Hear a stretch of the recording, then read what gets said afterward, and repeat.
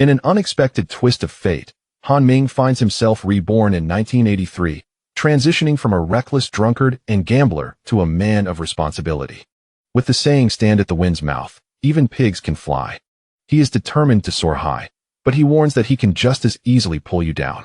This time, Han Ming is not only set on surpassing his past life, but aims to reach the pinnacle of success in the world.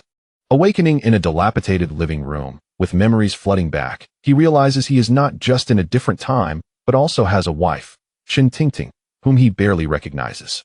Struggling with the weight of his past mistakes, he must navigate the harsh realities of life in a poverty-stricken household while confronting the ghosts of his former self. This journey is more than just a second chance. It's a fight for redemption, love, and a future he never imagined.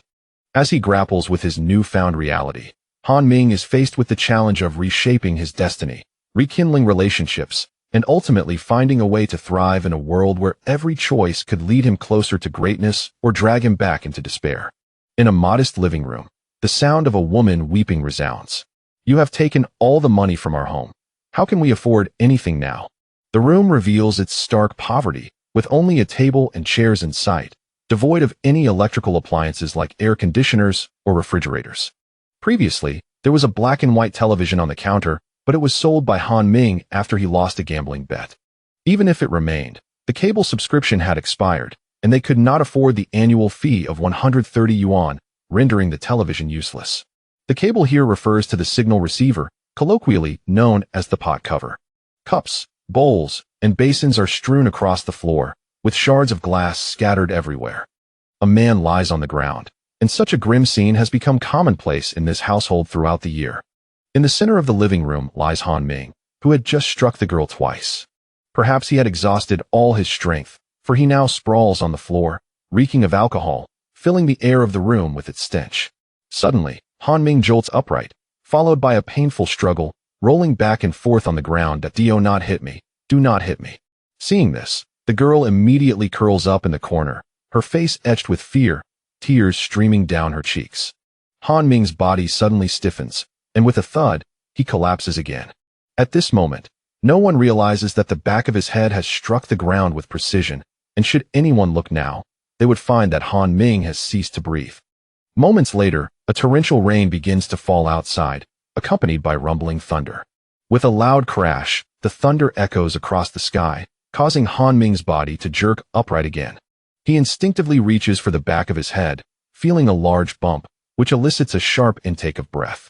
As his vision gradually clears, he starts to comprehend his surroundings, exclaiming in shock, "Where am I?"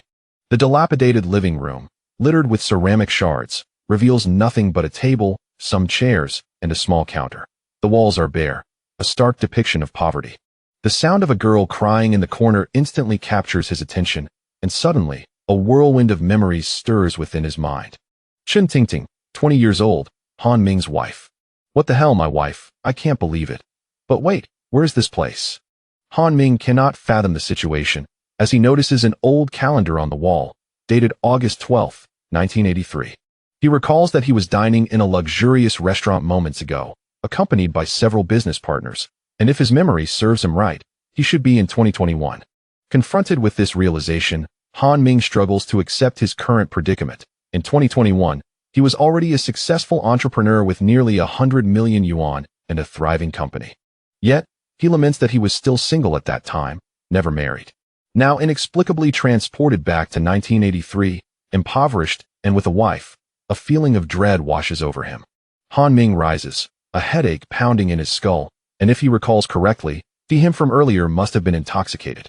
Noticing his movement, the girl in the corner shrinks further into herself, fear immobilizing her as tears continue to cascade down her face.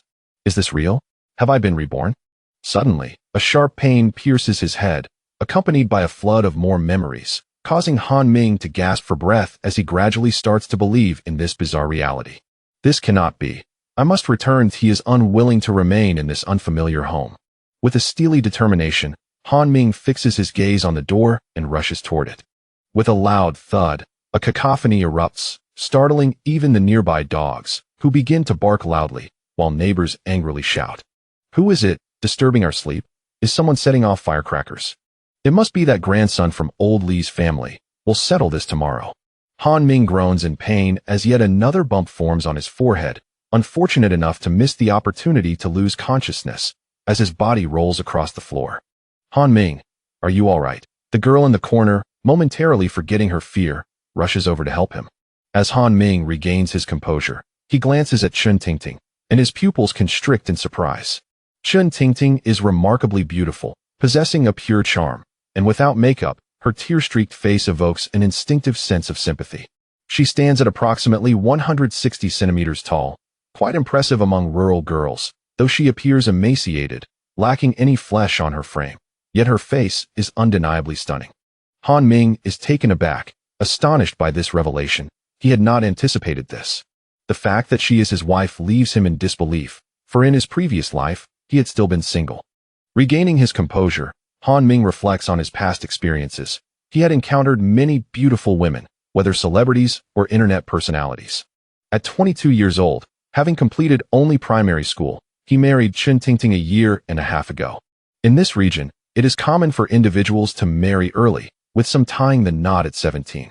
Everything had been going well until, unexpectedly, Han Ming succumbed to gambling. In less than half a year, their once decent household was completely depleted.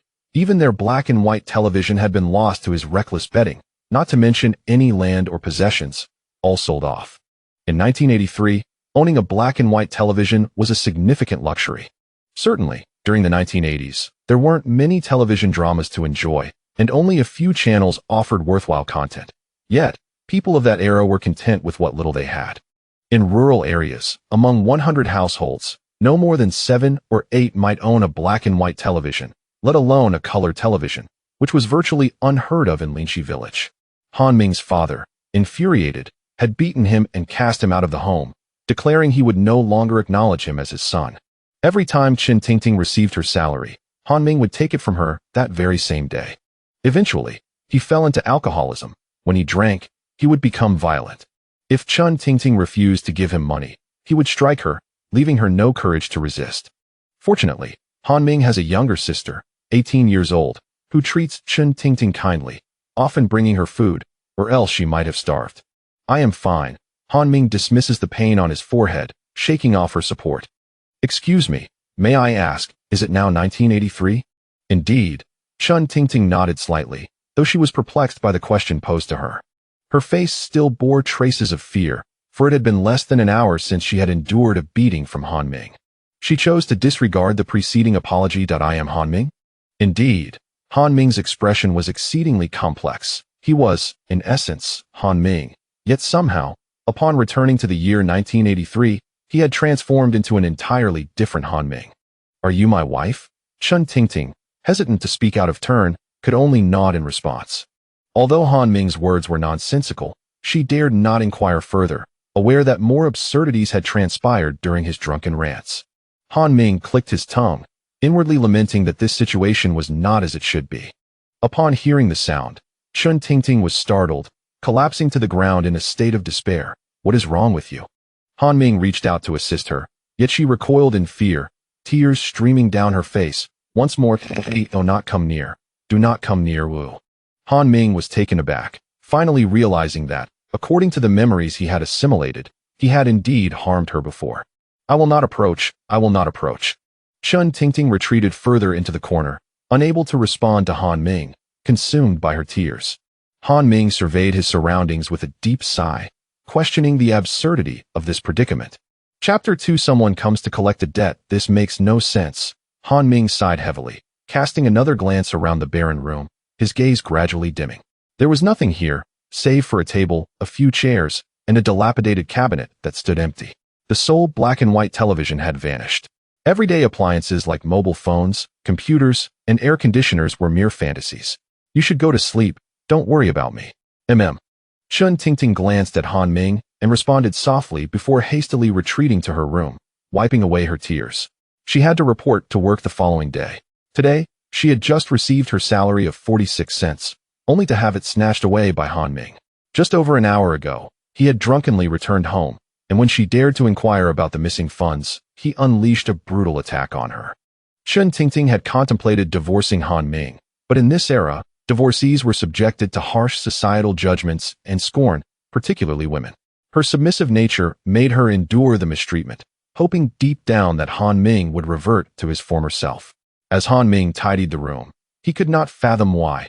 After a night of drinking, a simple fall had seemingly transported him to another life, a reality that felt utterly absurd.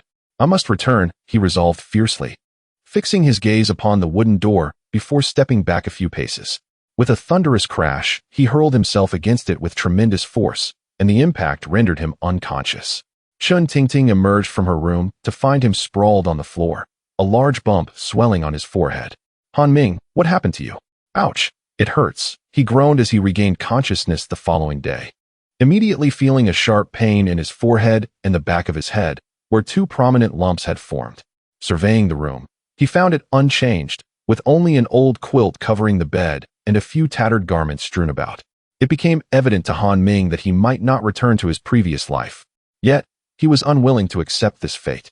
I can try again, he thought. But the throbbing pain in his head made him falter. I suppose I should wait until I recover. Stepping out of his room, he discovered that Chun Tingting had already left for work at a small factory, earning a meager monthly wage of 46 cents. In this time, 46 cents was considered a standard salary. To put it into perspective, a single steamed bun cost merely 2 pennies, and although they were referred to as buns, they bore more resemblance to coarse grain bread, dry and unpalatable. Their daily expenses barely exceeded a few dimes, and in recent days, Han Ming had taken nearly all of it, either gambling or indulging in cigarettes and alcohol. The scant money Chun Tingting had managed to save was hidden away, as she dared not let Han Ming discover it. She knew all too well that if he found out, he would likely demand it. After staring blankly into space for what felt like an eternity, Han Ming finally accepted the harsh reality. The pain in his head and the lump on the back of his skull suggested that if he continued this reckless behavior, his life could be in jeopardy. At noon, Chun Tingting returned home, holding 2 eggs she had purchased from a neighboring house for just 5 cents. In this era, prices were astonishingly low. 2 eggs cost only 5 cents, and a hen could be acquired for just a few coins. However, they could not afford a hen, as their finances were depleted. Seeing her return, Han Ming smiled slightly. You're back?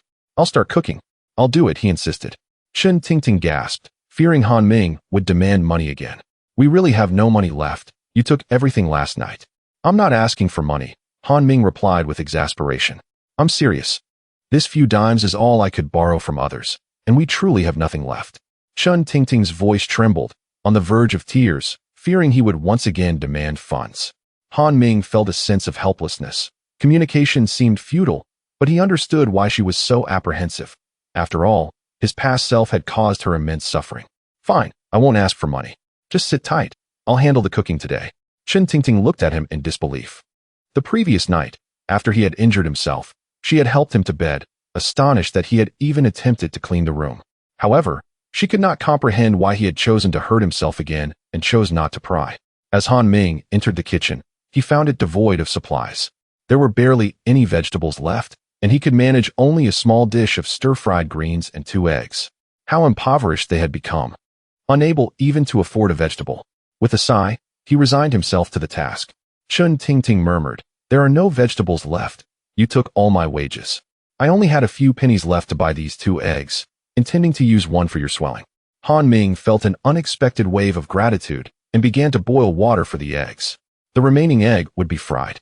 Chun Tingting watched Han Ming's back, feeling a sense of discomfort and uncertainty about his intentions. In the past, he had only stepped into the kitchen a few times, shortly after their marriage, while she had taken over the cooking duties thereafter. Suddenly, a loud voice called from outside, open the door. Chun Tingting, pay back the money.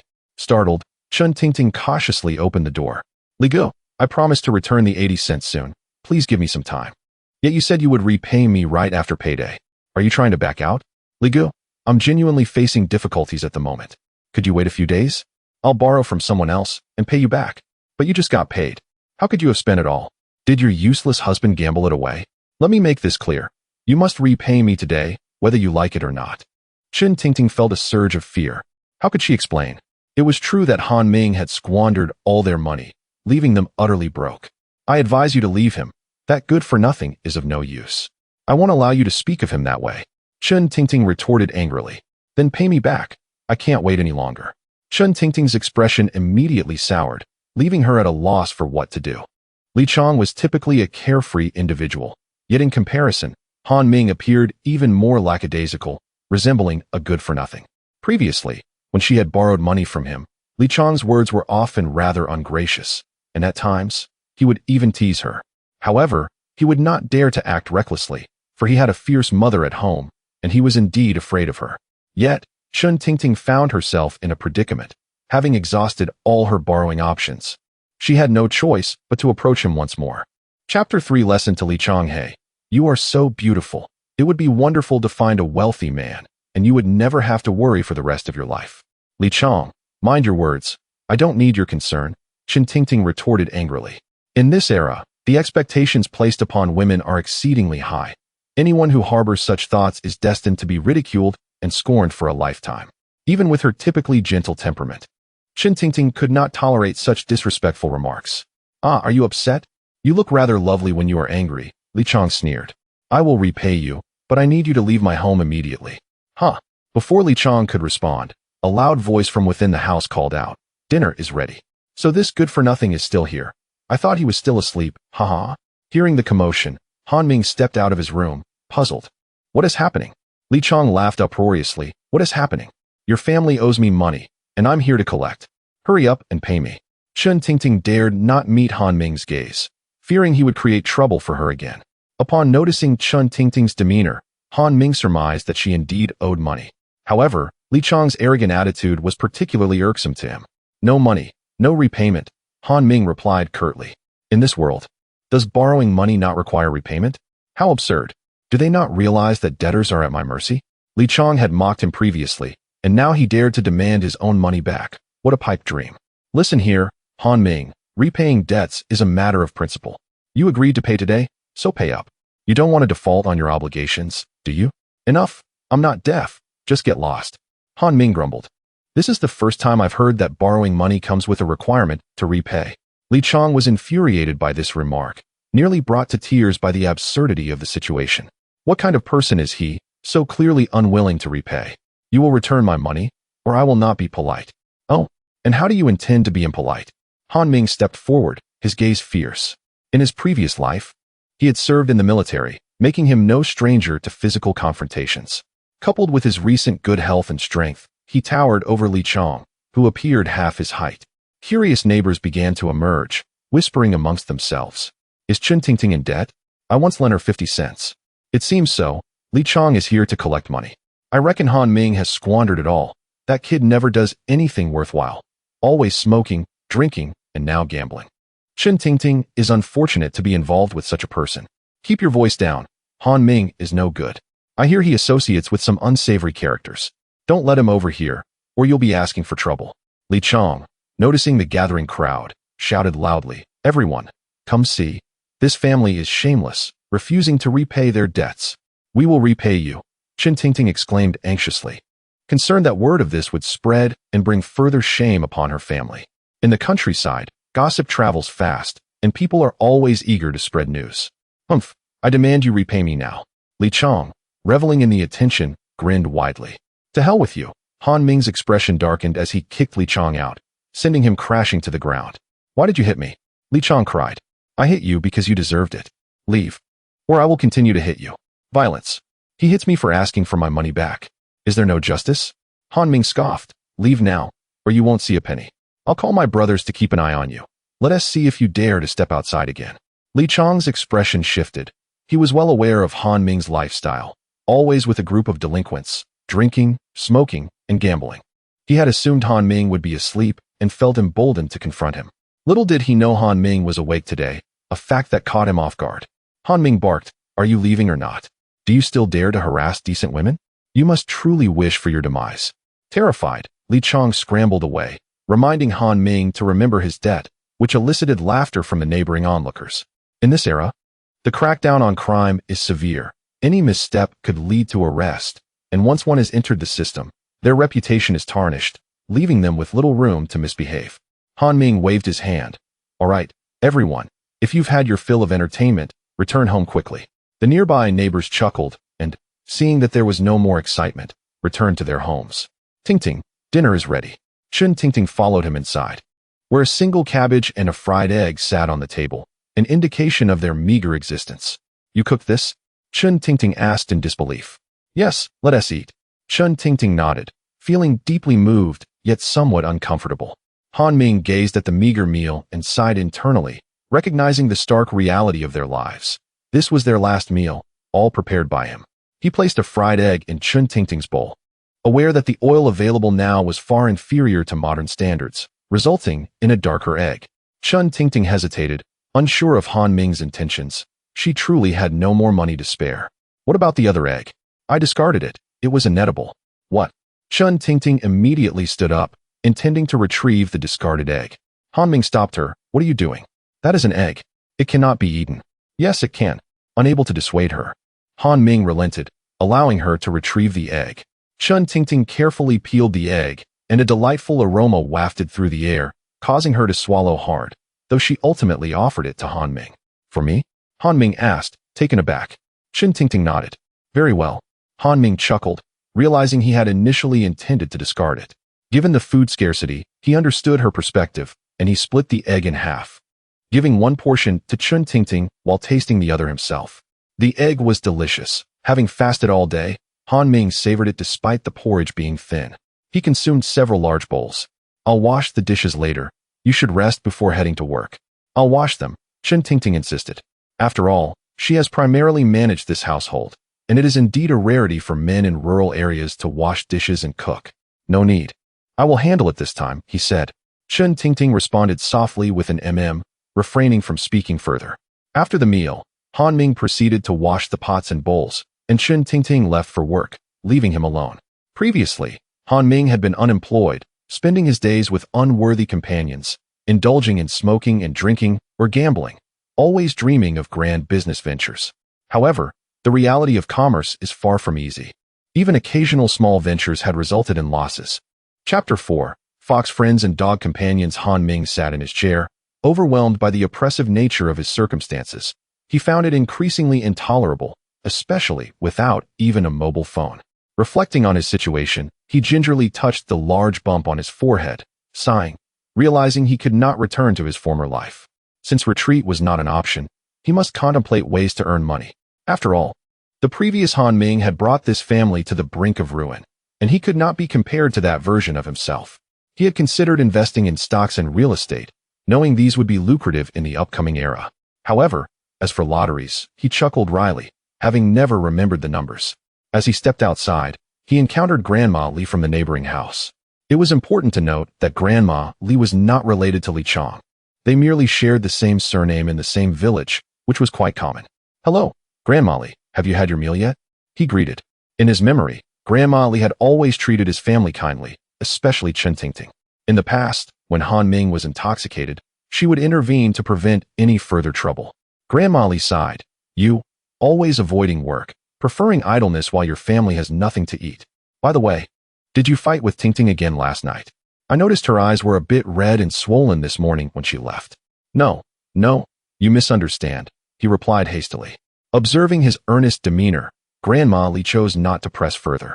In previous times, her inquiries had often led to Han Ming admonishing her to mind her own business.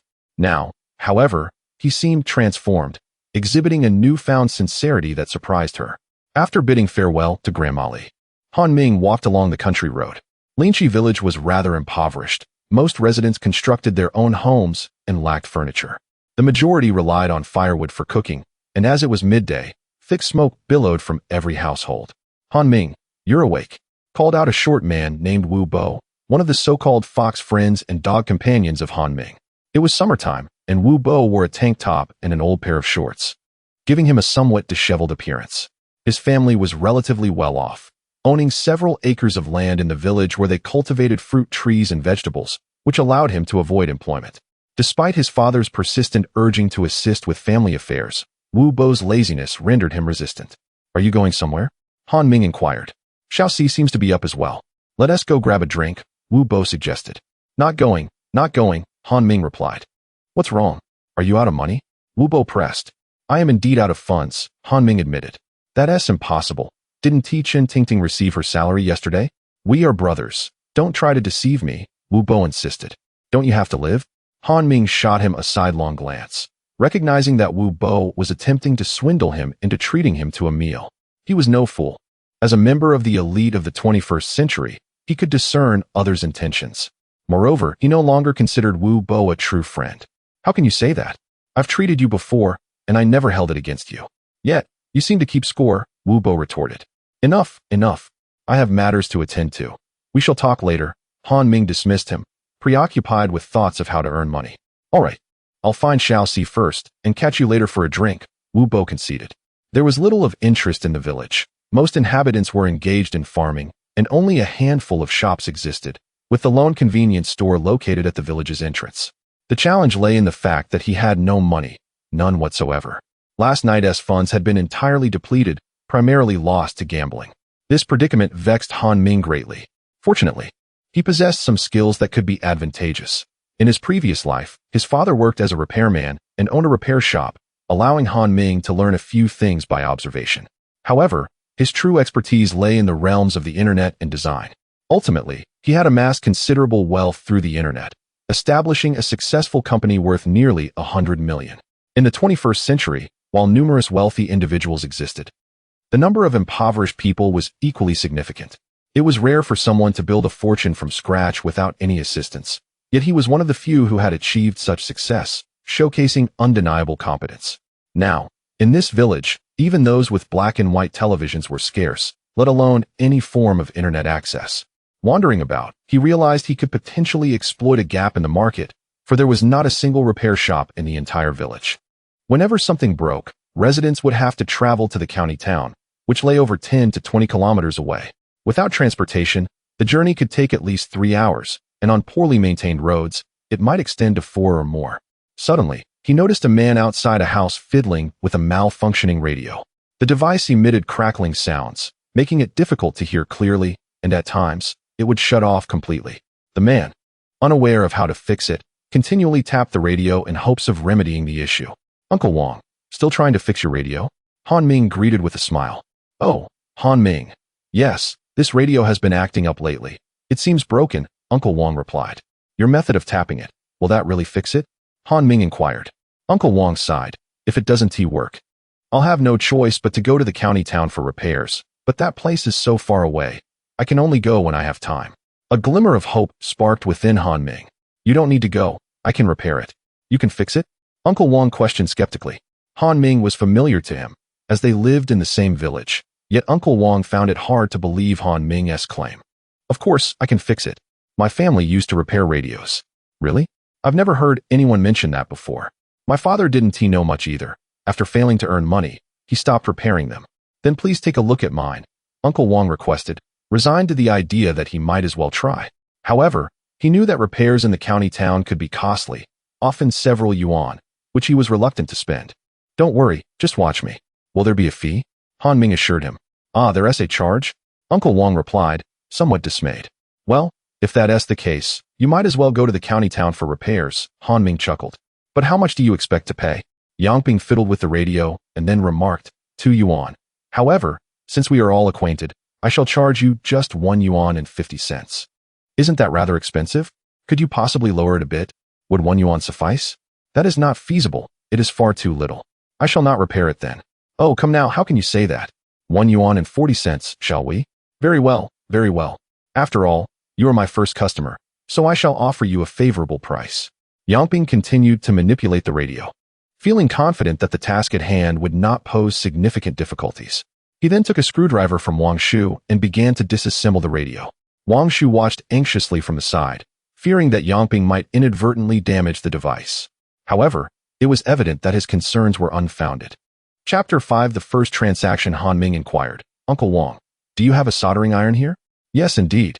I happen to have one, though it hasn't been used in ages, so I'm uncertain if it still works, Uncle Wang replied. The soldering iron was a gift from his son-in-law, but since he had no knowledge of its use, it had remained untouched. That's fine. I will give it a try. Han Ming charged the soldering iron and, as expected, discovered a frayed wire inside. He meticulously reconnected the 2 wires and secured the joint with solder. This precaution would prevent connectivity issues caused by a broken wire, eliminating the troublesome crackling sounds and occasional shutdowns attributed to this very problem. However, the locals were not accustomed to such repairs and hesitated to dismantle their devices for fear of causing further damage. Once repaired, Han Ming powered on the radio, and it functioned flawlessly, emitting a melodious stream of songs from that era. Tian Mimi, you smile so sweetly, like flowers blooming in the spring breeze. Uncle Wong, the radio is fixed, Han Ming announced. Han Ming, you are truly impressive, Uncle Wong exclaimed.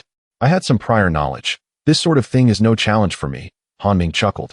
All right, next time I have something to repair, I'll seek your assistance. Certainly, no problem. That will be 4 yuan, Uncle Wong jested. Are you afraid I won't accept your payment? Han Ming laughed and collected the 4 yuan, confirming there were no issues. By the way, Han Ming, can you repair an electric kettle? Is there a problem? Please let me take a look. Sure, I'll fetch it for you. Uncle Wong went into the room and returned with an electric kettle, one of the earliest models that required plugging in. This particular model was quite ordinary and lacked an automatic shut-off feature once the water boiled. Han Ming had never encountered such an antiquated design before. It was large and unattractive, reminiscent of a bygone era. Uncle Wong stated, sometimes, this kettle stops boiling unexpectedly. Han Ming opened the bottom and found indeed there was an issue, but he could not repair it as it required replacement parts. Reluctantly, he informed Uncle Wong, I can't fix this. It needs new components, and I don't have any here. Alas, what a pity. I will have to make a trip to the county town. Thank you for your help. Not a problem. How about this? I might go to the county town tomorrow and inquire about the prices for you. What do you think? That sounds good. Please do check, and then I will decide whether to repair it.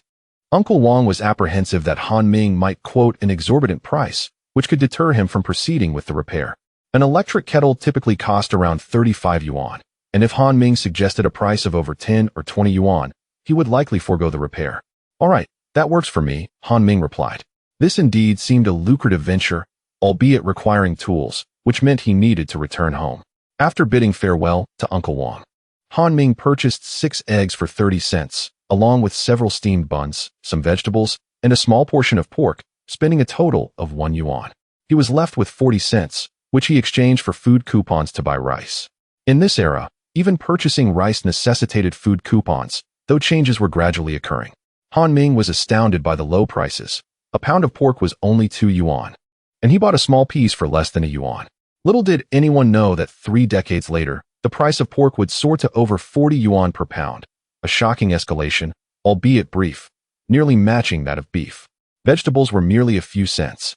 Once home, he promptly rummaged through drawers, eager to locate suitable tools. Surely, I must have some tools, Han Ming thought skeptically. After a thorough search, he finally uncovered a lone screwdriver. Nothing else remained. He cursed internally, troubled by the fact that only a worn-out screwdriver was available for his needs.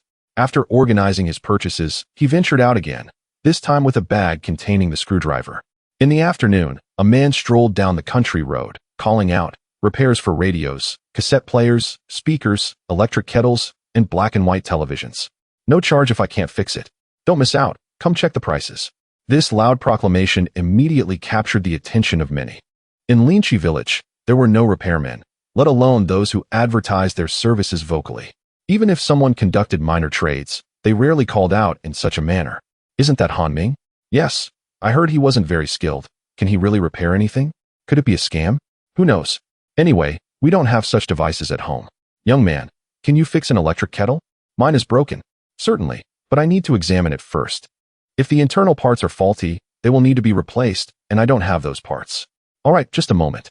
A woman hurried back to her house, returning with an electric kettle of the same outdated model that lacked an automatic shut-off feature. Can this be repaired? Let me take a look. Han Ming took the screwdriver and began to dismantle it. Inside, he discovered a broken wire. The woman was unable to handle such repairs herself, and for the time being, she had resorted to boiling water over a wood fire. How is it? She asked anxiously. Han Ming glanced and replied, this can be fixed. It'll cost you 2 yuan. Isn't that a bit pricey? The woman frowned. Dear lady, my fee is quite reasonable. It would cost you about 10 yuan in the county town. This was a fabrication on his part, knowing that most villagers rarely ventured beyond the confines of their village, let alone inquiring about repair costs. Fine, but you must ensure it is repaired properly. Rest assured. As he reconnected the wire, Han Ming intentionally took his time, as onlookers observed him closely.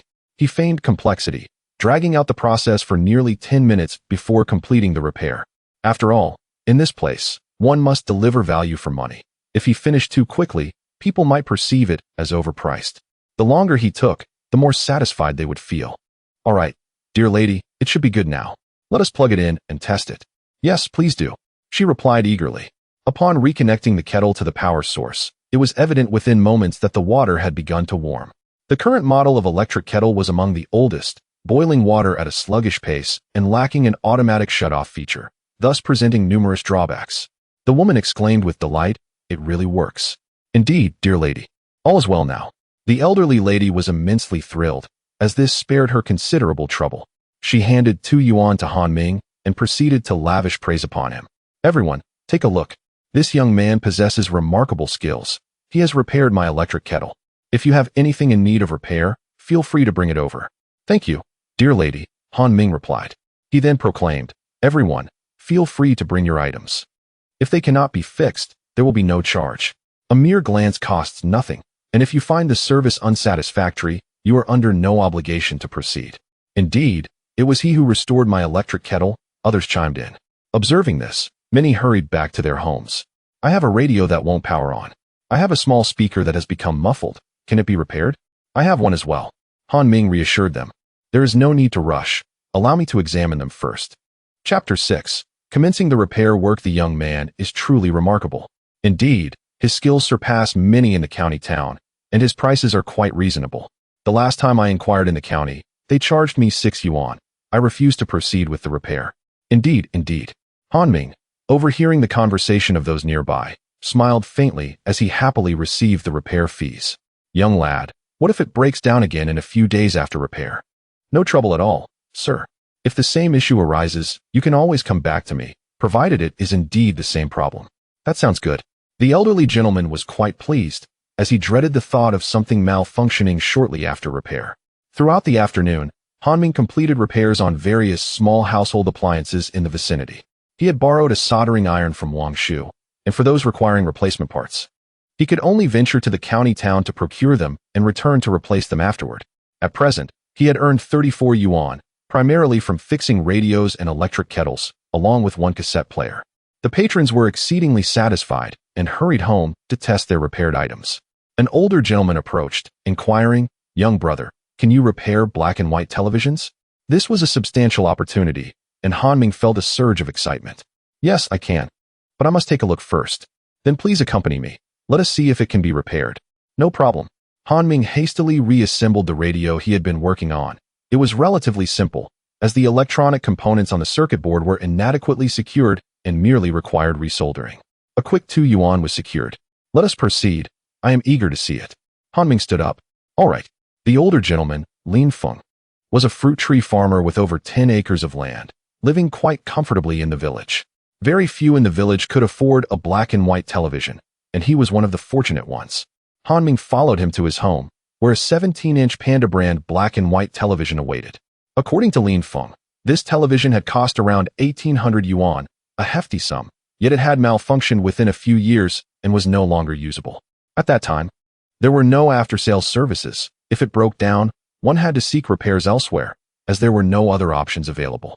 Initially, Lin Feng had planned to go to the county town, but he had been too busy with the fruit harvest in recent days, and the television was quite heavy, making the journey cumbersome. Han Ming was unfamiliar with this model of television, as during his father's tenure as a repairman, he primarily dealt with color televisions, rarely encountering black and white ones. This piqued his curiosity. "I will open it up and take a look." "Please do." Upon opening, a faint burnt odor wafted from the device. The casing was heavy and contained an iron core transformer and a small speaker, indeed a very rudimentary setup, though not inexpensive. "I will conduct a test. It seems there is no image, only static appears. I am unsure of the cause." Han Ming scrutinized the internal wiring and found nothing amiss. The faint burnt smell was merely a byproduct of domestic technology. After prolonged use, black and white televisions typically emitted such an odor upon opening the casing, which usually posed no issues. Understanding the problem, Han Ming shifted his attention to the cable television's connection. Eagerly, he discovered that the issue stemmed from a poor connection at the cable's end, which resulted in the absence of an image, only static. Generally, Televisions require a cable connection to display images, which is not inexpensive, costing about 130 yuan per year. Sir, the repair fee is 10 yuan. Lin Feng pondered for a moment, finding it quite reasonable, especially since it was significantly less than the county's rates. He had heard of a neighbor who had paid 7 yuan to repair a radio in the county, making Han Ming's offer for the television acceptable. Very well, young brother, go ahead with the repair. Han Ming nodded and began his work, first detaching the cable end and resoldering it. He allowed the solder to cool and then carefully dusted the interior of the television to prevent any dirt from causing a short circuit. He took his time, knowing that rushing could lead others to think he was merely collecting 10 yuan without doing any work. After more than 10 minutes, he reconnected the power. And this time the black and white television displayed an image. News broadcasts appeared on screen. In the past, television programming was limited, and news broadcasts were a common sight, familiar to all. Wow, it's really fixed. You're quite skilled, young brother. The television had only a minor issue, sir, Han Ming replied modestly. Lin Feng smiled, producing a 10 yuan note and handing it to Han Ming. Han Ming accepted it with a grin, saying, Sir, if you encounter any issues in the future, feel free to find me. I will be right there. Certainly, no problem, Lin Feng chuckled. By the end of the afternoon, Han Ming had earned 44 yuan, equivalent to a month's salary for Qinting. However, such repair work was just beginning in their area. As more appliances were fixed, opportunities for profit would diminish, and business would likely decline. Nevertheless, Han Ming had plans. There were still individuals needing parts for replacements, allowing him to earn further. After leaving Lin Feng's home, it was already past 5 in the afternoon when Han Ming returned home, finding that Qinting had yet to arrive. He glanced at the food on the table and proceeded to prepare dinner. It was his first time cooking since arriving here. Though merely a day had passed, this place already felt familiar. Around 6 o'clock, Qinting finally returned home. She had finished work at 6 and, upon approaching the door, caught a whiff of a delightful aroma that intensified her hunger. Her midday meal of thin rice porridge had hardly sustained her through the day. Initially, she assumed the enticing scent came from a neighbor, but upon entering the house, she was utterly astounded to discover that it was indeed her own home, and Han Ming was the one cooking. I'm back, Qinting murmured softly. Han Ming, hearing her voice, called from the kitchen, just a moment. The food will be ready shortly. Qinting paused, wondering what dishes could possibly be in the house, as she distinctly remembered that there were no ingredients left when she departed. She then stepped into the kitchen and was astonished to see Han Ming frying pork. How is there food at home? I bought some, he replied. How do you still have money? Did you not lose everything last night? Qinting replied cautiously. I earned some today. You won money today? She spoke in a hushed tone, fearing to provoke the other party. No. Upon hearing Han Ming's words, Qinting's expression darkened slightly. Did you go to?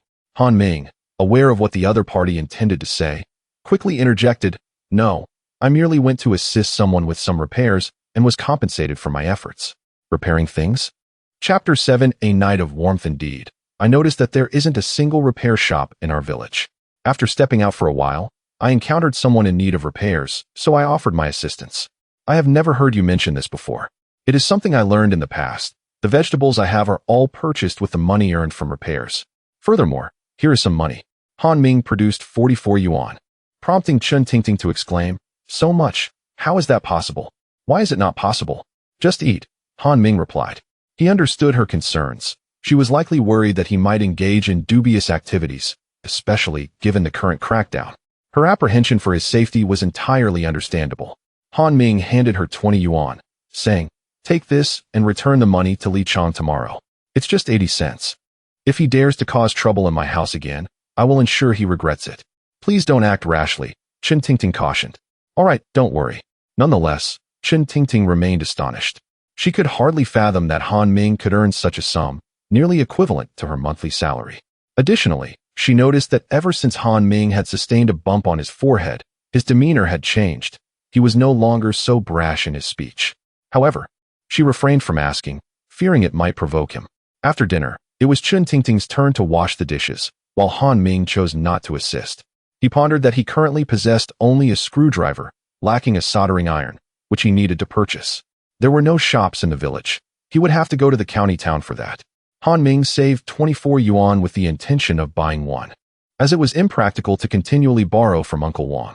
As he contemplated, Qinting quietly observed him, Sensing that he was no longer the impulsive person he once was, he seemed more composed now. Typically, at this hour, he would have vanished, taking his money to drink outside, but this time was different. She felt an inexplicable joy watching Han Ming strategize. Chen Tingting tucked away the 20 yuan happily, as it was the first time in over 6 months that she had received money from him. Previously, her family relied solely on her income. As night fell, a knock sounded at the door, accompanied by a voice calling, "Han Ming, come out for a drink." Chen Tingting cautiously glanced at Han Ming, fearing he might spend all his money. Han Ming opened the door to find his old friends, Xiao Si and Li Gang, with Wu Bo absent.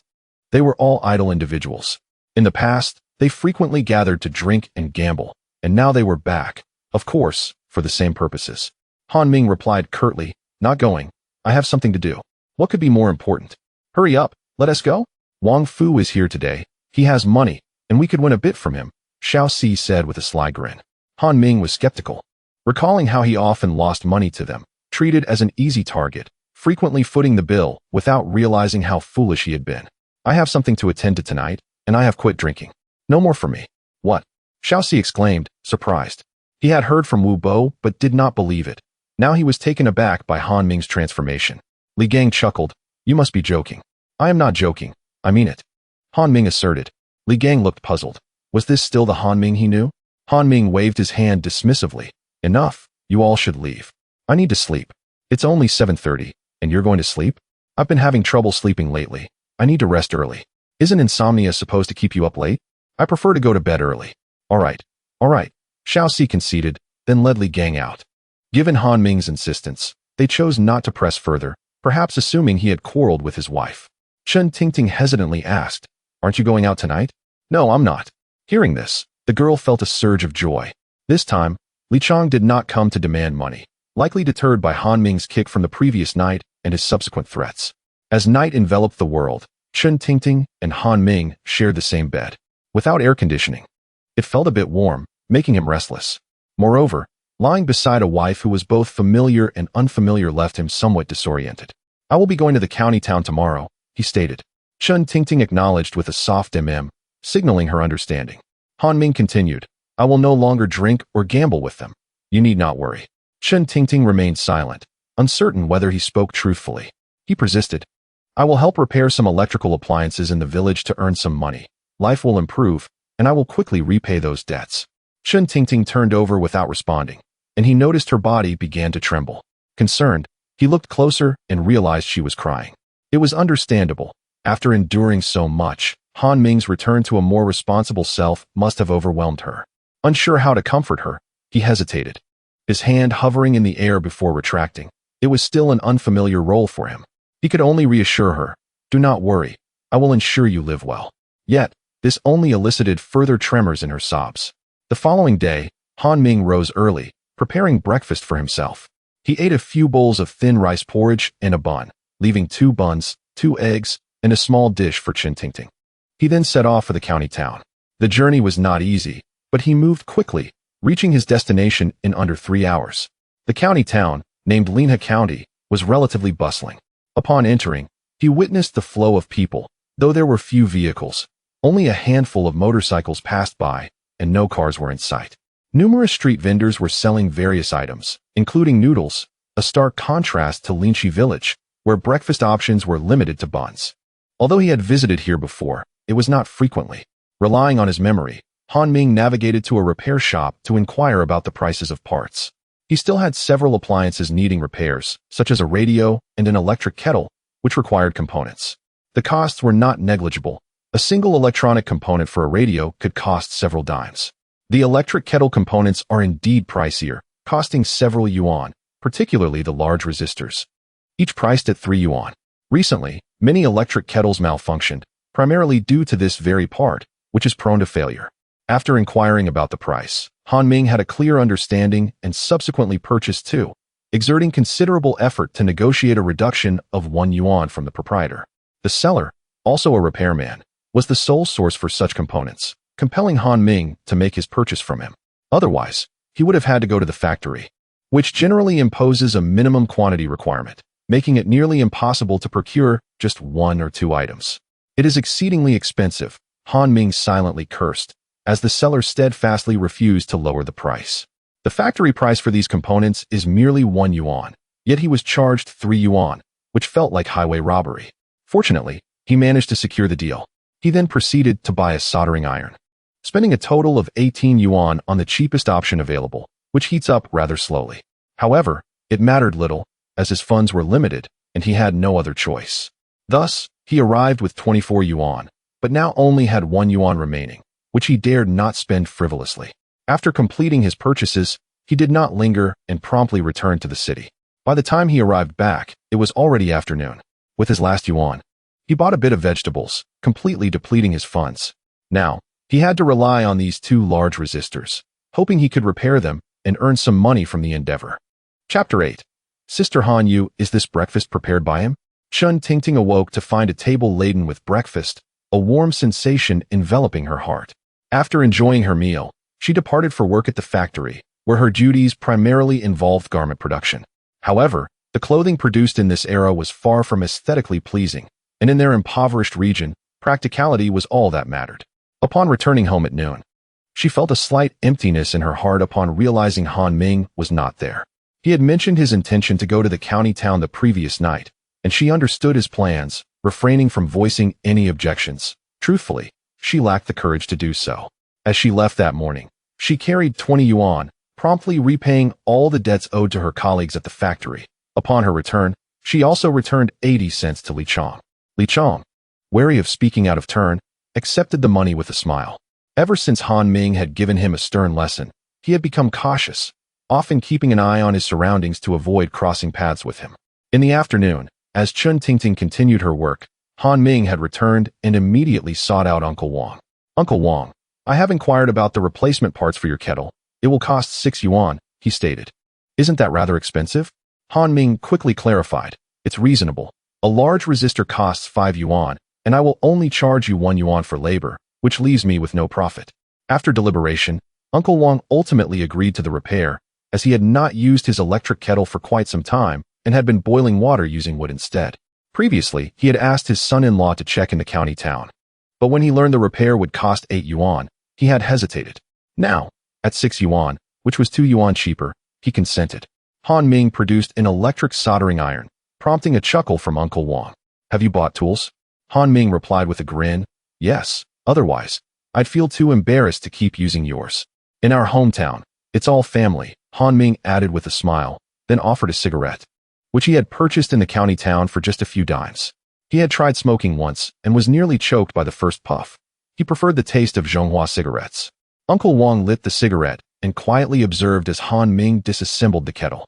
Replacing the resistor was somewhat complicated, but it posed no difficulty for Han Ming. After more than 10 minutes of effort, he successfully completed the task, connecting the kettle to the power source. It began to heat up. Uncle Wang's face beamed with joy. He no longer needed to boil water with wood. You've got quite the skill. You managed to fix it, he complimented. A small skill indeed. Just remember the 6 yuan, Han Ming replied with a chuckle. After bidding farewell to Uncle Wang, he headed to an aunt's house for a similar issue. With 2 electric kettles repaired, Han Ming earned 12 yuan. As for the radio parts, he quoted prices of 6 yuan, 5 yuan, and 3 yuan respectively, leaving the final decision to the customers. If they agreed, he would have to make another trip to the county town to purchase the parts. By the time he returned home in the evening, Chun Tingting had prepared dinner. Han Ming had brought back a bag of flour weighing around 5 jin, costing him 5 yuan, purchased in the county town, as such items were unavailable in the village. Upon his arrival, Chun Tingting announced, "Dinner is ready, you can eat now. Were you waiting for me?" Han Ming glanced at the time, noting it was already 7 p.m. Chun Tingting softly affirmed. Han Ming smiled gently, "Then let us eat. Today I earned over 20 yuan and bought 5 jin of flour. Soon, I can make steamed buns myself." Chun Tingting felt a surge of gratitude, touched by his care for their household. It had been a long time since she had bought flour. A knock echoed from the door. "Is it Li Chong again?" Han Ming's expression darkened as he rose with a cold demeanor. "Han Ming, don't act rashly," Chun Tingting warned, anxious he might resort to violence again. Han Ming approached the door, ready to scold, but his words caught in his throat. Standing before him was a girl with 2 braids. Named Han Yu, Han Ming's sister.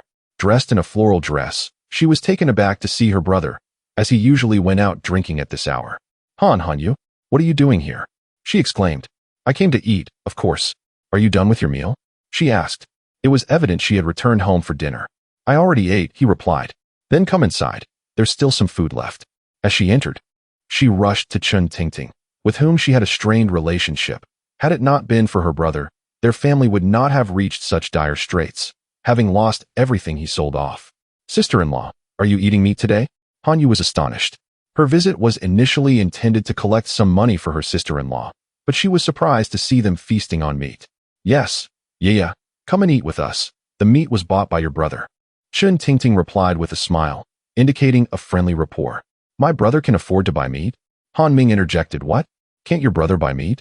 Although she was indeed his sister from memory, he felt a certain estrangement. Is that so? You sold everything in the house, and now I can't say anything? Han Ming was momentarily at a loss for words, acknowledging the truth of his past excesses. Indeed, it was all bought by your brother. He is repairing electrical appliances in the village now and has earned some money, and he no longer gambles or drinks, Chun Tingting added, glancing at Han Ming, her cheeks slightly flushed. Is that true? My brother has stopped drinking and gambling? Han Yu remained skeptical. Come on. Yeah, have a bite, Han Ming said, placing a bowl and chopsticks in front of her. The girl was taken aback. In the past, her brother had never treated her this well. Sister-in-law, I have 1 yuan here for you, Han Yu offered, but Chun Tingting declined, saying softly, your brother has earned over 60 yuan these past few days, bought groceries, and even gave me 20 yuan to repay the debts I owe to neighbors and colleagues. With this, she glanced at Han Ming, who was focused on his meal, oblivious to their exchange. Chun Tingting recalled that the last time they had shared a meal was over a week ago. Han Yu stared at Han Ming in astonishment, making him feel somewhat uncomfortable. What? Is it so surprising that I have turned over a new leaf? You should treat my sister-in-law with more kindness in the future. Understood. You must refrain from drinking and gambling. I will no longer indulge in either. Is that acceptable? Upon hearing this, Han Yu's face brightened with a joyful smile, her cheeks adorned with charming dimples. Have you considered entering a romantic relationship? What is a boyfriend? It seemed she comprehended the question, her cheeks flushing slightly as she retorted, Humph, I have no intention of engaging with you. She whispered, Sister-in-law, it appears my brother has changed. Indeed. Chun Tingting chuckled softly, her eyes glistening with unshed tears. The meal lasted nearly an hour, during which Han Ming sat to the side, contemplating the events of the following day. Meanwhile, the two women exchanged hushed words, primarily discussing Han Ming. As the clock approached 9 in the evening, Han Yu bid farewell and headed home. Initially, she intended to give Chun Tingting 1 yuan, but it unexpectedly turned into Chun Tingting offering her 2 yuan, leaving her feeling somewhat embarrassed. Han Ming advised her to exercise caution and asked her to convey a message to their father, assuring him not to worry. Han Yu pouted. She was reluctant to mention her brother in front of their father, as it invariably provoked his anger. However, this time, she felt it might be appropriate to bring it up. Chapter 9 Han family in the evening. Han Ming lay beside Chun Tingting in bed, refraining from any physical contact. He was still getting accustomed to having a wife. He contemplated that perhaps in a couple of days, he might take a chance and knock on a door, allowing him the possibility of returning to the 21st century. I have to go to the county town tomorrow, so you need not wait for me for dinner, he said. All right. Chun Tingting replied softly. After her words, an enveloping silence settled around them, as if they could hear the rhythm of each other's heartbeats. Han Ming hesitated to make grand promises, fearing that should he return to his previous life, he might revert to his former self, or, worse yet, cease to exist. This was a thought he dared not entertain. Upon returning home, Han Yu immediately relayed her brother's situation to their father, prompting Han Zhangwo to scold vehemently. Do not speak to me of that prodigal son. He has squandered all the land we had. What more does he want? But I feel as though he has changed for the better, she countered. Han Zhangwo's glare silenced her. As the head of the family, he commanded respect. Do you dare to bully my daughter? A thunderous voice echoed throughout the house. It was Han Ming's mother, Li Xiaoli, of average build but somewhat short, standing at around 150 centimeters tall. Han Zhangwo felt a surge of frustration. Though he held authority as the head of the household, it was his wife who truly ruled their home. I see Han Ming is simply spoiled by you, he muttered under his breath. A swift slap followed. What did you say? Li Xiaoli, embodying the ferocity of a protective mother, intimidated Han Zhangwo into silence. I have but one son. How could I not cherish him? Though he has made mistakes recently, he remains my child. If I do not care for him, who will? As she spoke, her eyes glistened with unshed tears. Having only one son and one daughter, her maternal heart ached for them. Unlike some families who boasted numerous children, often exceeding 7 or 8 in rural areas, she had chosen to have fewer, an option not readily available to everyone. Enough, enough, Han Jingwo sighed. In the past, Han Ming had deceived the family into providing him with money for business ventures, ultimately selling all of their farmland, leaving them unable to cultivate their land and struggling to make ends meet. Fortunately, Han Jingwo later acquired a plot of land through village assistance, allowing them to grow food again. With Han Yu now lending a hand, the family managed to scrape by, having food on the table. Yet, this issue had perpetuated an ongoing rift between father and son. I heard from my sister that my brother has been repairing electrical appliances for others and earning quite well. Enough of this. Do you not see your mother is in tears? Han Jingwo waved his hand, clearly uninterested in hearing more about his wayward son. Han Yu pouted, opting to remain silent. The following morning, Han Ming rose early, prepared breakfast, and promptly set off for the county town. He returned to the repair shop, where Master Wu was busy fixing a radio. Not wanting to interrupt, Han Ming approached and offered him a cigarette. "Ah, you're back again," Wu Master exclaimed. With impressive skill, he had the radio repaired in no time. Wu Master, in his 50s, had operated his repair shop in the county for quite some time, though his expertise was rather mediocre. In the past, people from Linchi village sought his services, but the distance and cost often deterred them. Little did Wu Master know that Han Ming had already repaired all the electrical appliances in Linchi village, which would have prevented him from selling parts to Han Ming had he been aware. "Wu Master, this time I need some small radio components." "All right, let us see what you need." Han Ming listed a few items, several electronic components, an antenna, and a few transistors, which cost him 4 yuan, an exorbitant price. He secretly cursed the inflated prices, realizing that were it not for his current predicament, he would never have purchased from this shop. Radios were not cheap. A brand new one in the county cost over 70 yuan, making the parts equally pricey. After spending 4 yuan, he was left with only 20 as he returned to Linchi village. Han Ming arrived back in the village after a long day of travel, exhausted from the journey. Seizing the opportunity before sunset, he hurried home, where several villagers awaited him with malfunctioning radios needing repairs. He planned to assist them promptly. As he made his way to the other side of the village, he called out, "Radio repairs, cassette players, speakers, electric kettles, black and white televisions too. No charge if I can't fix it. Don't miss out. Come take a look at the prices." His presence shattered the tranquil atmosphere of the rural road. "Ah, the young man is back." "Indeed," Han Ming replied with a smile. Aside from the occasional squabble among neighbors, no one else in the area shouted as loudly as he did, attracting the attention of passers-by. "No charge if it can't be fixed?" "Yes, ma'am. Do you have something that needs repairing?" "No," she shook her head. "Then why ask?" "Just curious, nothing more." A man nearby remarked, "This young fellow has talent. He could open a repair shop right here." "Huh, that is worth considering," Han Ming chuckled in response. However, the reality was that such an endeavor was unlikely. The market was limited, and rural areas were generally impoverished with few electrical appliances. If he were to open a shop, it would only thrive for a short while before he found himself in dire straits. Suddenly, he spotted someone and called out, "Hey there, do you need your radio repaired?" "Oh, you can fix it?" "Absolutely, I have the parts. And I can repair it for just 4 yuan. "That seems a bit expensive," the man hesitated. Han Ming shrugged. "What can I say? The parts from the county are quite pricey. I pay 3 yuan for them myself, so I cannot lower the price." Ultimately, the man agreed to the repair, as he was unfamiliar with the route to the county. Few in that area ventured to the county town, feeling out of place. And the high cost of living there, paired with the distance, discouraged many from making the trip. Han Ming felt a surge of joy. With parts costing 50 cents, he made a profit of 3 yuan and 50 cents. Soon after, another person approached, and Han Ming offered the same price of 4 yuan for repairs. Most issues were related to radios, which were not overly complicated to resolve.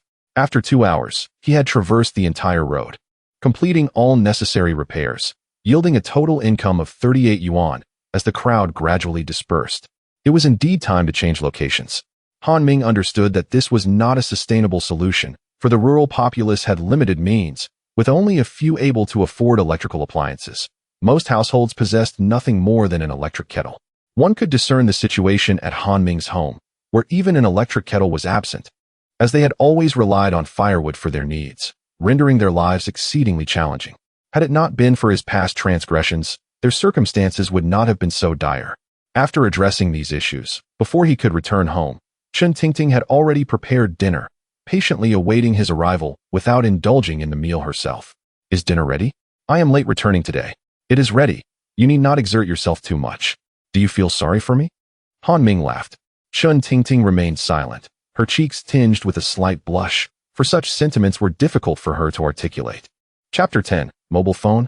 What mobile phone? Today's staple food is steamed buns made from white flour. Although they are called buns, they resemble more like flatbreads, dry and somewhat coarse to the palate, distinctly different from the buns of later times.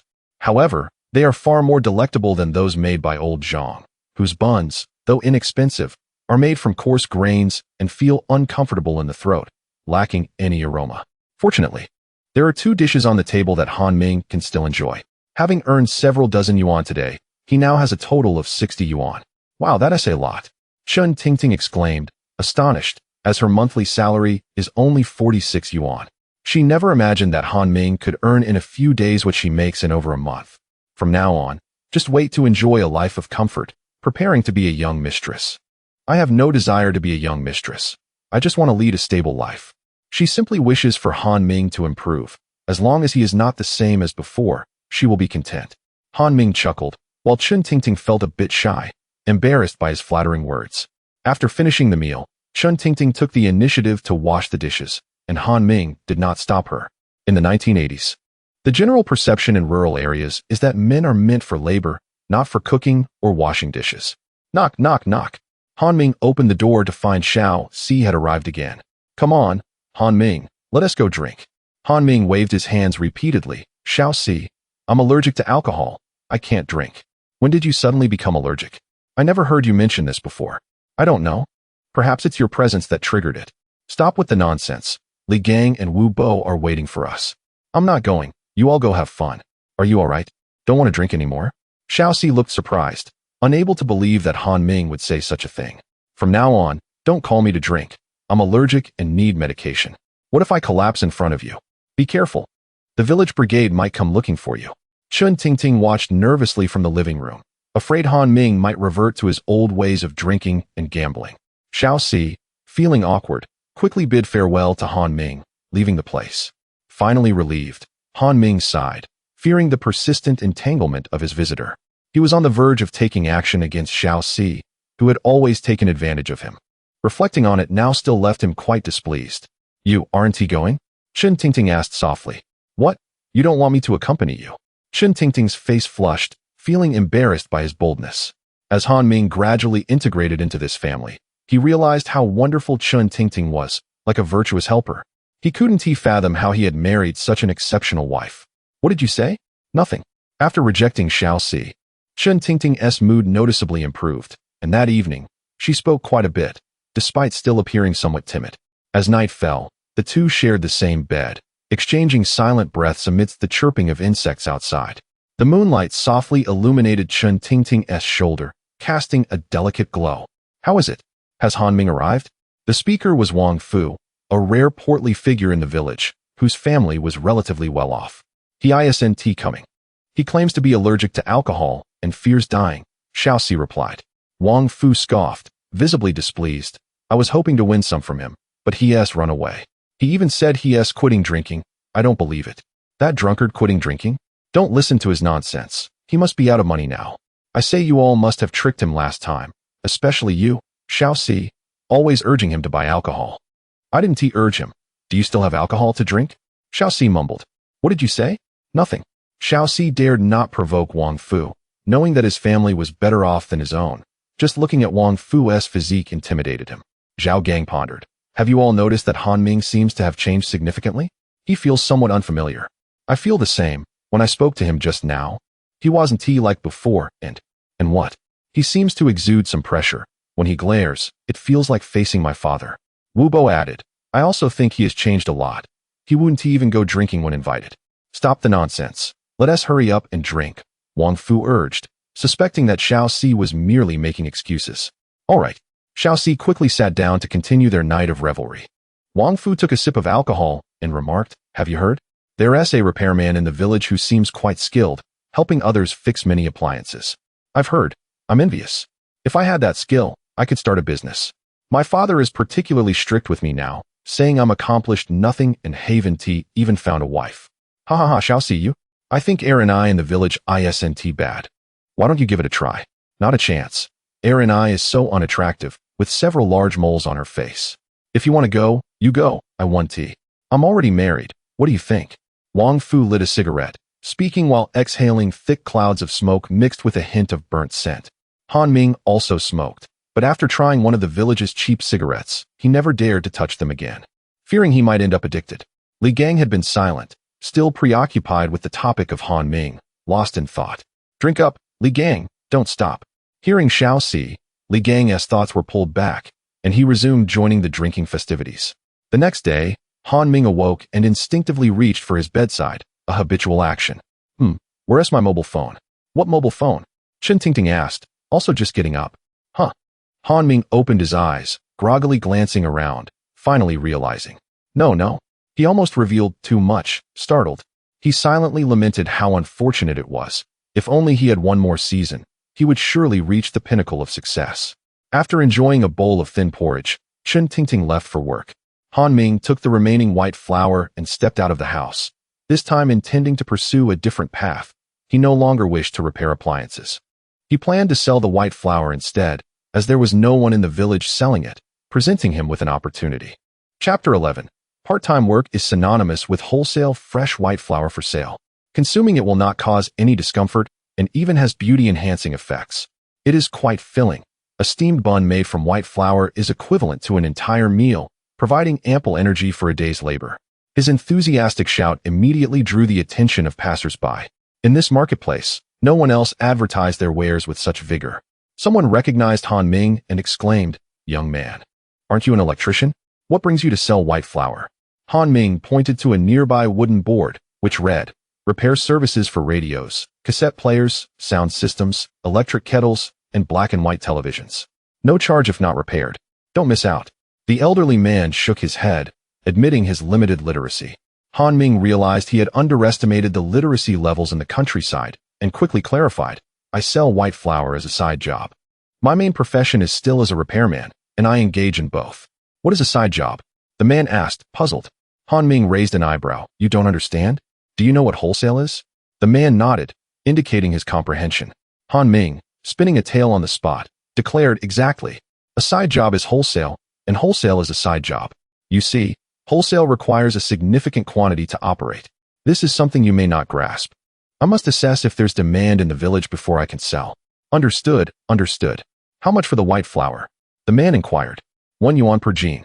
I'll take a jean." "Certainly, please wait a moment." Suddenly, Han Ming realized he had no bags available. He suggested, "Sir, why not go home and fetch something to carry it in? I have no bags here." "All right, I will be right back." As more inquiries emerged about the white flour, Han Ming responded, 1 jean for 1 yuan. Is there room for negotiation? It seemed haggling was a universal instinct. As soon as a price was quoted, others appeared eager to bargain. "This is already the best price. I only have 4 jeans left, and once they're gone, they're gone." Hearing this, some customers, perhaps long deprived of white flour, hesitated but ultimately decided to buy. "Then give me a jean as well." "All right. Please fetch something to carry it in." Within half an hour, Han Ming successfully sold all 4 jeans of white flour for a total of 4 yuan. He felt quite satisfied, considering he had purchased 5 jeans for merely 1 yuan and 50 cents. With no customers requiring electrical repairs that day, Han Ming returned home early. At noon, he prepared lunch, consisting of thin rice porridge and leftover steamed buns from the morning, along with a stir-fried dish. After finishing his meal, he promptly left, leaving the remainder for Chen Tingting. As he strolled to the edge of the village, he spotted a bicycle, a Phoenix brand, complete with a crossbar, valued at over 200 yuan, a luxury few could afford at present. Han Ming approached it, recognizing it belonged to Lin Feng, who used it to traverse the orchard. He also remembered that Lin Feng was the one for whom he had repaired a black and white television. "What's up, young man?" Eyeing my bicycle, Lin Feng chuckled, "Just admiring it. How much does it cost, sir?" 230 yuan. I bought it in the county. "That's quite expensive. I only have 66 yuan. I can't afford that. Could you lend it to me for a day? I promise to return it tonight. I need to go to the county." Lin Feng hesitated, fearing the possibility of his bicycle being sold. Han Ming reassured him, "You needn't worry. My home is just over there. I'll return by evening after I purchase some parts." "All right, take it, but be careful." Grateful, Han Ming offered Lin Feng his remaining pack of cigarettes, which contained only a dozen sticks. Lin Feng chuckled, "You're thoughtful. Go along, but return quickly. The roads here can be perilous at night." "Understood. I'll hurry to avoid missing the parts store." With the bicycle, Han Ming swiftly made his way to the county, arriving in just over an hour. "Boss, I'm back to buy more white flour. It's 3 mao per jean. How much do you need?" Han Ming replied, "I require a substantial amount. Can you offer a discount?" He casually handed over a cigarette, one he had purchased for 3 mao. The shopkeeper took a deep drag from the cigarette, his expression one of satisfaction. "What quantity are you looking for?" 60 jeans. The shopkeeper was taken aback. "That is quite a lot. What discount can you offer?" "I can give you 2 mao 8. "That's unacceptable," Han Ming countered. "The shop across the street sells it for 2 mao 7. You can't offer me 2 mao 8. "You see, old Joe's flour isn't as fine as mine," the shopkeeper argued. "They seem quite similar to me. How about 2 mao 5? I'll be a regular customer." "No, that would leave me at a loss." "Come now, don't jest. I haven't even negotiated with the other shop yet. If you give me a better price, I won't bother going there." "Wait." The shopkeeper quickly grasped Han Ming's arm, fearing he might leave. "What do you say? 2 mao 6. No, 2 mao 5. This order isn't large, but I might need hundreds of jeans next time. Please extend me a discount." In the end, the shopkeeper relented, agreeing to sell at 2 mao 5 to retain Han Ming as a valuable customer. "Make sure to return next time."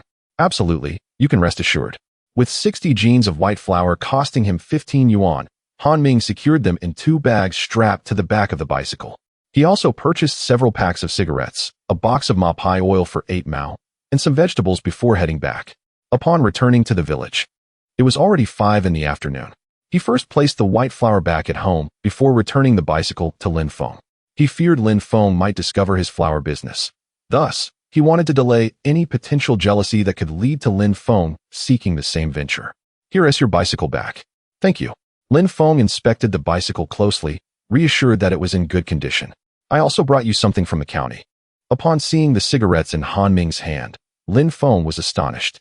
"Wow, de Qianmen. This pack must cost around 1 yuan. "About that. Please take it."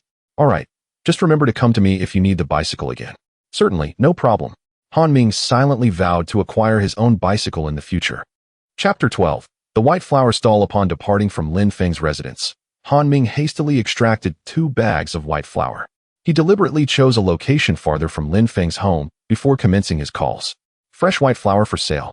Delicious and non-irritating, with beautifying effects. It is quite filling. A steamed bun made from this flour can substitute for an entire meal, providing the strength needed for a day's work. Before long, curious villagers approached to inquire about the price. At that time, white flour was still quite rare in the village, with few individuals venturing to the county town to purchase it. Essentially, only old Zhao's family, who made steamed buns, had any. "How much for it, young man?" "Just 1 yuan per jean." 1 yuan per jean. "There are no containers here. Please bring your own bowl to take it home." "Give me 2 jeans, please."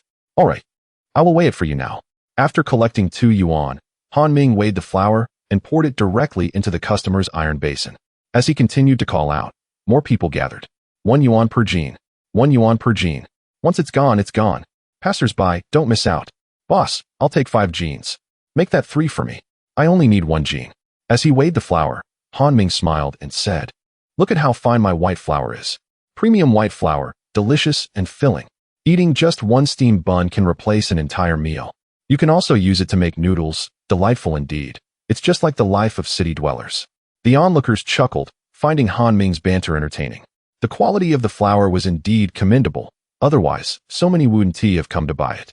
When he had nearly sold out, he made his way to Zhu Rong's shop to buy a bit of pork, the only source in the village, priced at 2 yuan and 50 cents per jean, which was quite reasonable. Seeing Chun Tingting, he greeted her, "You're back." "I am. I'll go cook now." "Good." Han Ming did not decline. As Chun Tingting entered the kitchen, she was taken aback by the sight of a large chunk of pork, at least 2 jeans.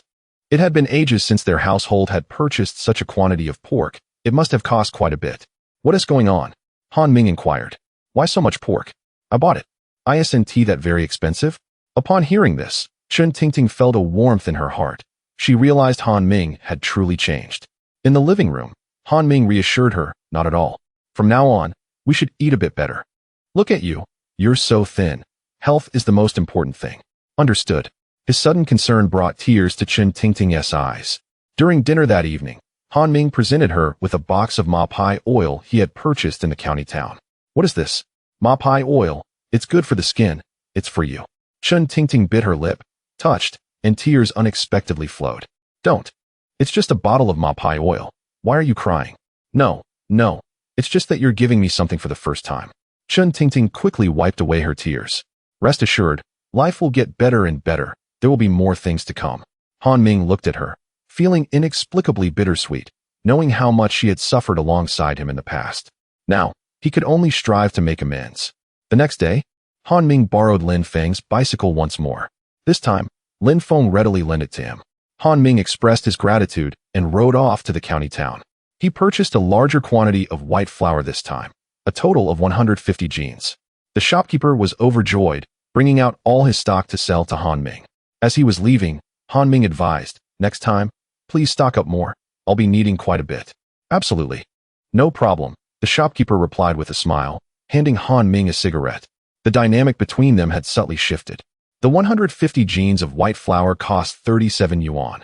The remaining 50 cents was not accounted for, not because the shopkeeper didn't want to, but because Han Ming insisted it was inappropriate to take it. This load of flour was quite heavy, and Han Ming took over 2 hours to return. An hour longer than his journey to the town. Upon arriving home, he immediately stored the flour before returning the bicycle to Lin Feng, along with a packet of cigarettes, adhering to the customary practice. Lin Feng valued this aspect, which is why he had lent Han Ming the bicycle in the first place. This time, Han Ming chose a different location to sell the flour. The previous 60 jeans had already been purchased by the locals, who temporarily had no need for more. A single jean of flour could sustain a family for several days, and they did not consume white flour daily. It was considered quite expensive. They were more accustomed to porridge or corn gruel, accompanied by their homemade pickled vegetables, or perhaps a stir-fried dish, which sufficed. Chapter 13. Phoenix brand bicycle. Han Ming placed down 2 bags of flour, fully prepared, and began to call out once more. Fresh flour for sale. Delicious and non-irritating, with beautifying effects, perfect for making steamed buns and noodles, and very filling. Don't miss out, for once this village is past, this shop will be gone. Attracted by his cries, someone approached and remarked, selling flour? I've never seen that before. Now you have the chance to witness it. Exquisite flour, delicious and non-irritating. Just take a look. Flour is simply flour, referred to as by Mian, yet it is not entirely white, bearing a slightly pale yellow hue. However, it is far superior to the flour from Old Zhang's place, where the flour is not for sale. He makes it himself, and the steamed buns he sells are a deep yellow. When Han Ming first encountered them, he hesitated to take a bite. The man pinched the flour, clearly impressed, and said, I'll take 10 jean. Coming right up. 1 jean for 1 kwai, so that will be 10 kwai. The man glanced skeptically and asked, You take the money before weighing? Han Ming smiled gently and nodded. Yes, I do. The man chuckled, retrieving a 10 kwai note from his pocket and handing it to Han Ming. All right, please wait a moment. Do you have something to carry it in? No bag. Han Ming shook his head, smiling. You can bring something from home to carry it. I'll wait for you here. Okay, just wait for me. He didn't even consider the price and still wanted a bag. At that time, plastic bags were not cheap. They were not the flimsy types of the 21st century, but rather packaging paper, with some of the more expensive ones costing several fin each. Observing the man's attire, Han Ming surmised that his family must be relatively well off. For few villagers wore plaid shirts during this era. Even Han Ming himself wore only a white vest, as he had no other clothes. After the man departed, Han Ming resumed his calls. Fresh flour for sale. Delicious and non-irritating, with beautifying effects, perfect for making steamed buns and noodles, and very filling. Don't miss out, for once this village is past, this shop will be gone. As he continued to call out, more and more people gathered, curious to see what this was all about. Someone recognized Han Ming and inquired, Han Ming, weren't you fixing electrical appliances over there? What brings you here? Han Ming laughed heartily. There aren't that many appliances to fix.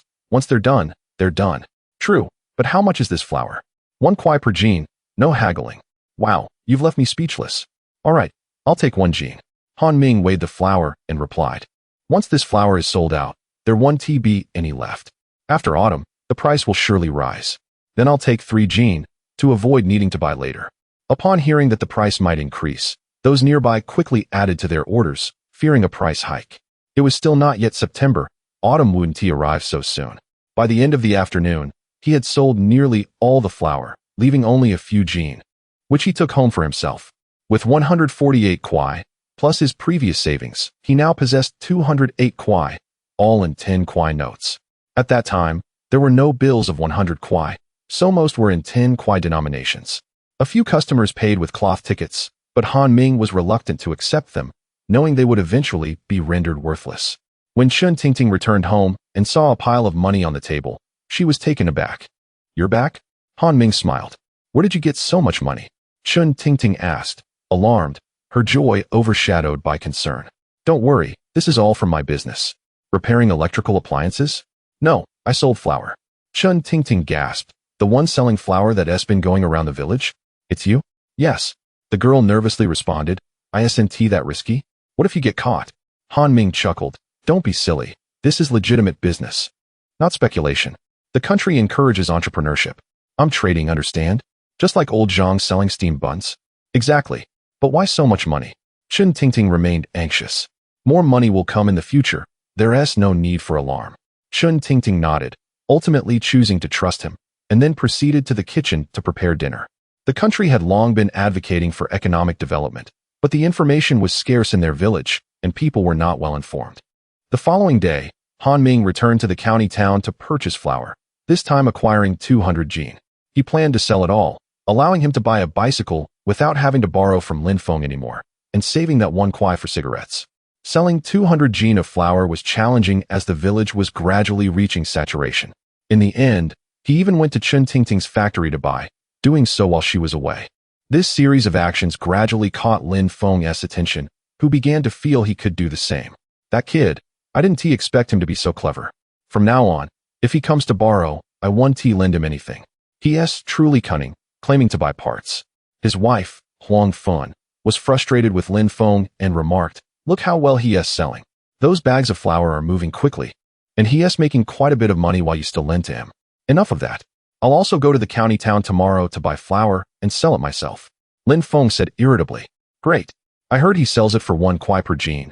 We can do the same and earn a lot." "Exactly," Lin Feng agreed, sharing the same sentiment. Besides Lin Feng, old Zhang from the same village also caught wind of this news and was furious. The steamed buns he had been selling lately had not moved at all. They had all been consumed by his family. "I was wondering why my steamed buns weren't selling well these past few days. It turns out Han Ming is selling flour. That kid is going too far. I can't sell my buns. Tomorrow I'll sell flour as well. I'm sure it will sell like hotcakes." With this thought, old Zhang felt a surge of joy. Han Ming now had 358 kwai. He had his eye on a Phoenix brand bicycle, which he managed to bargain down to 225 kwai and successfully purchased. He then bought another 200 jin of flour, spending an additional 50 kwai, leaving him with just 83 kwai. However, this time, the flour was evidently not as easy to sell. Lin Feng had also gone to the county town for supplies, and old Zhang had started selling flour as well, not just steamed buns. Han Ming continued to call out as usual, but this time, only a few individuals approached him. He learned from others that several stalls had begun selling white flour as well. Indeed, some had recognized this business opportunity. Han Ming was not at all surprised. He had anticipated this development over the past few days. However, it mattered little, for the villagers had already purchased most of what they needed from him, and he had earned his fair share. While engaged in selling white flour, he began to contemplate his next steps. Chapter 14. The competition of white flour. Upon seeing fellow villagers passing by, Lao Zhang immediately called out, "Lao Li, I have white flour for sale at my home. Come take a look." "I have enough already. No need," came the response. "My white flour is of excellent quality, only 1 kwai per jin, perfect for making steamed buns." The other party chuckled. "Your flour is too yellow. Even pigs wouldn't eat it. The flour I bought is of superior quality, and I already have 5 jins, so I don't need any more." Discouraged, Lao Zhang couldn't help but curse the man in his heart, doubting his own skills. By the end of the day, he hadn't sold even a single jin. "I must venture to the county town to buy better flour," he resolved, promptly closing his shop and setting off. Lin Feng was also selling white flour, and his offerings were of superior quality compared to Lao Zhang's.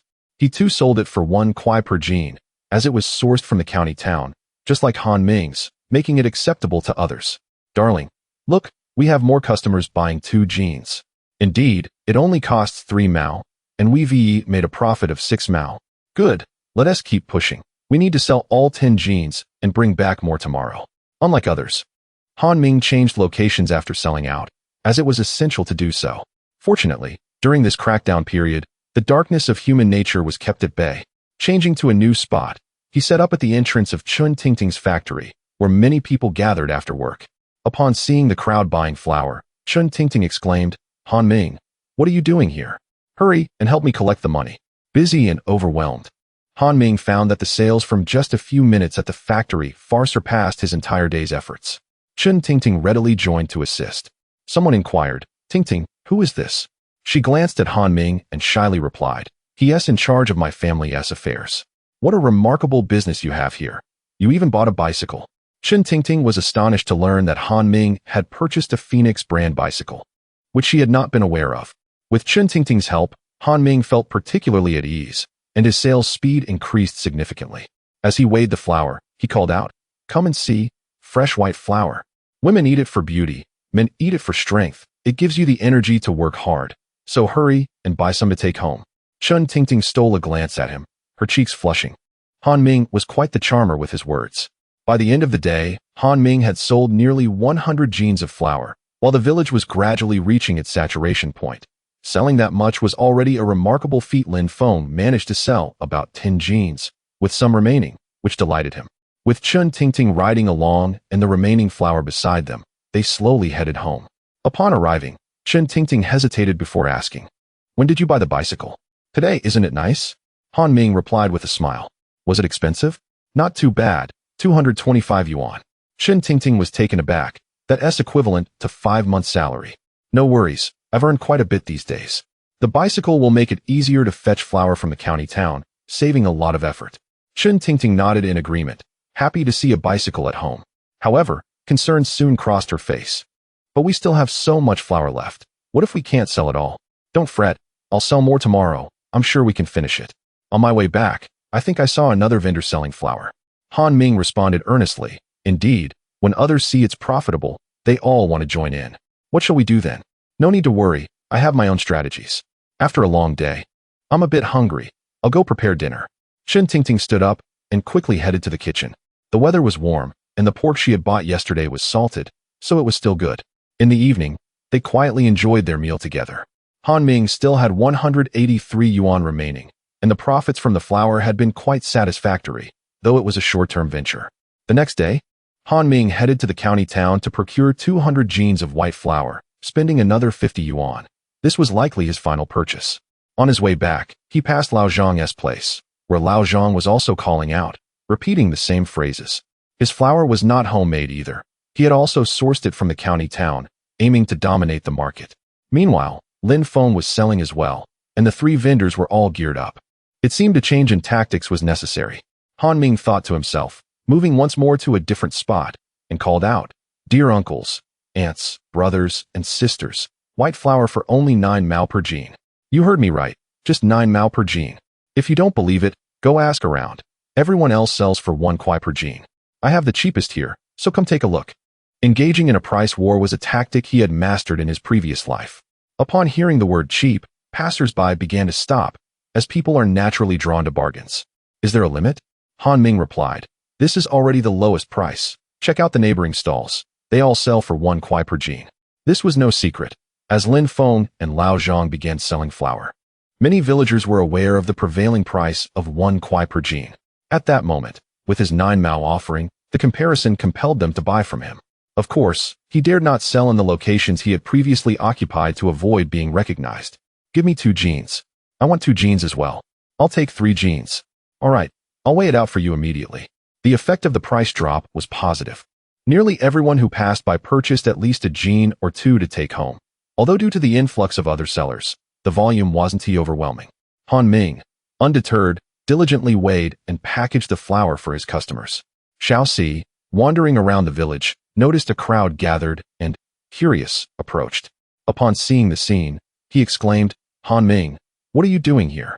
"Oh, Xiao Si, I'm selling white flour. Would you like to buy some? Is this yours? Xiaoxi asked, astonished. Yes, is it surprising to you? Han Ming replied, slightly irritated. So many people. Not much, just a small business. Would you like a few pounds? No. Thank you. No. Thank you. Xiaoxi quickly shook his head. In recent days, his mother had purchased 10 pounds of white flour to keep at home. Initially, he was intrigued, having rarely tasted it before, but now, after consuming it for a while, he had grown weary of it. A sense of indignation brewed within him. It was agreed that they would all laze about, indulging in idleness, yet he never anticipated that you would secretly engage in business. How outrageous. Han Ming paid him no mind, hastily weighing the flour for those who needed it, for securing payment was of utmost importance. Observing the lack of response, Xiaoxi felt a bit awkward and quickly dashed outside. He pondered to himself that perhaps he too could venture into business. Why should Han Ming be able to do so while he could not? Suddenly, a spark of ambition ignited within him. Chapter 15 Price War. Xiaoxi hurried to Wang Fu's home, eager to persuade him to join forces. Lacking funds, he relied on Wang Fu, who was quite esteemed in the village. What is the matter? You seem flustered. Have you encountered a ghost? Wang Fu remarked with irritation. I truly have encountered a ghost. Do you know what I saw on the road? I saw Han Ming selling flour. It turns out that the flour circulating in the village these days is from him, and he is making quite a profit. I noticed many people purchasing flour from him. How is that possible? That drunkard? Indeed. If you don't believe me, come see for yourself. He is really there, and his business is flourishing. Let us go take a look. Xiaoxi nodded and quickly led Wang Fu to a spot not far from Han Ming's stall, where they quietly observed. Wang Fu's expression darkened. He never anticipated that this mere drunkard could venture into business so successfully. It filled him with resentment, akin to someone who, despite having no wealth or utility, secretly strives to become significant, inciting envy and animosity within him. Upon returning home, Wang Fu remained silent, his mind racing with calculations. Could it be that Han Ming had mastered the craft of flour production? He mused that he had never heard of such a talent before. Wang Fu asserted, it's impossible. The color of that flour cannot be his doing. It must have been purchased from the county town. I've seen it there. Xiaoxi, trusting Wang Fu's words, acknowledged that he rarely ventured to the county town, while Wang Fu, coming from a more affluent background, had frequented it far more often. I observed that he sells well. I heard he charges 90 cents per pound. Wang Fu exclaimed in disbelief. How can he charge so much? Will anyone actually buy it? Is it overpriced? To me, it seems quite reasonable. This flour appears finer, and I bet it yields better steamed buns than Laozhong. You don't understand. I previously inquired in the county town, where a pound of flour costs merely 35 cents. He is selling it for 90 cents, which implies he is earning a profit of 55 cents per pound. Is it truly that profitable?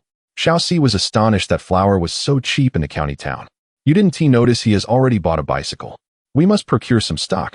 We can't let him reap all the benefits. But we don't have much money. I do have some, Wang Fu boasted. I'll speak to my father. We'll surely secure some funds to buy from the county town. Xiaoxi replied excitedly, great. Shall we invite Wu Bo and the others as well? Are you foolish? Business isn't like drinking. Why do we need so many people to split the profits? True. Hee, Wang Gu is indeed astute. Indeed, Han Ming sold over 50 pounds that day and still had approximately 250 pounds left, so he was not in a hurry. Riding his bicycle home, he calculated his savings, which were quite satisfactory at 180 yuan. If all went well, after selling the remaining 250 pounds of flour, he would have over 300 yuan, thus preparing for the future. When Chun Tingting returned home after work, Han Ming had already prepared dinner. The girl was still somewhat unaccustomed to this routine, only moving to fetch her bowl and chopsticks when he called her. I didn't see you at the factory gate today. How did the sales go? Chun Tingting asked softly. Most of the factory workers have bought their fill. I didn't find it worthwhile to go. Today I only sold over 50 pounds. Chun Tingting thought to herself that this was quite a substantial amount, even more than she earned at her job. However, she merely responded with an "oh" and added that sales would surely increase in the future. Han Ming inquired, by the way, what type of clothing does your factory produce? We make décolleté clothing, for both men and women. We even have vests like the one you're wearing. Upon hearing this, Han Ming tugged at his own vest, grimacing slightly. Such garments were neither cool nor breathable, feeling rather ordinary to wear. Of course, it had its advantages: durability, resistance to wrinkles, and ease of washing, which were all qualities favored by the average person. Nowadays, most clothing was made from Deculiang fabric, and it wasn't particularly inexpensive. This vest, which he had worn for several years, initially cost him 15 yuan, while some short-sleeved shirts exceeded 20 yuan. Han Ming understood that in due time, Deculiang clothing would fall out of favor. With the domestic development and increased production of cotton and textiles, the demand would soon be met, leading to the gradual obsolescence of Deculiang apparel. As of now, although ordinary people still favored Deculiang clothing, those with better means, especially in large cities, were already donning Oxford cloth, velvet, cotton garments, and other materials. Oh, how is business for your boss? I'm not entirely sure, but it likely isn't thriving. Otherwise, I wouldn't have left work so early. During busy times, it was normal to work until 8 or 9. Han Ming acknowledged with a few O's, his mind beginning to formulate plans. Chun Tingting hesitated for a moment before asking, "Are you no longer interested in selling flour?" "Of course I am. It's so profitable now. I will definitely continue." "That's good." Chun Tingting finally felt reassured. She sensed Han Ming's concern when he inquired about clothing, fearing he might make reckless decisions. She simply desired stability. Chapter 16. The flour business in full swing. The following day, Han Ming made his way to the county town as usual, now with the advantage of a bicycle, significantly increasing his speed. He mused to himself about the superiority of the bicycle, despite having owned luxury cars in his past life. This Phoenix brand bicycle proved far more practical. As he rode through the village, he noticed a few young people gazing at him with envy, vowing to themselves that they too would one day own a Phoenix bicycle. Nearby, two girls were conversing, one of them exclaiming, "Xiao Yu, look at that bicycle. Isn't that your brother? Could it be my brother?" Han Yu scrutinized the figure, noting a resemblance, but she could hardly believe that her brother would ever consider riding a bicycle. She sighed. It must just be a coincidence. A bicycle costs around 230 yuan, and he could never afford that. Yet, the resemblance was striking. "Come on, we need to get to work." "All right." Unbeknownst to Han Ming, he continued to the county town, where he decided not to purchase flour this time, having lost interest in that venture. Instead, he focused on enhancing his appearance. He stopped at a clothing store, where the staff assessed him with indifference and coldly asked, "What do you want to buy?" "What? Am I not allowed to buy clothes?" He retorted, "Sure, help yourself." Ignoring the salesperson's attitude, who behaved as if she held a secure position, Han Ming continued his shopping. After purchasing a white shirt and trousers made of quality fabric, the salesperson's demeanor shifted dramatically. Her eyes sparkled with eagerness, wishing he would buy more. However, Han Ming had no intention of overindulging. A single outfit sufficed, complemented by a pair of socks and a pair of QE shoes, which enhanced his appearance considerably. This ensemble cost him a total of 72 yuan, a hefty sum that consumed nearly half of his savings. As he was leaving, he noticed a women's garment and impulsively purchased it as well, spending another 25 yuan. With around 80 yuan left in his pocket, he hurried back home. It was no wonder the people of Linxi village were reluctant to travel to the county town. The price of a single garment equated to nearly 20 days' worth of wages. Upon returning in the afternoon, he quickly satisfied his hunger and resumed his flour venture. The competition for flour had intensified. In addition to Lin Feng and Old Zhang, Wang Fu and Xiao Si had also entered the market. Even Li Gang, who had previously learned of Han Ming's flour sales, began to stock up and sell in the village, resulting in fierce competition within Linxi village. Huang Fen expressed her frustration, saying, "I wondered why business was so poor yesterday. I heard that kid is selling at 0.9 yuan per jean, offering discounts to villagers. It infuriates me that many have gone to buy from him." Lin Feng replied, "This time, we'll match his price at 0.9 yuan per jean. Absolutely, we cannot let him monopolize the market." Lin Feng imitated Han Ming's sales pitch, though his efforts were limited to just a few phrases. Han Ming, carrying 2 bags of flour, chose a different location this time, where the clientele were of a lesser quality, to avoid any trouble. He called out, "Come and see. We're having a grand promotion, flour at just 0.8 yuan per jean. You won't regret this deal, it's a rare opportunity." Someone inquired, "Young man, is the flour really 0.8 yuan per jean?" "Of course. This is a special promotion. You won't find a deal like this elsewhere." "All right, I'll take 5 jean. That's 4 yuan. Let me weigh it for you." As he began to call out, more and more people gathered around. One person chuckled, "Old Zhang is charging 1 yuan per jean. It's much smarter to buy from him." "Indeed, Old Zhang is quite the fool, charging exorbitant prices. I won't buy buns from him anymore. You could make them yourself." "Yes, indeed. Boss, I'll take 10 jean. I even brought a sack. Han Ming chuckled. Madam, since you've brought a sack, why not buy more to take advantage of this price? After some hesitation, the lady decided, then I'll take 20 jean. Very well, I'll weigh that out for you. Young man, you haven't given me my 5 jean yet. And mine for 2 jean. Coming right up. Han Ming hurriedly responded, while at old Zhang's stall, not a single customer approached. Xiaoxi lamented, Brother Wang, why is no one buying? My throat feels like it's on fire. Keep shouting, don't stop. All right then, flour at 1 yuan per jean. Is anyone interested? As an elderly person passed by, Xiaoxi immediately called out, Sir, our flour is just 1 yuan per jean. Come and take a look. Hey, who are you calling, sir? I'm only 45. Xiaoxi stammered, momentarily taken aback by the man's wrinkled face. Wang Fu quickly interjected with a smile, My apologies, brother. He's a bit clueless. Look at our flour. It's finely milled, and only 1 yuan per jean. Quite a bargain. The man scoffed. A bargain? The stall over there sells it for 0.9 yuan. I already bought from them. What? Wang Fu was taken aback, shocked that someone was selling for 0.9 yuan. After being ridiculed, Wang Fu urgently sent Xiaoxi to investigate further, suspecting it was Han Ming again. After half an hour, Xiaoxi returned, panting, Brother Wang, it's not Han Ming, it's someone else. There are others? Cursed be this. This time, Wang Fu decided to purchase 100 jean of flour, originally hoping for a profitable venture, only to face a setback right from the start. We'll lower our price to 0.9 yuan. We can still make 0.55 yuan. Xiaoxi nodded repeatedly, noting that 0.55 yuan was still a profit, considering their cost was 0.35 yuan. Meanwhile, Li Gang received news of the price drop and immediately adjusted his flour to 0.9 yuan per jean.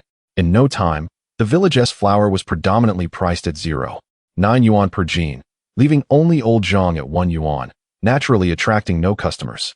Why isn't anyone buying flour? Old Zhang fumed in his store, having sold not a single jean in days. Thankfully, flour had a longer shelf life. Otherwise, he would be facing significant losses. This time, he approached the task with immense confidence, procuring 2 bags of flour, totaling 200 jean, in the county town. To this day, he still believes that flour is priced at 1 kuai per jean and has been selling it accordingly. Han Ming paid no mind to the affairs of others. But upon his return, he noticed several stalls selling flour had appeared in the village, including one belonging to Lin Feng.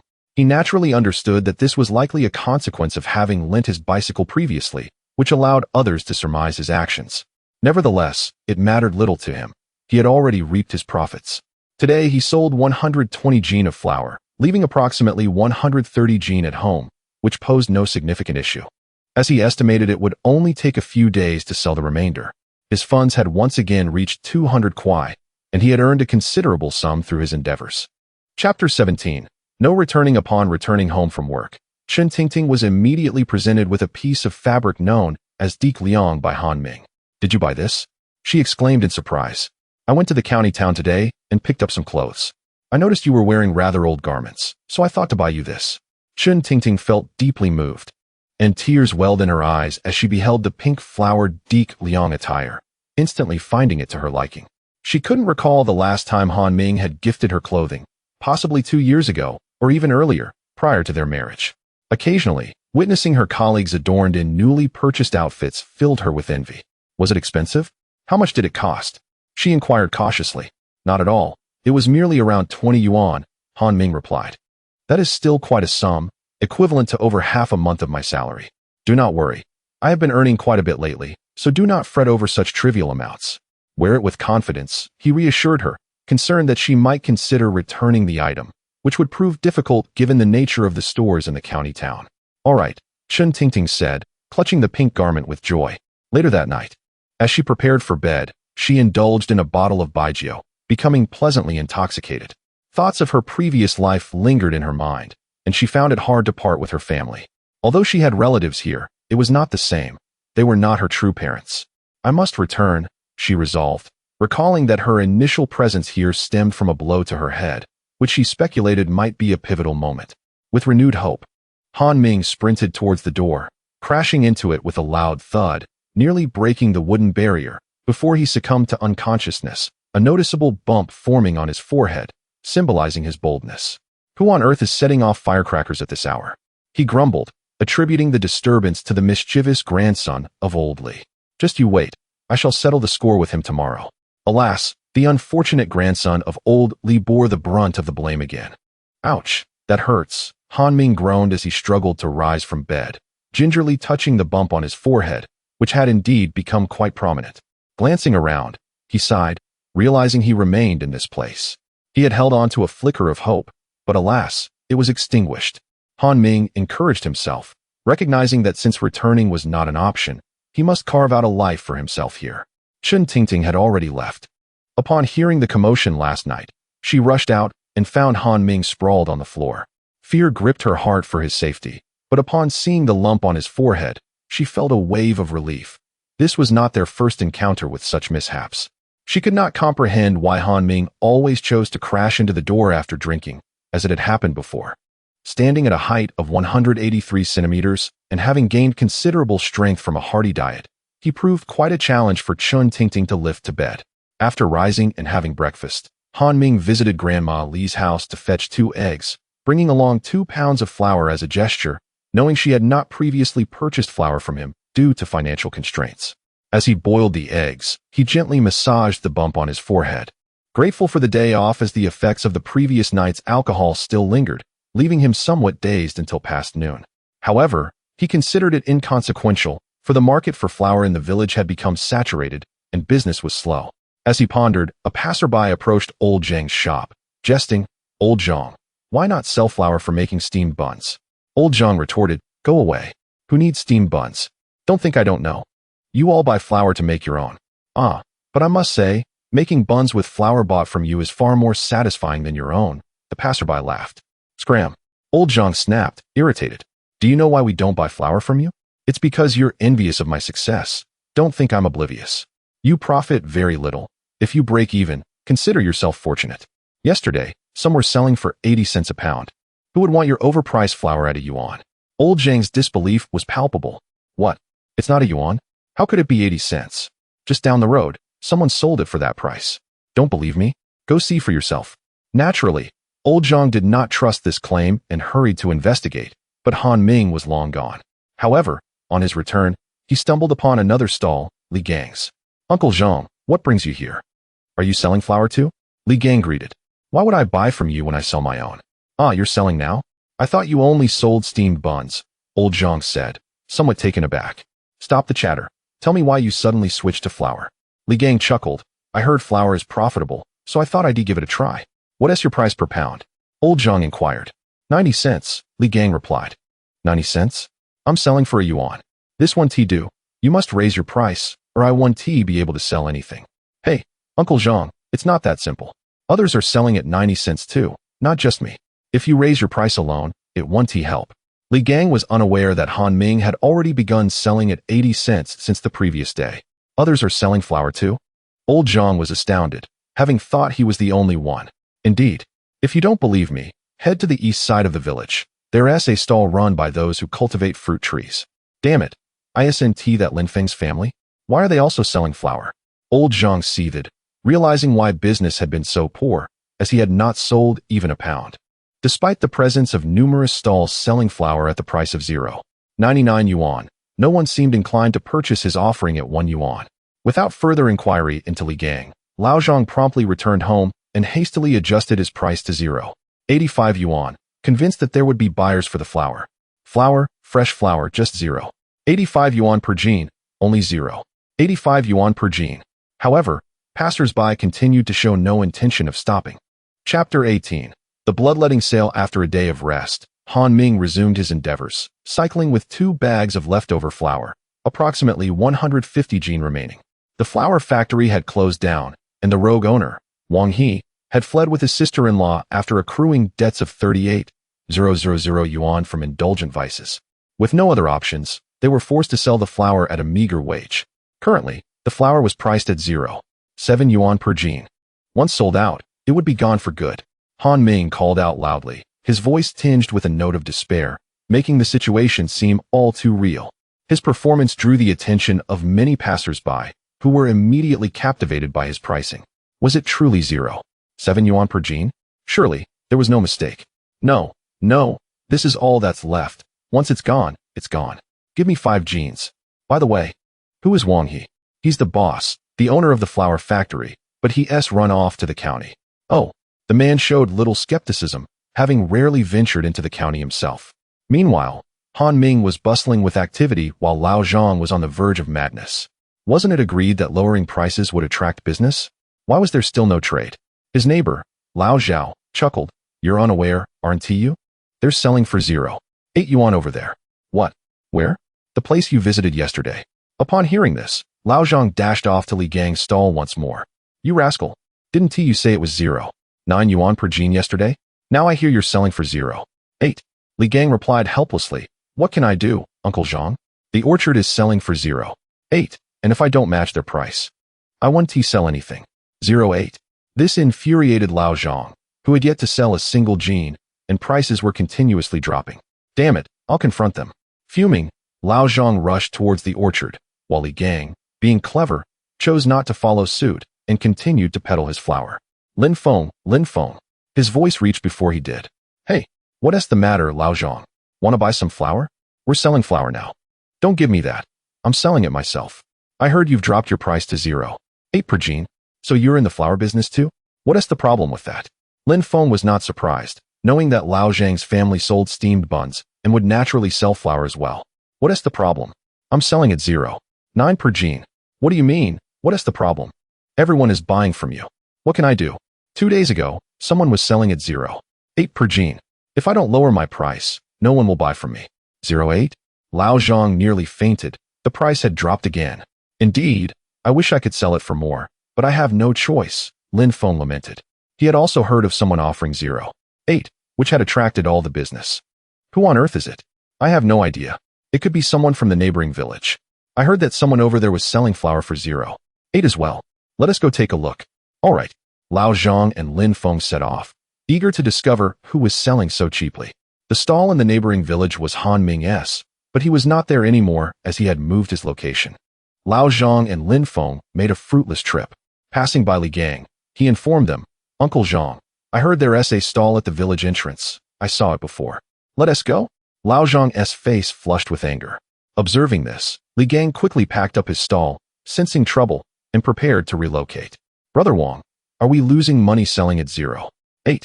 What is there to fear? Haven't you seen we've sold several jeans today? Stop whining and hurry to gather more people. The more we sell, the more I'll share with you. Sure thing, I'm on it. Xiaoxi exclaimed joyfully. Wang Fu, puffing on a cigarette, appeared self-satisfied, confident after selling several jeans. As Lao Zhang and Lin Feng departed, Lao Zhang snapped. Hey, you youngsters, how much are you selling your flour for? Xiaoxi replied cheerfully, 0.8. We sell it for just 0.8 per jean. It's all the same flour, and we're much cheaper than others. How many jeans do you want? Blocking someone's path to fortune is akin to killing their parents, and Lao Zhang could no longer contain himself. It's you, isn't it? I'll have your head. Lao Zhang flipped over the flour on the stall, causing an immediate hush. Wang Fu shouted, what are you doing? Dare to ruin my stall? What's the 4 of them, with bruised faces, had just endured a reprimand from the brigade, but fortunately, it did not escalate into a legal dispute. The 4th, along with Lin Feng, compensated several dozen jean of white flour and covered some medical expenses, prompting Wang Fu and the others to relent. After all, they had not suffered during the altercation, and now they had money to spare. Xiaoxi was particularly elated. If given the choice, he would wish for such occurrences to happen daily, hinting at a certain inclination towards opportunism. Wang Fu felt a tinge of dissatisfaction. Had it not been for the reputation of the brigade, he certainly would have sought retribution from the other party. Chapter 19, I did not even blink. It was the final day of a clearance sale, the last day, after which no more sales would occur. While others sold flour at 0.8 yuan per jean, my price was a mere 0.6 yuan per jean. It was the last day, and once it was gone, it would be gone for good. Without any surprise, Han Ming moved to yet another location, a place he had initially wished to avoid due to its proximity to his father. However, he had nearly sold out at every other spot in the village, leaving only this one remaining. The allure of flour priced at 0.6 yuan per jean was undeniably strong. After all, who could forget that just yesterday, Lao Zhang and his group had fought over flour, which was being sold for 0.8 yuan per jean. As Han Ming's shouts echoed through the air, the crowd around him grew larger. Boss, Weren't you at the village's edge yesterday? Why are you at the south side today? One man asked. With a smile, Han Ming replied, the village edge has no buyers left, so I had to come here. At 0.6 yuan per jean, how many would you like? The man shook his head, no thanks. I already bought 5 jeans from you yesterday for 0.7 yuan. I didn't expect the price to drop to 0.6 yuan so quickly. You can't be serious about this price drop. Han Ming corrected him. Brother, it's not my choice to lower the price. The flour factory owner has absconded, and we workers are struggling to make ends meet. We are offering flour as a substitute for wages, and if we don't sell it quickly, we will find ourselves in dire straits. Moreover, flour prices fluctuate just like clothing. It's unrealistic to expect them to remain constant.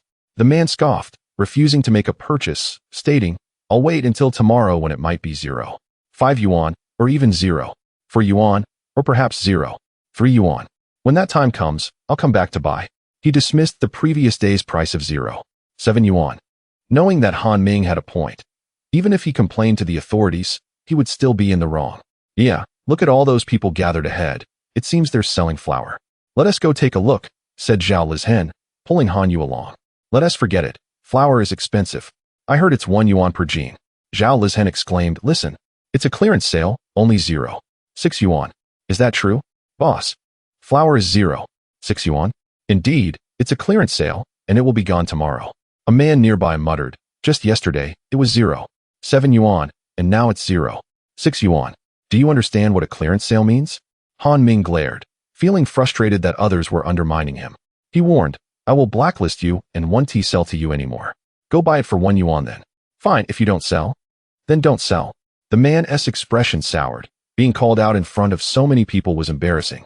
He thought he could have his wife come to buy tomorrow instead. Han Ming shot him a cold glance and ignored him. Han Yu looked at the man in shock, exclaiming, Brother, why are you selling flour? Yeah, have you finished work? You want flour, right? I'll weigh out 10 jeans for you. Han Ming's face brightened with a smile. That's too much. Wait, I mean, why are you selling flour now? Did you not hear me calling out?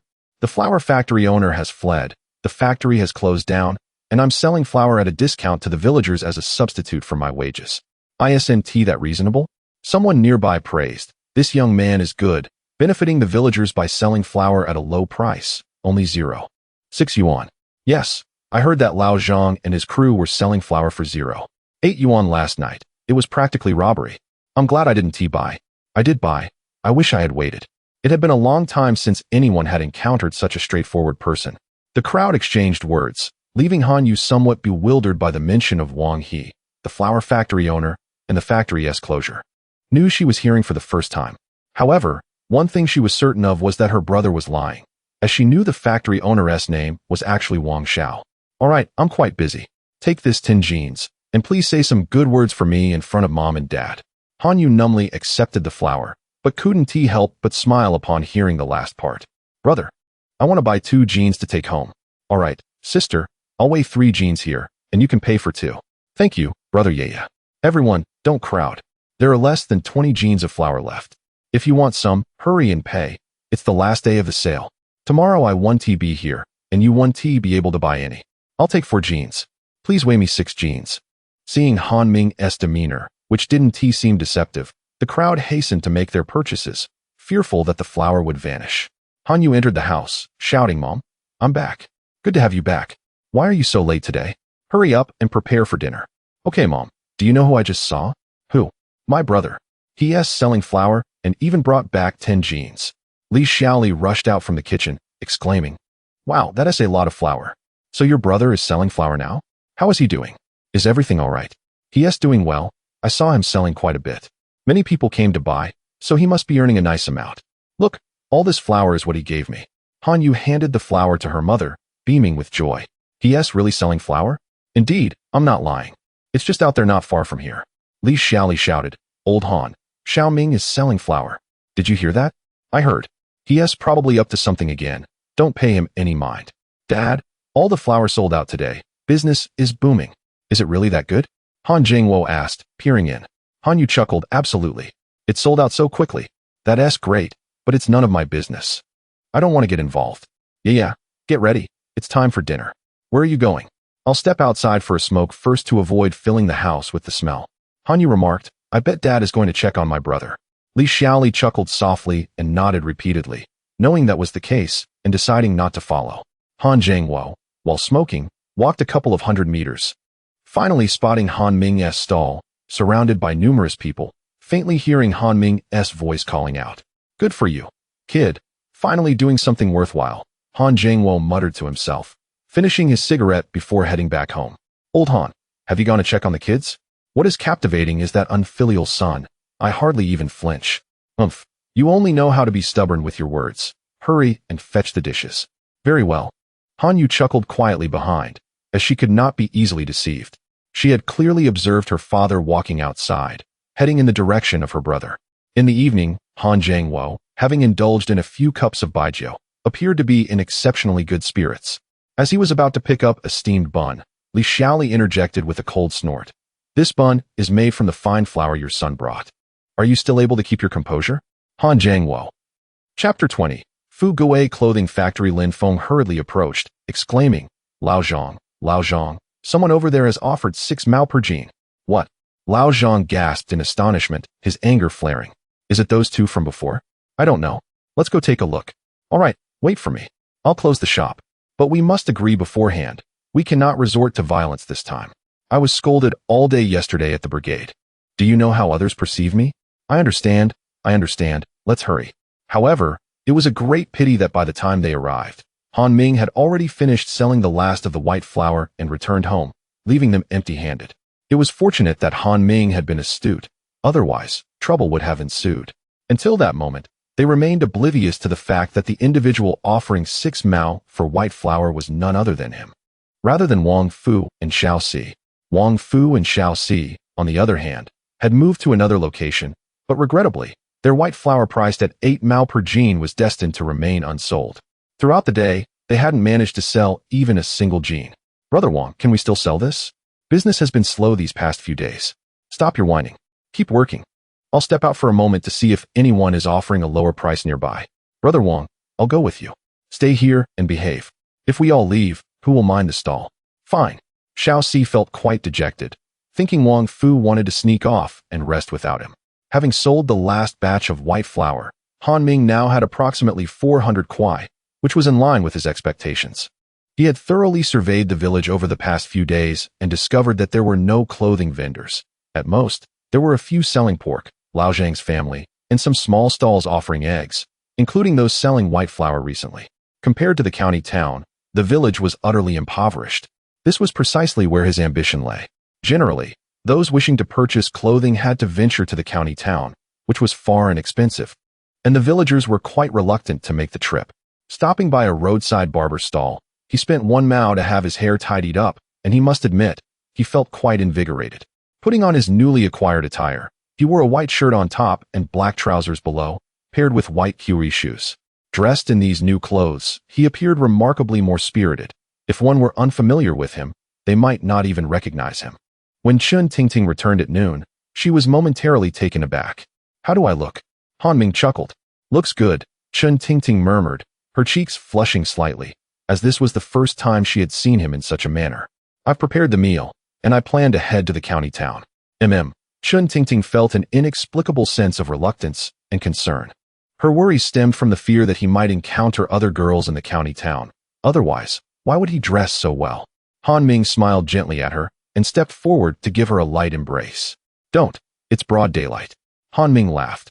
"What? Is it inappropriate to hug during the day, only at night?" "Of course not." "All right, I'm off. I've got matters to attend to in the county town, so don't worry. Be careful," she cautioned. As Han Ming exited the room and rode his bicycle out, he attracted the attention of several villagers. "That person is from the county town, right? It looks like Han Ming," someone exclaimed. "That drunkard? He is not a drunkard anymore. He was just selling white flour. Your wife still buys white flour from him." "What?" Han Ming paid little mind to their chatter and pedaled directly toward the county town. He had learned that there was a clothing factory there and intended to inquire about prices. He had previously considered visiting Chun Tingting's small factory, but it was too close for comfort. Moreover, the clothing produced there was rather simplistic, seemingly tailored for rural individuals or workers. Han Ming purchased a pack of cigarettes, opting for the 3 kuai Xiao Mutant brand, while ignoring the 1 kuai variety, as it did not suit his status. Handing one of the cigarettes to the vendor, he asked, "Excuse me, sir, where is the Fu Gui clothing factory located?" The vendor took the cigarette, inhaling its aroma before replying. "It's just up ahead, about a kilometer away. When you see a yellow earth road, follow it, and you'll find the Fu Gui clothing factory. Are you looking for work?" No, my brother-in-law works there. I'm just going to have a look." "Thank you, sir." "No need for thanks." The vendor lit the cigarette, noting that it was a 3 Kwai brand he hadn't indulged in for over a year. Though he owned a shop, he usually smoked the 2 Mao variety, unable to justify the expense. After expressing his gratitude, Han Ming rode his bicycle toward the Fu Gui clothing factory, which spanned over 1,000 square meters and employed hundreds of individuals, making it the largest clothing factory in Lena County. At the entrance, the security guard barked, Hey, stop. What do you want? You can't enter the factory." Following the usual protocol, Han Ming offered the guard a cigarette, saying, "Brother, I'm here to pick up goods from the sales department." The guard accepted the cigarette and glanced at Han Ming before responding, "There's no sales department. If you want to pick up goods, you need to find the market department." "Then I'll look for the market department. It's the same." "The market department requires an appointment. I haven't received any notice, so I can't let you in." Dealing with the gatekeeper is always tricky. Fu Gui Clothing Factory was indeed a significant establishment. Being a security guard there was akin to having a solid job, quite impressive in its own right. "Brother, could you lend me a hand?" Han Ming placed the Xiao Mutant cigarette in the guard's hand. The guard eyed the cigarette, naturally pocketing it before saying, "All right, it's tough for everyone. You can go in. The market department is in the building on the left. Just ask around on the first floor. Whether you get to see someone depends on your luck." "Thank you, brother." Han Ming inwardly cursed, thinking such enterprises deserved to go bankrupt. Yet, he had no choice. Without sourcing goods, selling would be exceedingly difficult. Upon reaching the office building, Han Ming inquired about the location of the market department on the first floor, but no one paid him any mind. Eventually, perhaps out of exasperation, a middle-aged woman directed him to the second floor, stating that the market department was located there. "I endure," Han Ming muttered under his breath. After overcoming numerous obstacles, he finally arrived at the market department. "Who are you looking for?" "I'm here for the market department." "Oh, what is your business?" The speaker is a slightly overweight man nearing 40, reclining languidly on a rocking bamboo chair, utterly motionless. Han Ming produced a cigarette and extended it, inquiring, "Are you the head of the marketing department?" The response came curtly, "What else is there to discuss? Can't you see I am occupied?" The other party cast a fleeting glance at the cigarette, refusing to take it, and continued to repose in leisure. "Are you sleeping?" Han Ming asked. "No, I am contemplating," came the reply. It is remarkable that such a person could hold the position of head of the marketing department, leaving Han Ming utterly speechless. "I had thought you were paralyzed," he remarked. Chapter 21. Investigating Maoyong Garment Factory. "Young man, what are you saying? Who allowed you to enter?" Qian Feng rose to his feet, his belly jiggling slightly. "Hello, sir, I am here to collect goods." Qian Feng's expression shifted dramatically, his smile returning as he realized the visitor was a brother here for business. "Why didn't you say so earlier? How much do you wish to procure?" "For 100. For 100. Han Ming nodded. Get out. I won't sell anything for that amount." "You think this is a significant business?" "For 100 is hardly worth my time. Just leave." Han Ming was taken aback. He had anticipated some arrogance from a large factory, but did not expect such blatant disdain, clearly dismissing others. "You won't sell for 400? No, it's at least 1,000. Han Ming cursed under his breath, astonished at the poor attitude displayed by the staff of a major factory. Realizing it would be nearly impossible to form a partnership, as he retracted the cigarette he had offered, Qian Feng stared in disbelief. "You take back a cigarette after offering it? Eat dirt. With your attitude, you deserve nothing," Han Ming scoffed, striding towards the exit. "You." Before Qian Feng could respond, Han Ming stormed out, feeling disillusioned by the large factory. Indeed, he recalled how many prominent factories had gone bankrupt, including state-owned enterprises. And there was a reason behind it. Upon reaching the doorway, Han Ming shot a glare at the security guard, leaving the guard bewildered, unsure of what had transpired. It seemed the factory was oblivious to its own shortcomings. Today had been a fruitless endeavor. Han Ming sighed, knowing that if Fu Gui Garment Factory was not an option, he would have to explore Maoyong Garment Factory nearby. Maoyong Garment Factory was the small establishment where Chun Tingting worked, a private enterprise occupying less than 200 square meters, employing just over 20 workers. Since marrying, Chun Tingting had been working there. Han Ming approached an older gentleman and said, "Uncle, I would like to speak with your boss." He inside, moving things around. Your boss works too? Han Ming asked, surprised. Of course. If he doesn't work, he won't eat. Business has been tough lately, and with fewer orders from the county. He can hardly pay the workers. He has to pitch in. People from the county place orders here? The elder lit a cigarette and exhaled a thick plume of smoke. Yes, many from the county used to come here to buy, but this year, hardly anyone has shown up, and the boss is going mad with worry. Han Ming nodded, engaging the elder in conversation while casually gathering information. Upon hearing that Han Ming was there to collect goods, the elder's expression brightened, and he led Han Ming directly to the factory owner. Liang, this young brother wants to place an order, so I brought him over. Liang, named Yu Liang, the factory owner, was currently moving garments. Upon hearing the elder's words, he looked up at Han Ming. Dressed neatly in a white shirt, which he had tucked into his trousers, Han Ming's appearance caught the attention of many, even the factory workers. Who is that? One worker remarked. He looks like someone from the county. I've seen some county folks who love wearing white shirts. I wonder if they are as expensive as they say. Can one even afford a shirt on a month's salary? I'd say he's from the city. A woman nearby laughed. Haha. Xiaozhong, why do you want that shirt? You want to even wear it. Are you just keeping it? I could wear it. Xiaozhong retorted, displeased. Haha. Do you think you'd look good in it? Laughter erupted around them. Tingting, what's wrong? Are you in a daze? Nothing. Chun Tingting quickly shook her head, coming back to her senses. Sun Miaolan chimed in. Are you mesmerized by his looks? Chun Tingting blushed. Of course not. Stop saying that. She recognized Han Ming, but was puzzled as to why he had returned. Having previously stated he was going to the county. Seeing him converse with the boss, she hesitated to interrupt, fearing she might disturb them. Who are you? Hello, I am Han, here to collect goods. Yu Liang's face lit up with joy at Han Ming's words. Brother Han, you've come for an order. Please, have a seat. You must be tired from your journey. Would you like some tea or a cigarette?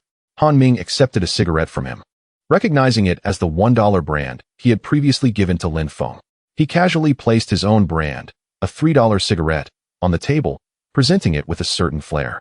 Yu Liang's eyes widened in surprise. He only indulged in $3 cigarettes during festive occasions. Brother Han, are you here to place an order? I am here to assess the factory's conditions, but I must admit, I am somewhat disappointed. It pales in comparison to Fu Gui Garment Factory in the county. Yu Liang sighed, but that is a large factory. Naturally, we small establishments cannot compare. At this moment, Yu Liang no longer underestimated the man before him. He had visited Fu Gui Garment Factory, but had been turned away, unable even to enter. Indeed, I noticed when I visited, Lao Qian insisted on keeping me there, but unfortunately, I had other matters to attend to and could not dine with him. Yu Liang pondered for a moment before exclaiming, Are you referring to Qian Feng of Fu Gui Garment Factory? Yu Liang had encountered Qian Feng, who looked down upon him for owning a small factory, exhibiting a dismissive attitude. Yu Liang had felt angered but powerless, as Qian Feng was the market manager of a large factory. What did he say? Yu Liang asked anxiously. Han Ming replied coolly, You should be asking how I responded. Yes. How did you respond? I certainly did not stay there. Otherwise, I wouldn't be here with you. Right. Yu Liang nodded eagerly. The clothing there is far too expensive. My company needs to procure a significant amount, and the discounts offered are insufficient. Yu Liang cautiously inquired, How much are you looking to order? Not much, just several tens of thousands. What? Tens of thousands? Yu Liang exclaimed, quickly covering his mouth to avoid being overheard. You may not grasp the scale of business here in the countryside, but do not worry. I am merely here to compare prices. After all, we are all factories, and I will purchase from the cheapest, even if it's a small one. Indeed, please have some water. Here, have a cigarette. Yu Liang found himself inexplicably in a diminished position, adopting a tone of politeness in his speech. In merely a moment, Han Ming ascended to the role of the primary party. He mused inwardly that a significant figure had finally arrived, and he must seize this opportunity. Han Ming accepted his cigarette, showing no disdain for its modest price of 1 yuan, which relieved Yu Liang considerably. However, to his astonishment, Han Ming extinguished the cigarette after only smoking a third of it. Yu Liang felt a pang of regret, for that cigarette cost 5 fun. Han Ming offered no explanation. He was accustomed to smoking infrequently, and furthermore, this particular brand was quite harsh on his throat. Chapter 22 Acquiring Goods. Yu Liang escorted Han Ming around the factory. The premises were indeed modest, with a sparse workforce. As they passed by Chun Tingting, Han Ming merely cast a fleeting glance her way and, when no one was watching, offered her a subtle smile. Chen Tingting felt a rush of embarrassment and lowered her gaze, her earlier self-doubt amplified by Han Ming's previous indifference. She anxiously scrutinized her attire, fearing it might reflect poorly on her in his eyes, and thus refrained from meeting his gaze. Nonetheless, Han Ming's presence eased her spirits, transforming her mood from overcast to radiant. However, Han Ming did not acknowledge her directly, a matter he did not dwell on, as he informed her of his business dealings, leaving Chen Tingting hesitant to intrude. Throughout their tour, Han Ming maintained an air of nonchalance, occasionally pointing out safety hazards. "Boss you, how can you operate without fire extinguishers? The weather is arid. One must be cautious with flames." "Arrangements will be made," Yu Liang replied. "Your 5S practices leave much to be desired." "What does 5S mean?" Yu Liang asked, perplexed. Han Ming regarded him momentarily but decided against elaborating. "Do you possess quality certificates for your garments?" Yu Liang replied sheepishly. "Our small factory lacks such documentation. Only state-owned enterprises have those." "Well, at least you have a business license." "I hope." Yes, we do." "Brother Han, you are quite knowledgeable." "Not much, just some insights from a few years in the United States," Han Ming responded modestly. To this, Yu Liang's eyes widened in astonishment. Following the late 1970s, a surge of students returning from abroad began to shift the nation from a worker-peasant-soldier governance to one led by an elite class. Individuals educated in Western ideologies gradually gained influence over public discourse, particularly in the 1980s. The obsession with Western culture became pronounced. Han Ming, however, was reluctant to use this as an excuse, feeling inferior to others. Nonetheless, he believed that in time, as the generation of the 1990s matured, the Chinese populace would embrace a newfound confidence. "I must be frank, your factory is rather average." "Indeed, Brother Han, having studied abroad, your perspective is undoubtedly broader. We would greatly appreciate your advice." "Let us discuss prices first," Han Ming suggested. Yu Liang eagerly complied, leading Han Ming to what he termed an office, which resembled a cluttered storage space filled with disarray, primarily housing paper documents alongside some garments, lacking even a printing machine. Han Ming shook his head in dismay, and Yu Liang, noticing his reaction, appeared quite embarrassed. "Brother Han, these are the clothes produced by our factory. Please take a look." Han Ming inspected a short-sleeved women's shirt and found its appearance unremarkable. Upon touching the fabric, he noted its stiffness, a characteristic of inferior materials, which would inevitably be discarded by the market. "How do you calculate your prices?" "I intend to purchase a significant quantity, so please refrain from arbitrary quotations. I must communicate with my company." "Of course not. How many do you need?" "Several thousand, but that depends on your pricing." The previous quote from Fuguwei Clothing Factory was quite favorable. Yu Liang's heart leapt at the prospect of a substantial order. Business had been sluggish lately, with few clients purchasing goods, and with the factory's finances tightening, the arrival of a potential benefactor was a welcome surprise. "Rest assured, our price is only 9 yuan per piece," he declared. Upon hearing this, Han Ming's expression soured, and he promptly rose to leave. Wait. Brother Han, we can negotiate the price," Yu Liang implored, blocking his path. "Are you attempting to deceive me, boss you? The materials and craftsmanship of Fuguwei Clothing Factory surpass yours, and their prices are more competitive. Wouldn't it be wiser for me to approach them directly?" Yu Liang wiped the sweat from his brow, anxious. "Brother Han, please, the price is negotiable. There's no need to rush to conclusions. What kind of discount can you offer? Remember, I am here to procure goods on behalf of my company. You cannot mislead me, as the decision does not rest solely with me." "Brother, look at these garments. They are comparable to those sold in the county town. Observe the patterns and stitching." Stop. Boss you, we are discussing pricing. I was merely trying to suggest a price of 7 yuan per piece. What do you think? 1,000 pieces at 7 yuan each amounts to 7,000 yuan. Can you truly provide that price? How about 6 yuan each? I can consult with my company and expedite the order. That price is far too low. Consider the factory's equipment and the number of employees relying on their wages. I am barely breaking even, Yu Liang lamented, aware that after accounting for materials and labor, his profit margins were slim. "Boss, you jest. You know how many employees you have. Each earns just over 40 yuan a month, which equates to only a few garments. You claim you aren't making a profit?" Yu Liang's eyes widened in shock. This returnee from abroad had evidently conducted thorough research. Sighing, Yu Liang confessed, "It truly is challenging to meet that price. I have heard that you are currently facing financial difficulties and have accumulated excess inventory. Many clients have ceased their purchases, correct? Yu Liang's countenance darkened. He was baffled by how the other party was privy to such information. Yet he recognized that excess inventory was indeed a pressing issue that, if unresolved, could lead to the company's downfall. Han Ming had gleaned these insights from fragments of conversation with Chun Tingting and his own memories from a previous life. The demand for inferior fabric had surged over the years, with many consumers now seeking alternatives such as Oxford, corduroy, and cotton fabrics, leading to a decline in the status of inferior materials. Han Ming understood that within a couple of years, inferior fabric would likely be rendered obsolete. Yet, offering 6 yuan was indeed a daunting proposition. Yu Liang chuckled bitterly. Boss Yu, you must be reserving your words. The prices of inferior fabric have indeed dropped recently. While you may not have profited much before, there is still potential for earnings now. Moreover, I am seeking a substantial order, which could yield thin profits through high volume. You should consider this aspect carefully. Let us proceed in this manner. If it is feasible, I shall initially procure a sample worth 400 kwai to bring back to the company. Given the substantial quantity required, a meeting must be convened to deliberate upon this matter further. Is it not possible to reduce the amount? Yu Liang asserted with his last vestige of stubbornness. Han Ming rose once more, sensing that Boss Yu still required contemplation. Thus, he suggested they reconvene at a later date. Upon finishing his statement, he made his way towards the exit, his pace somewhat languid. In his mind, Han Ming mused, 1, 2, 2.5. Damn it, if I am not called back, I shall truly take my leave. Brother Han, please wait, 6 kwai will suffice. With that, Han Ming smiled faintly, having secured the deal.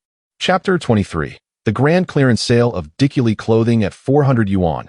Han Ming and Yu Liang acquired 70 garments, as Yu Liang's expression soured, clutching a bag while exiting the clothing factory.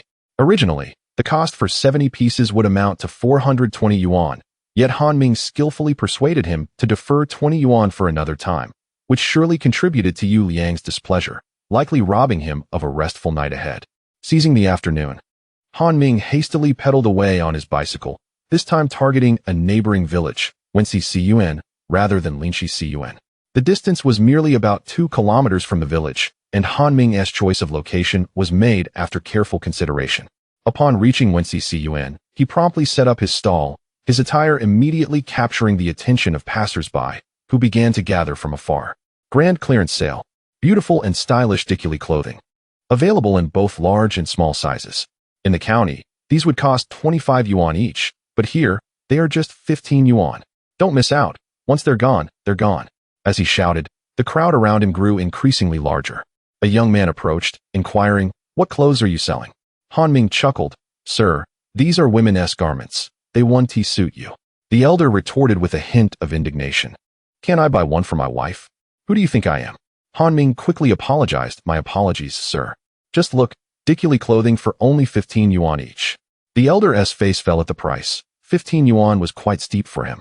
However, as Han Ming pointed out, purchasing such clothing in the county would cost at least 20 yuan. Han Ming smiled at him, his laughter piercing the elder's heart. With a cold tone, the elder declared, "Who do you think you're looking down on? It's just 15 yuan. I'll take this pink one." Han Ming gave a thumbs up. "You're impressive, sir. You must be the one in charge at home." The elder affirmed, "Of course. Now about that 15 yuan. Han Ming hesitated. Sure, I wouldn't shortchange the head of the household." Han Ming accepted the 15 yuan. "You're a straightforward man, sir. Here is your garment." Though beginnings are often challenging, selling the first piece led to a swift succession of sales. A girl, appearing to be around 19, approached and asked, "Are the clothes really 15 yuan each?" "Indeed, beautiful lady," replied Han Ming. The girl blushed upon hearing his compliment, appreciating his discerning eye. "Is there any discount?" she inquired. "No, my dear. This is a clearance sale. Once they're sold out, they're gone." "All right then. I'll take a small floral one." "Excellent choice. It will suit you perfectly. Try it on when you get home, and if it doesn't fit, you can exchange it with me." "Sounds good," the girl replied, paid, and hurried home to try on the dress, anxious about its fit. On her way, someone spotted the garment in her hands and asked, "Xiao Yun, did you buy clothes from the county? That must have cost quite a bit." Xiao Yun proudly replied, "Look at this pattern. Isn't it lovely? Just 15 yuan, right at the big tree in the south of the village. I'm going to. Hurry. It's a clearance sale. Once they're gone, they're gone." Hearing this, her friend quickened her pace towards Han Ming's stall. Boss, I'll take a white one. I want this red one. Do you have it in larger sizes? The pink one looks nice too. I'm so torn. Han Ming chuckled. Why not buy both? Tomorrow, they'll be gone. After a moment's hesitation, they agreed. After all, clothing in the county costs over 20 yuan, while Han Ming's were only 15. As many had not bought clothes in a while, it wasn't too long before all 70 garments were sold out at lightning speed. Han Ming shouted, "They're all gone, everyone. Time to head back." But I haven't bought anything yet. Well, there's nothing left. Han Ming shrugged, regretting not bringing more stock. However, he understood that Yu Liang would not have allowed it. Upon returning home, he found Chen Tingting had not yet arrived. In less than an hour, he had sold 1,050 yuan, the money flowing in rapidly. Knock, knock, knock. Suddenly, a knock echoed at the door. Is that you? Han Ming thought, wondering why Chen Tingting would knock. Upon opening the door, he was surprised to find Zhou Bing standing there. Upon seeing him, Han Ming recalled a flurry of memories. Zhou Bing. Han Ming? Zhou Bing was equally taken aback. In his mind, Han Ming was still the disheveled figure in a white tank top and shorts, reeking of alcohol. Yet now, he was astonished to see a seemingly authoritative figure standing before him, having changed remarkably in just over a month. Zhou Bing was a robust individual who had enlisted at 18, returning home after the untimely passing of his parents, and he had a younger brother who had just graduated elementary school. There was a dilapidated primary school in Linxi Cun, which was fortunate enough to have a male teacher from the county who had been teaching there for years, allowing the village children access to primary education. However, to continue on to junior high, they would need to go to the county, a financial burden for most families. Come in, Han Ming said, as memories flooded back, primarily of the times he had borrowed money from Zhou Bing. He counted at least 5 or 6 instances, amusingly noting that he had never repaid any of it, yet Zhou Bing had never pressed him for it. Han Ming internally scolded himself for his past behavior. Haven't eaten yet, have you? Han Ming inquired. Hold on a moment, Zhou Bing replied awkwardly. I actually came to borrow money. Xiao Jun needs to attend junior high, and I simply don't have enough funds. Could you? Zhou Bing was forthright, stating his intentions directly. Their relationship had soured due to Han Ming's previous drinking, gambling, and mistreatment of Chen Tingting, which left Zhou Bing quite furious, leading to a rift that had lasted several months. Truthfully, had Zhou Bing not been in dire straits, he would have found it difficult to face Han Ming. No problem at all. I remember borrowing quite a bit from you in the past, but rest assured, I've kept that in mind. Zhou Bing quickly replied, I'm not counting that money. I'm asking to borrow something else. Very well, but debts must indeed be repaid. You are aware of my past indiscretions, yet I have since reformed. This is a suitable time for me to engage in some work, and I shall return the money to you. I was indeed rather troublesome, but I assure you I have not kept a tally of our past accounts. Han Ming chuckled heartily, fully aware of Zhou Bing's straightforward nature. When he claimed not to have kept track, he genuinely meant it, and his assessment of being troublesome was undeniably accurate. Let us first consume a few steamed buns to satisfy our hunger. Steamed buns made from white flour? Zhou Bing inquired with surprise. It was then that Han Ming realized Zhou Bing was unaware that he had been selling white flour. Given Zhou Bing's disposition, it was hardly surprising that he would not venture to purchase white flour. Chapter 24. Zhou Bing consumed 3 steamed buns, only to feel somewhat embarrassed when he realized that merely 2 remained. Han Ming chuckled. It's all right, continue eating. If we run out of buns, we can always make more. I haven't had lunch yet, and I'm feeling a bit famished, so I won't eat anymore. Here, take this 20 yuan. Han Ming retrieved the money from his pocket. That's too much, Zhou Bing insisted, waving his hands. He had intended to borrow just a few yuan. Take it. This is to settle the money you borrowed before. I truly haven't been keeping track of past debts. Just accept it. Han Ming pressed the money into his hands and suddenly inquired, Do you have something else to attend to? Oh, nothing much, Zhou Bing replied. Then hurry back. I need to prepare dinner. Zhou Bing was astonished. You still cook? Come on, take these 2 buns with you. I need to give them to Xiao Jun. After all, he still calls me Han Go. All right, Zhou Bing said, placing the money into his pocket, holding 1 bun in each hand. Just before stepping out, he suddenly added, You should drink less. Get lost, Han Ming retorted. Zhou Bing smiled knowingly, pleased to see how much Han Ming had changed. Their childhood bond remained intact despite past quarrels. With a joyful tone, Zhou Bing announced, Xiao Jun, I'm back. Your school fees are settled. Brother, how did you get money? The tuition is 66 yuan.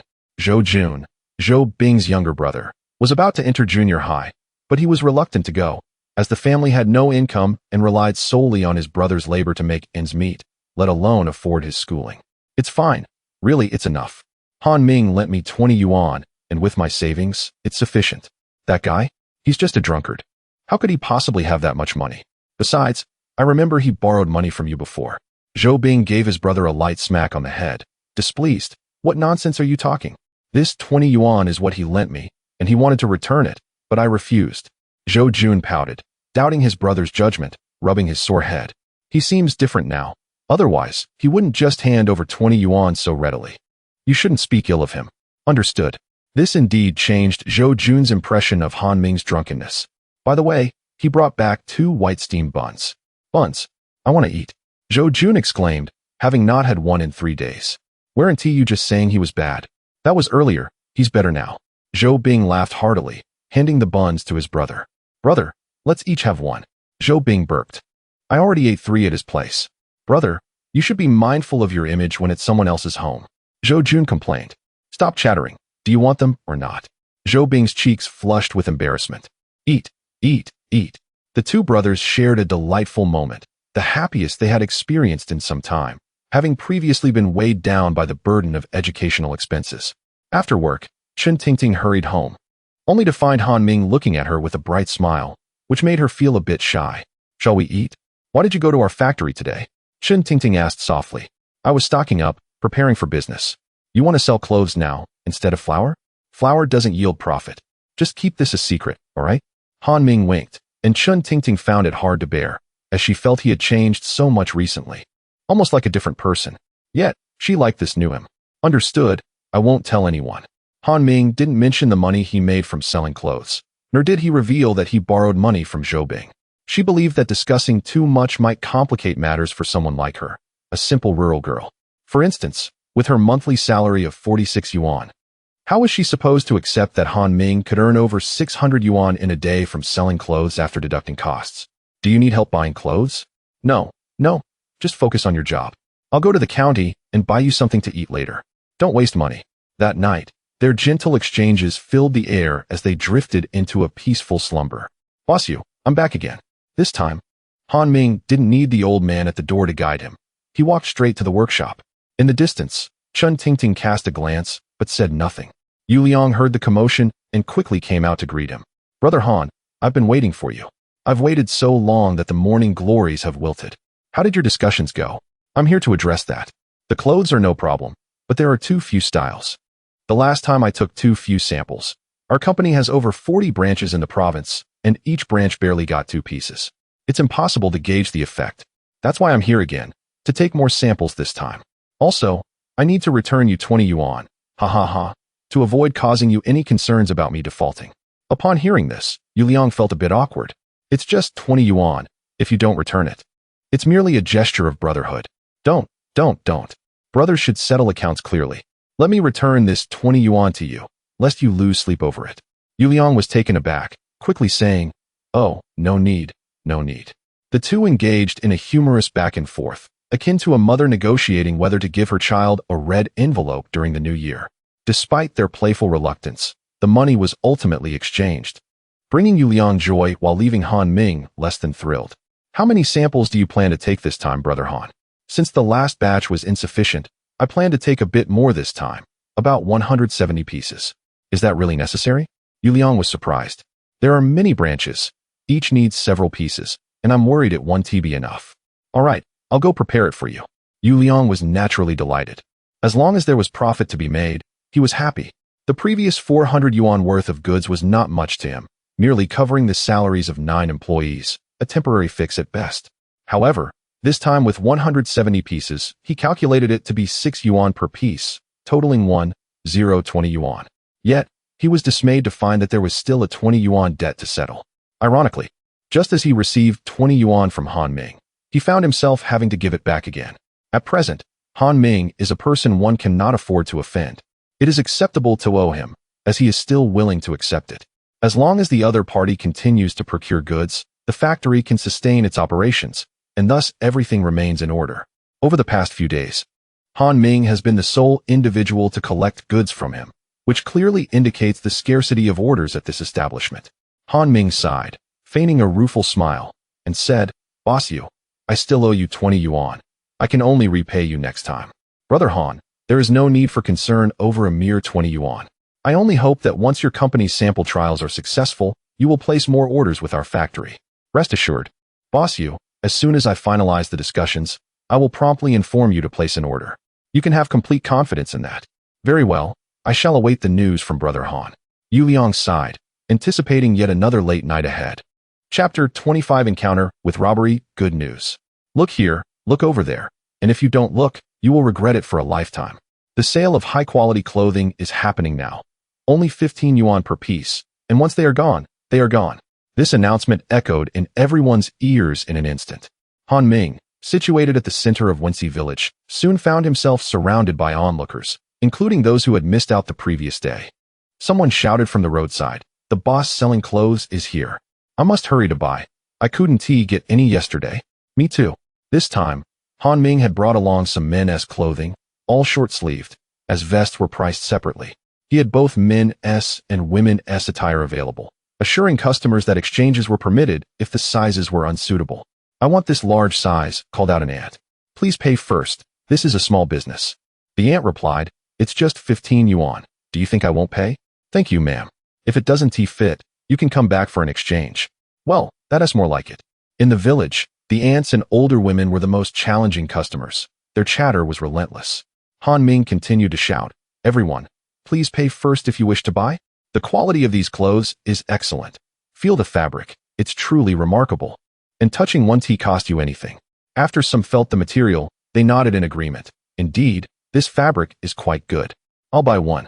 The crowd began to swell, with several men joining after hearing about the men's clothing. "Why is Lao Zhao here to look at clothes?" one asked. "Why shouldn't I come? I've worn my clothes for years. I deserve to buy something new," he replied with a smile. "It's 15 yuan. Are you sure you want to buy?" Lao Zhao secretly cursed the price but maintained his pride, as if he couldn't afford it. "Step aside, don't block my way to buy clothes." "Hey, boss, give me a large size." "Yes, a large size." Han Ming swiftly grabbed a piece and accepted the 15 yuan. "If the size isn't right, you'll have to come back to me for a refund." All right, uncle, go try it on." Han Ming realized he was overwhelmed, and with autumn approaching, he was drenched in sweat, his white shirt clinging to him.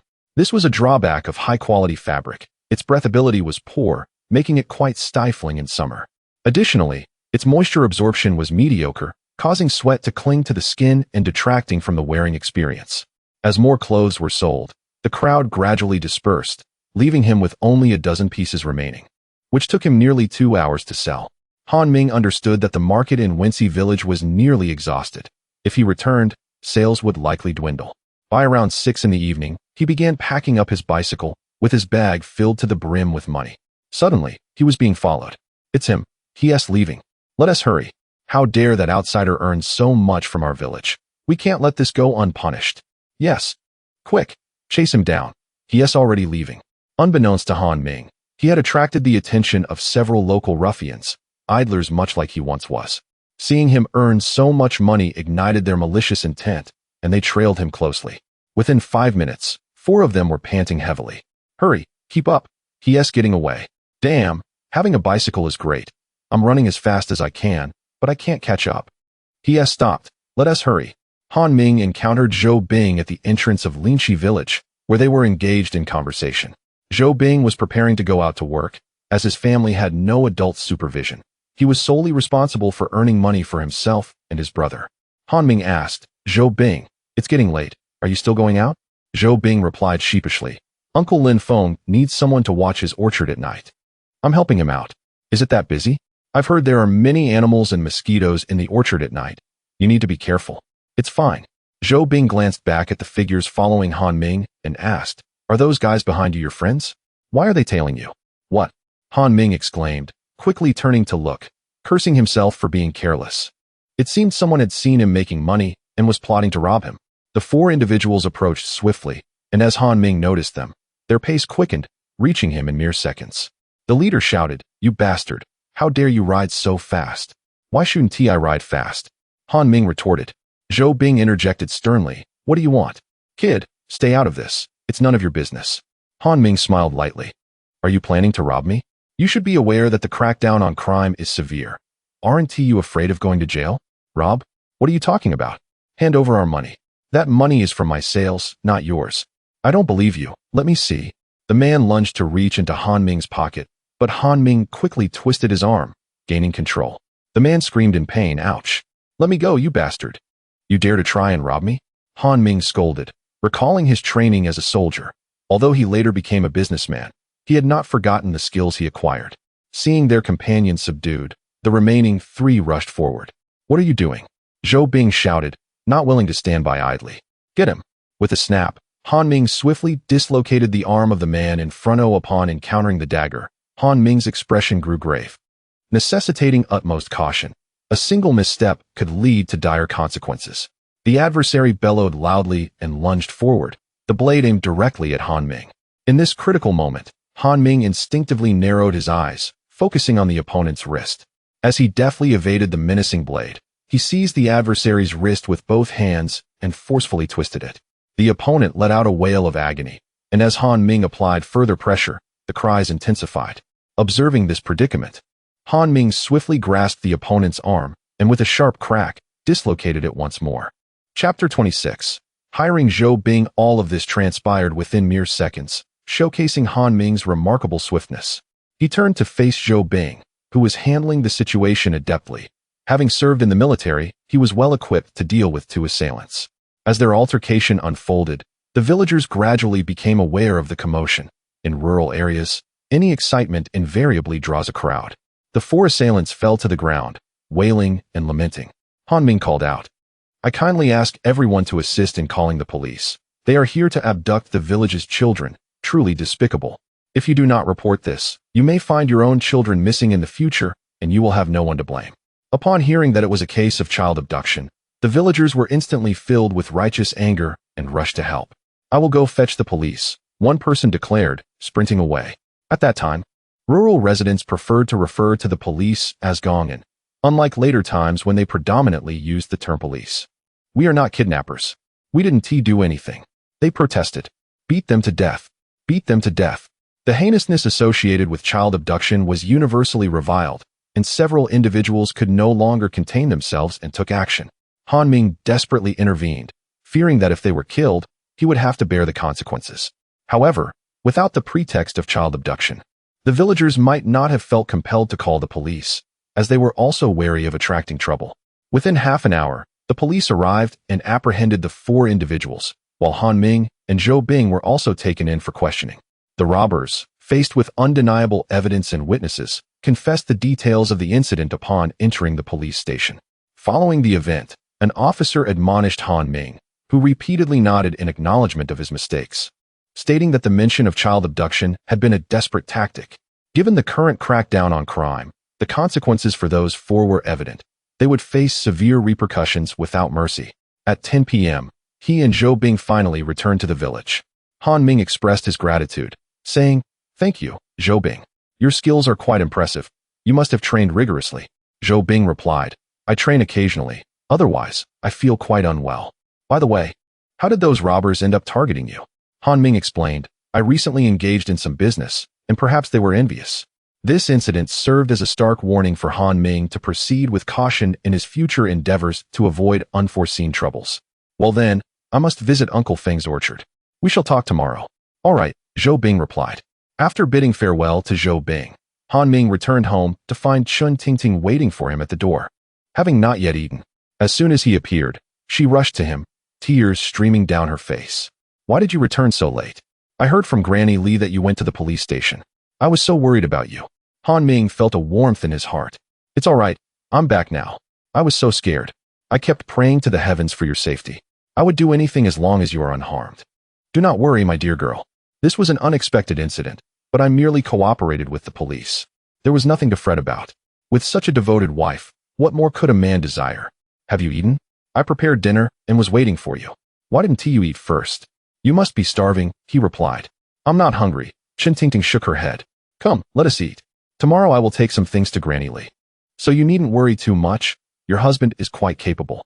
Yes, yes, she nodded repeatedly, her eyes still glistening with tears, which tugged at Han Ming's heartstrings.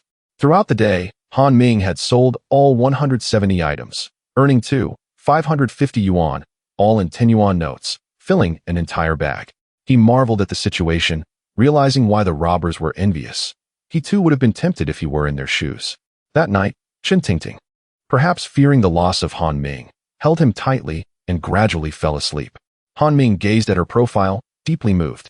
In his past life, he had no wife and mingled only with socialites, never genuinely investing his feelings. In this life, having such a wonderful wife filled him with profound appreciation. The next morning, upon waking, Han Ming found breakfast prepared and laid out on the table, while Chen Tingting had already left for work.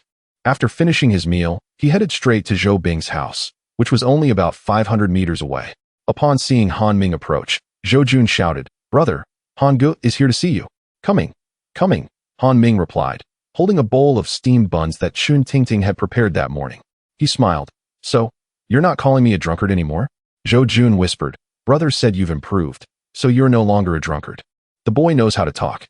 Here, take the buns and enjoy." "Thank you, Han Ge," Zhou Jun grinned. Zhou Jun stepped outside and remarked, "How could you just take your brother's things?" "Han Ge gave them to me," Zhou Jun retorted. Han Ming clicked his tongue. "Don't scare the child. He might get frightened." "Exactly," Zhou Jun chimed in. "We'll settle this later. Please, sit, Han Ming. The house is a bit messy. Why be so polite?" "You didn't say that yesterday when you helped," Zhou Bing replied, feeling a rare sense of shyness. "I didn't expect your skills to be so impressive. You must have trained before." "Of course, I was quite adept in my class," Han Ming asserted. "What class?" Zhou Bing asked, puzzled. "What does it matter? Did you stay up all night guarding Uncle Lin Feng's orchard?" "Yes, Uncle Lin Feng is busy selling flour, so he asked me to help, which also helps with the household expenses." Han Ming tapped his fingers on the table. "How much did you earn for a night's work?" "Not bad. I made a yuan," Zhou Bing grinned. "So little?" "It's not much, but there was hardly any trouble. I was just keeping watch. I'll pay you 5 yuan a day to help me, and there will be bonuses in the future.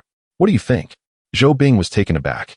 5 yuan a day amounted to 150 yuan a month, which was far better than working in a factory. Brother, you must agree," Zhou Jun urged anxiously, fearful of losing the opportunity. "Is it too little? We can discuss a raise later. That's not an issue." "It's not too little. It's enough," Zhou Bing replied, turning to glare at his brother. "What does this have to do with you?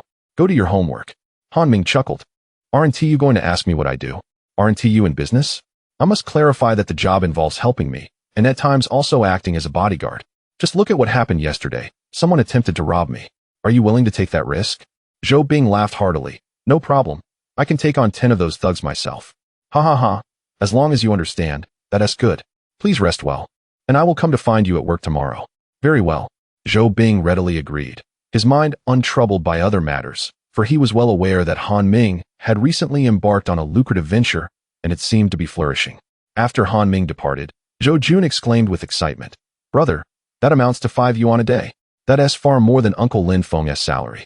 "I've heard that working in the factory only earns a little over 1 yuan a day." Zhou Bing responded, "Enough of the chatter. Finish your steamed bun and quickly get to your homework." Zhou Jun complained, I know.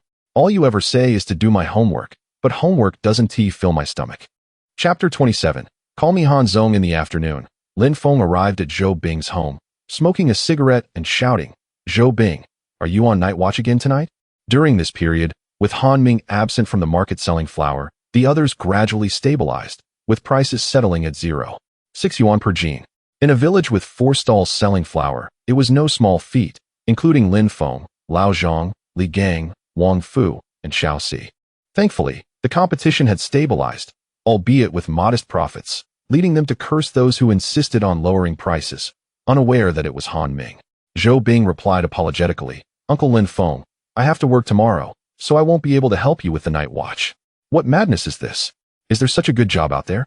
You can earn a yuan for a night's work without much to do. Which job offers that?" Lin Feng retorted, "My brother isn't going. He can earn 5 yuan a day."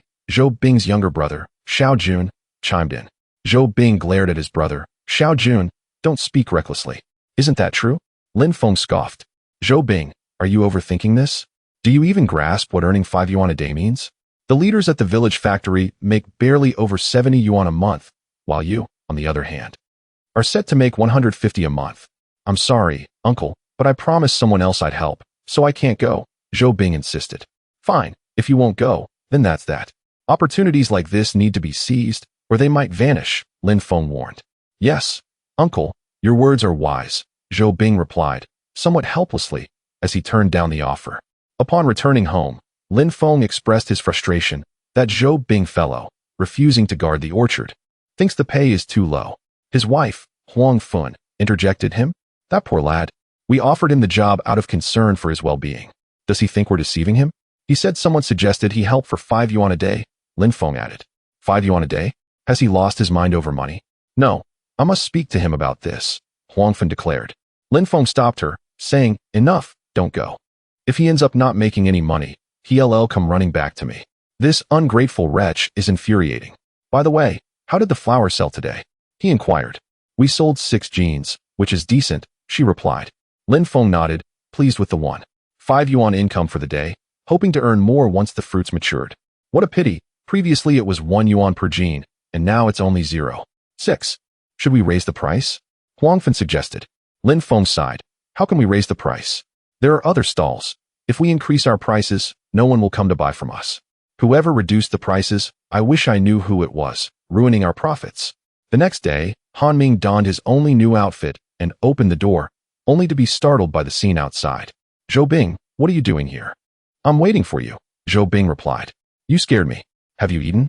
I have some leftovers at home, Han Ming said. No, I've already eaten. I'm here to work. I can't be late, Zhou Bing insisted. All right then, since you're ready, let us go. You don't have to come so early anymore. I'll find you directly from now on. By the way, can you ride a bicycle? Han Ming asked. Yes, Zhou Bing replied.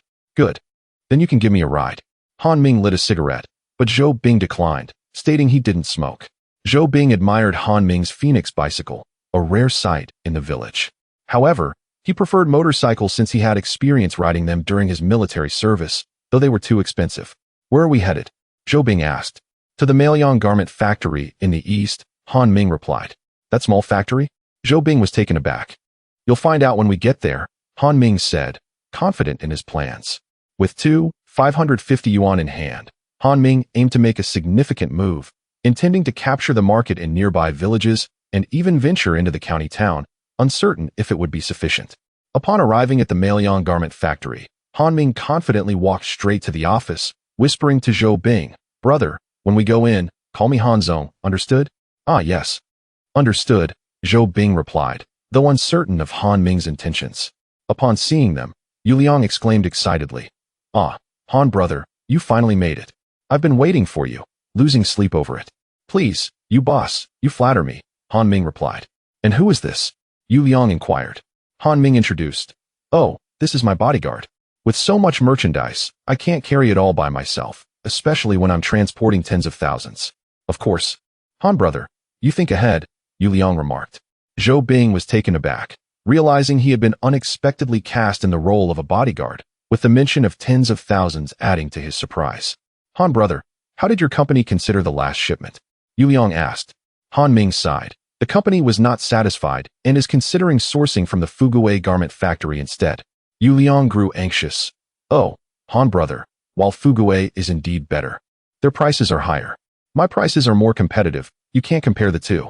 Zhou Bing observed Han Ming, noting his confidence and eloquence, as if he had navigated such dealings countless times before. I have no choice. The branch mentioned the sales volume is low, making it hard to sell, Han Ming explained. Low sales. So there are still buyers, right? Yu Liang pressed on. Han Ming nodded at this. Yu Liang continued. It might just be a matter of timing. Why not take a few more styles and see how things go? Different styles might sell better. Han Ming feigned hesitation, knowing he had only 500 yuan to work with. In that case, I will take more styles, but the quantity must remain limited, he finally agreed. Great, no problem, Yu Liang replied, visibly relieved. Let us go with 200 pieces of women's short sleeves, 100 men's, and 50 vests. Do you have any pants? He asked. Yes, we do. Right this way, Yu Liang answered.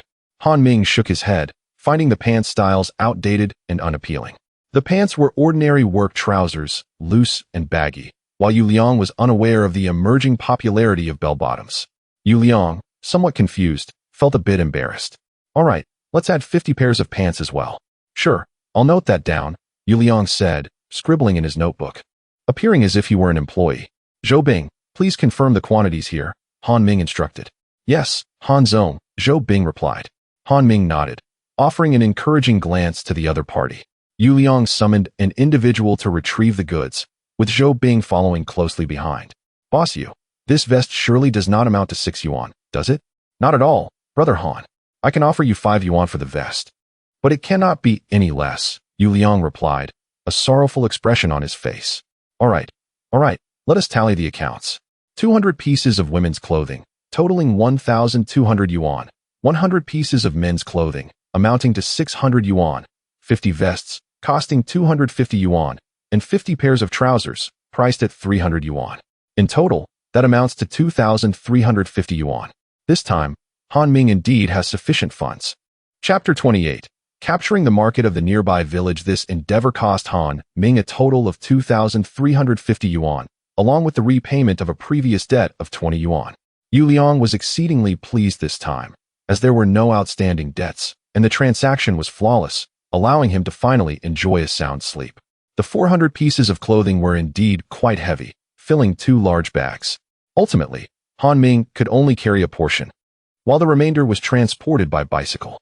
Zhou Bing transitioned from shock upon entering the factory to a state of numbness, now too weary to even ask questions. The reality lay plainly before him.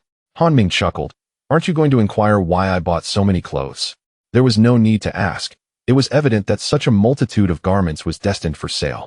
Haha, precisely for that purpose. Let us proceed to Hongxi village. What for? Zhou Bing inquired. To sell clothes, Han Ming replied. Zhou Bing acknowledged with a sound, pushing his bicycle onward.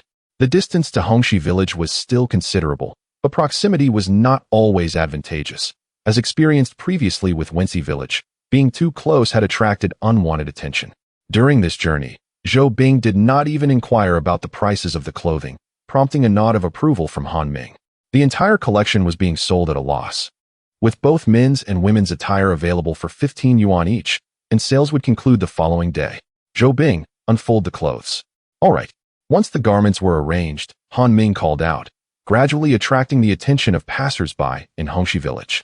In a village where few engaged in such business, their presence was notably captivating. A girl approached and asked, Boss, do you have any red clothes? Han Ming glanced and quickly responded, Yes, this one. How much is it? 15 yuan, no bargaining. If the size is incorrect, you may exchange it. All right.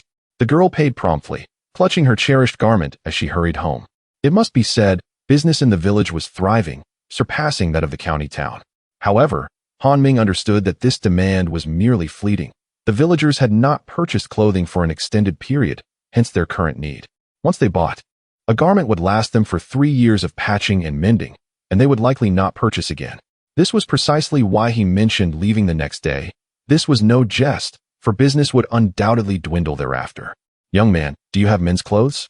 Indeed, this one is 15 yuan. It is black, which is excellent as it withstands dirt well. After working in the fields, a simple wash will suffice. No one will notice the grime. Huh, that makes sense. I'll take one, the man responded, satisfied, having not bought new clothes in 3 years. As time passed, the crowd grew larger, and Han Ming found himself increasingly busy, urging Zhou Bing to assist. 2 individuals working together were far more efficient than one. Han Ming managed the finances while Zhou Bing handled the clothing, their cooperation seamless. Han Ming felt that the 5 yuan spent was well worth it. Some might question why Han Ming did not compensate Zhou Bing more generously. Firstly, Han Ming was in the entrepreneurial phase, treating every yuan as if it were worth 100. Moreover, the current wage for factory workers was less than 2 yuan per day. Offering 5 yuan was already quite generous, leaving no room for complaints. As the number of sold garments increased, the crowd began to thin, indicating that the market in Hongxi village was nearing saturation, necessitating a change of location. During midday, the 2 casually purchased a few steamed buns to satisfy their hunger. Zhou Bing said nothing, still absorbed in the thought of the substantial profits. In the afternoon, they ventured to Linshan village, the closest settlement to the mountains and also the furthest. Once again, they commenced their sales, with Zhou Bing having mastered the rhythm of the trade. Despite his honest demeanor, he was meticulous in his work. Pants were the first items to sell out. Although many in the countryside wore shorts, it was prudent to stock up on long pants, especially with the Mid-Autumn festival approaching. One should not be too casual during celebrations. They proceeded to Wan Mountain Village, Fengxing Village, and continued until all nearby settlements had been served, with nightfall drawing near. Shall we return, Zhou? Han Ming, there are still a few garments unsold. Should we wait a little longer? Han Ming waved his hand, insisting, no more sales today. I am utterly exhausted. It has been ages since I worked so hard. All right, Zhou acquiesced. They found themselves in Fengxing Village, which was a considerable distance from Linqi Village, at least 4 kilometers away, but with bicycles, the return journey was manageable. This time, Han Ming remained vigilant of their surroundings, wary of being followed. Fortunately, fortune smiled upon them this time. Around 7 p.m., Han Ming took Zhou home for dinner. Chen Tingting had already prepared the meal, eagerly awaiting Han Ming's return. A voice outside announced, I'm back. Chen Tingting beamed with joy, quickly rising. Why are you so late? Sister-in-law, Zhou greeted promptly. Zhou is here as well. Come in. You must be hungry. I have cooked. Han Ming rubbed his stomach, replying, Not yet. I've been very busy today, acquiring too much stock. Even so, you must not neglect your nourishment, she insisted. Yes, Zhou, please sit and eat. Zhou felt somewhat embarrassed, but eventually took a seat under Han Ming's encouragement. The table displayed 2 dishes, and noticing it was insufficient, Chen Tingting stood to prepare more. There's no need, sister-in-law. The food is sufficient, Han Ming interjected. Not at all. You two enjoy your meal. Zhou had not indulged in meat for some time. Had it not been for Han Ming's insistence, he would not have dared to take any. At the dining table, Han Ming pulled out 10 yuan and handed it to Zhou, smiling. Take this. Do not dismiss it as too little. That's too much. Zhou hastily refused. Take it. There will be more in the future. Xiaojun must eat well too. Can you allow him to subsist solely on cabbage during his growth period? After some hesitation, Zhou accepted it, considering it in advance for tomorrow. Fine. Do as you wish. Han Ming understood Zhou character well enough. Things would unfold as they should. After all, as long as Zhou remained, Han Ming would ensure he did not come to any loss. Before departing, Han Ming thoughtfully selected 2 suitable garments to give to Zhou, who, aware of their value, hesitated to accept. Were it not for Han Ming's persistent urging, he might have refused altogether. As he watched Zhou departing figure, Han Ming shook his head and chuckled, remarking, Everything is commendable, except he can be a bit stubborn. Yet, perhaps that is for the best. Chen Tingting, somewhat puzzled by his words, refrained from inquiring further. When she beheld Han Ming revealing today's earnings, her mouth fell agape, unable to close for an extended period. What is the matter? Are you taken aback? Han Ming inquired with a smile. Is all this money truly from your clothing sales? She asked incredulously. Of course, where else would it come from? Am I to rob a bank in the county? No, but this amount seems rather excessive, she replied. Not at all. It still falls significantly short of my aspirations.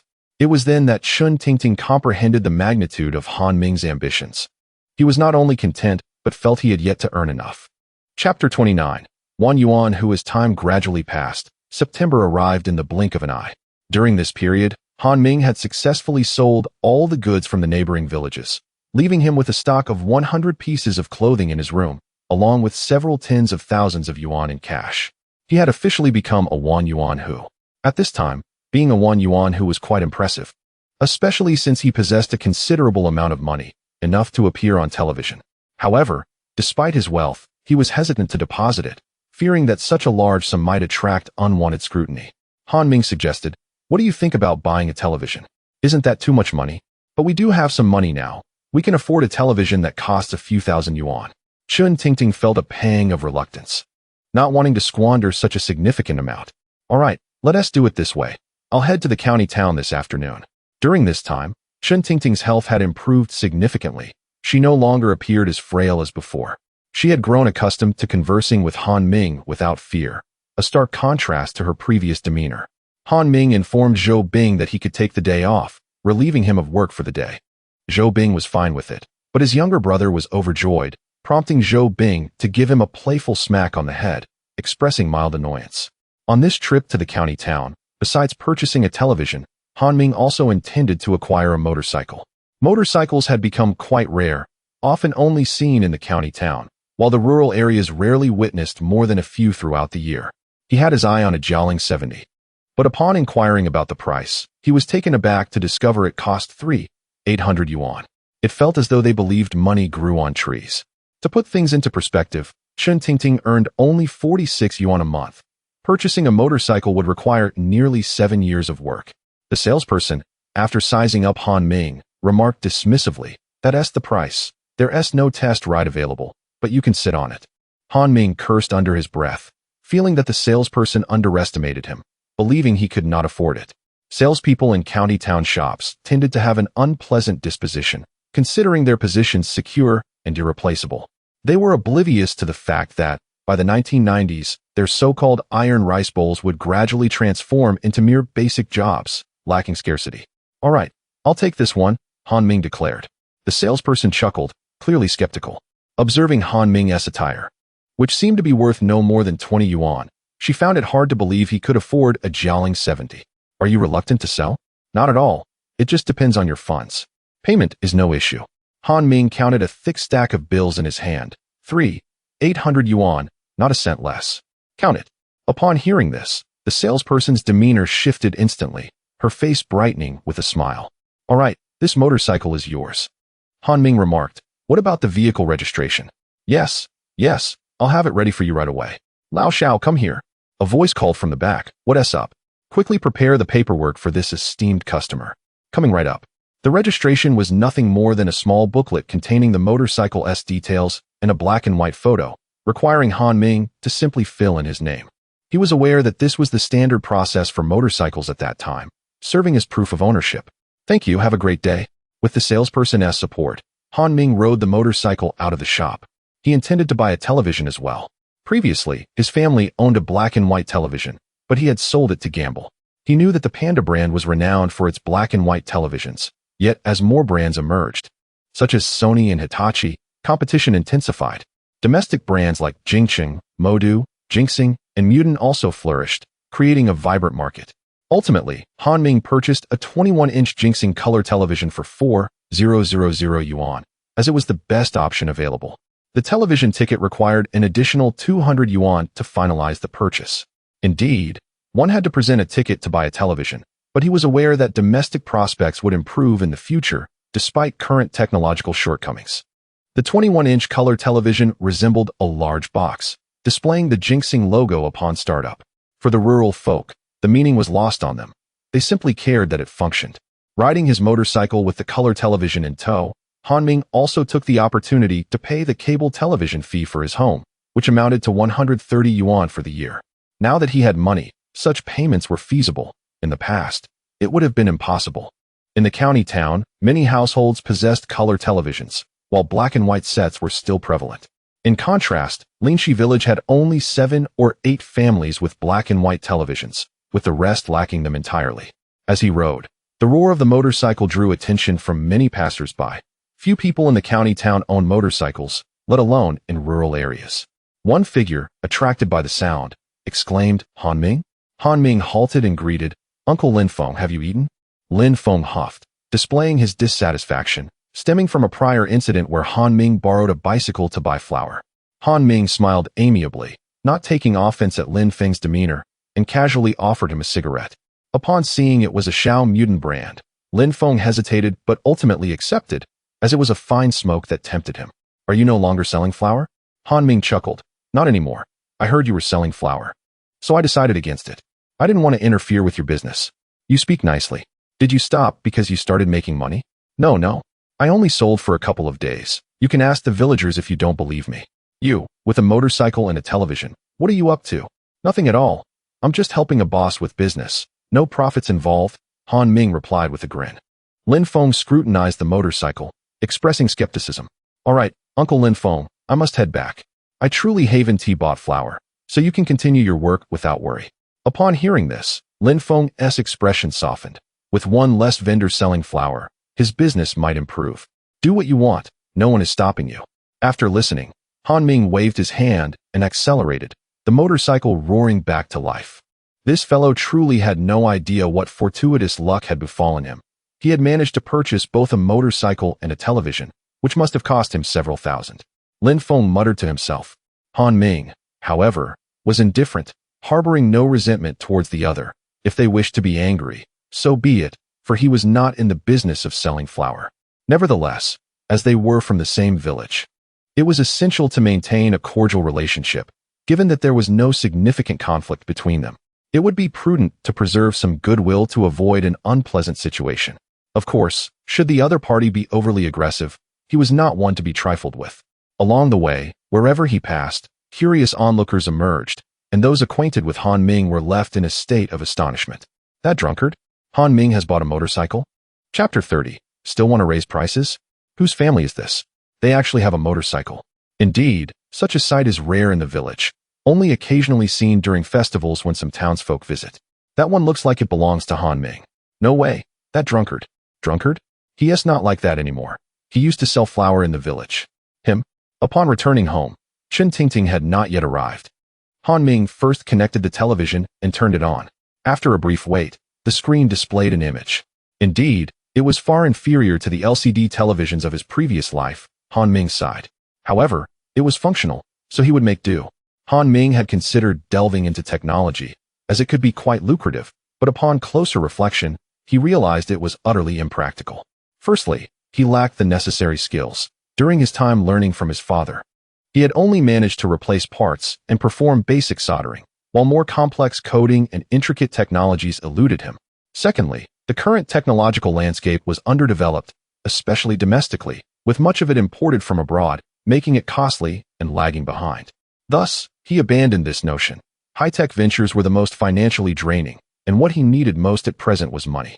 It wasn't that he didn't wish to contribute to the country. It was simply beyond his capabilities. Perhaps at the outset, he would be hindered by others in the country.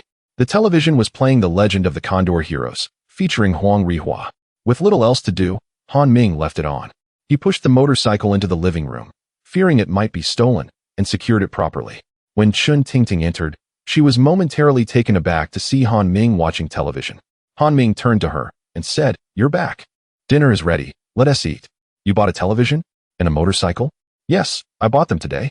What do you think? Doesn't that cost a lot?" Chen Tingting hesitated. "Not at all. It's within budget, don't worry." Han Ming reassured her. Chen Tingting felt a twinge of pain.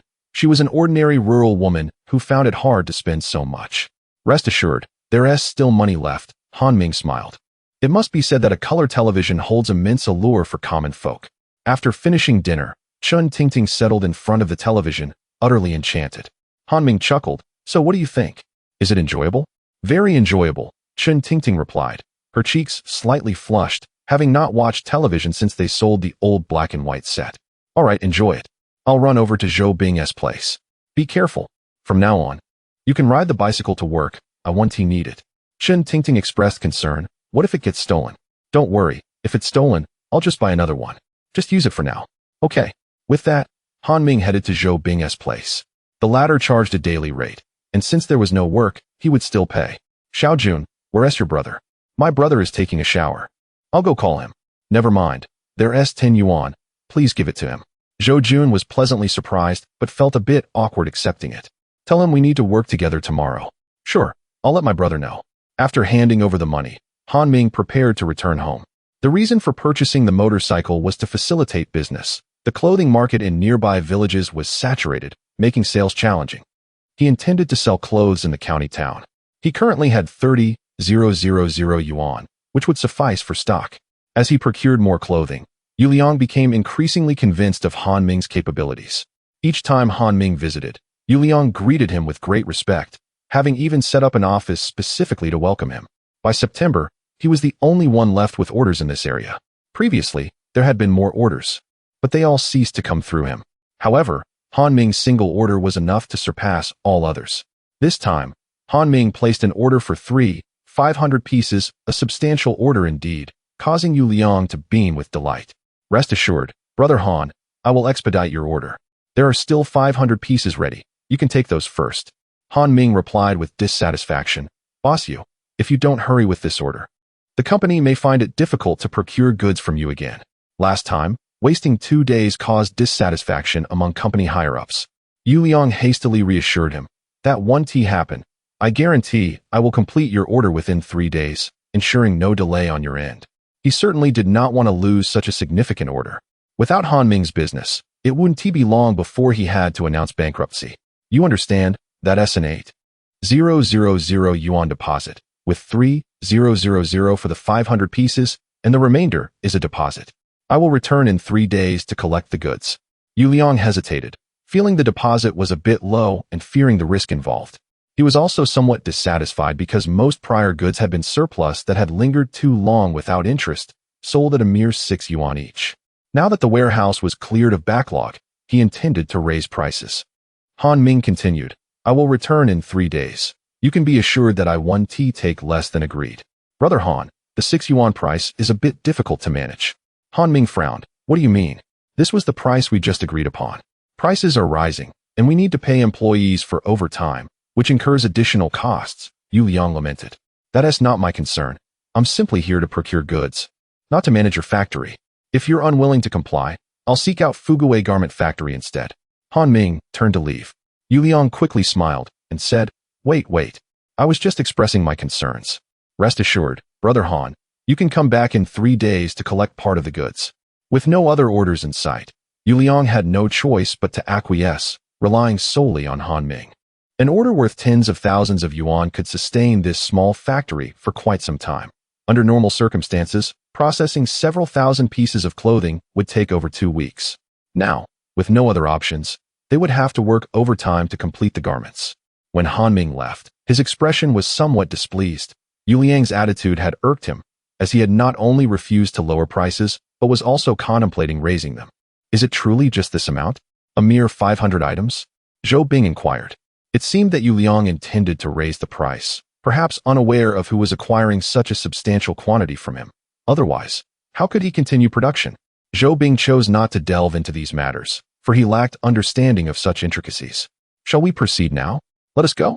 With 500 pieces in hand, we shall head to the county town and assess the market. Let us first test the waters. Zhou Bing nodded, securing the 500 garments, which weighed around 100 pounds, to either side of the motorcycle. Han Ming then took his seat, finding it quite stable. With a roar of the engine, they set off towards the county town. Chapter 31. The state-run restaurant. They found a spot on the street, setting out clothes on both sides and commencing their sales. The Yu garments were a bargain at 15 yuan each, regardless of the item. Browsing was free, and exchanges were accepted if one was dissatisfied. Han Ming stopped a passerby, eagerly introducing, Sir, would you like to buy some clothes? Only 15 yuan each. Really? 15 yuan? The man replied. Look at this garment, made of Yu fabric. Stylish and durable. The man took the clothing, tugged at it, and found it indeed satisfactory. After trying it on and finding it a good fit, he nodded. All right, I'll take this one. Han Ming took the money with a smile. Perfect. That'll be 15 yuan. The man took the clothing and walked away, as Han Ming continued to call out to potential customers. The location was excellent, right next to the market, bustling with people who would pause to listen to his shouts. Zhou Bing, this lady wants a small striped one. Sure. Zhou Bing quickly rummaged through the remaining garments and found one. The woman held it up for inspection and nodded in approval. Han Ming assured her, rest assured, if it doesn't fit when you get home, you can exchange it. All right, here's your 15 yuan. Thank you. Selling 500 pieces of clothing. They managed to sell over 50 within an hour, a commendable pace. The townsfolk weren't particularly in need of clothing, as numerous shops sold garments, but the attractive pricing drew them in. A woman approached, glancing around and saying, let me have a medium-sized one. Of course, Zhou Bing replied, fetching a pink garment for her. No, I want red. All right, a medium in red. The woman took the clothing, assessed it, and asked, is there a discount? Can it be 10 yuan? Han Ming feigned a pained expression. Madam, that's not feasible. You can check the shops. They sell for at least 20 yuan. My price of 15 is wholesale. I can't go lower. You're quite the miser. 15 it is. Just give it to me. Han Ming quickly accepted the 2 bills, repeatedly expressing his gratitude. In the afternoon, they closed their stall, and Han Ming took Zhou Bing to dine at the state-run restaurant. Fortunately, he had exchanged some food coupons. Otherwise, they would struggle to afford a meal. Zhou Bing looked at the restaurant and remarked, Han Ming, it must be quite expensive here. Shouldn't we just buy some steamed buns? Don't be so polite. We've come this far, so enjoy a proper meal, Han Ming insisted. All right then, let's go, he called to the owner. Welcome. What would you like to order? Han Ming examined the menu and replied. 1 serving of pig trotter, 1 of braised ribs, a stir-fried cabbage, a soup, and 8 liang of rice. Zhou Bing gasped upon seeing the prices. The pig trotter is 6 yuan. This meal will cost us at least 20 yuan. At that time, the state-run restaurant was quite pricey, not affordable for the average person. Don't worry about the cost today. I'll cover it, Han Ming reassured him. All right, we'll proceed with that. Please wait a moment. The dishes will be out shortly. Zhou Bing felt a pang of regret. He could hardly bear such expenses. This meal equated to a month's worth of living expenses for him and Zhou Jun. It was exorbitantly priced. He glanced at Han Ming, who appeared unfazed, leaving Zhou Bing perplexed about his thoughts. The dishes arrived: pig trotter, stir-fried cabbage, seaweed and egg soup, and braised ribs. All right, thank you. The rice can come now, Han Ming instructed. Coming right up. Dig in. Zhou Bing felt unsure about how to start. It all seemed like a product of hard labor. Han Ming shook his head, serving a piece of pig trotter into Zhou Bing's bowl. Enjoy it, don't overthink. Okay. Han Ming also picked up his chopsticks, and for a moment, he felt as if he were back in the modern era. The simple meals he'd been having lately made him question life itself. He couldn't help but sigh. This is the life I aspire to. They savored their meal for over an hour, and while the sun was still high, they set up their stall once more for an additional hour. Upon returning, fewer than 200 pieces of clothing remained. Han Ming packed 4 pig trotters for himself, 2 for Zhou Bing, and Zhou Bing hesitated to accept them. He refused his 5 yuan wage for the day, and had Han Ming not insisted, he wouldn't have taken anything. Han Ming chuckled. Zhou Bing was a good person, though rather too practical. With Zhou Bing accompanying him, Han Ming felt less anxious that evening. 2 former soldiers were not intimidated by petty thugs. Moreover, with their motorcycle, even the most reckless would find it hard to catch up. Returning home past 8 o'clock, Han Ming grew worried that Chun Tingting had yet to arrive. Just as he was about to head to Maoyang Garment Factory, she came back. Why are you so late tonight? He asked, puzzled. Our boss said we had a big order and needed to work overtime, but we'll be compensated for it. Han Ming realized this was indeed his order, though he hadn't mentioned anything to her. Why not just quit? We don't need to work anymore. Chun Tingting looked surprised. If I quit, how will I earn?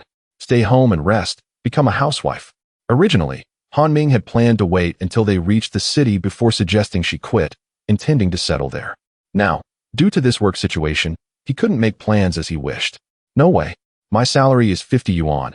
I might even get a raise soon. Han Ming smiled helplessly. Didn't you see I had plenty of money before? Why are you still fixated on that 50 yuan? That's your business. It requires capital, which I understand. You're quite astute, but you really don't need to worry about it now. You can safely quit. We need your help at home. Chun Tingting hesitated but eventually agreed to Han Ming's request. By the way, I brought you 2 pig trotters from the county. Try them. Chun Tingting looked at the pig trotters, swallowing her saliva. Did you eat? I already had my fill. You enjoy it. I'll go grab some steamed buns for you first. Thank you. Chun Tingting murmured, as if speaking to herself. This was her first experience tasting the dishes from a county restaurant, and she was absolutely delighted. That night, Han Ming embraced Chun Tingting as they slumbered, the girl feeling a touch of shyness, her face nearly burrowing into the covers. The surroundings were enveloped in silence. Save for the gentle hum of the Shanghai Hahua brand electric fan that Han Ming had purchased, an affordable luxury. Han Ming pressed a tender kiss upon Chun Tingting's cheek, eliciting an adorable blush that painted her cheeks crimson. He secretly chuckled to himself, disregarding her gentle protests, and continued to shower her with affection, gradually slipping down her garment. No, Chun Tingting whispered in alarm, anxious about the possibility of their neighbors overhearing. Do not move. Upon hearing these words, Chun Tingting gradually relinquished her resistance. It had been more than half a month since Han Ming arrived, and this was their first encounter of such intimate proximity. Chapter 32 Trouble approaches the next day. Han Ming awoke to find himself draped in a coat, as Chun Tingting had already departed for work, leaving him alone. The blanket she had used was taken outside for washing. Han Ming shook his head slightly after observing the scene, consumed the breakfast on the table with great relish, and then, taking with him fewer than 200 pieces of clothing, rode his motorcycle to find Zhou Jun's brother. Han Go has arrived. He called out. I know, Zhou Jun replied. Han Ming smiled and asked, what's the matter? Haven't you started school yet? Zhou Jun lowered his head and said, not yet. I was slow in paying the fees, and the teacher mentioned a delay of 2 days before arranging the dormitory. Is living in the dormitory expensive? Yes, it costs about 20 yuan, but I don't want to burden my brother. You foolish boy. Your brother and I are running to the county town every day. Do you think you won't see him? Upon hearing this, Zhou Jun's eyes lit up, as if realizing the truth in Han Ming's words. As Zhou Bing emerged, Han Ming said, "Zhou Bing, we will likely run out of stock the day after tomorrow. I'll lend you my motorcycle. You can handle your brother's school fees to avoid him falling behind." Zhou Jun hesitated. "Isn't that inappropriate? We can just walk." Han Ming frowned slightly. "Stop talking nonsense. Little Jun is so young. How can you let him walk such a long distance? What if he gets exhausted?" Zhou Bing glanced at his younger brother and, feeling some reluctance, finally agreed. "Thank you, Han Ming. Is the money sufficient?" Yes. I've been saving up during this time." "That's good. If it's not enough, let me know. I've watched little Jun grow up as well." "Thank you, Han Gu." "Haha, no need for such formality." The group shared a hearty laugh as the motorcycle roared back to life, with Han Ming sitting at the back as they headed once more to Lena County. The clothing was limited this time and sold out by 4 p.m. Han Ming apologetically announced, "I'm sorry everyone, the clothes are all sold out. Please come again next time." Some were dissatisfied. "I haven't had the chance to buy yet. How can it be sold out?" "Yes, exactly. Boss, when will there be more?" "In a couple of days, please bear with us." After saying this, he began to pack up the mat on the ground when suddenly, a foot stomped down on it, causing Han Ming to frown. The intruders were a few local ruffians, led by one named Huzi, who was quite arrogant. "Kid, I've been watching you for 2 days. Don't you know that you can't set up a stall here?" The surrounding crowd quickly dispersed, not daring to linger. Han Ming retorted, "What? Is this street owned by your family? You could at least help me out." "Humph, this place is under our control. Anyone setting up a stall here must pay a fee." "What fee?" "I'm not aware of any." "Naturally, it's a garbage fee. Anyone who sets up a stall must pay. Otherwise, who will keep this street clean? Remove your foot. We have no garbage here. If you don't pay, don't think you can leave." Upon finishing, the 3 accomplices surrounded him. The fee did exist, but it was a legitimate stall fee collected by the village committee, not by them. What they referred to as a garbage fee was simply extortion, unbeknownst to Han Ming. They had been robbing a fair number of businesses these past few days. Some were dissatisfied and had notified Huzi to come and create trouble. Such occurrences were common and could usually be resolved with money. Of course, if someone did pay up, he would create trouble several more times. Han Ming coldly sneered, "With the current crackdown in the country, you still dare to act recklessly. You have quite the audacity." Huzi glared, surprised that someone would dare to threaten him, especially since his uncle was part of the village committee. "Get them, confiscate their things." Han Ming shouted defiantly, "I dare you to try." Infuriated, Huzi commanded, "Take his stuff." Zhou Bing, who had remained silent until then, could no longer hold back when he saw them about to act. He threw a punch first. Smack! The punch landed squarely on one of their faces, causing blood to gush from his nose, and tears streamed down his cheeks. The man cried out in agony and hurriedly covered his face. Han Ming followed up with a punch aimed at Huzi's cheek. Huzi let out a cry, blood spilling from his mouth as he realized he was injured. "Fight back! Take them down!" The situation escalated rapidly. Han Ming was relieved. Han Mingdao said, "Let us keep this matter confidential. Every day we can delay counts." Chun Tingting responded with an affirmative sound, indicating her understanding of the situation. Han Ming was acutely aware that garments crafted from polyester would not endure for long. Thus, they could only be sold for a limited time. Today, he visited several shops and observed that the prices of polyester clothing had begun to drop.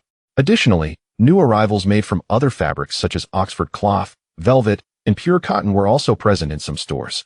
However, such considerations were not of immediate concern to him, as he currently possessed approximately 35,000 yuan, making him the wealthiest individual in the nearby villages. He kept his money hidden, having dug a hole beneath his bed for secrecy. Chapter 33. Southgate Night Market. The following day, Zhou Bing successfully brought his younger brother Zhou Jun to school, completing the necessary enrollment procedures and accompanying him to purchase all essential supplies. "Brother, there's no need to buy so much," Zhou Jun protested. "What do you know? Just keep quiet," Zhou Bing replied, determined not to spare any expense at this moment. He was resolute in ensuring that his brother would not suffer and would not be ridiculed by his peers. Fortunately, he rode a motorcycle to school, which elevated his status. Though not wealthy, he was perceived as someone of considerable means. Motorcycles were quite common in the county, yet cars were a rarity, seen only occasionally when a few affluent individuals drove by. As they prepared to part ways, Zhou Bing handed Zhou Jun 10 yuan. He had already taken care of the accommodation fee. This amount was for his brother's daily expenses, as meals required money. Zhou Jun, aware of his brother's struggles, quickly waved his hand, saying, Brother, you don't need to give me so much. Take it, don't let yourself go hungry, Zhou Bing insisted. But I've already taken all the money. You don't have anything left, Zhou Jun countered. That is not your concern. I am now working with Han Ge and earning money every day. All right. Zhou Jun reluctantly accepted the 10 yuan, watching his brother leave with a heavy heart. Meanwhile, in the county, Hu Zi, after being beaten by Han Ming and Zhou Jun, immediately sought out his uncle, who was the director of the village committee and wielded significant power. This was the very reason Hu Zi felt emboldened to act recklessly on the streets. Uncle, those two were too much. I merely told him not to set up a stall recklessly, and he retorted that his grandmother could live to 99, advising me to mind my own business. I rebuffed him, and he beat me up, Hu Zi lamented. I know what kind of person you are, Zhang Ming replied sternly. But this is the truth. If you don't believe me, ask anyone on the street. Just look at my eyes and my mouth. They're still swollen and bruised. Zhang Ming waved his hand, saying, I understand. If they want to set up stalls on the street in the future, they certainly cannot. Thank you, uncle. I'll let you get back to your work. As Hu Zi left Zhang Ming's office, he muttered coldly, I see you still want to challenge me. You're in for a surprise. He touched his cheek, where the pain lingered, swollen and tender. He also intended to seek retribution from the person who informed him, as that individual had contributed to his beating and held connections. Han Ming's expression darkened considerably, as he felt quite displeased. He had agreed with Yu Liang to collect the goods 3 days later, but Yu Liang delayed his arrival by several days. To Han Ming's dismay, it turned out that Yu Liang had exaggerated. He could only produce 500 pieces, having worked overtime. In addition to the previous deposit of 5,000 yuan, Han Ming promptly paid 4,000 yuan and left without hesitation. It seems the clothing vendor truly cannot keep up with production, Zhou Bing remarked. If we give him a few more days, it's likely we won't be able to source goods from him in the future. The price of the fabric is dropping rapidly. Delaying even a day could mean a further reduction. Many stores in the county have lowered the price of quality fabric clothing to 20 yuan. At this rate, it's only a matter of time before it drops to around 10 yuan. Time is of the essence, and we cannot afford any further delays. Zhou Bing did not dwell on Han Ming's procurement situation and stated, It seems we cannot return to that previous location. Where shall we go this time? Let us head over to the South Gate area. There, we will encounter many parents picking up their children, and we should be able to make some sales, Zhou Bing suggested. Nodding in agreement, he started the motorcycle, taking Han Ming to the South Gate, a place he was familiar with from his earlier visit with Zhou Jun. This time, they brought along 500 pieces of merchandise, with another 1,000 stored at home, where Chen Tingting remained to assist with oversight. She was initially startled by the sheer volume of goods, realizing only then that the orders were indeed his, and that his business was substantial. Before she could say more, Han Ming and Zhou Bing quickly rode away on the motorcycle as time was pressing. Chen Tingting gazed at the clothing in their home, feeling a mix of disbelief and awe. In the past, she would never have imagined such a scenario. Yet now, she witnessed firsthand how Han Ming accomplished all this in a mere 20 days. Upon reaching the south gate of the county, Han Ming and Zhou Bing set up their stall once more. This location was quite distant from where they had previously been, and he felt untroubled by the prospect of the earlier troublemakers returning. Come quickly to buy? A crazy clearance sale on new quality fabric clothing. Once it's gone, it's gone. Just 15 yuan a piece. It's a steal. The sound of a small loudspeaker echoed, as Han Ming had thoughtfully purchased one to play the announcement in a loop, as his earlier shouting had been exhausting. After selling for an entire afternoon, however, their efficiency was disappointing, with fewer than 100 pieces sold. Observing this, Han Ming understood the situation and called out, "Let us pack up, Zhou Bing." "So soon? Can't we sell a little longer?" Zhou Bing questioned. "Let us eat first. We can check out the night market later," Han Ming replied. All right. This time, they dined at the state-run restaurant, a place they had frequented several times. Although Zhou Bing felt reluctant, he had grown accustomed to Han Ming's ways. Unlike the countryside, where Linxi village had no concept of a night market, in the county, families typically stayed indoors during the evening. Previously, Han Ming had even worried about safety at night, prompting him to ask Chen Tingting to resign. The night market was located along the South Gate Street, where they had been in the afternoon. It was warmer then, with fewer passers-by. In the cooler evening, stalls began to spring up, and the crowd swelled, as people ventured out either to dine or to shop, occasionally catching glimpses of attractive young men and women, a delightful feast for the eyes. Noticing Zhou Bing's expression of wonder at the crowd, Han Ming teased, "What's the matter? Have you never seen so many beautiful girls?" "I'm looking at the stalls, not the girls," Zhou Bing replied. Han Ming chuckled, observing that many girls were out in the evening. Snacks were their favorite, and they lingered over various decorative items, exuding youthful energy. They wore no makeup and donned simple short sleeves and pants or long skirts. Unlike in later years, when society became more open, showcasing skin became commonplace, with a double standard where the poor were shamed for their appearance while the rich flaunted their wealth. "Zhou Bing, you're 22 now. It's about time you considered some serious life decisions," Han Ming remarked. "It's still early," Zhou Bing replied, his face flushing at the thought.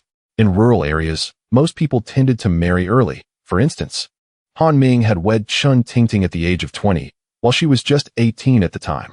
However, in the city, it is commonplace for individuals to marry later in life, primarily due to academic pursuits and career aspirations, which makes such delays entirely reasonable. Two young women approached and inquired, "Boss, do you have women's trousers?" Indeed, Han Ming replied promptly, hastily presenting 2 pairs of trousers. "Observe the quality, they are quite appealing. Each pair is merely 15 yuan, and if they do not fit, you may exchange them." One girl murmured, "It seems quite affordable, the quality appears satisfactory." The other girl nodded in agreement, tugging at the fabric while examining the trouser's silhouette, which indeed looked impressive. "Boss, I will take this pair. I would like the same one, hee." Chapter 34. An unexpected encounter with Li Jia. Han Ming handed over the pants, glancing at the girl's face, which seemed vaguely familiar.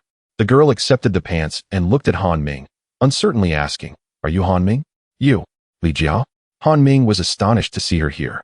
However, it made sense. Li Jia's family originally resided in Linxi village, and her father was a teacher at that time, having once scolded Han Ming.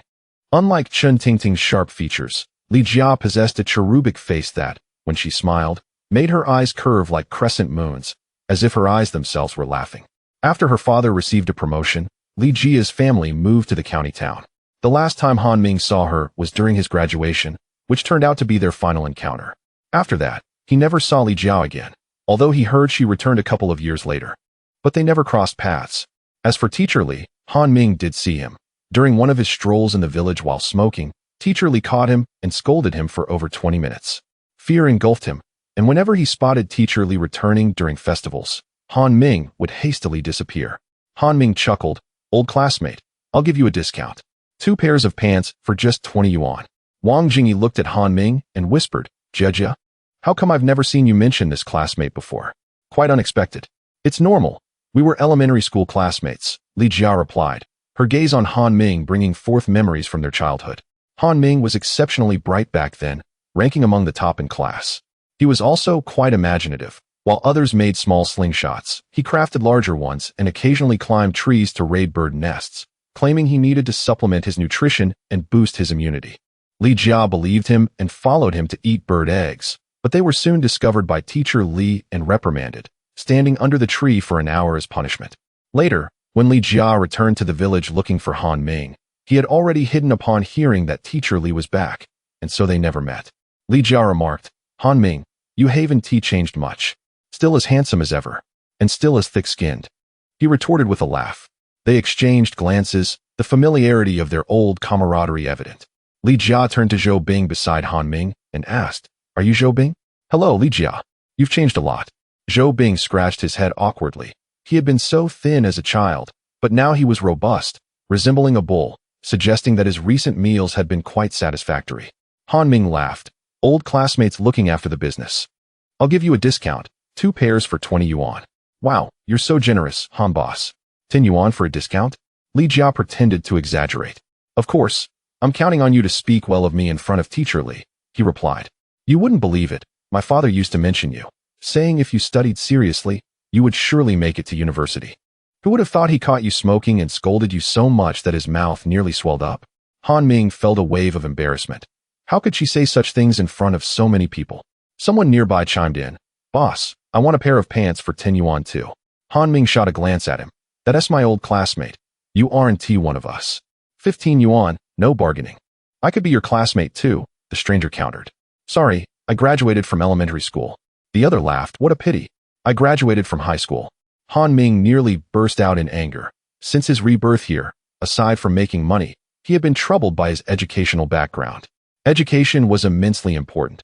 He was embarrassed to admit he had only completed elementary school, fabricating stories about studying abroad, though he lacked any certificates. After some playful banter, Li Jia and Wang Jingyi handed over 30 yuan to Han Ming, who only took 2 of the bills. By the way, Li Jia, what is your address? I'd like to visit Teacher Li sometime. Aren't you afraid of being scolded? Why would I? I'm 22 now, what is there to fear? My home is at number 3, Southgate Road. You must be cautious. Even at 22, I still get scolded by him. With a pout, Li Jia appeared particularly helpless. All right, I won't disturb your business any longer. See you next time. Okay, see you then. Li Jia and Wang Jingyi took their pants and left Han Ming's stall. Wang Jingyi squinted and asked, was that your elementary school classmate? What expression is that, Wang Jingyi? Hee. I see your relationship isn't ordinary. Not at all, you're just talking nonsense. Wang Jingyi pondered, but he is quite good-looking, with delicate features. Dressed well, and running a small business. You silly girl, you're not actually interested in him, are you? Li Jia shot back. Of course not, I was just complimenting him. And you didn't compliment Wei Dong? Oh, why are we talking about Wei Dong? Why not mention Yang Ping? That is impossible for us. I see you want to give up. That is not my concern. The 2 girls chatted as they walked, occasionally nudging each other. Their laughter ringing like silver bells, attracting the attention of several young men. Zhou Bing grumbled, Han Ming, Li Jia has left, stop staring. Han Ming shot him a glance, knowing exactly what he was thinking. What? You're keeping an eye on me for your sister-in-law? You're already married. Come on, where did that come from? Han Ming said irritably. Can't you introduce me to Teacher Li at the county school? You can't even teach. I meant studying. Zhou Bing was astonished. You? Have you forgotten your age? Han Ming retorted, what of it?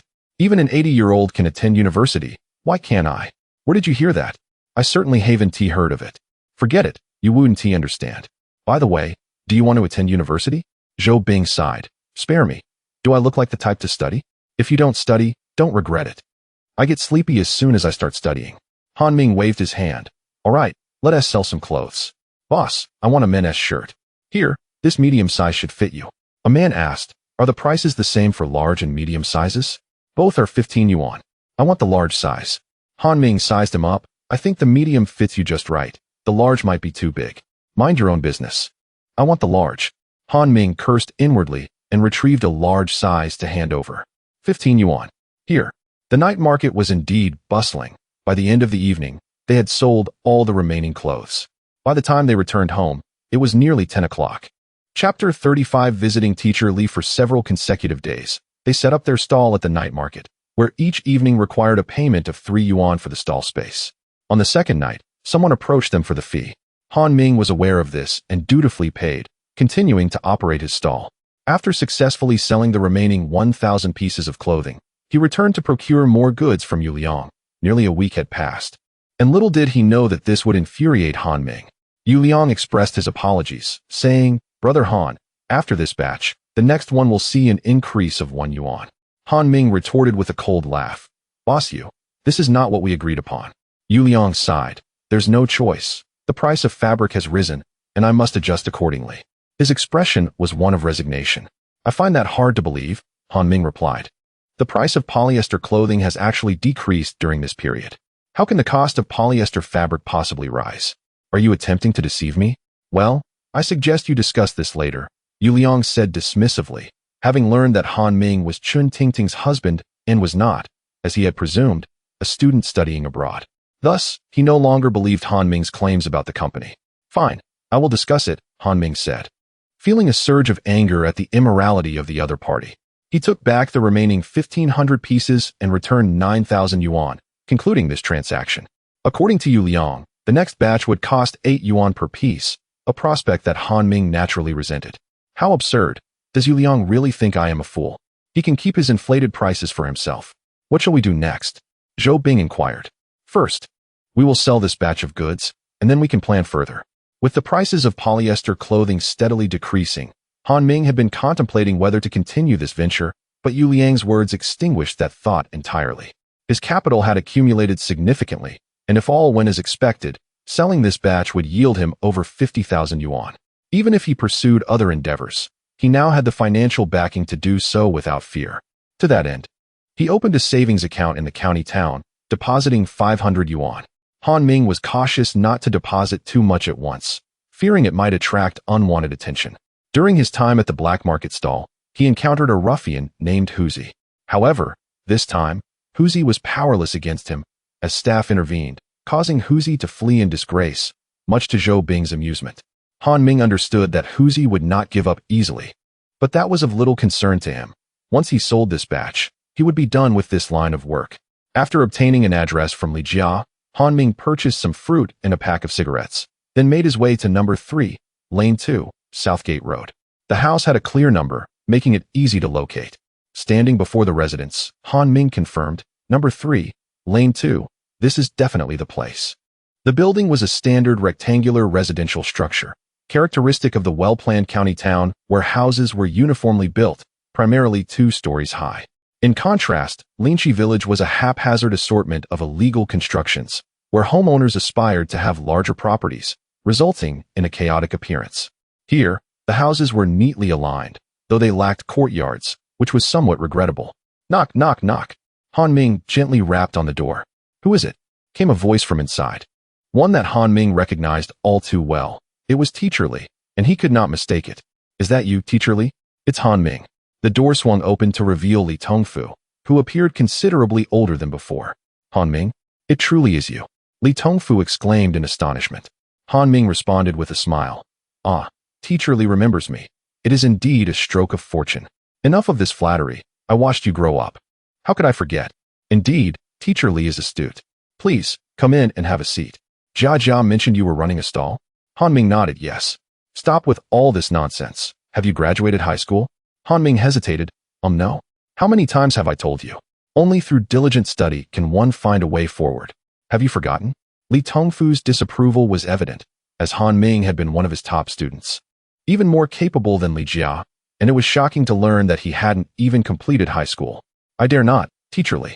My family faced difficulties in the past, and there was no alternative. Li Tongfu shot him a skeptical glance. Difficulties, yet you can secretly smoke?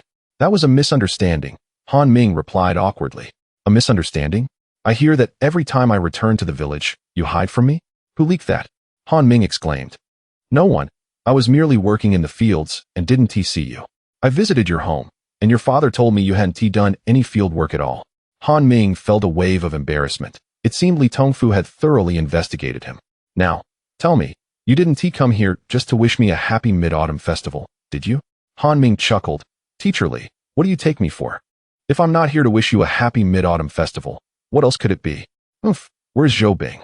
I'm sorry, Zhou Bing, but I have to throw you under the bus. He said he feared you would scold him. A lack of ambition.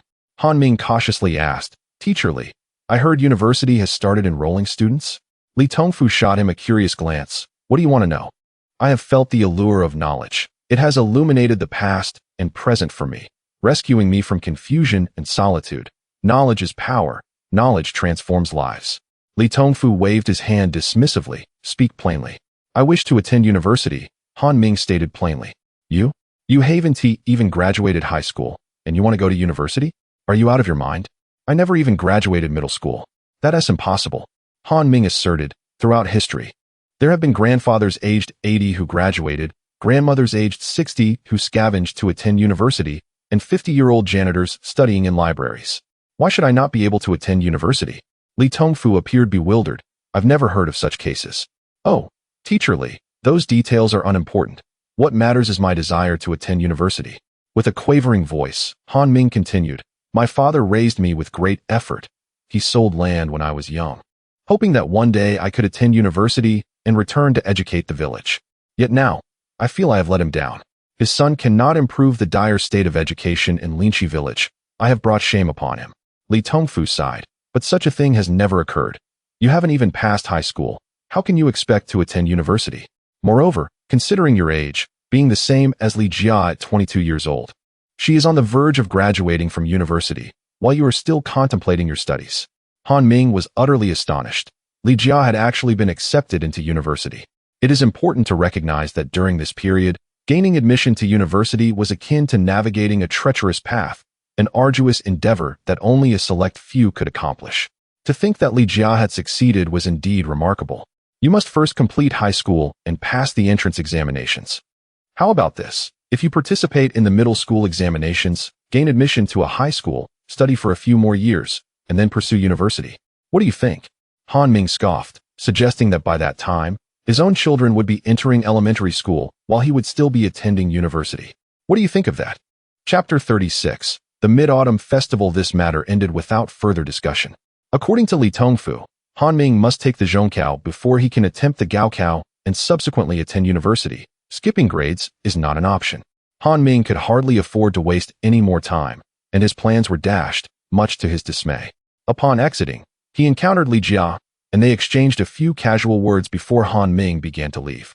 Li Jia entered and called out, "Dad, did Han Ming come by?" "Don't mention that brat," her father replied. "He wouldn't study when he had the chance, and now he wants to attend university. As if it's that easy. It's a matter of being one in a million. Besides, he has only graduated from elementary school and lacks the qualifications to even sit for the exams." Indeed, Li Jia nodded in agreement. The current educational system is structured such that one must pass the Zhongkao after middle school to advance to high school, and only after passing the Gaokao can one attend university. This aligns with what Li Tongfu mentioned. Han Ming, having merely completed elementary school, fantasizes about going straight to university. He must be dreaming. However, this brat seems to have changed suddenly. He appears to be doing quite well now, Li Jia remarked, bemused. "Dad, others are out there running businesses now, so of course he doesn't look the same as before. Do you expect him to still look like he is working in the fields? Look, he is selling small pennies. Has he made some money? This kind of cigarette costs 3 yuan a pack. It should be decent. His business seems to be thriving, with many customers. It's unfortunate, though, that the fabric is of inferior quality." Li Jia attended Yangzhou University, which brought pride to Li Tongfu. Upon graduation, the school would help with job placements in fields such as administration, teaching, or design, and some could even pursue civil service, which are reliable positions one can hold for a lifetime. Enough about him. When are you going to school tomorrow? Tomorrow afternoon. All right, let us enjoy the Mid-Autumn Festival first. By the way, has your mother returned yet? Han Ming sighed heavily as he stepped outside. He had to set aside his academic pursuits for now. If he were to attend middle school, so be it. Shaking his head at the thought, he felt he would be the subject of ridicule. Today, he did not set up a stall, as after nearly 10 days of hard work, they had sold all 500 pieces of clothing. The final sales were challenging. The price of inferior quality clothing in the county had dropped, compelling them to lower their prices as well, resulting in a final sale price of 10 yuan per piece. Fortunately, they still made a profit. Otherwise, it would have been a severe loss. Han Ming had accumulated about 55,000 yuan, all tucked away under his bed, with a small hole dug for secrecy, unbeknownst even to Chen Tingting. Upon returning home, Han Ming found Chen Tingting frowning. "What's wrong?" he asked. "The Mid-Autumn Festival is approaching. Are we still going to your parents' house?" "Your parents or mine?" Chen Tingting replied helplessly. "Of course, they are your parents. I wouldn't dare visit mine." Chen Tingting's family resided in Dai Township, relatively close to the county. When she married Han Ming years ago, her father was quite reluctant, disapproving of Han Ming's family background. However, Chen Tingting, perhaps due to her youthful stubbornness, married him against her family's wishes. She typically only returned home during the new year, but even then, she faced scorn. Last year, they did not visit because Han Ming was unemployed and they had no money. Little did she know that after the new year, Han Ming had spiraled into the life of a drunkard and a gambler, further deteriorating their family situation, making Chen Tingting even more hesitant to visit her own family. "Let us just go. What is there to be afraid of?" Han Ming dismissed nonchalantly. "I'm worried your dad might break your legs," she replied. Han Ming was taken aback. "Is there really that much resentment? When you sold the family land, it left my parents without any income. If it weren't for the planning by the village, borrowing land to farm, life would have been extremely difficult now." Han Ming felt a headache coming on, realizing how reckless this person was, disregarding even his parents. He understood his father's temperament. Only his mother had any influence over the family. It seemed he could only rely on her, and with that thought, Han Ming hurried outside. "Where are you going?" Chen Tingting called after him. "I need to go to the county again." "For what purpose?" "Isn't there no television at your parents' house?" "I'm going to buy one to give them." Previously, there had been a black and white television that Han Jiangwo had given away after Chen Tingting married, leaving their home without one.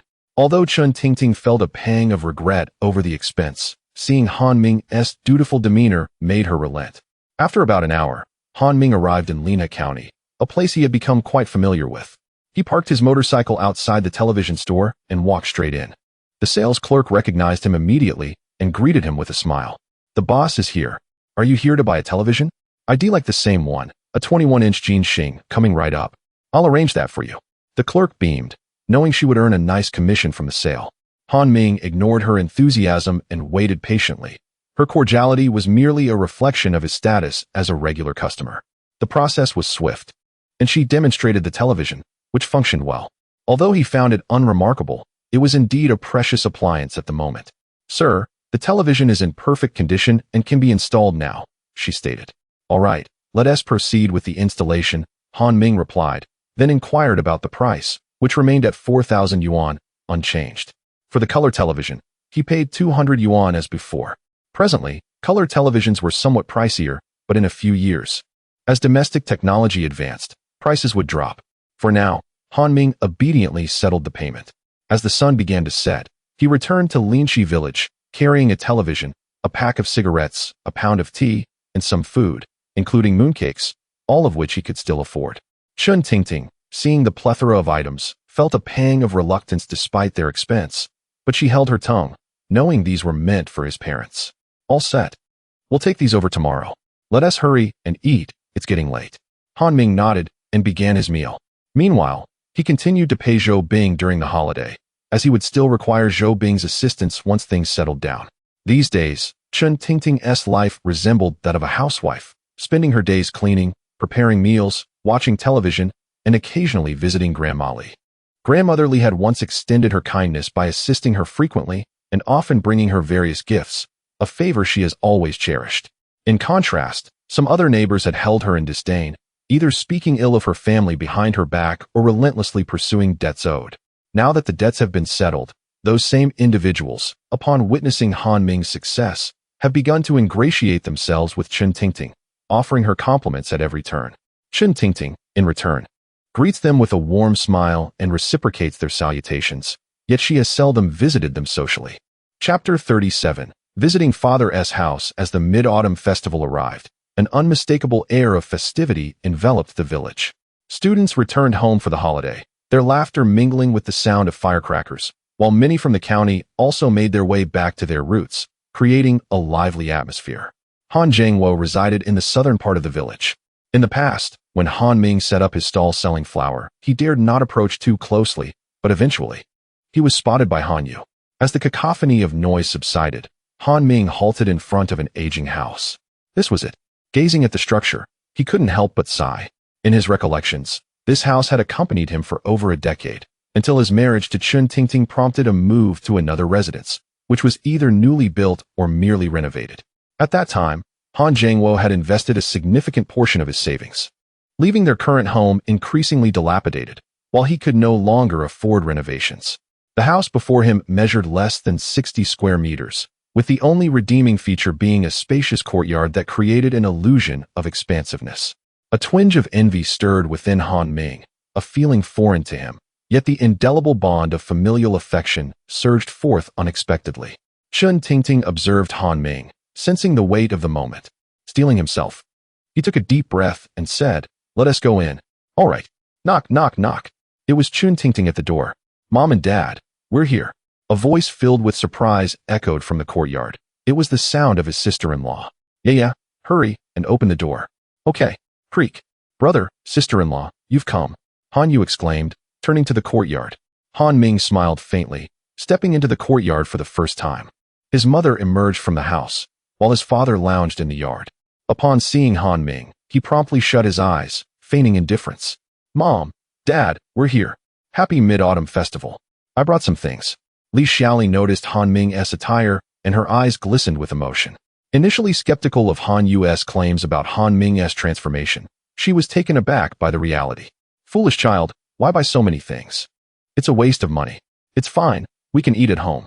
I brought fruits, eggs, and a chicken that I just bought. Yesterday, I also got some mooncakes from the county for you to try." Upon hearing about the mooncakes, Han Yu hurried over. "Wow, brother, you've struck it rich. Mooncakes? I've never had them before. I bought several boxes, so feel free to indulge," Han Ming replied with a smile. "Go check on your father. Li Xiaoli whispered. Han Ming nodded, clutching a pack of cigarettes and a pound of tea as he approached. He squatted down and said, "Dad, I was wrong in the past. I'm doing better now. This is for you, cigarettes and tea." Han Zhangwo opened his eyes briefly, noticing the cigarettes and tea, which appeared to be of good quality. His eyes widened in surprise as he let out a cold snort and closed his eyes again. Li Xiaoli exclaimed, "Old Han, your son is here to see you. Why act so aloof?" "Humph, what a waste of money," Han Zhangwo grumbled. Han Ming smiled faintly, feeling grateful for his mother's support. "For Dad, it's not a waste." Han Zhangwo maintained his displeasure, but with Li Xiaoli watching, he refrained from being overly harsh. "Just leave it there." "All right." Han Ming placed the cigarettes and tea on the table before stepping back outside. "Brother, where are you going?" "I'm bringing the car in. There are more things." A rumble of noise ensued as the vehicle rolled into the courtyard. Han Yu exclaimed in astonishment, "Wow, brother, you bought a motorcycle. That's why I heard the sound of a vehicle." His parents' faces were filled with shock upon seeing Han Ming on the motorcycle. "I also brought a television," he added. "You bought a television too? That must have cost a lot, right? Old Han, come help." "Okay." Han Zhangwo, feeling compelled, hurried up from his seat to assist in carrying the television. The neighbors, drawn by the commotion, began to emerge. "Xiaoli, you bought a car?" "No, it belongs to the child," Li Xiaoli replied with a smile. "It's Han Ming who bought it." "Indeed, it's him." Internally, Sister Zhao pondered how it was said that Han Ming was a drunkard and gambler, yet here he was, affording a motorcycle. "What are you carrying?" "Something so large," Li Xiaoli boasted. "That's the television bought by Xiao Ming. What a waste of money, and it's a color television from the county." "Wow, Han Ming is doing well. I've heard those don't come cheap." "Indeed, but he's just squandering money." Li Xiaoli's face glowed with happiness. She had long been aware of the Zhao family's gossip about Han Ming, and now it felt liberating to set the record straight. "I heard color televisions aren't too expensive anymore. We could get one next year," came the voice of Sister Li, who had never quite gotten along with Li Xiaoli. "They aren't expensive. You could buy one tomorrow without waiting until next year." Li Fang interjected. "What is so impressive about that? Who knows where the money came from?" Li Xiaoli chuckled. "Everyone in the village knows about my Xiao Ming selling flour, unlike some who can only be envious. I heard someone tried to sell flour recently. I bet it ended up unsold." Yu Li Fang was left fuming, yet the truth was undeniable, leaving her without grounds for rebuttal. "Xiao Ming, let us go inside to watch the color television so Sister Li doesn't get envious and has a bad time. Just watch out. You might end up needing glasses." Li Xiaoli burst into laughter, feeling a joy she hadn't experienced in a long time. She had long grown tired of Li Fang's scowling demeanor. "Mom, I've already paid for your cable television service last night, so we can watch now." "Good, let us see." As the television was plugged in, the starry logo appeared, and within seconds, the image began to sharpen. Han Yu exclaimed, "Wow, it's the Legend of the Condor Heroes. My colleague talks about this show all the time. From now on, you can watch it," Han Ming said. "Thank you, brother. This television must have cost quite a bit," Li Xiaoli remarked with concern. "It was reasonable, around 4,000 yuan. Han Jingwo gasped, "What? It's that expensive? I've been doing some small business lately. Buying a television for you and Mom is the least I could do." "I say, old Han, do you not see that this television is for you? Yet you continue to wear that sour expression? The value of this television must rival that of your fields." Han Jingwo felt a bit embarrassed at his wife's words, realizing he had been fixated on the matter, and perhaps he deserved this moment of reckoning. "Yeah, do not linger before the television any longer. Come swiftly to assist in preparing the meal. My dear child, what will become of you when the time comes for you to marry if you remain so entranced by the screen? I understand, but why must this conversation always circle back to me?"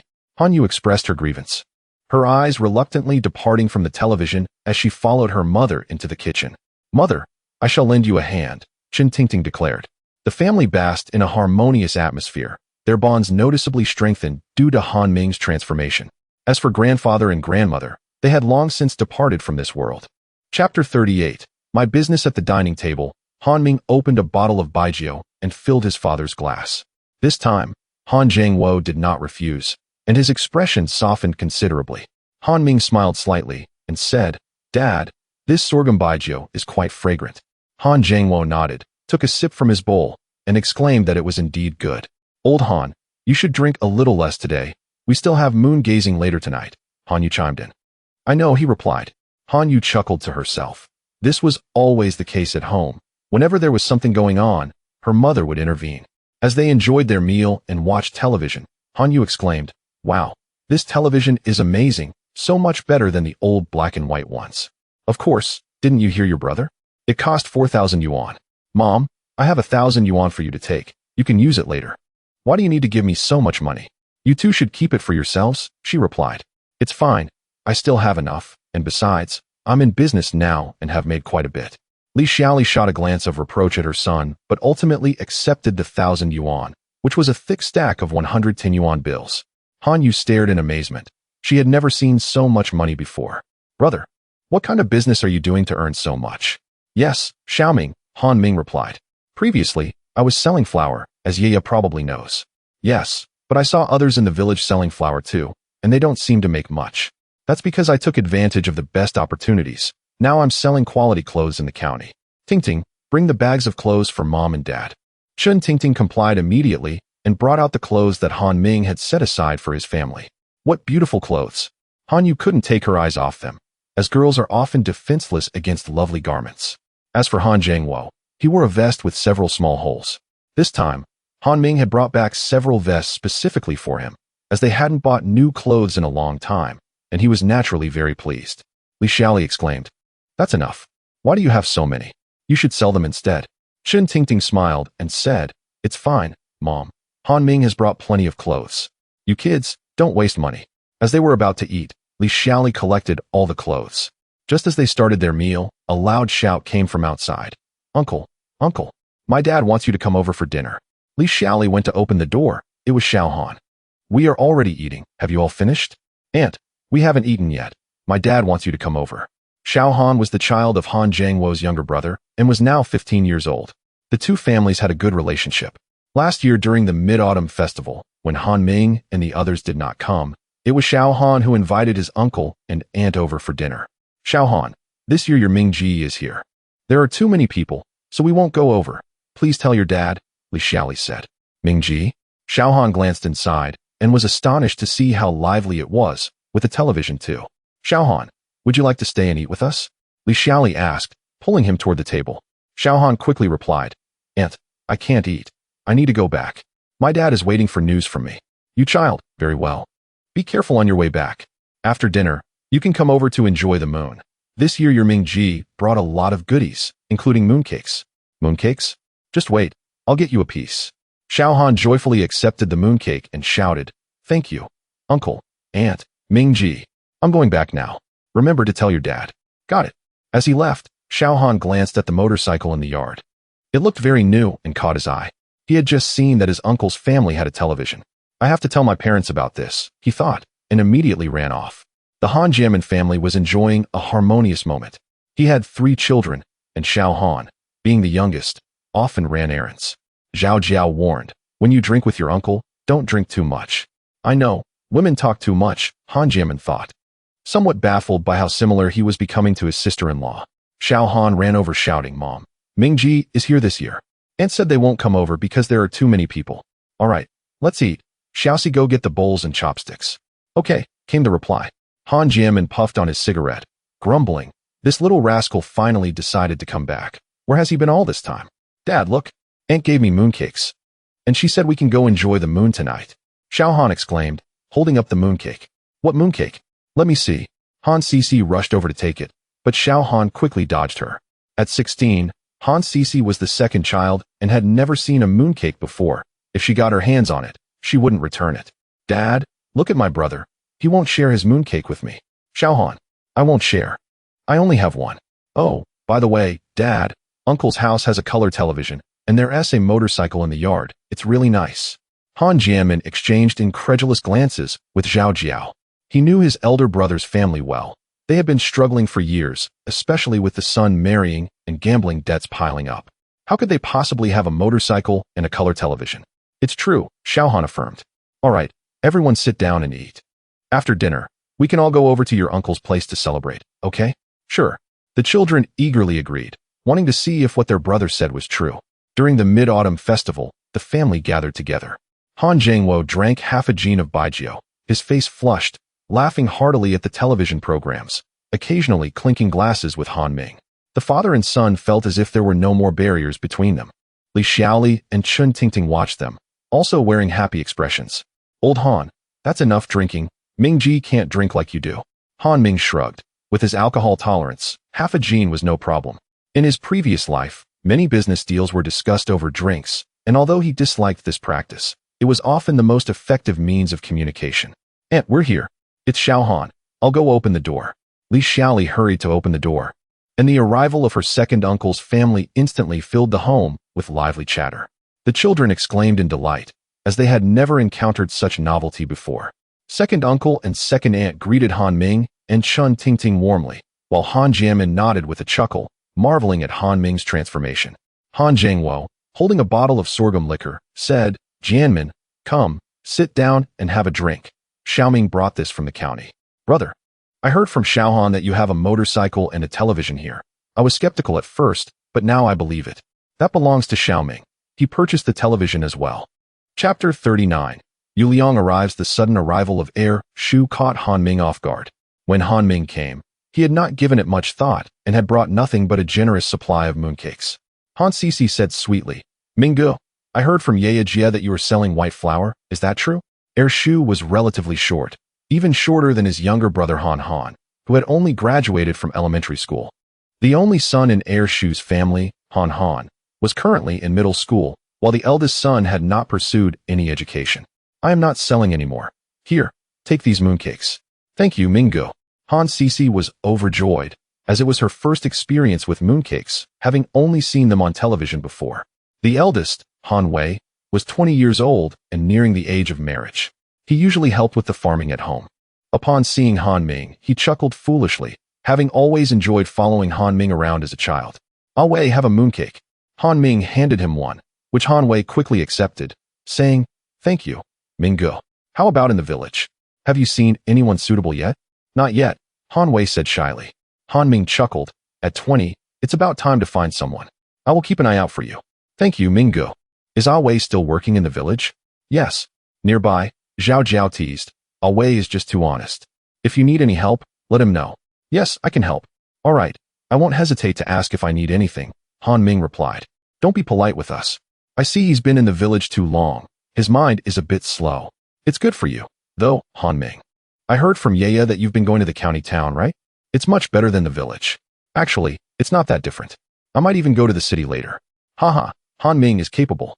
With Ah Wei following you, I feel more at ease. Others did not take him seriously, thinking Han Ming was joking, but only Chun Tingting understood he was sincere. The festival soon passed, and Han Ming successfully settled matters with his family, which greatly relieved him. These past few days felt like a holiday, and he enjoyed the leisure. One day, Yu Liang came to visit. Han Ming greeted him with a smile. What brings you here today, boss Yu? He knew the other party was anxious. Brother Han, I had quite a bit of trouble finding your home. Is there something you need, boss Yu? Yu Liang awkwardly replied. I noticed you haven't picked up goods in a while. So I came to ask. I'm not picking up goods anymore. My company doesn't need them. Yu Liang smiled apologetically. Brother Han, don't joke with me. I've heard you haven't been employed anywhere. Han Ming shot him a glance. What is it to you whether I've worked or not? Of course not. I was just curious why you suddenly stopped coming for goods. There's a reason I'm not taking goods, boss Yu. Surely you wouldn't want to resort to coercion? Han Ming had never liked how Yu Liang operated, raising prices whenever business was good, so he simply stopped taking goods. Brother Han, what are you saying?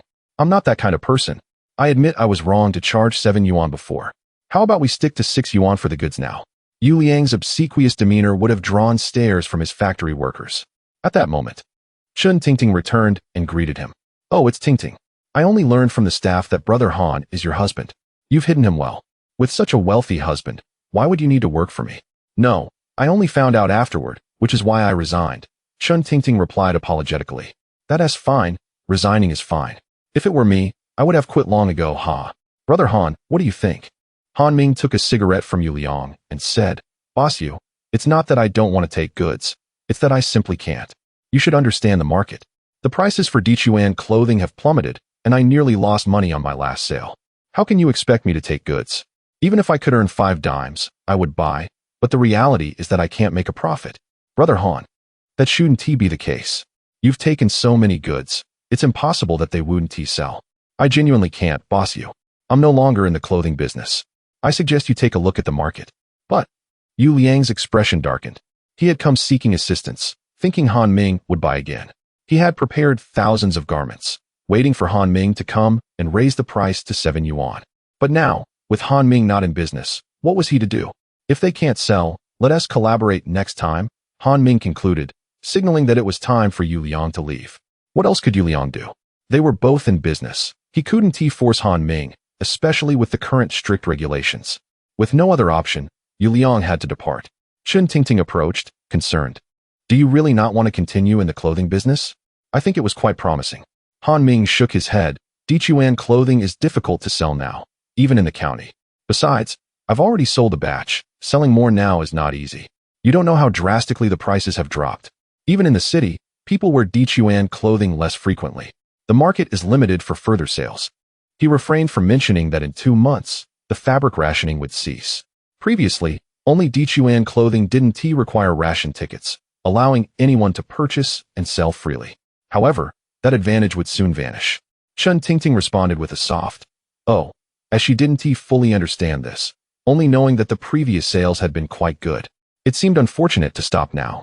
Nevertheless, she had no objections to Han Ming's decision, though some concern lingered. In truth, Han Ming had plans of his own. This time, he intended to visit the city. In Jiangsu, particularly in Yangzhou, the situation was currently at a critical juncture. Engaging in commerce had always been his ambition. If his memory served him right, Shanghai was about to launch the nation's first simulated pager. However, such technological ventures required substantial capital, which he lacked at the moment, as they were predominantly held by state-owned enterprises, making changes difficult. He planned to first visit Yangzhou to explore potential business opportunities, or at the very least, consider opening a factory. Moreover, there was another crucial matter he needed to attend to. He had to see how Zhou Bing was planning, and with that thought, he set out towards Zhou Bing's home. Han Ming entered with a smile and said, "Zhou Bing, I have come to deliver your salary." Zhou Bing replied, "Oh, there's no need for that. I haven't had any work these past few days, so how can I accept your money?" Zhou Bing was a man of integrity. He felt uneasy accepting payment without having worked. Han Ming reassured him, "What are you saying? If I say you have time off, then you certainly deserve to be paid." With that, Han Ming placed 20 yuan on the table, representing the payment for Zhou Bing's 4 days of leave. "This is not appropriate," Zhou Bing protested. "There is nothing inappropriate about it. Just take it," Han Ming asserted, his expression firm, embodying the authority he had in his previous life as a boss. Reluctantly, Zhou Bing accepted the money. "What about Xiaojun?" Zhou Bing inquired. "I took him to school this morning and just returned," Han Ming replied. "Next time, if you need to drop him off, just come over on the motorcycle to avoid the long walk." Zhou Bing nodded, signaling his understanding. Chapter 40. The Antique Market of Yangzhou tomorrow. I plan to venture into the city. Will you accompany me? Han Ming inquired. "What? Why so suddenly?" Zhou Bing was startled, wondering why they had to travel such a distance. "I wish to see if there are opportunities for profit. Will you join me?" "Certainly. I have little to occupy my time here." Han Ming chuckled, patting Zhou Bing on the shoulder, saying, "My good brother, I shall make sure you are well compensated." He felt compelled to seize this opportunity, for by 1984, many would choose to engage in commerce, and he needed to be ahead of the competition to earn his fortune. Upon returning home that evening, Han Ming shared his thoughts with Chun Tingting, who expressed her reluctance, fearing for his safety due to the distance. He embraced her, reassuring her, "Fear not, I will be cautious, and if necessary, I shall return." Chun Tingting responded with a soft hum, "Just be careful." Han Ming smiled and kissed her, causing her to blush instantly. The night was tranquil, and the two once again shared a bed. At 8 a.m. the next morning, Zhou Bing arrived, and Chun Tingting had prepared breakfast. Han Ming invited Zhou Bing to eat with them. They traveled by motorcycle, as Yangzhou was over 100 kilometers from Lina County. The journey was long, with some rough roads, taking nearly 3 hours before they finally entered the city of Yangzhou. Zhou Bing gazed at the city, utterly amazed by its vibrancy and the throngs of people. "Is that a sedan?" he exclaimed, watching a car pass by. Han Ming retorted with irritation, "What else would it be, a tractor? Stop acting so astonished as if you've never seen the world." "But it truly is my first time witnessing such a sight." Han Ming chose not to argue further. It was a Lada, a model exclusive for taxis, and taxi drivers nowadays enjoyed a stable livelihood with relatively high wages. Zhou Bing felt a deep sense of envy. During his time in the military, he had never encountered a car. No need to dwell on it. This model will soon be obsolete. What do you mean? Zhou Bing asked, puzzled. Never mind if you don't understand. The streets were lined with vendors, bustling with people, while motorcycles zipped by. And occasionally a car would pass. Compared to Lena County, it was as if he were witnessing a grand spectacle. If memory served him correctly, something astonishing would transpire here that would later astonish him in his past life. In his previous life, when his assets had just crossed 10 million, he had been introduced to a businessman who had already amassed tens of millions. He recalled the man mentioning that in 1983, while in Yangzhou, he had stumbled upon an elderly vendor selling a jade ring. Recognizing its potential value, he hesitated but ultimately spent 100 yuan, which nearly depleted his entire savings. Later, as the economy opened up and more individuals ventured into business, the antique trade flourished, and the jade ring he purchased sold for over 10 million. At that time, Han Ming had praised the man's good fortune, believing that luck favored him. Now, Han Ming found himself secretly elated. He was determined to acquire that jade ring. Zhou Bing, puzzled, asked, Han Ming, what are you smiling about? Nothing, Han Ming pondered, realizing that there were less than 10 days until October 1st, a perfect timing. The businessman had acquired the ring just before the National Day, a detail that had stuck with him. Let us head to Fengla West Street. What is there? Just follow me. Han Ming bought a pack of cigarettes, opened it, and handed one to a vendor. Sir, could you tell me where Fengla West Street is?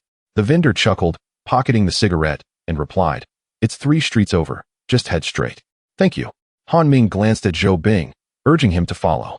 If his friend had not been mistaken, that was where the jade ring had been purchased. The man, eager to boast, had bragged about his good fortune after selling it for over 10 million.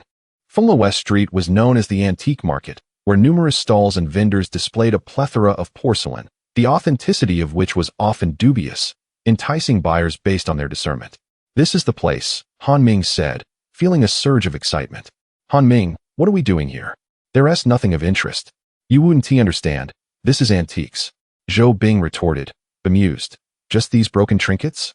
Han Ming nodded. Precisely those broken trinkets. Come. Let us take a look. I didn't realize you knew about antiques. I do not. Ah. Zhou Bing was utterly bewildered. How could one visit an antique market without knowledge, making oneself an easy target for deception? He recalled a comrade from his military days who had unwittingly purchased a counterfeit antique for over 200 yuan, only to face his parents' fury upon discovering the truth, leading them to send him back to the army as a lesson. The true image of antique vendors was painted in worn denim and faded clothing, their faces weathered by the elements.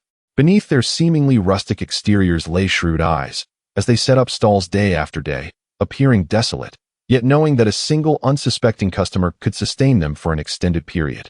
The saying goes, 3 years without sales, but when sales come, they last for 3 years. Though exaggerated, it revealed the uncertainty of antiques. In the past, they never actively sought customers, but now, rural goods were scarce, often overpriced. Genuine treasures were seldom displayed for sale, and they could hardly resort to tomb raiding, especially with the current crackdown that could lead to dire consequences, thus giving rise to counterfeit goods. This was the rule of the trade. Everything depended on one's discernment. If you say it's genuine, then it is. If you say it's fake, simply don't buy it. The wisdom honed through experience was the foundation of this craft. In the antique market, some older individuals exuded a sense of calm and stability, possessing their own networks. These elders held valuable items, and when unfamiliar customers approached, they merely squinted their eyes, pretending not to see, waiting for someone to inquire, Sir, how much is this? Only then would they respond, You name a price. And if it's acceptable, you may take it. They would dismiss casual inquiries, and when approached for appraisals, they would often send the person away. It was as if they only came alive when familiar faces visited, showing warmth and enthusiasm, a long-standing tradition in the antique trade that favored acquaintances over strangers. In the realm of antique dealers, each storyteller is a master in their own right, captivating even the most novice of listeners with tales of treasures left behind by Emperor Qianlong during his southern expeditions and the riches bequeathed by warlords of the Republic era. It is a delightful exchange, where one yearns to share, while the other is eager to absorb. Here, even those clad in the most unrefined attire may possess considerable wealth. They merely linger in leisure, patiently awaiting the next soul willing to indulge in their narratives. Upon observing Han Ming and his companion, a man squinted slightly and inquired, Boss, are you assessing goods? Fine wares, indeed. Local treasures? Han Ming retorted with a smirk. The man chuckled. Who would dare claim such? Merely ordinary items. Then I shall pass. I seek local treasures. The man scoffed, clearly sharing the same desire for local finds. Chapter 41. Waiting for the fish to bite. Here lies a market filled with stalls, too intriguing to ignore. Han Ming crouched down and picked up a copper coin, inquiring, "How much for this coin, my good sir?" "Ah, discerning customer. This coin hails from the Qianlong era, and legend has it that it once graced the hands of Emperor Qianlong himself. A rare treasure indeed. I seldom part with it, only revealing it to those fated to discover it. A mere 100 kwai, an absolute bargain." Han Ming chuckled softly, noting that the ordinary copper coin in his hand was encrusted with a layer of moss, a clear indication that it had lain beneath a stone for an extended period. Yet, with a mere shake, it was suddenly transformed into a relic of the Qianlong dynasty. "Too pricey," Zhou Bing whispered in his ear. Han Ming nodded in agreement, but refrained from responding, standing upright. "Dear customer, do take a second look. Would you care for a military order? I also possess the imperial seal of the nation." "Fakes, mere deception," Han Ming murmured quietly. "Then why do we even come here?" Han Ming replied nonchalantly. "There must be genuine items among the fakes. It is impossible for everything to be counterfeit." This was indeed his purpose for visiting. He was uncertain of the authenticity of most items. Yet he was certain that the jade finger ring was genuine. Regrettably, after a day of wandering, he had yet to uncover the whereabouts of the coveted ring. That evening, they settled into a rental home, akin to a guest house. The cost for 2 rooms for 1 night was 3 kwai. Quite steep, Zhou Bing lamented, expressing a desire to sleep on the street instead, as the weather was not particularly cold. Han Ming laughed. "It is not so expensive. It amounts to merely 150 fun per person." The door was opened by a 26-year-old young man named Linen, typical of such ghost houses where the owner must unlock the door for guests who do not possess keys. "Thank you," Han Ming said, offering a cigarette. Linen accepted it and inquired, "You must be from out of town?" "From Linha County, here to broaden our horizons." "That won't do. You must rest well. Although my rooms are a bit small, they offer privacy and comfort. Quite satisfactory. You tend to your duties. Should you require anything, do not hesitate to call for me." After a long day, Zhou Bing felt fatigued and quickly retreated to his room to lie down.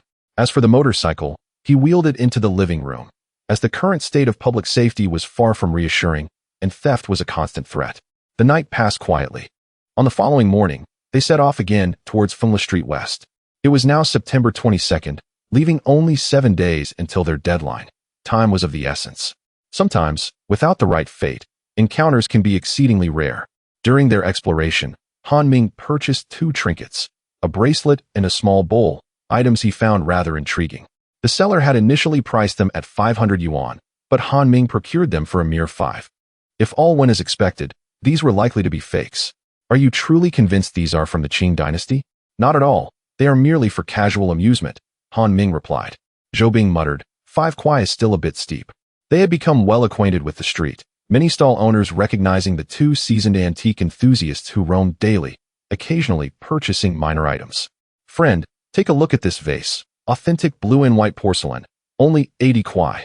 Come here. Ancient hairpins, 20 yuan and negotiable. Paintings by Li Bai, Qinglian. Care to look? Paintings by Tang Bohu, shrimps by Qi Baishir, all from historical figures." As others observed Han Ming's indifference, they ultimately ceased their sales pitches, for Han Ming's purchasing habits were erratic. He would buy what appealed to him without concern for authenticity, even acquiring a fake jade pendant for 100 kwai.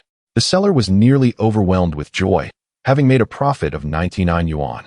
The vendor, known as Old Zhou, had been peddling his wares here for quite some time. Han Ming chose to buy from him after spotting a familiar face, Zheng Hongbing. However, Zheng Hongbing appeared quite youthful at this time, likely around 17 years of age, and Han Ming nearly failed to recognize him. It was hard to fathom that this slender youth would, over 30 years hence, become a man weighing over 200 pounds. Such a transformation was astonishing. Han Ming smiled slightly. "The fish have appeared." "What? Are you craving fish for dinner? Come, let us take a closer look."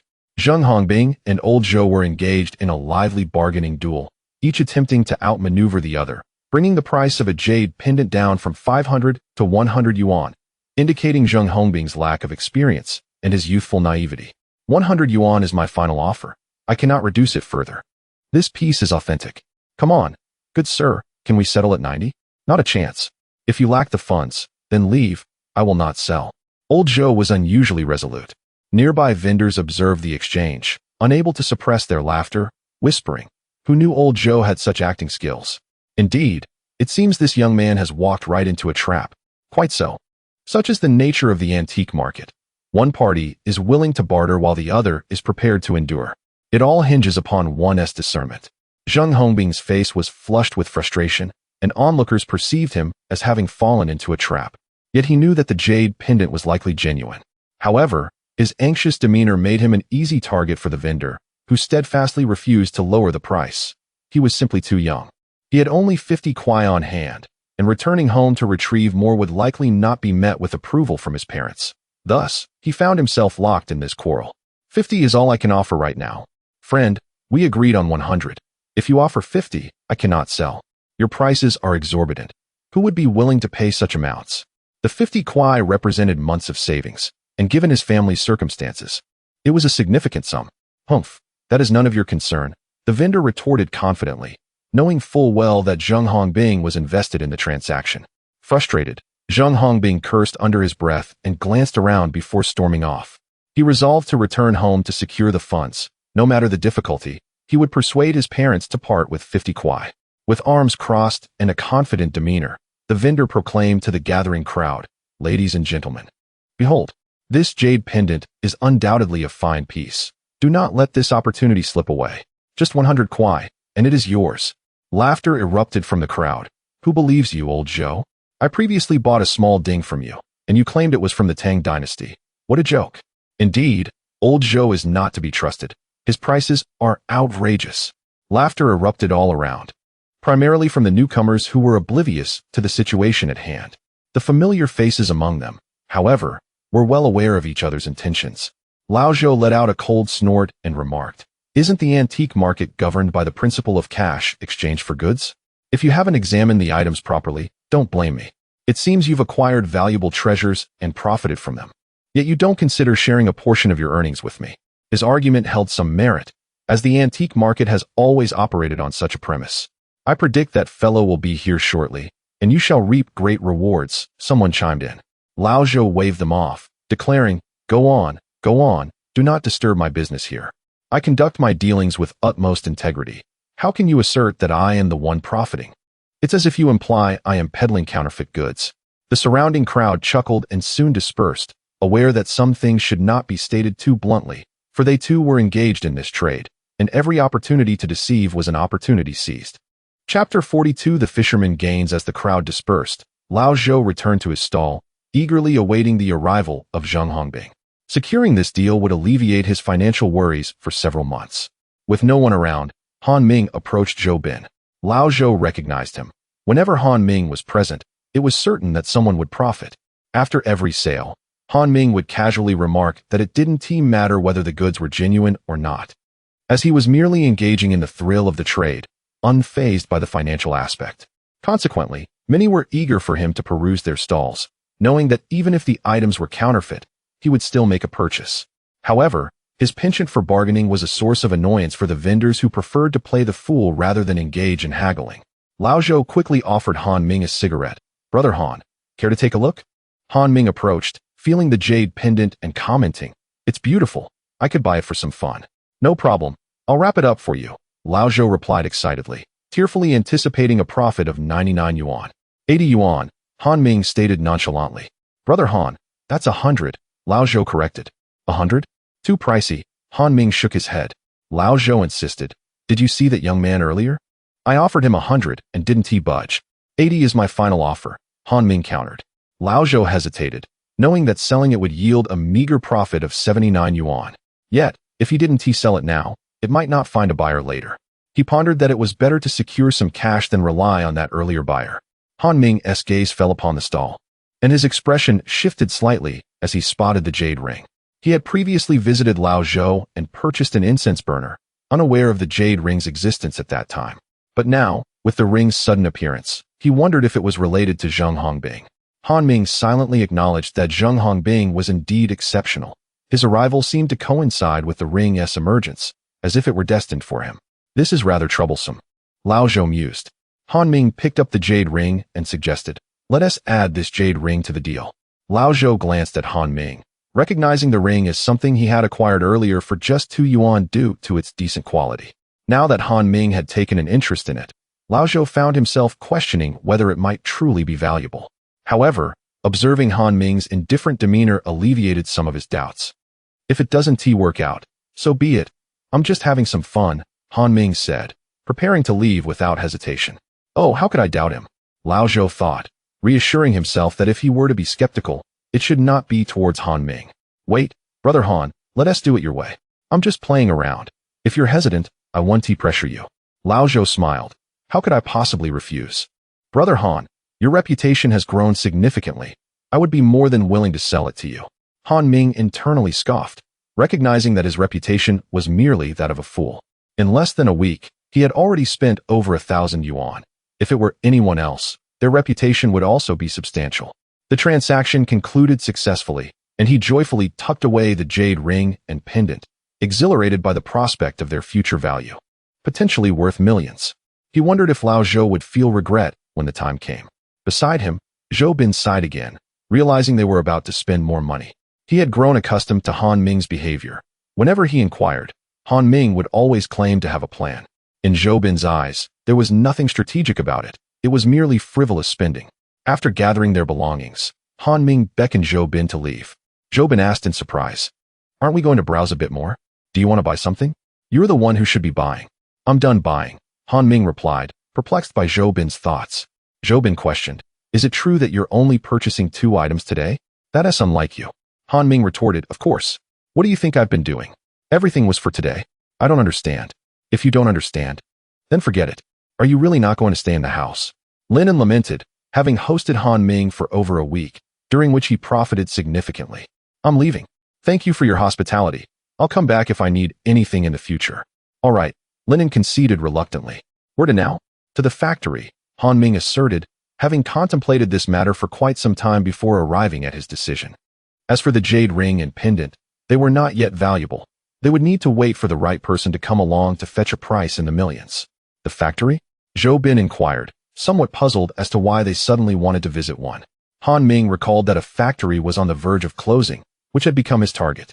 Leah Garment Factory, covering an area of over 600 square meters, was facing closure due to its production of inferior quality fabric clothing, leaving it with excess inventory that could not be sold. Unexpectedly, the public had grown disinterested in such clothing, leading to a decline in business, much like Yu Liang's Maoyang Garment Factory. When they finally recognized the market's needs, they hastily transitioned to Oxford cloth, velvet, and cotton, incurring further expenses. Unfortunately, the trend at that time favored bell-bottoms and shirts, which exacerbated the factory's plight, ultimately leading to its closure. "Let us head to Leah Garment Factory," Han Ming suggested. "Which way do we go?" Zhou Bin asked. "How would I know? Let us ask a passerby." After inquiring about Leah Garment Factory, they sped off on their motorcycle. Inside an office, Chen Chiwen sighed heavily. In his 40s, he had operated Leah Garment Factory for over a decade, never expecting to conclude in such a manner. Suzhou stammered, "Boss, what about this month's wages?" "Let me think about it," Chen replied. The factory's workforce had dwindled from over 100 employees to fewer than 50, and with no orders coming in, the number of staff continued to decline. The wages from last month remained unpaid, and now the current month's wages were due. In Yangzhou, the average wage hovered around 60 yuan, slightly higher than that in the county. During this time, Chen Qiwen had been devising ways to resolve the issues, but it was merely a drop in the bucket. Paying the salaries for 50 employees would require 3,000 yuan for 1 month, totaling 6,000 yuan for 2 months, a considerable sum. Their orders had dwindled to almost nothing in recent months. Not only were wages unpaid, but they were also struggling to cover utilities. Suzhou commented, "Boss, old Wang and his crew have been causing a ruckus in the workshop, insisting that they won't work unless they get paid. Steady the hearts of the people. If it proves impossible, let them depart. Yet, without compensation, they raise a ruckus and refuse to work. Thus, let us proceed as such. I shall procure some funds when the time comes. By the way, has any proprietor inquired about the factory?" The other party replied cautiously, "No. Some owners who have heard about our factory are too apprehensive to take it on." Alas, Chen Qiwen sighed once more. He had reached the point of wanting to sell the factory, but no one dared to take it over, leaving him in a predicament. "Knock, knock, knock." Come in. Boss, there is someone outside seeking you, claiming to discuss matters regarding the factory. A wave of exhilaration washed over Chen Shiwen's face as he exclaimed, quickly, let him enter. Chapter 43. Leah Garment Factory. Han Ming hurriedly returned to the antique market, rushing to Lao Zhou's stall, and exclaimed, Boss, I have brought 100 yuan. Lao Zhou, with an annoyed tone, replied, What have you brought? It was sold long ago. If not, why not look at something else? I told you I wanted it. How could you sell it to someone else? Han Ming insisted anxiously. How was I to know whether you were serious or not? Otherwise, I would have sold it to you long ago for 100 yuan, Lao Zhou retorted. How much did you sell it to someone else for? 80 yuan. How could you do that? Han Ming shouted, feeling a sense of loss.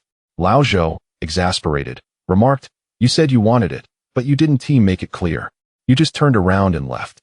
How was I supposed to know you were serious? He had sold it for 80 yuan. And even with the additional regular color, selling it for 100 yuan was quite reasonable. Han Ming, possessing some knowledge about antiques, felt enraged that a good item slipped through his fingers before he could act. Lao Zhou could do nothing. Once sold, it was gone, as that was the way of business. Han Ming and Zhou Bing had long departed from Fengla Shangjia West and arrived at Leah Garment Factory. The employees who brought them were naturally Han Ming and Zhou Bing. Chen Shiwen, upon seeing their youthfulness, felt somewhat disheartened. Is there something you need? Chen Shiwen inquired, disappointment evident in his expression as he noted their age. Without waiting for a greeting, Han Ming sat down directly on a chair, while Zhou Bing stood silently behind him, resembling a bodyguard. Observing the situation, Chen Shiwen furrowed his brow, feeling a sense of dissatisfaction and wondering about their intentions. Nearby, Xuzhou shouted, What are you here for? Be quiet and listen to General Manager Khan. Zhou Bing suddenly bellowed, startling him. Han Ming waved his hand and smiled slightly, saying, We are here regarding the matter of Chen Boss wanting to transfer the factory. How did you know? Chen Shiwen gasped, taken aback. He had only mentioned the transfer to a few colleagues, believing it was not common knowledge. After all, I have my connections. A little inquiry reveals much. Chen Boss cannot assume that just because you only told a few people, no one else would find out. Chen Shiwen's expression shifted slightly. He understood that since he had spoken of his predicament, many were likely aware of his impending closure, and some might even be secretly delighted. Khan. General Manager Khan, Zhou Bing reminded from behind. Yes, General Manager Khan, what are your intentions for taking over this factory? Chen Shiwen asked. That is not something for Chen Boss to concern himself with, Han Ming replied. Not at all, I must inquire. With so much equipment here, if you intend to engage in illicit activities, I cannot transfer it to you. Han Ming smiled and said, You are mistaken about Chen Boss. Since it is a transfer, I will naturally be involved in the garment business. Surely you do not expect me to take your equipment with me? Of course not. You are in the garment business? While I am not personally in that field, my family is involved. I am merely stepping out to showcase my capabilities. Chen Shiwen thought to himself, surprised that he was speaking to someone from a wealthy background, indicating that his family was not lacking in resources. Unbeknownst to him, Han Ming was merely fabricating tales. Zhou Bing could not help but glance at Han Ming. The man spun his web of lies without even a blink. Previously outside, Han Ming had instructed him to pose as his bodyguard, calling him General Manager Khan. Zhou Bing was well aware of this tactic, having utilized it with Yu Liang previously. Chen Shiwen then asked, What about the rent? How does General Manager Khan propose to handle that? That depends on what Chen Boss quotes. If the price is reasonable, I would be willing to take it on. However, if the quote is exorbitant, I cannot be a fool. My factory occupies approximately 600 square meters. While it may not be as large as a state-owned enterprise, it is still considerable for a factory. If General Manager Khan wishes to proceed, it may come at a hefty price. Han Ming chuckled. Chen Boss, is this place truly yours? Are you looking to sell or to transfer? If it is a transfer, what is the monthly rent? Haha. It is indeed mine. I built it many years ago, and the land is also mine. Ah, that explains its somewhat dilapidated appearance, Han Ming remarked nonchalantly. Chen Shiwen felt a twinge of displeasure but acknowledged the truth in Han Ming's words. After roughly a decade, wear and tear were to be expected, though it was certainly not in ruins. He had begun to contemplate selling the premises to extract some funds for other ventures. The reality of the garment market's fierce competition weighed heavily on him, leaving him feeling overwhelmed. The decision to transfer was born out of necessity. He had suffered considerable losses recently, and merely relying on monthly rent would hardly suffice to bridge the financial gaps. My rent is 600 yuan a month, which includes 80 butterfly sewing machines and other equipment, such as cutting machines. If General Manager Khan is interested at a second-hand price, each machine would be around 100 yuan, totaling 10,000 yuan. The butterfly sewing machine mentioned by Chen Qiwen was a popular model from the 1980s, known for its quality, typically priced around 200 yuan when new, an essential item for ordinary households. In Yangzhou, a 100 square meter house would only cost around several thousand yuan, averaging a few hundred yuan per square meter. Older properties were even cheaper. During this time, real estate held little value, with improvements only expected in the 1990s. However, regarding the rent and equipment mentioned by Chen Qiwen, Han Ming shook his head. The price was too steep, and acquiring such a plethora of second-hand equipment would render it worthless in the future. What was he to do? Wait until 2021 to sell antiques? Han Ming found himself speechless at the thought. By then, they would likely be rusted and decrepit. Han Ming shrugged and said, "It seems Chen Boss is not inclined to rent to me. I shall have to explore other options." General Manager, did I say something wrong? Such a large factory for 600 yuan is not unreasonable. Chen Boss, the price of a house is one thing, but a factory's value is entirely different. You cannot equate the two. Chen Qiwen felt a bit awkward. He had assumed that the youth would be naive, but to his surprise, this young man was not easily deceived. He continued, "Moreover, how many years have you been using those sewing machines? Now, you want to sell them to me for a mere 100 kuai at a second-hand price. Do you think that is reasonable?" Chen Qiwen chuckled, alleviating his own awkwardness. It appeared that General Manager Han was also a perceptive individual. "Let me be frank with you. The monthly rent for the factory is 550 yuan, which is quite fair considering my advantageous location and the smooth accessibility of the roads. As for the equipment, I can offer you a reduced price of 80 yuan per machine." Surely, General Manager Han would not wish to haggle further, Chen Qiwen concluded, calmly fixing his gaze on Han Ming. The room was enveloped in silence, broken only by the sound of Han Ming's fingers tapping against the armchair. Chapter 44. Taking over the garment factory. The equipment prices are generally moderate. Currently, sewing machines range from over 100 to several hundred yuan. The other party has calculated the price at 80 yuan per machine, which is reasonable considering they are all outdated devices. Chen Qiwen originally intended to sell the factory, but Han Ming did not accept the offer due to the high price, as he lacked sufficient funds. This situation essentially equated to renting out the factory and selling the equipment to offset his debts. Although he was reluctant, having invested so many years into the factory and developed an emotional attachment, he realized that continuing would only lead to bankruptcy, resulting in even greater debts. After thorough negotiations, the rent was set at 500 yuan per month, with the equipment priced at 80 yuan per unit. Chen Qiwen took Han Ming and Zhou Bing for a tour around the workshop. Indeed, it was somewhat worn, yet the price was acceptable.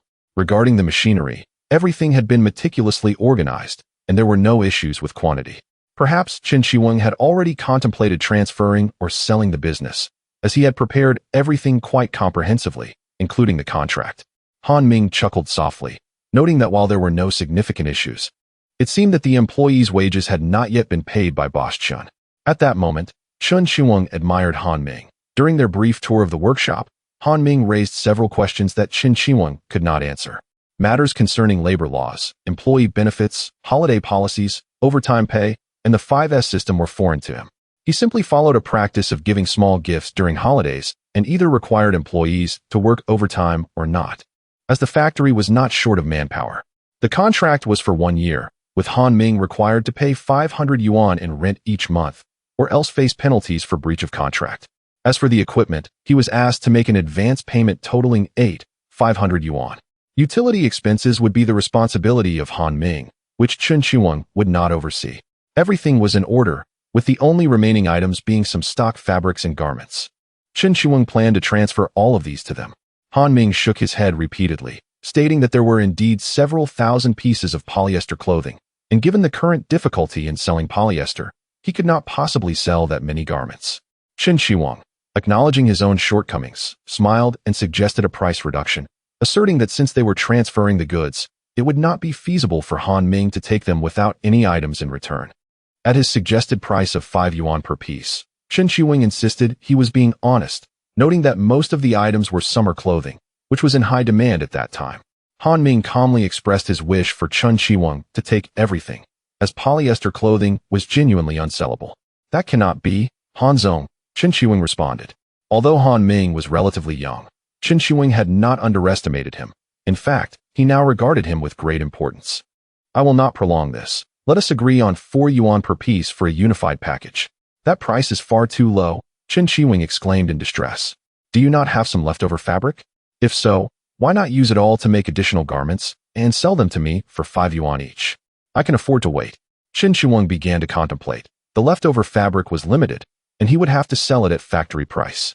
Then take your time to consider, Boss Chen. I will return tomorrow, Han Ming said, preparing to leave, as he felt no urgency in the matter. However, Chen Qiwing was quite anxious, fearing that Han Ming might change his mind before the contract was signed. Wait, let us settle on 5 yuan per piece, and I will gift the remaining fabric to Han Zong as a gesture of friendship. Han Ming smiled slightly. Having previously inspected the fabric and noting that there was not much left, mainly some Oxford cloth, velvet, and slightly more expensive cotton fabric. However, the quantity was minimal, likely remnants from prior sample production. With approximately 4,000 pieces of polyester clothing and trousers, priced at 5 yuan each, the total would exceed 20,000 yuan, which Han Ming could still manage to pay. In total, he would spend 35,000 yuan, a considerable sum, especially given the rarity of millionaires these days. After concluding their negotiations, they began preparing the contract for signing. With the National Day holiday approaching, it would take a few more days for Chen Qiwing to finalize his affairs, after which Han Ming could officially take over the factory. Under Chen Qiwing's watchful gaze, Han Ming and Zhou Bing exited the factory. Zhou Bing exclaimed as soon as they were outside, Han Ming, that's several tens of thousands of yuan. Are you not reconsidering? What is there to reconsider? The contract is ready to be signed, and rest assured, it is feasible, Han Ming replied, unfazed by the cost, deeming it highly worthwhile. The factory's 6,000 yuan in employee wages would be dispersed by Chen Qiwing, who would also need to coordinate with the employees, as Han Ming did not wish for any future confrontations at his doorstep. Several tens of thousands indeed. You could even buy a house with that amount. Let us return to Linxi village for a visit. I still need to bring your sister-in-law over, lest she remain home for too long, Han Ming suggested.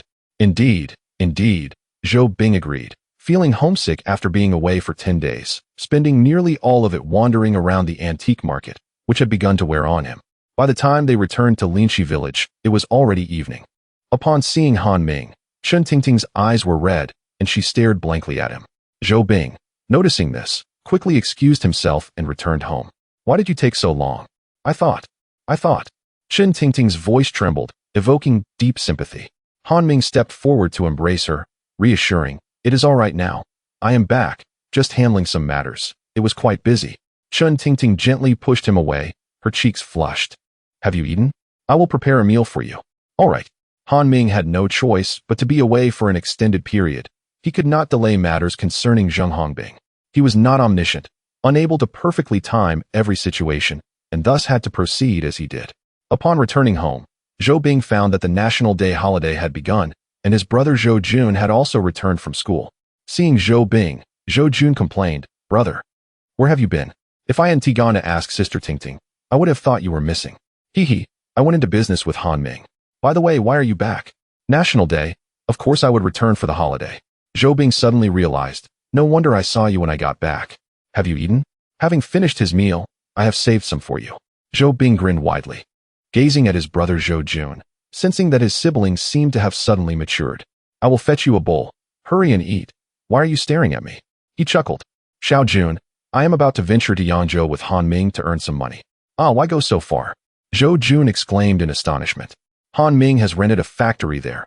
He is aiming to become a big boss, and naturally, I must accompany him. Furthermore, I have thought it through. We can reside there, and you can attend high school and university nearby. What do you think? Zhou Jun observed the joyful expression on his brother's face, his eyes narrowing as if filled with sand. His brother had always been considering him, yet he could only revel in the fruits of his brother's labor. Chapter 45 Visiting Second Uncle's Home. What? You have rented a factory in Yangzhou? That's a big city. Isn't it very expensive? Chen Tingting was astonished that Han Ming had accomplished such a significant feat, even securing a factory. Rest assured, everything has been arranged. When the time comes, you can take over and commence production. Chen Tingting still found it hard to believe that 600 square meters was even larger than the Maoyang garment factory. Han Ming nodded with a smile. I can assist you. I can also make clothes. You can comfortably assume your role as the boss's wife. Han Ming laughed heartily. Chen Tingting lowered her head and remarked, hiring even one person costs 46 yuan. If I work a bit more, you might spend less. Han Ming had previously possessed 50,000 yuan, and after a visit to the antique market, he had spent nearly 2,000, leaving him with 12,000, even after purchasing the Liu garment factory. He was hardly concerned about the expense of one worker's salary. I should visit second uncle's house. The factory might need some assistance. All right, Chen Tingting casually replied, her thoughts still lingering on the factory. She was aware of Han Ming's wealth, though she did not know the exact amount. However, she remembered a time when Han Ming had taken out a bag filled with tightly packed 10 yuan bills, leaving her utterly astonished. At that moment, he casually handed her a handful, and after she counted, there were over 500 yuan inside, revealing how much more money remained in that bag. Han Ming held a few kilograms of flour, which was left over from his previous sales, perfectly suitable for gifting. The roads were somewhat difficult to traverse at night. The village lacked streetlights, relying solely on the glow of household lamps. Fortunately, it was only 8 p.m. If it were past 9, there would be minimal light left. Knock, knock, knock. Who is it? A woman's voice came from within the room. Han Ming recognized it as Second Aunt Zhao Jiao. Second Aunt, this is Han Ming. Is Second Uncle home? Zhao Jiao opened the door, and upon seeing Han Ming, she quickly invited him inside. Come in, Ming, your second uncle is here. Second Aunt, here are a few kilograms of flour for you. You child, why bring flour when you come?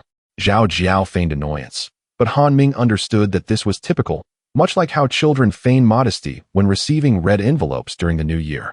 Han Ming chuckled, just brought it along. No need to bring anything next time, all right? We're all family, after all. In the living room sat Han Jiamin, enjoying a bit of white liquor. Spotting Han Ming, he greeted, Ming has arrived, please sit. I haven't visited second uncle's house in a while. I feel quite embarrassed. It's all right. It's a good opportunity for a drink, Han Jiamin replied. Their home lacked a television, only a small radio playing softly, careful not to disturb the neighbors. Two younger cousins, hearing the commotion, peeked out from their rooms. Brother Ming, you're here. Ming Gu. Han Ming turned and asked, haven't you rested yet? Not yet, Brother Ming. The mooncakes you brought last time were delicious, Han said. I'll bring some more next time. Thank you, Brother Ming, Han replied, visibly delighted.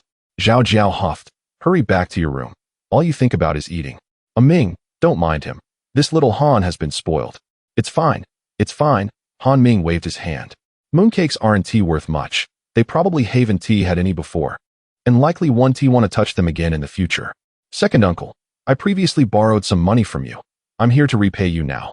Han Ming placed 50 yuan on the table, indeed a remnant of his past borrowing from second uncle. What are you doing? I told you it was a gift, not a loan. Besides, I'm your second uncle. Giving you 50 yuan is nothing.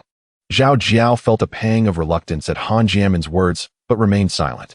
She understood that speaking up now would undermine Han Jiamin's authority, and she knew she would face reprimands. To say it was a loan was merely a formality. It was simply second uncle's goodwill, and I still must repay it. No need, take it back. Han Jiamin's demeanor resembled that of his elder brother. His speech was slow and deliberate, with a sense of gravity. Han Ming stood up and quickly handed it to Zhao Jiao. You child, listen to your second uncle and accept it. All right, take it. Finally, Han Jiamin relented, and Zhao Jiao tucked it into her pocket, murmuring a few words as she departed, though her heart was filled with joy. In the past, she had often chided Han Jiamin about that 50 yuan, only to be met with his reproachful words about family and the absurdity of quibbling over such a sum. Today, she had finally gotten her way. Second uncle, I plan to have Awei assist me with some work during this visit. Awei, come out. Han Jiamin called out. Coming. Han Wei opened the door, scratching the back of his head, uncertain why his father had summoned him. Your Ming Ge has something for you. Han Wei looked at Han Ming, his eyes filled with confusion. Han Ming chuckled at Han Jiamin, saying, shouldn't second uncle inquire about what the matter is? If there's work, of course, he should help, just ensure it's not illegal. Who would dare? I want to take Awei to Yangzhou for a visit. Han Jiamin fell silent. For a farmer like him, Yangzhou felt incredibly distant. I'll listen to Ming Ge, Han Wei suddenly spoke, startling Han Jiamin. He glanced at his eldest son. Indeed, having never been to the city, hearing of this opportunity naturally excited Han Wei. In his eldest son's eyes, Han Jiamin could sense a flicker of longing. With a sigh, Han Jianmin said, "Fine, go if you must. After all, you're growing up. It's good to see the world with your Ming go." Han Wei hesitated again, saying, "Dad, maybe I want to go? I can help you at home." "Nonsense, I can still manage. I don't need your help. A Ming is looking for you for a reason. You must listen to him, understand?" "I understand." Han Ming interjected, "It's not a big deal. I have a small factory in Yangzhou that has just started, and I want a way to help out a bit. Besides, there are many girls at the factory. There might even be a chance for romance." "What?" The living room fell silent, as if a tranquil lake had been suddenly disturbed by a grenade. Han Ming repeated, "I have a small factory in Yangzhou that has just started, and I want a way to help out, especially since there are many girls there." Han Jianmin took a hearty sip of white liquor, gradually regaining his composure. "A Ming, how did you suddenly open a factory? This is quite unexpected. I thought of it and acted." Han Ming replied with a light laugh. "You, young man, have undertaken such a significant venture as establishing a factory without even consulting anyone. Yet, you have grown up. During this period, you have become the most renowned figure in the village. Previously, your reputation stemmed from drinking and gambling, but now it is from selling flour. I have even heard from people in neighboring villages that you have dabbled in selling clothing as well.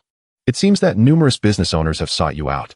Nonetheless, it is all trivial matters, hardly worth mentioning. Very well, I have agreed on behalf of Wei. Whether he wishes to go or not, he must attend, or I shall break his legs." Han Wei, seated nearby, felt somewhat embarrassed, as no regard was given to his dignity. However, he also yearned for the broader world, and this opportunity was one he was unwilling to forfeit. Chapter 46. Returning to the city after discussing matters with his second uncle, Han Ming returned home. Everything transpired as he had anticipated, without much surprise. He called Han Wei, also due to a shortage of manpower, and to assist his uncle's family. Chen Tingting was still awake, eagerly awaiting Han Ming's return, which was at 9 p.m. His uncle was overjoyed and couldn't resist engaging him in conversation, and Han Ming, unable to refuse, indulged in a couple of drinks. As for Han Wei, he had no objections, remaining sullen and wooden, merely listening to their discourse. That night, content, Han Ming embraced Chen Tingting as they drifted into slumber, dismissing the incident of the door collision from his mind, fearing it might brand him as eccentric. The following day, Han Ming set out alone for Yangzhou, allowing Zhou Bing some time to accompany his younger brother. The bumpy road took over 2 hours even on a motorcycle. Han Ming couldn't help but curse, having traversed just over 100 kilometers in more than 2 hours, which was infuriating. Today was National Day, a fine occasion, as everyone was on holiday, and the streets were bustling with people. Han Ming arrived near Lia Garment Factory, specifically at Zhaofeng Street, where he intended to rent a room. Finding someone to assist was an art in itself. Casually seeking help on the roadside proved futile, while consulting professionals would consume both time and money. The ultimate solution was to meander about as Han Ming did, akin to the elderly who leisurely roamed the streets, as they were often well informed. Offering a cigarette was the first lesson in inquiry. "Old man, I wish to rent a room. Do you know of any available?" The elderly gentleman, friendly and familiar, glanced at Han Ming's youthful demeanor and praised. "The lad knows his business. There's a house for rent at Old Sun's place." "Thank you. Sir, would you mind escorting me there?" Han Ming offered the remaining pack of cigarettes. "You young lad, it's not far. All right, I'll take you there." The old man chuckled, pocketing the cigarettes with a sly grin. With that settled, Han Ming felt a surge of joy, indeed saving considerable time. The old man called out, "Old son, don't you have a house to rent? I've brought someone asking." Old son, nearly 70, appeared much older, perhaps nearing 80. "Who is it?" "Hello, old son, I'm here to rent a room." Old son scrutinized Han Ming. "My house isn't cheap. Care to take a look?" "Of course, I'll fetch the keys." "Old son, this lad is honest. You ought to give him a discount," the elderly gentleman chimed in. Han Ming chuckled, realizing the cigarettes had not been given in vain. "Understood, you old man. Why don't you go play chess?" As Han Ming expressed his gratitude, the old man ambled away, murmuring, "Not bad, polite. I like him. Ah, this cigarette is truly delightful." Old son emerged with the keys, striding straight out, with Han Ming following closely behind. "This house was originally intended for my son, but alas, he is no longer here." "My condolences," Han Ming responded. Old son shot him a glare. "My son is in America." "Ah, my apologies. Do you smoke?" Han Ming retrieved another pack of cigarettes from his pocket and opened it. "At least you're perceptive. Ever since my son went to America, he rarely returns. If it's rented, so be it. He would merely stay at the guest house anyway. Your son is quite fortunate, having your support, Han Ming remarked sincerely, acknowledging that without old son, his son would not have had the opportunity to study abroad and establish a life. Old fellow, I can no longer support him. Come, let me show you the house. I have kept it clean. Old son opened the door to reveal a 2-story house with a small courtyard, approximately 60 square meters in size, though elongated in shape, typical of older constructions. Old son continued, the house isn't old. The furniture is all included. Just give me 40 yuan, paid monthly and on time. Upon inspecting the interior, Han Ming found it quite satisfactory, furnished with tables and chairs, even a bed, and a sewing machine. The layout consisted of a living room and kitchen on the ground floor, with 2 small bedrooms upstairs, adequate for his needs. This price was acceptable. Previously, he and Zhou Jun had spent 3 yuan a day for a guest house. No problem, I can decide right now, Han Ming declared with satisfaction. You're quite straightforward, unlike some others who quibbled over 5 yuan. I wouldn't even rent to them, old son remarked with indignation. Han Ming finalized the rental, conveniently located near Lia Garment Factory, alleviating the need for extensive travel. As for Zhou Bing and Han Wei, he had also secured a 1-story, somewhat older house for merely 18 yuan a month, an exceptional deal, and Han Ming covered the cost. Han Jianmin gazed at his eldest son with a hint of reluctance. It was his first time venturing so far, the farthest he had traveled before being merely to the county town, no more than 3 times in total. Once you arrive, listen well to your brother Ming, work diligently, and do not be lazy, understood? Understood, Dad. Father, I also wish to go to the city, Han interjected. Han Jianmin ruffled Han hair. You are still young. Wait until you grow a bit more, all right? Understood, brother. Han's eyes glistened with unshed tears. Sister Han Cici gazed at Han Wei with a heavy heart. As her elder brother departed, she would now bear the responsibility of supporting the family. Han Wei left with Zhou Bing, accompanied by Chen Tingting. On this very day, October 3rd, they set forth for Yangzhou, opting for a bus due to the crowd, finding motorcycles cumbersome. The bus would first head to the county town, so they hailed a tricycle, saving considerable effort. As Han Wei settled into the bus, he whispered, so expensive, 5 yuan for each person. Brother Bing, I'll pay you back later. No need. Han Ming said he would reimburse the fare. What does reimbursement mean? Zhou Bing scratched his head, not quite understanding, but assured that he would pay. Chen Tingting gazed out at the scenery, feeling a pang of nostalgia as it was her first bus ride, previously only seen from afar, gradually departing her hometown, her heart heavy with reluctance. As she prepared to depart, she made a visit to Han Ming's father, urging Han Yu to frequently check on their home to prevent the theft of their television, a matter that weighed heavily on her mind. Ultimately, it was Han Zhengwo who took the initiative to relocate the television to his own residence, which alleviated her concerns. Upon learning that his son had established a factory, Han Zhengwo could hardly contain his joy, merrily humming sweet melodies as he walked. Conversely, Han Ming's mother, Li Xiaoli, hurried to the village's 2D to offer incense, seeking blessings for her son's safety. It remains uncertain whether the jurisdiction of the 2D extends sufficiently or if such supplications hold any merit, yet it served as a source of solace for her. Chapter 47. The troublemakers. They had previously agreed upon a time to meet.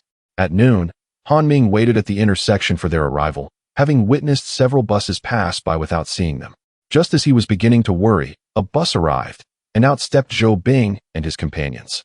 Han Wei, feeling nauseous from the ride, immediately leaned over to vomit by the roadside, while Chen Tingting remained unaffected by the motion sickness. What's the matter? Han Ming inquired with concern. Zhou Bing patted Han Wei on the back, reassuring him, it's just motion sickness, a little vomit will do. Brother Ming, I'm here, Han Wei managed to say weakly.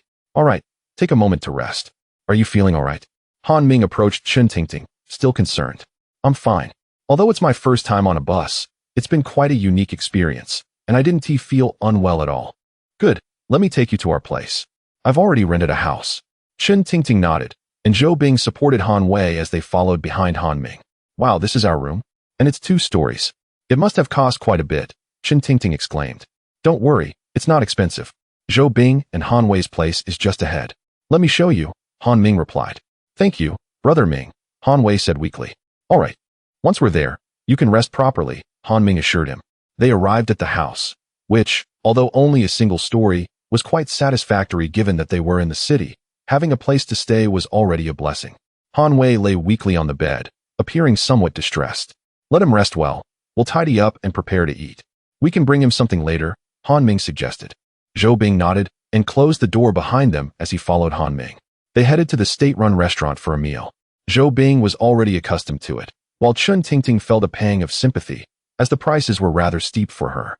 That's enough, Han Ming. We don't need to order so much. There are only 3 of us, Zhou Bing urged. Chun Tingting nodded vigorously in agreement with Zhou Bing's words. This meal is to welcome you and to celebrate. We'll be better off in the days to come, Han Ming said cheerfully. The dinner cost over 20 yuan, which made Chun Tingting feel quite uneasy. That night, they returned to their respective homes. Chun Tingting was busy organizing and cleaning the room. However, the old man's son had mentioned that someone often came to clean, so it wasn't too dirty. That evening, Chun Tingting found it difficult to sleep, feeling as though this period was somewhat dreamlike and surreal. From Han Ming starting to repair appliances, selling flour, procuring goods from factories, to selling clothes, and now opening a factory, everything had unfolded unexpectedly. Observing Han Ming soundly asleep, she gradually relaxed, closed her eyes, and drifted off. The next day, Han Ming set off with Zhou Bing for Lia Clothing Factory. By the time they arrived, Qin Shiwen had moved all his belongings out. Seeing Han Ming, he was overjoyed. President Han, you finally made it. During this time, he had nearly been driven mad by the employees, who suspected he might run away. Han Ming had only signed the contract without making any payments, and he hadn't even paid the employees' wages yet. Why the hurry, boss? Han Ming chuckled lightly. Well, since rent calculations started this month, I thought I'd help ease your burden, right? It's best to take over as soon as possible, Qin Shiwen explained. Han Ming smiled knowingly, fully aware of the other party's intentions, yet it didn't matter. He was here to settle the payment. The contract is signed. 35,000 yuan, correct, boss Qin? Yes, Qin Shiwen affirmed, turning to his subordinate Su Zhou. Xiao Su, quickly organize a meeting with the employees. We're going to inform them and distribute the funds now. Understood, boss, Su Zhou replied, somewhat excited, as he hadn't received his wage for 2 months. President Han, shall we head over? Yes. This way, please. Qin Shiwen led Han Ming into the workshop. Su Zhou shouted from outside. Meeting time. Everyone hurry over. The boss has something to say. If you don't come, you won't get your wages. So don't blame me for not warning you. Su Zhou acted like Qin Shiwen's assistant. He had graduated from a technical school and understood some mechanical matters, even handling financial aspects. Han Ming had seen the financial records before. It was all managed by him, and the factory had been operating at a loss for several months, barely avoiding bankruptcy. Did you hear? The boss is transferring this factory. So are we getting a new boss? Yes. I heard he is a young man, but seems to have some influence. Let us see how it goes. We haven't received wages for 2 months, and my family can't even afford meat. Me too. I can't even buy rice. Let us just hope our wages are settled soon. Nearby, Lao Wang and a few others were scheming, being the most disruptive among the workers during this time. Wang Gu, do you think the boss will pay us this time? Humph, don't listen to Su Zhou. He said the same thing last time, Lao Wang scoffed. Should we cause a scene again? Yes, if we don't make a fuss, we won't get our wages. We need to pressure them, otherwise, they won't release our pay. Alright, I'll follow your lead. Over 50 workers in the workshop were buzzing with discussion, eagerly awaiting Qin Shiwen's arrival. Su Zhou, his face cold, turned to a nearby man and said, Yu Qiushi, are you still working? The line is a mess. There's no discipline at all. Yu Qiushi shot him a glance, somewhat displeased. It's been 2 months without pay. It's remarkable they aren't rioting already. What do you expect me to do? As the workshop director nearing 40 years of age, he was cunning and astute. He understood the factory was on the verge of bankruptcy and had no desire to confront the employees unnecessarily. Su Zhou was infuriated as he saw Qin Shiwen approaching and hurried over. Qin Shiwen surveyed the disarrayed line with furrowed brows. What is going on here? Is no one in charge? Su Zhou fumed. Boss, Yu Qiushi isn't team managing. He.s. letting the employees run amok. Humph, I've long been aware of his little schemes. But I didn't expect him to be so outrageous. Qin Shiwen spoke directly to ensure Han Ming understood that even if he chose to leave, he wouldn't allow Yu Qiushi to have it easy. Standing in front of the line, Qin Shiwen commanded sternly, What's this? Don't you want your wages? Get in line right now. As the boss, his authority remained intact. Upon hearing this, some employees quickly lined up. A voice emerged from the crowd. Boss, will we be receiving our salaries? Chen Qiwen glanced over and, indeed, it was Lao Wang. It was hard to fathom who had been so short-sighted as to hire such a person. Wang Fugui, I have heard that you have been quite unruly of late, even rallying the employees to abstain from work. Lao Wang, with a look of deep lament, replied, how could I dare to do such a thing, boss? However, with 2 months of unpaid wages, we find ourselves without food. I implore you, please expedite the payment. A chorus of agreement erupted from the crowd, as the two individuals beside Lao Wang rallied support, igniting a fervor among the onlookers who began to shout in unison for their overdue salaries. Chapter 48. The new owner of the garment factory, the workshop director, Yu Qiushi, secretly rejoiced. During this period, he had stealthily taken numerous garments from the factory and now hoped for its swift closure. As he had already secured his next position, he merely awaited his salary. Chen Qiwen, in a fit of rage, declared, enough? Do not raise a ruckus. I am here to distribute wages, and any further disturbances will result in immediate dismissal. The factory was never short of labor. It was the lack of work that concerned them. Upon hearing Chen's words, the employees hastily silenced themselves, fearing termination. Although the owner owed them 2 months' salary, they hoped that once it was issued, they could continue working, as jobs were scarce. Then please distribute the wages instead of merely talking about it, one employee remarked. Chen Qiwen cast a glance at Wang Fugui, who was causing trouble. Han Ming also recognized him as a troublemaker and could not fathom why Chen Qiwen retained him, as if inviting more frustration. Previously, Chen Qiwen had received 29,000 yuan from Han Ming, leaving 6,000 yuan unpaid, which represented the employee's wages for 2 months. As a fellow employer, Chen understood Han's intentions. He could accept them, but he insisted on being present for the wage distribution, hence the meeting. Once the employees quieted down, Chen Qiwen disregarded Wang Fugui's remarks and introduced Han Ming, stating, the factory has been transferred, and I believe you have heard some rumors. This is General Manager Han, your new boss. I invite him to say a few words. The employees murmured among themselves, casting skeptical glances at the young man before them. Han Ming remained composed, accustomed to such scenarios from his previous life, where he managed many employees. Chen Qiwen observed Han with a smile, eager to see how he would handle the situation.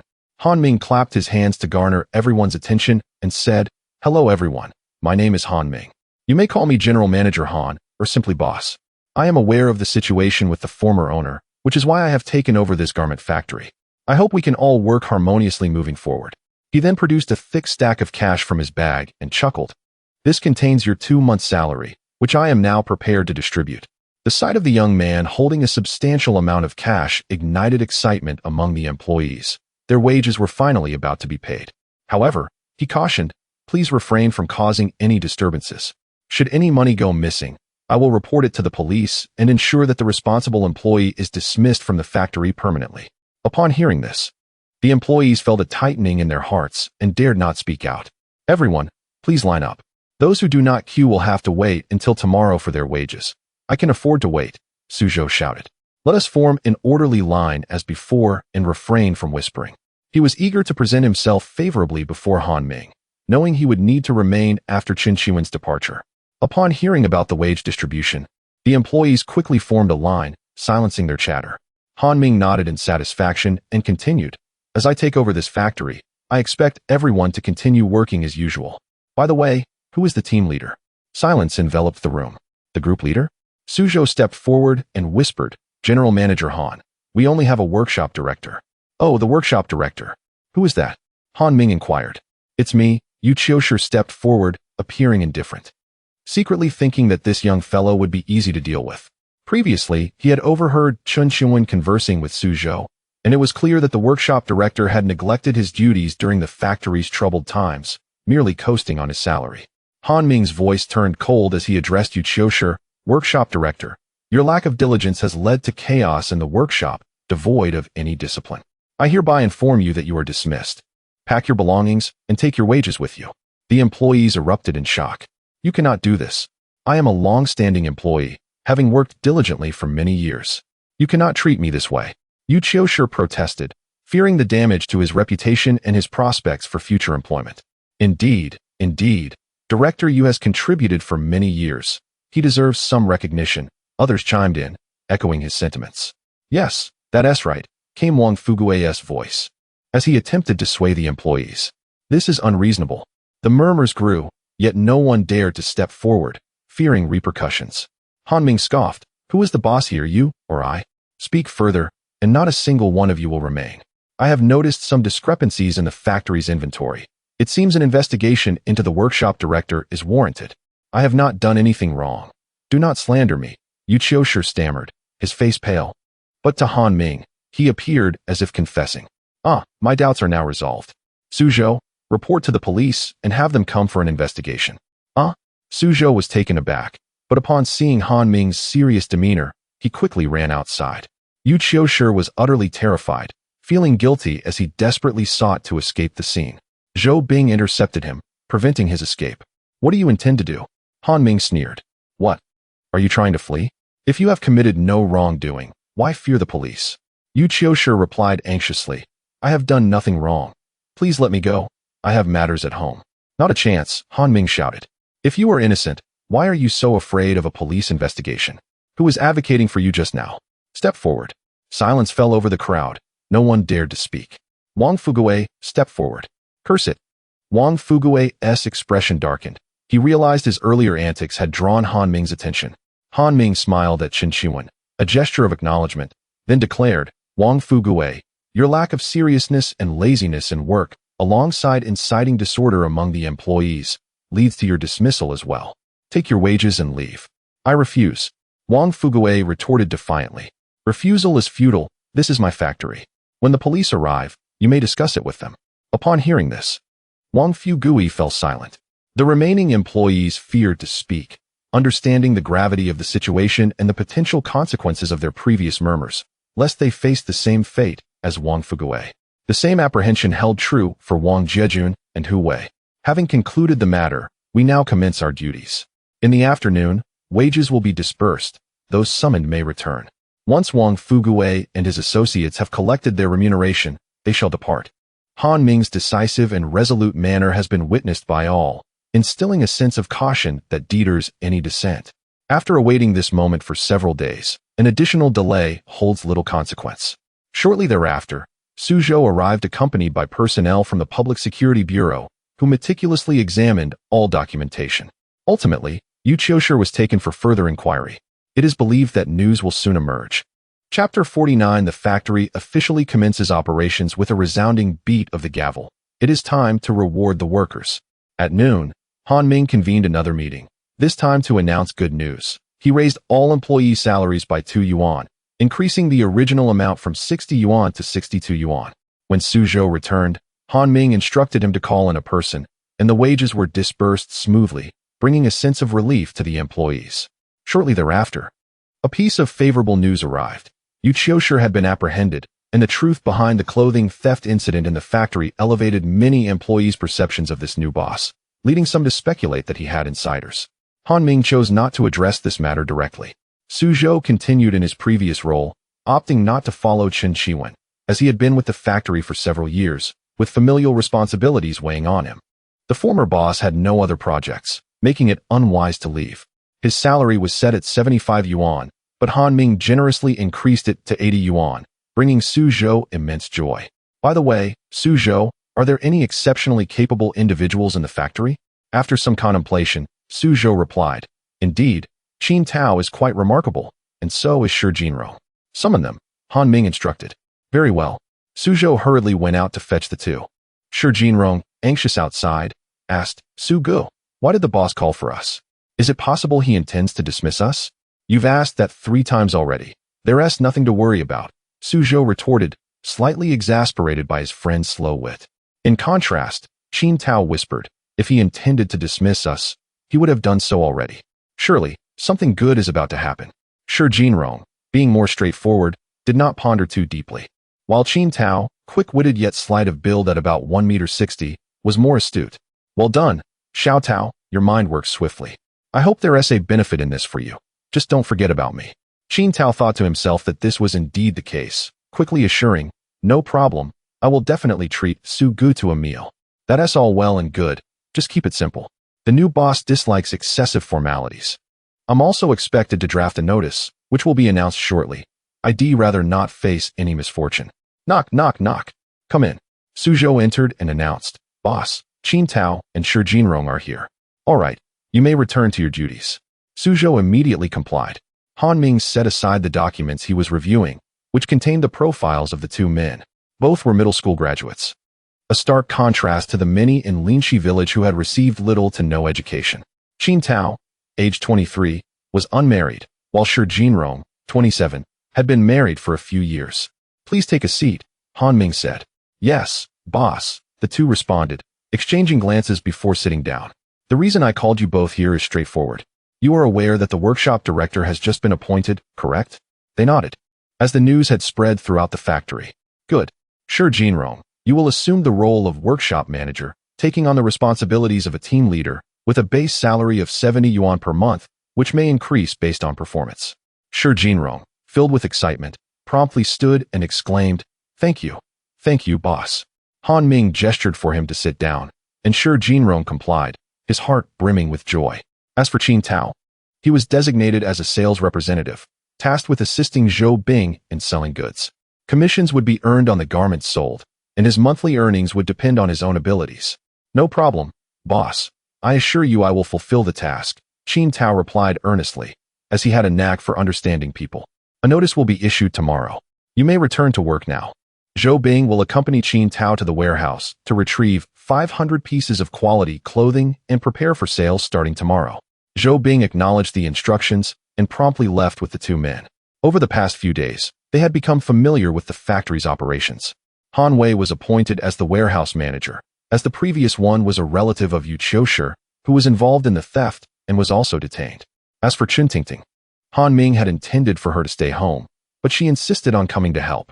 Thus, Han Ming had no choice but to assign her a position, allowing her to return to her previous line of work.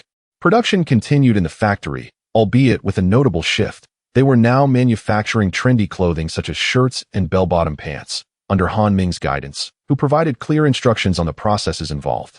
The rest relied on practice to gain proficiency. Given the current stage, high quantity and speed could not be expected, with typical daily output being several hundred pieces. With Han Wei overseeing quality control, substandard products were diligently reworked, ensuring only the best made it to storage. This role was critical, and due to a shortage of manpower, he was tasked with maintaining standards. Han Ming's strategic plan was to deplete the inventory of older clothing styles, as he had only 12,000 yuan left. If revenue did not improve soon, he would struggle to sustain operations. As for fabric procurement, he continued to rely on the previous suppliers, with Suzhou managing that aspect. Zhou Bing knocked and entered, having previously assisted Han Ming in selling clothing and was somewhat familiar with the situation, though he needed to clarify a few details.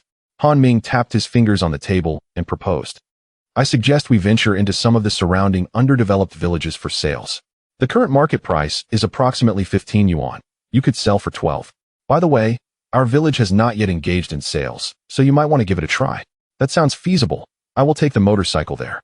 Additionally, Qin Tao will serve as your assistant to help manage the workload. Understood.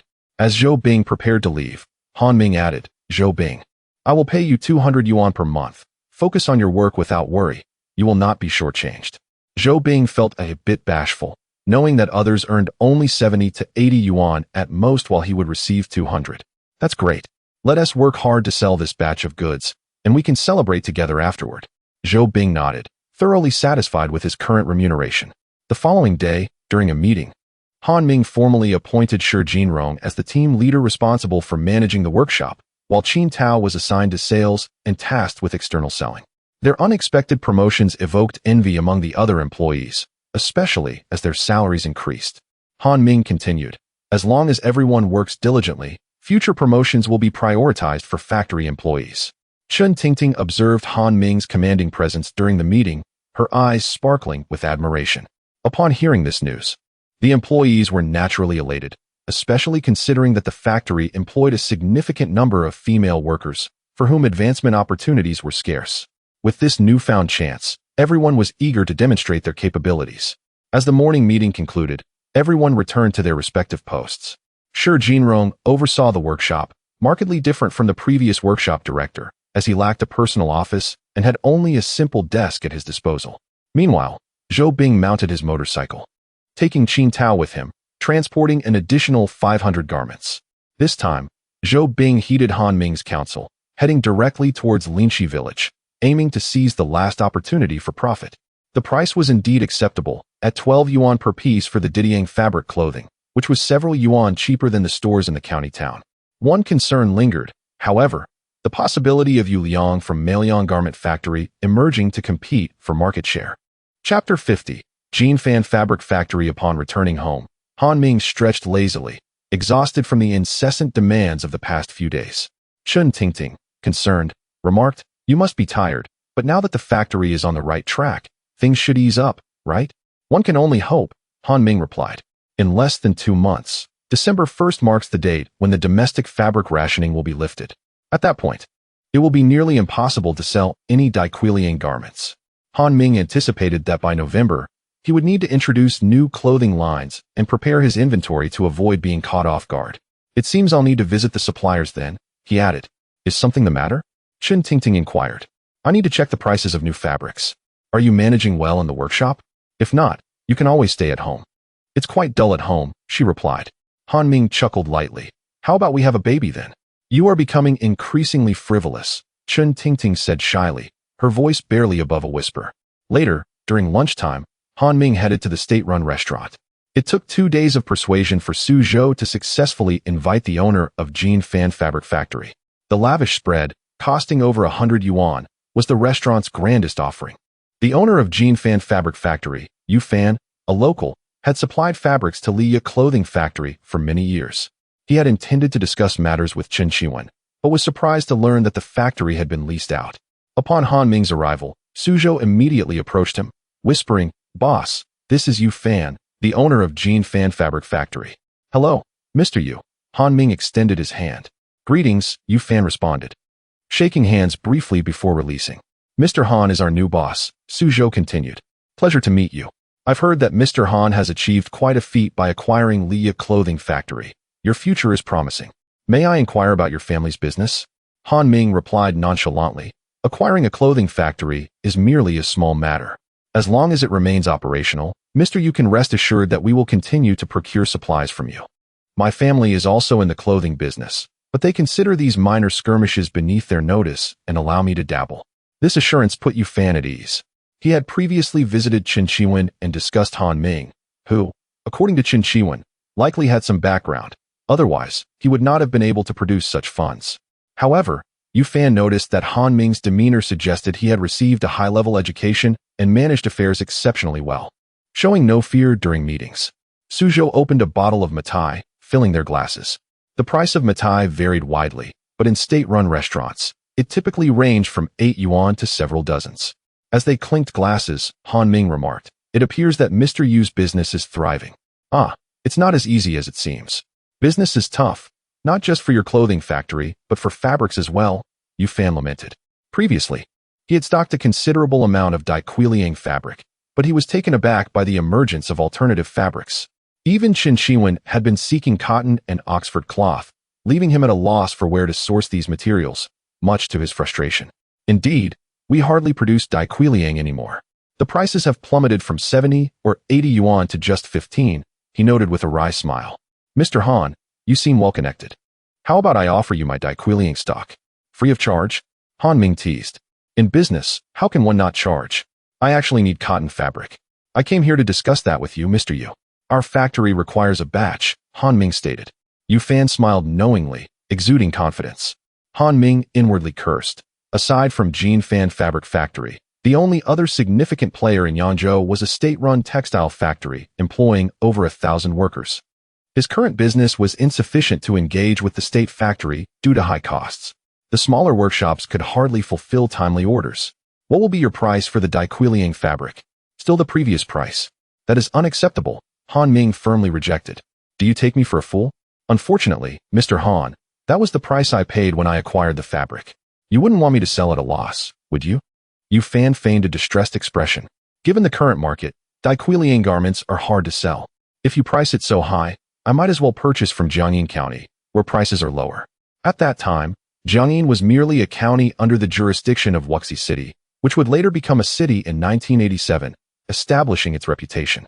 Yu Fan's expression shifted slightly, as he realized Jiangyin was the nearest, and he knew of a fabric factory there.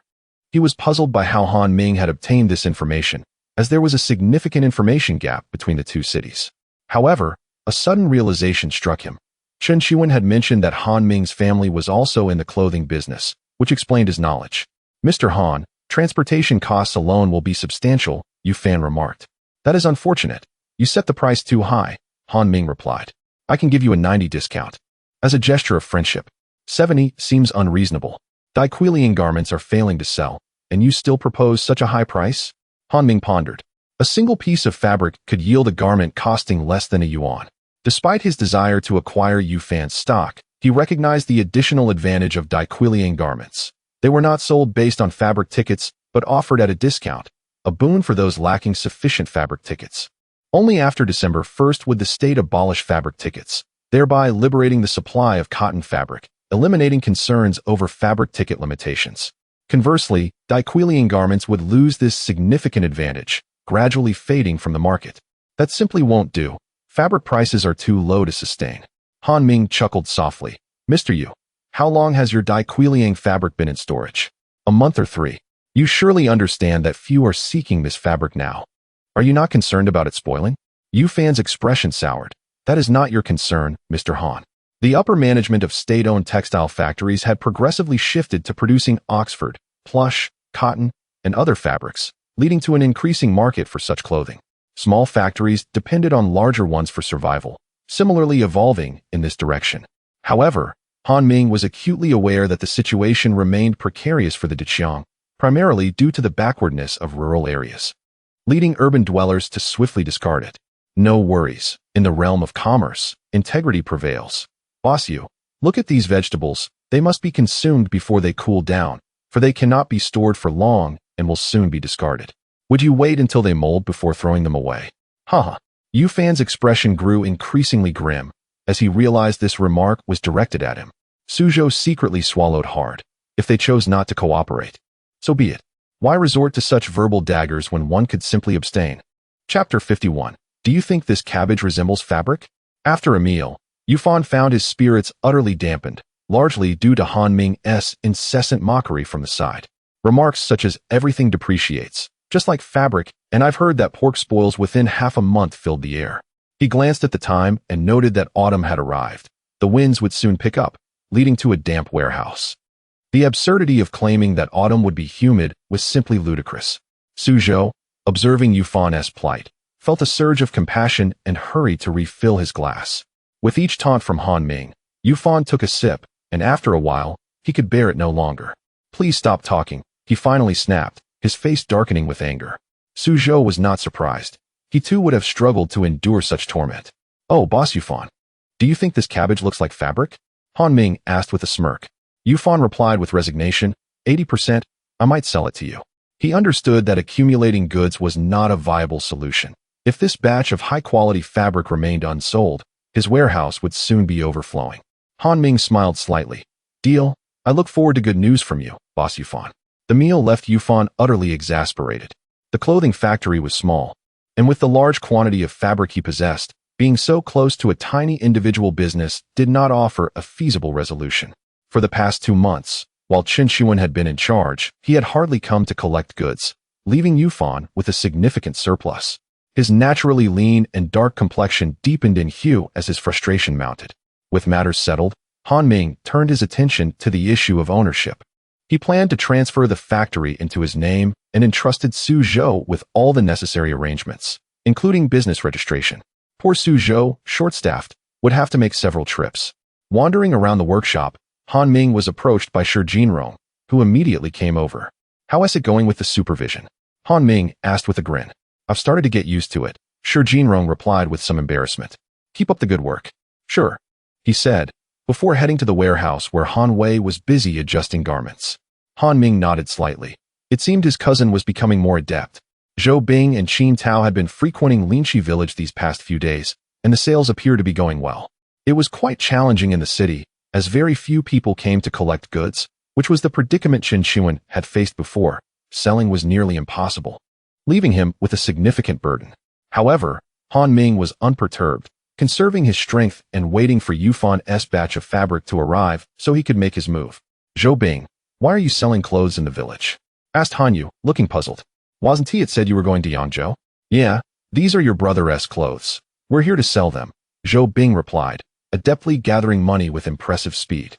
This time, as per Han Ming's instructions, each piece of clothing was priced at 12 yuan, regardless of whether it was a shirt or pants. These items were all excess stock that Qin Shiwen had sold to Han Ming. Qin Tao wiped his sweaty brow and asked, Bingo, who is this? Zhou Bing felt helpless. At just 22 years old, he wondered why he was being addressed as brother when he hardly looked old enough, merely a tad darker in complexion. Qin Tao, just call me by my name. This is the boss's sister. Hello. I'm Qin Tao, the third in command of the boss. He introduced himself. Han Yu stifled a laugh. Then who are the first and second in command? The first is definitely Zhou Bing, and the second is Su Zhou, but in the city, I'm the third, he replied. What about Shi Jinro? Zhou Bing interjected. He doesn't count. He's at most the fourth, he laughed. Disregarding him, Zhou Bing continued speaking to Han Yu. We're here to sell clothes as per your brother's instructions, and also to discuss with Uncle Lin Feng about possibly opening a shop. My brother has truly opened a factory? Qin Tao exclaimed. Boss's sister, why would I lie? I see the boss is quite impressive. It would be a pity if he didn't open a factory. I believe being a millionaire is no challenge for him. As they passed by a woman, Qin Tao quickly called out, Andy, would you like to take a look? Clothes are just 12 yuan, and we can exchange sizes if they don't fit. Carry on with your business. I'll head back first, Han Yu said. Take a piece of clothing with you. Don't be polite. This is all from your brother. Take it back and let Uncle and Annie know everything is going smoothly so they don't have to worry. Zhou Bing stuffed a garment into her arms, and Han Yu expressed her gratitude before hastily making her way home. Mom and Dad, my brother has opened a factory in Yangzhou, and everything is going well. Yeah, who told you this? Li Xiaoli asked anxiously. I heard it from Zhou Bing. He is selling clothes in the village. And they're all made by my brother's factory. Look, he even gave me one. Good. Han Zhengwo said joyfully. As long as the factory opens smoothly, that's all that matters. Zhou Bing's selling clothes spread like wildfire throughout the village, and many acquaintances came to check it out, marveling at how Zhou Bing had transformed. Lin Feng also caught wind of this news. He remembered when Zhou Bing had been tasked with guarding the orchard, and now he found himself selling clothes. Uncle Lin Feng, are you here to buy clothes? Zhou Bing greeted him. You rascal, how did you end up selling clothes? I was thinking of asking you to help guard the orchard. I heard you went to the city. Yes, I've been working with Han Ming there to earn some money. By the way, where's Han Ming? He is our big boss, quite formidable. Qin Tao interjected, ready to showcase his eloquence. Han Ming, the big boss. Lin Feng exclaimed, astonished. Is that so? We have over 100 people in our factory. Is that not impressive? Zhou Bing merely nodded, as there was no denying the truth. How much is a piece of clothing? 12 yuan. Qin Tao quickly responded. Xiao Bing, come over for dinner at my place tonight. It's been ages since we had a chat. Qin Tao chimed in. That won't work. We still need to discuss opening a shop. Opening a shop? Lin Feng's eyes lit up. Why not just talk to me? I have a shop. Qin Tao looked at Zhou Bing, having set the stage, leaving the rest to him. Uncle Lin Feng, your shop is a bit small. Zhou Bing feigned regret. Lin Feng laughed and scolded playfully. You brat. Already complaining about me, huh? All right, Uncle Xing. I will head over with Qin Tao shortly. Let us first sell these garments. Very well. I shall await your return, Lin Feng replied cheerfully, turning to rush back home. He urged his wife to prepare a sumptuous meal, as he was set on opening a clothing store. Are you no longer selling flour? Huang Fan asked in surprise. What flour? I barely make 2 yuan a day. Are you aware of Zhou Bing? He sells clothes for 12 yuan each, and they are in high demand. Even if he earns just 1 yuan per piece, it is a substantial profit. Is it truly that lucrative? Go and prepare the meal first. I shall have them over for a discussion shortly. Lin Feng was brimming with excitement, unbeknownst to him that at that moment, Qin Tao and Zhou Bing were sharing a quiet chuckle. Chapter 52. Expanding the market. In recent days, Han Ming has been diligently designing his own clothing and logo. Although fashion design is not his forte, he is the only one in the factory capable of doing so. The logo features an elegant uppercasing, a striking Chinese red, exuding a sense of contemporary flair, with each garment proudly displaying the emblem. Previously, there was another designer in the factory, but he resigned when Qin Shiwen failed to pay salaries. Unfortunately, suitable talent has yet to be found, leaving Han Ming to manage the designs himself. Suzhou entered to report. Boss, the industrial and commercial matters have been resolved, and the fabric has been delivered and stored. The factory retains the name Liya Garment Factory, but Han Ming is now the legal representative. Understood, Han Ming replied. Suzhou hesitated. Boss, relying solely on Zhou Bing and Qin Tao to sell clothes is a bit slow. Previously, we sold in bulk to others, you see. I know what you mean, I understand. That is fine. Suzhou promptly fell silent, having spent these days alongside Han Ming and grasping the essence of his character. Knock, knock, knock. Come in. Boss, we are back, said Qin Tao, entering alongside Zhou Bing. Han Ming turned to Zhou Bing and inquired, how did it go? Qin Tao, quick-witted, fell silent, allowing Zhou Bing to respond. We have settled on a price with Lin Feng. As you suggested, we are wholesaling to him at 8 yuan each, and he is taking 50 pieces. Good, what else? We also struck a deal with Fengsheng Village for 30 pieces. They might be testing the waters. Qin Tao nodded vigorously in agreement. Visit more places. I will increase your salaries at the end of the month. Thank you, boss. Thank you, boss. Qin Tao exclaimed excitedly. Go rest well. By the way, Zhou Bing, please check on a tricycle for deliveries. Understood. As Zhou Bing and Qin Tao exited the office, Han Ming turned to Suzhou. Do we have anyone among the staff suitable for deliveries? There is one, named Wang Li, age 34, who has worked in the factory for several years. Good. Have him come over. I will speak with him. Han Ming is expanding his market, and unlike before, his model involves home delivery, a method even state-owned enterprises lack. He plans to gradually penetrate this market. Subsequently, Han Ming established a sales department, with Zhou Bing as the head and Qin Tao as the deputy, though currently, they are the only two members. Suzhou relinquished some responsibilities, entrusting financial management to a young woman in her 20s, Wang Xiaoyan, a vocational school graduate with a quick learning pace. Nevertheless, Han Ming retains control over financial matters.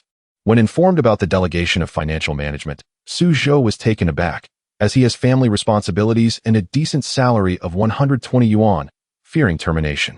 However, Han Ming clearly had no intention of dismissing him. Suzhou now behaves like a secretary, eagerly following Han Ming's directives. Looking at the paper in his hand, Suzhou read aloud, Liya Garment, wear it and shine with confidence. Boss, what is this? Han Ming replied nonchalantly. Run to the newspaper office and inquire about the cost for a week's advertisement. The font must be large. Newspapers can cost hundreds a day, Suzhou quickly noted. That's several months' worth of my salary. Find out the specific price, and then proceed. Suzhou cautioned, a week can cost several thousand. That is fine. Handle it efficiently, and also ask for Shi Jinrong to come in. Understood. Suzhou hurried out, feeling the pinch. But since the boss had instructed him, he had to comply. Shi Jinrong entered, and Han Ming provided him with 2 design drafts he had created over the past 2 days. One for bell-bottom pants and another for fitness pants. Boss, the bell-bottoms are fine. There is a market for them, but regarding the fitness pants, Shi Jinrong still lacked sufficient experience to comprehend the allure of fitness pants. Han Ming explained, use nylon or cotton. Create a few samples that are skin-friendly, elastic, and breathable, understand? Got it. But will they fit given their small size? As long as they are elastic, they will fit. Have people create samples first. Shi Jinrong nodded, still uncertain about Han Ming's choice of design, but willing to follow through. If Han Ming's intuition is correct, fitness pants are beginning to emerge in major cities. He intends to seize the initial wave of this trend. Qin Tao entered, brimming with excitement. Boss, we have acquired several more stores. Han Ming complimented him. Well done. It appears that placing you in the sales department was indeed a wise decision. All thanks to the boss. Qin Tao beamed. Now, go take a rest. Zhou Bing, stay behind. Understood. Qin Tao left, aware that he could not compare himself to Zhou Bing. As a junior high school graduate, being appointed deputy minister, albeit with only the 2 of them, was already a significant achievement for him. Han Ming observed Zhou Bing and softly remarked, Zhou Bing, you must be exhausted these past few days. It's all right. I'm getting accustomed to it.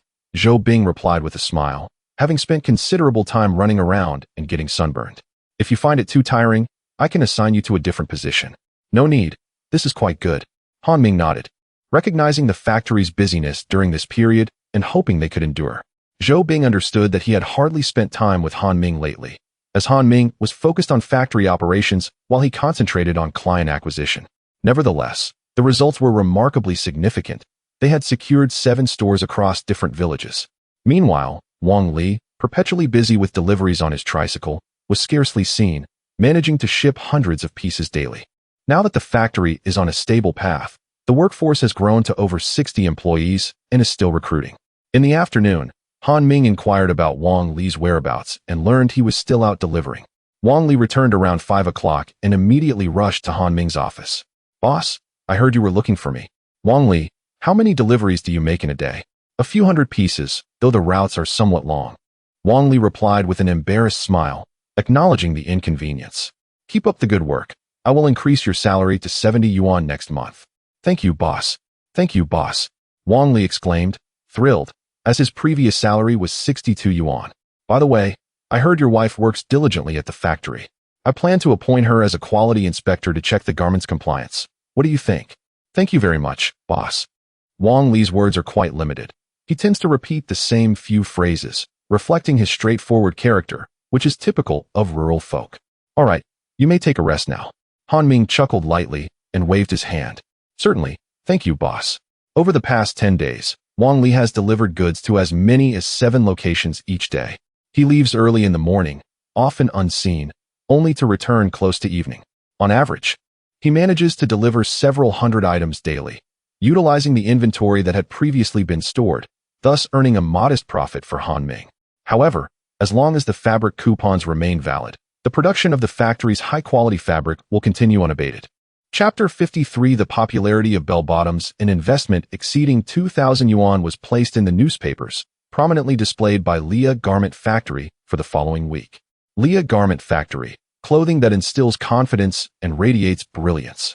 Adjacent to it, the Leah logo, a striking Y in a vivid Chinese red, captures attention effortlessly. Early that morning, anyone who glanced at the newspaper was taken aback by the sheer minimalism of the advertisement. A blank space with merely a few words. How audacious. "What kind of clothing is this?" "I've never heard of it," remarked Grandpa Sunday. "It must be pronounced Y, though I'm not quite sure. Little Ertzi, come here and read it." "I got it, Grandpa. It's Leah Garment."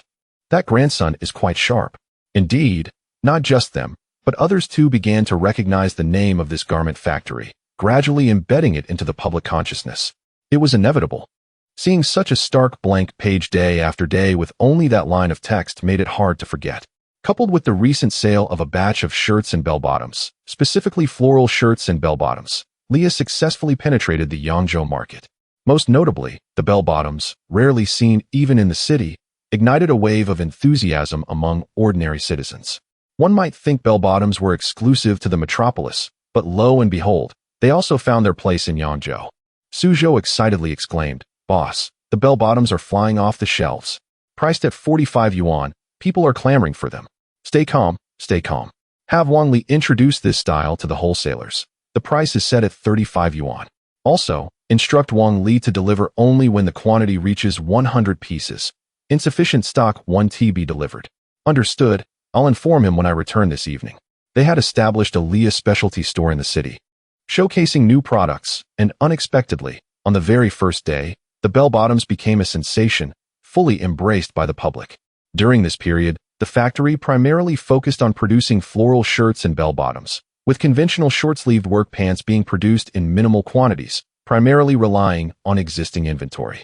The previous day's sales reached several hundred garments, amounting to nearly 4,000 yuan, which fell short of Han Ming's aspirations. On the day floral shirts and bell-bottoms were introduced, the sales skyrocketed to over 10,000 yuan, and this figure pertained solely to his store, excluding the sales from Lin Feng and others.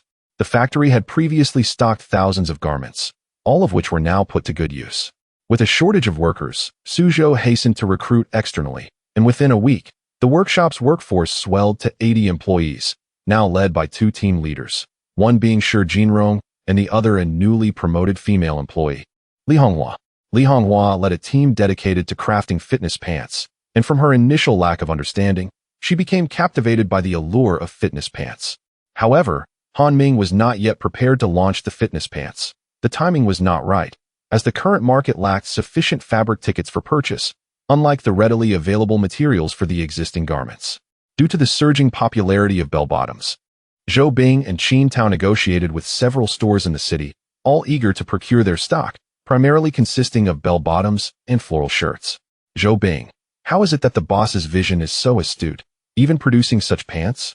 Perhaps it's related to his education. Qin Tao pondered. Did he really study abroad? But how could he live in such a dilapidated village? Just because he lives in a modest village doesn't mean he couldn't have studied abroad. That's true. It's just unexpected. There are many things you wouldn't anticipate. I heard there's a new product on the horizon, and you'll be even more surprised then. All right, but it's really selling well. In a couple of days, we'll receive our salaries, Qin Tao said, brimming with excitement. November 1st arrived, heralding the eagerly awaited payday. During the morning meeting, it was previously Shi Jinrong and Li Honghua leading the discussions, while Han Ming emphasized the importance of daily meetings for summarizing the previous day's performance, identifying areas for improvement, assigning tasks, and maintaining discipline, including the 5S system. However, since many employees were unfamiliar with 5S, it was simplified to 5 management principles for better recall: sort, set in order, shine, standardize, and sustain. Though the factory had become more regimented, this was a necessary evolution. The chaotic environment of the past was no more. Wang Xiaoyan, the accountant, calculated the funds, which Su Zhou and Han Ming then distributed for the salaries. In this morning meeting, Han Ming surveyed the crowd of over 80 employees and smiled, saying, "Good morning, everyone. Today, I'd like to share a few words." Qin Tao was the first to initiate applause, which quickly resonated throughout the room, with all employees joining in fervently. Han Ming glanced and nodded slightly, acknowledging the enthusiasm of the young man. The progress of Leah Garment Factory to this point was made possible by everyone's hard work, and on behalf of Leah, I extend my gratitude to all of you. The boss's expression of thanks stirred emotions among the employees. Such acknowledgement was unprecedented. The factory now boasted various positions including sales, quality control, warehouse management, and finance. And it was believed that more individuals would join soon. Everyone must strive for opportunities for promotion and salary increases. Missing out could mean waiting an entire year. As Han Ming chuckled lightly, the employees couldn't help but smile along. But more importantly, they were silently motivating themselves, especially since team leader Li Honghua had ascended from their ranks, earning 80 yuan, 12 yuan more than them. Even Gue Ru, the quality inspector and Wang Li's wife, earned 75 yuan a month, surpassing their wages, which naturally sparked envy. Furthermore, everyone was reminded to pay attention to quality during production, as this was our inaugural venture, and quality control was paramount. Everyone, let us push forward. Those who remain until next year will receive a salary increase. Mark my words. Qin Tao bellowed, applaud. The sound of clapping echoed throughout the workshop, as the prospect of a salary raise thrilled everyone. All right, now I'll pass the floor to the team leaders. I need to go fetch the money to distribute your salaries. Laughter erupted, indicating a positive atmosphere. After Han Ming departed, Shi Jinrong took the stage, adhering to the familiar format, which the employees understood well. Among the 80 employees, the average salary stood at 62 yuan, with those working overtime earning around 70 yuan, while individuals in leadership positions received even higher compensation. In this past month, a sum of approximately 6,000 yuan must be dispersed, a figure that is by no means insignificant. In state-owned enterprises, employee salaries may not even reach such heights. Han Ming is not one to be stingy with what is due. In October, the revenue from clothing sales soared to over 100,000 yuan, leaving Su Zhou astounded at the substantial amount. That very evening, Wang Xiaoyan commenced the salary settlements. Qin Tao, 140 yuan. Wang Li, 82 yuan. Gue Ru, 75 yuan. Xiao Hong, 68 yuan. Chapter 54. Accumulated inventory. This month's salary greatly astonished everyone. The employees were pleasantly surprised to find it exceeded their own expectations by several yuan. This was due to the overtime pay calculated by Han Ming. During the tenure of Chen Qiwen, overtime compensation was unheard of. Any extra hours worked were essentially in vain. Someone whispered, who would have thought that Qin Tao, despite his slight frame, could command such a high salary? Even state-owned enterprises don't offer that. Indeed, accompanying the boss in sales is no easy task. Sometimes he returns home quite late, came the reply. Chen Tingting was counting her money when Meng Yuan approached her and asked, Chen Tingting, how much do you have? 70 yuan. Chen Tingting replied, feeling a bit shy. Wow, that's several yuan more than I have. Perhaps it's because I've been working overtime, she speculated. That must be it. It seems I too should put in some extra hours this month, Meng Yuan thought to herself. She had indeed worked fewer overtime hours this month and had heard of a remarkable individual in the workshop who, astonishingly, earned 88 yuan without even taking breaks. That would be Zhang Yinling. She earned 88 yuan. Quite impressive. Her situation is tough too.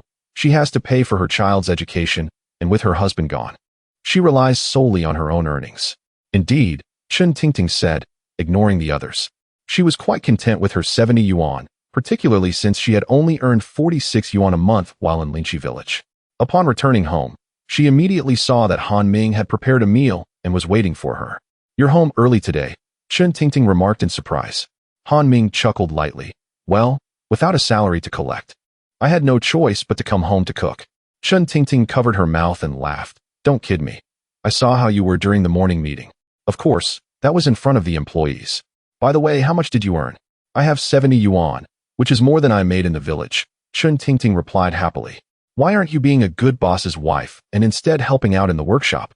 "I don't need you to do that. I just wanted to lend a hand. Otherwise, I'd have nothing to do." All right, let's start eating."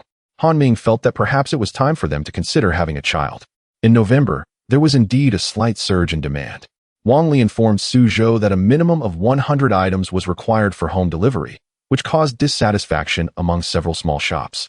However, Han Ming paid little attention to this, as it was unnecessary to waste fuel on deliveries for only 20 or 30 items. On November 20th, Leah Garment Factory completely ceased the production of polyester clothing and shifted to manufacturing cotton garments. This decision left many perplexed, especially in rural areas where polyester clothing was the only option available. Once the current batch was sold out, restocking would require new types of garments that did not require fabric coupons but were relatively more expensive. Naturally, these new garments would not be available until December. Su Zhou approached Han Ming with concern. "Boss, at this rate, our warehouse inventory is piling up. Have all the polyester garments been sold?" "Not yet. Sell all the polyester garments. Tell Wang Li that by the end of the month. I want the warehouse to have not a single polyester item left." Su Zhou was taken aback, unable to comprehend Han Ming's strategy. But compared to before, polyester garments have been quite stable. Although bell-bottom pants have high sales and profit margins, they are difficult to sell in rural towns and can only be marketed within the city now. That's sufficient. I want the bell-bottom pants made from cotton as well. Do not restock polyester fabric. Instead, procure cotton fabric. Su Zhou hesitated, but that would make the fabric quite expensive. Expensive or not, we must acquire it. First, produce a significant quantity. "I'm worried they may not sell," Su Zhou said, unusually anxious as he tried to persuade Han Ming. Han Ming suddenly smiled slightly. "Do you know that fabric coupons are about to be abolished?" "What?" Su Zhou was momentarily stunned, thinking he must have misheard. "The fabric coupons are going to be abolished, which means polyester will lose its competitive edge." "What? How is that possible?" Han Ming glanced at him and whispered, "You see, you don't believe me, do you? My uncle mentioned it. I have connections. Please don't spread this around. Otherwise, I'll hold you accountable. Now go back to work." "All right." Su Zhou quickly realized and ran out of the office to arrange everything. This revelation shocked him. The abolishment of fabric coupons was something no one had anticipated. It could be said that during this period, Han Ming was the only one in the clothing trade who was privy to this information. Having successfully diverted Su Zhou, Han Ming breathed a sigh of relief. He was genuinely concerned that Su Zhou, in his eagerness to safeguard the factory, might take unauthorized actions that could lead to significant losses. What remained was to resolve the accumulation of polyester inventory and stabilize the production and sale of bell-bottom pants and floral shirts, among other garments. Following that, efforts would be directed towards accumulating fitness pants, aiming for a peak in December. He did not forget about newspaper advertisements. However, in addition to his factory, other factories began to follow suit and release advertisements, imitating Han Ming's approach. At this time, Han Ming finally felt secure enough to deposit money into his savings account, albeit cautiously, with only 5,000 yuan at a time. Currently, he had 130,000 yuan in his home, all earned over the past 2 months. The initial investment from the first month had already been recovered, and the number of employees had reached a peak of 100. Little did Han Ming know that Yu Liang's Maoyang garment factory had gone bankrupt. With no goods supplied and unable to sell, this small factory with fewer than 30 employees could no longer sustain itself. "What are we going to do now?" Li Wen asked anxiously. "Without a garment factory, we have no income. With no income, we'll have to go back to working in the fields, and we might not even earn 46 yuan in a month. I don't know. Other colleagues expressed their confusion. Thankfully, after Yu Liang lost everything, he still managed to pay the salaries, even if it meant using clothes to offset some of the payments. Otherwise, they might not have been able to receive their wages at all. I heard that Ting Ting went to work in the city. I wonder how she is doing? It seems her husband has started a factory, but it's too far away. I have no desire to go to Yangzhou. Sighing deeply, Li Wen expressed her own reluctance, feeling it was too distant to manage her home. On another front, Han Yu and Zhao Lizhen had also lost their jobs. There was only one factory in Linxi village, and to find work again, they would have to travel to the county town. Yeah, do you know the way to the county town? Han Yu wore a look of melancholy, for she was unfamiliar with the county town. Zhao Lizhen lamented, I am out of work now, which means there will be no salary for me. How will I manage to buy food? All you think about is eating. Perhaps you should ponder ways to earn money instead. Tell me, how could the factory have suddenly shut down? I haven't even processed it yet. Is it because your brother failed to collect the goods? Han Yu, somewhat irritated, retorted, what are you saying? Do you really think a factory can survive solely on my brother's efforts? Please don't be upset. I was merely speculating. Speculating is not acceptable. All right, my dear Yaya. By the way, is it true that your brother has opened a factory in the city? If so, why don't we go to the city? Zhao Lizhen concluded with a hint of excitement. This.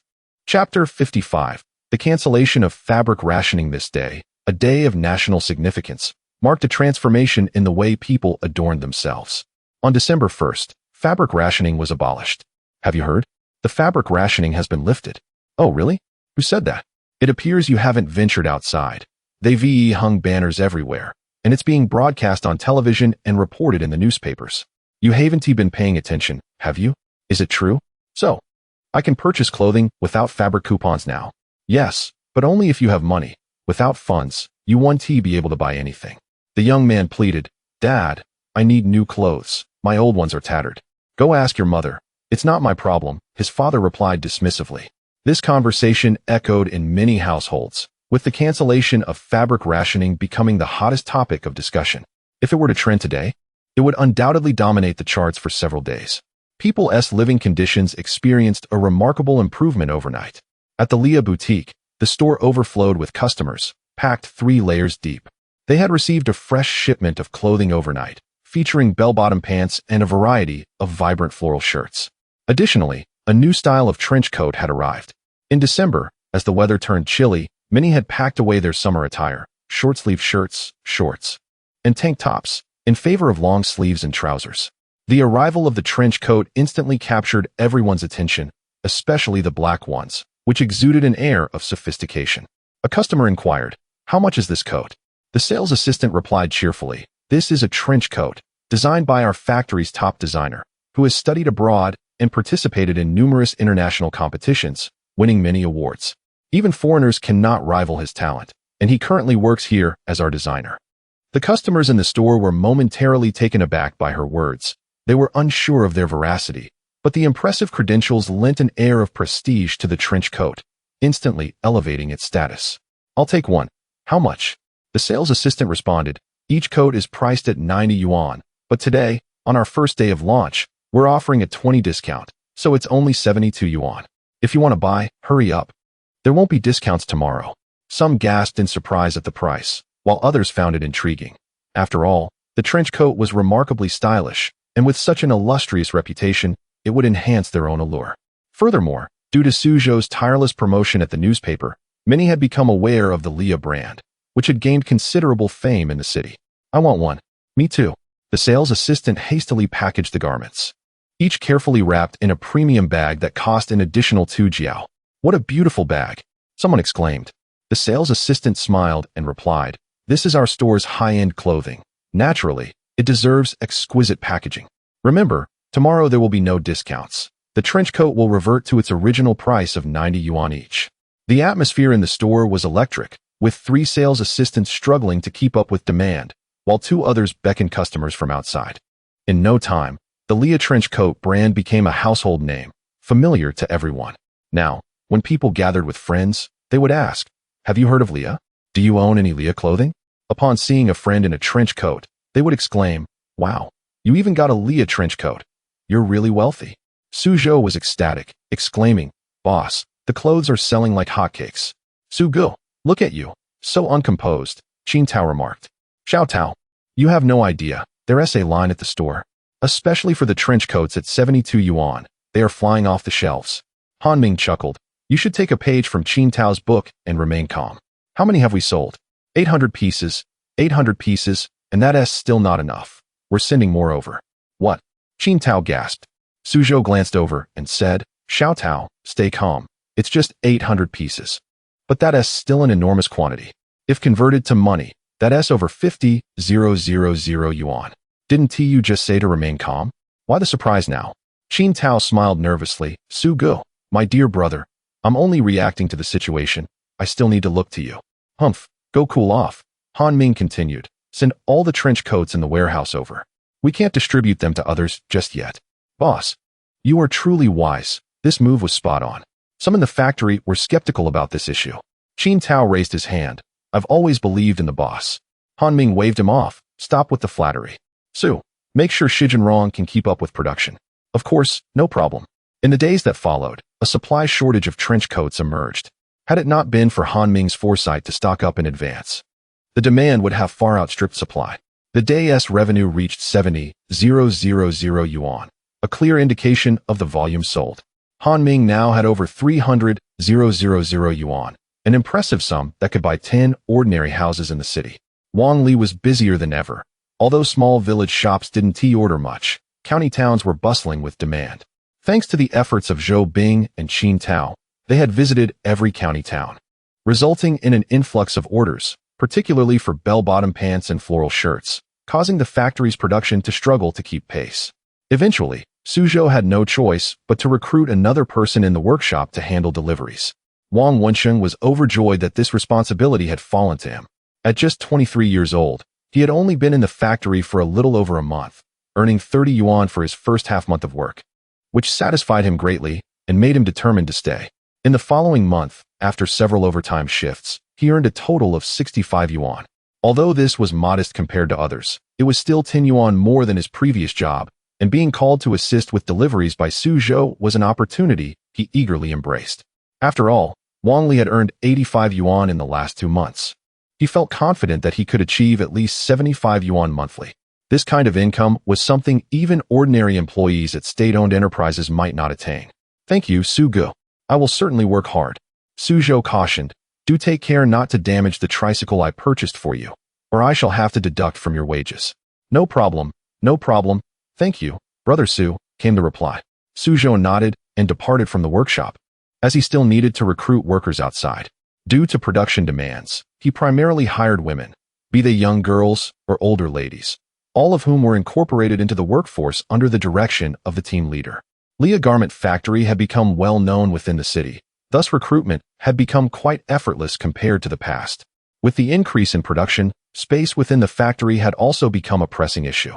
Ultimately, Han Ming found himself compelled to engage in discussions with Qin Shiwen, seeking to acquire the adjacent land. If that proved impossible, he would even consider purchasing it, for otherwise, he would have to contemplate relocating, as the current premises were far too cramped. Chapter 56. Dispatching Spies. Damn it. Lao Chun has raised the price. Han Ming erupted in a fit of anger in the office. Today, he had discussed factory matters with Qin Shiwen, who had previously quoted a price of 100,000. Now, upon inquiry, the price had soared to 120,000. Han Ming was on the verge of losing his temper.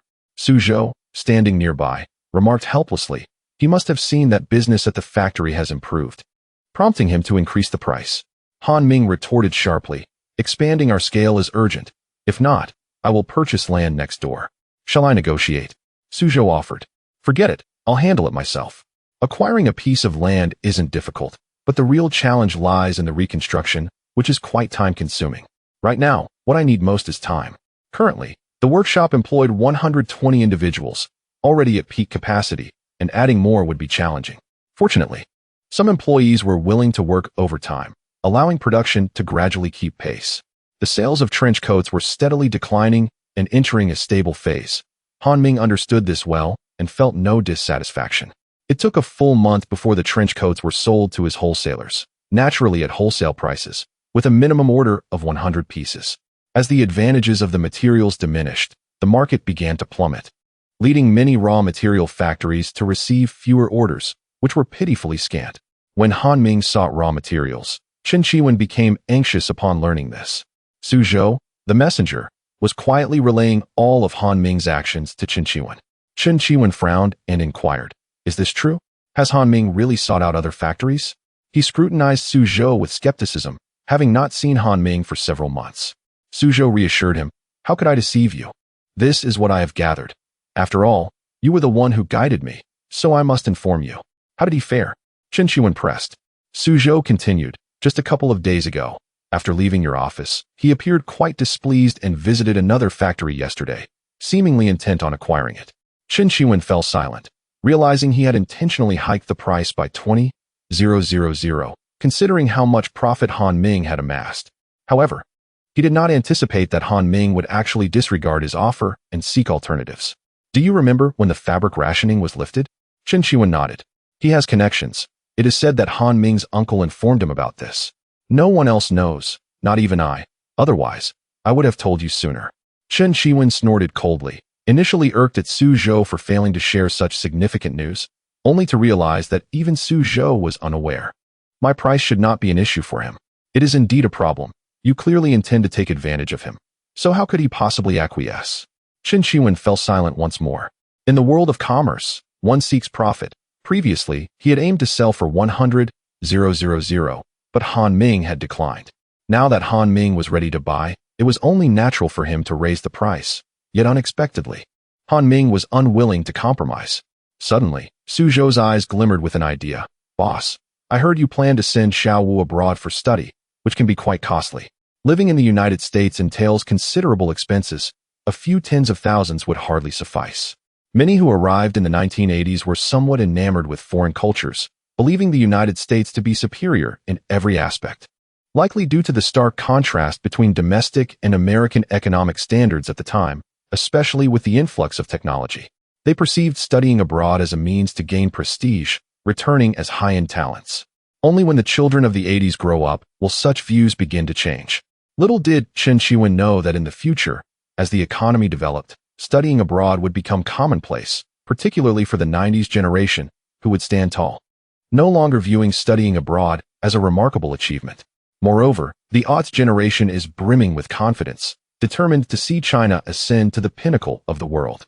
Only when the nation thrives can one truly feel powerful. Yet, some individuals remain ensnared in outdated beliefs. Chen Qiwen was also troubled by this issue. His eldest son was already in his 20s, freshly graduated from university, and he was contemplating sending him to the United States.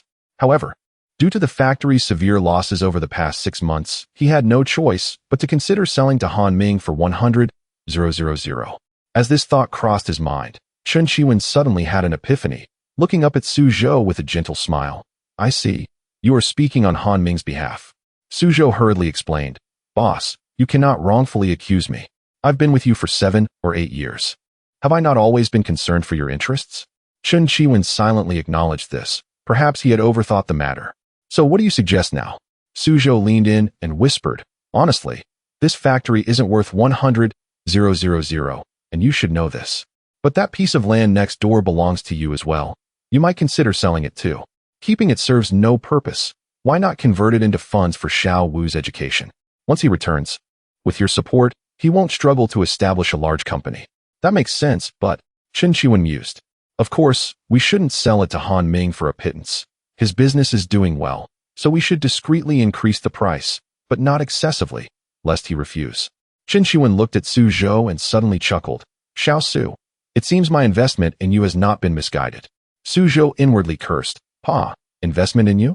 My previous salary was only 70 yuan. With a new boss, his salary had doubled to 140 yuan.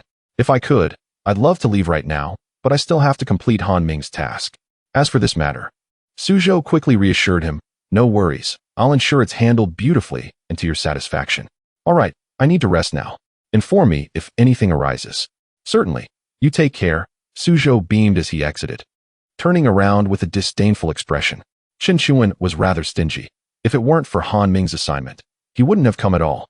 This miser made him reluctant to return in the future. Su Zhou murmured to himself, hastily departing from the scene, for he still had to report to Han Ming. As Han Ming listened to Suzhou recount the events, a satisfied nod graced his features. Lao Su, you have handled this matter quite well. Your cooperation will be needed moving forward. Of course. Chen Shiwen has been deliberately difficult, always pinching our salaries. We have long been displeased with him. Han Ming chuckled softly. You wouldn't dare speak ill of me in front of him, would you? How could I? Boss, your wisdom is unparalleled. I wouldn't dream of being audacious in your presence. Haha, just joking. No need to be tense. Attend to your tasks. Suzhou wiped the cold sweat from his brow. The jest was far from amusing. Understood. Boss, I shall return to my duties. Very well, Han Ming replied, tapping his fingers on the desk, his mind once again immersed in scheming. Suzhou realized that Chen Qiwen was destined for disappointment. Chapter 57. Chen Tingting's Joy. Han Ming secured a plot of land adjacent to Lia Clothing Factory, measuring approximately 600 square meters, which is roughly an acre. With the assistance of Suzhou, Chen Qiwen unwittingly sold the factory to Han Ming for a mere 90,000 yuan, significantly below his expectations. The land was also his, costing 50,000 yuan. Han Ming was elated, recognizing Suzhou's talent. He had merely encouraged him to perform. Yet Suzhou executed a daring maneuver, leaving Chen Qiwen utterly bewildered. The contract was swiftly signed, and the three of them proceeded to the relevant department to finalize the matter. Suzhou was entrusted with the construction aspects, as Han Ming had faith in his discretion, especially with the former workshop director yet to be released. Outside, people donned their coats, and one could often spot a Lia trench coat among the crowd, exuding an air of sophistication. Having spent 140,000 yuan, Han Ming still had over 200,000 left, though he was still some distance from his goal. He was determined that Lia must become a household name by this year's Spring Festival Gala.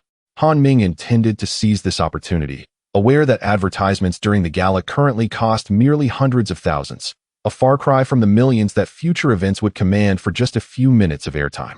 The current expenditure would enable effective advertising, ensuring widespread recognition, making it a worthy investment. Han Ming understood that a formidable challenge lay ahead. The primary concern was the product. The promotion of fitness leggings was urgent. He needed to expedite their marketing to ensure his brand was recognized. Additionally, he had to address staffing. The adjacent vacant land needed to be developed promptly to avoid production bottlenecks. Should his products be pirated, it would spell disaster for him. It was crucial to note that in Modu and regions like Zhejiang, numerous small factories existed, alongside some formidable larger enterprises, all eyeing opportunities. Sales were also pressing. He could not confine his sales to the city, as markets inevitably reach saturation. Taizhou would be his next target, eventually encompassing the entire Jiangsu province. However, logistics presented a challenge. His delivery service was his most significant advantage. Han Ming sighed, acknowledging that solutions would come gradually. Despite the multitude of challenges ahead, nevertheless, he was resolute about capturing Taizhou. Qin Tao was tasked with forming a sales team of 5, setting off for Taizhou. With a black briefcase in hand, Qin Tao motivated his team, stating, as our boss says, our goal this time is the stars and the sea. Stars and sea. What sea is that, Tao Gu? One team member inquired. Qin Tao shot him a glance. How should I know? It must be a sea with stars, but we are simply heading to Taizhou to negotiate with clients. They all carried identical black briefcases and backpacks, dressed in white shirts and black trousers, all funded by Han Ming, to ensure a polished appearance. The backpacks contained sample pieces, factory photographs, and materials, along with newspapers from Yangzhou. The camera was a special acquisition by Han Ming, intended for personal use and for future family memories. Following the economic reforms, the populace's demand for material culture surged, resulting in a rapid increase in domestic camera production, marking the 1980s as a golden age in the history of Chinese cameras. Renowned domestic brands included Shuangneo, encompassing Haiyu and Fenghuang, along with others like Hongmei, Muden, Huashan, Zhujiang, Dongfang, and Tianyi. However, cameras in the 1980s remained relatively expensive. For instance, Han Ming's Haiyu DF model cost 500 yuan. Each salesperson possessed 7 or 8 photographs showcasing the factory's workshops, all taken by Han Ming to demonstrate the factory's capabilities. A month later, Chen Tingting experienced discomfort and, upon visiting the hospital, discovered she was pregnant. This news delighted Han Ming, who celebrated by hosting a lavish meal at a state-owned restaurant. inviting several devoted employees, nearly 20 in total, including Zhou Bing, Han Wei, Suzhou, Shi Jinrong, Wang Li, and Wang Wensheng. I, Suzhou, on behalf of everyone, congratulate the boss, he announced. Indeed, this is a momentous occasion. Mingge, congratulations. Han Ming rose, beaming. Thank you all for your blessings. As you have all witnessed, our factory sales have been impressive, and I believe the future holds even greater promise. Suzhou immediately replied, it's all thanks to the boss. Indeed, the employees echoed, acknowledging their increased workload but also appreciating the corresponding rise in wages, which brought them joy. Over this period, the Liao brand had largely dominated the Yangzhou market, with various suppliers sourcing from them, keeping Wang Li and Wang Wensheng exceedingly busy with deliveries. On a weekend, Zhou Bing rode his motorcycle home to find his younger brother, Zhou Jun, waiting. Brother, you're back, Zhou Jun exclaimed, his joy evident. In an era before widespread telephone use, maintaining contact was challenging. I figured you'd be home after school. Have you been scared while I was away? Zhou Bing asked. I'm not scared. I'm already an adult, Zhou Jun replied bravely. Zhou Bing chuckled, noting his brother's youthful stature of under 1 meters, a poor child bearing adult responsibilities. Today, Yia came by, but when she saw you weren't here, she left, Zhou Jun mentioned. Right? Your sister Tingting is having a baby. I need to visit her family, Zhou Bing said, preparing to leave. I'll go with you. Their families live less than 600 meters apart, and they arrived within minutes. Is Uncle Han home? A female voice called from the courtyard. Who is it? It's me, Zhou Bing. Ah, it's Binggu. As the door opened, Zhou Bing was unsurprised to see Han Yu, having already learned of the closure of Maoyang clothing factory. Where are your parents? He asked. They're inside, Binggu. Where's my brother? Han Yu inquired. Han Ming is in the city. He hasn't returned. Oh, Han Yu pouted, slightly disappointed. I'll go tell your parents that your sister-in-law is expecting. Expecting? Han Yu gasped, rushing into the house to announce, Mom and Dad, my sister-in-law is having a baby. Han Ming's parents hurried out, with Li Xiaoli having awaited this news for so long. Your sister-in-law? Li Xiaoli asked anxiously. Bingge said so. Zhou Bing entered and politely greeted, Uncle, Aunt. Han Ming and his wife are over there and couldn't return. They asked me to convey a message. Li Xiaoli, filled with excitement, muttered, May the Bodhisattva bless us. May the Bodhisattva bless us. Han Zhengwo scoffed. How can you drag the Bodhisattva into this? If the Bodhisattva can provide for the child, why would we need Xiao Ming? Mind your own business, Li Xiaoli shot back, causing Han Zhengwo to fall silent. Han Zhengwo then said, Xiao Bing, please sit down and tell us about Xiao Ming. Zhou Bing proceeded to share everything, explaining that Han Ming had already settled in the city, purchasing the factory, and was now preparing for expansion. The Han family was left in a state of astonishment, listening as if in a surreal dream, utterly incredulous. Chapter 58. The arrival of my sister Zhou Bing emerged from Han Ming's residence, shaking his head slightly, a mixture of tears and laughter adorning his face. Zhou Jun inquired, Brother, has Yaya gone to the factory? Is everything all right? It should be fine. The factory is currently bustling with over 100 workers. What should we do then? Zhou Jun gazed at his elder brother, only to receive a playful punch on the head from Zhou Bing. Is that your concern, you little brat? Focus on your studies. That is paramount. I am no longer a child, Zhou Jun muttered under his breath. Han Ming has his own ways. Don't forget, she is his sister. That's true, Zhou Bing replied. Meanwhile, at the Han household, Han Yu was filled with excitement, finally able to head to the city. Having been without work for some time, she had grown weary of staying at home, constantly listening to her mother's chatter. Yeah, where are you going? I'm off to Xinjiang's. Han Yu dashed through the village, eager to share the news with Zhao Lijun. When she broached the subject, Zhao Lijun shyly responded, Yeah, could you perhaps introduce me to your brother? There are no job opportunities in the village, and I am at a loss. It should be all right. My brother has more than 100 employees, so adding one more is of no concern. Zhao Lijun beamed. Thank you. Yeah, you are truly kind. After a brief visit home, Zhou Bing assisted Han Ming in bringing the two girls over, uncertain of Han Ming's feelings. Upon seeing Han Yu, Han Ming was slightly taken aback. Yeah, what brings you here? There's no work at home, so I came. Hello, brother Han Ming, Zhao Lijun shyly greeted, gripping the hem of her clothes. Hello to you too, Han Ming sighed. Well, since you're here, you must work diligently. Do not presume that being my sister allows you to slack off in the factory. Understood, brother, Han Yu replied, sticking out her tongue before hastily entering to see her sister-in-law. Stay with your sister-in-law, I will find you accommodations. All right. Han Yu's voice echoed from inside the room, and Han Ming sighed softly. This child, not causing trouble, was looking after their parents at home. Finding a place to stay necessitated consulting Uncle Sun, who was somewhat perplexed by the frequent requests for housing from this young man. Han Ming, too, felt helpless, as there were no accommodations available at his factory, save for a security guard outside. Thus, seeking Uncle Sun was imperative. Before long, they managed to locate a suitable place, with the landlord being a local resident who was more than willing to rent out the space. With Han Yu around, she could occasionally assist Chun Tingting, which was quite advantageous. As the Spring Festival Gala drew near, Leah Factory was bustling with preparations for new products to ensure a successful event.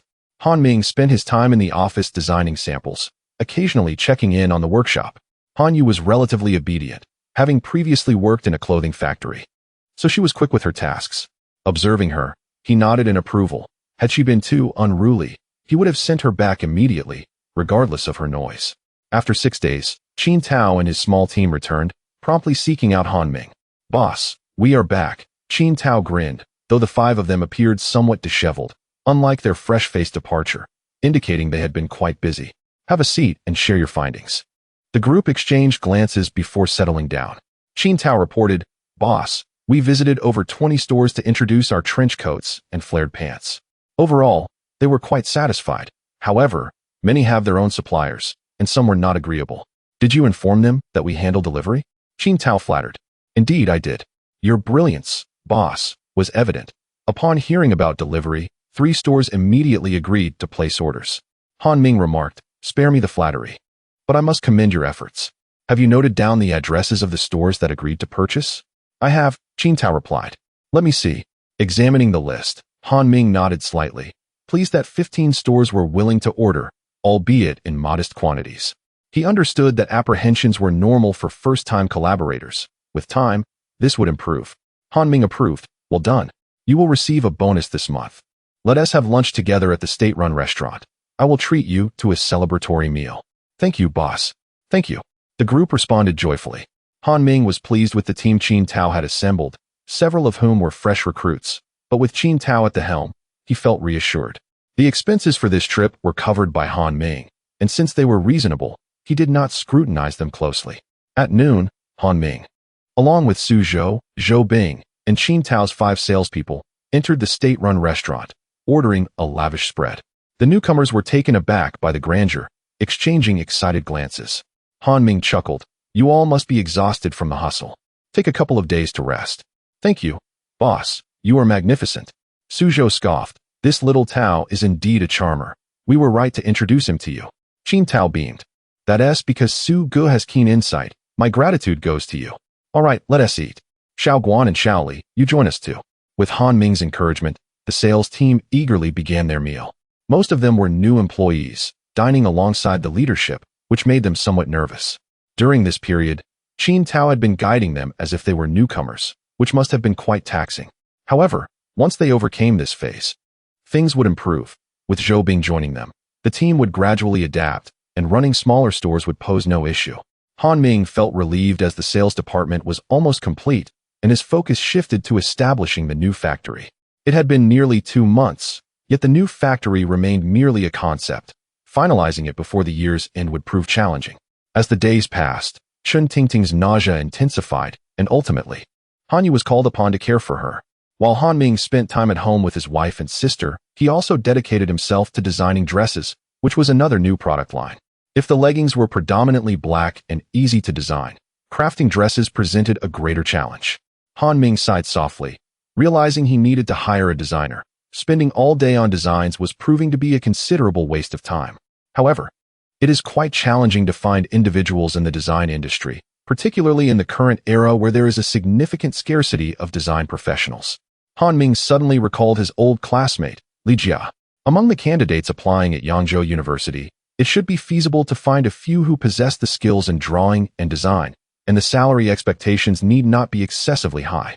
As for locating his classmate Li Jia, it is evident that a visit to Yangzhou University would suffice.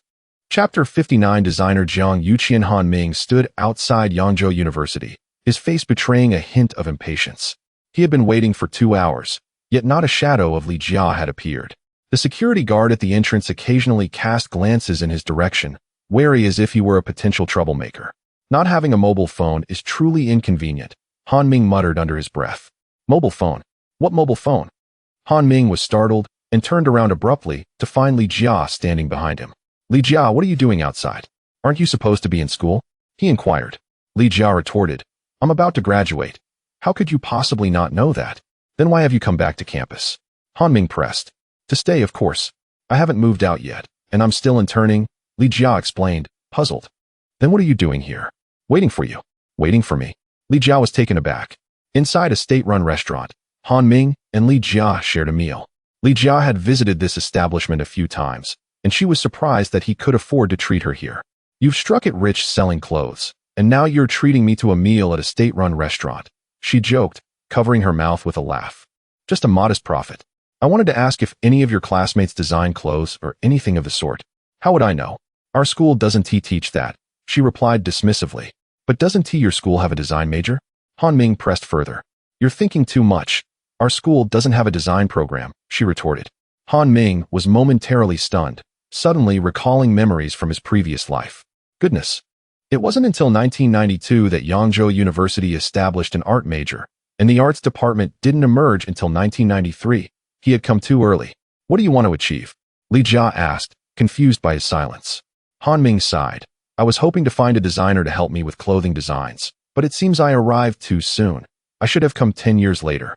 Li Jia glared at him, thinking 10 years was an unrealistic timeline. Considering you're treating me to a meal, just tell me what kind of clothing you need designed. Han Ming looked up, astonished. You can design? I can't, she replied. Then what are you saying? Han Ming was at a loss. I have a roommate who can draw quite well. Isn't drawing essential for a designer? Han Ming sighed. It was better than having no one at all. I'll call her over, Li Jia said cheerfully. Although she didn't know what kind of clothing Han Ming needed, she was eager to help in any way that could benefit both parties. Hold on, let us finish our meal first. All right. After they finished eating, Li Jia hurriedly brought Jiang Yuqian over. The girl wore an expression of resignation, but she understood Li Jia's good intentions and followed her without objection. Jiang Yuqian, 22 years old, sported a ponytail. Dressed in thick trousers and a white long-sleeve shirt, layered with a jacket to keep warm. It was January, and the chill in the air had long since replaced short sleeves with outerwear.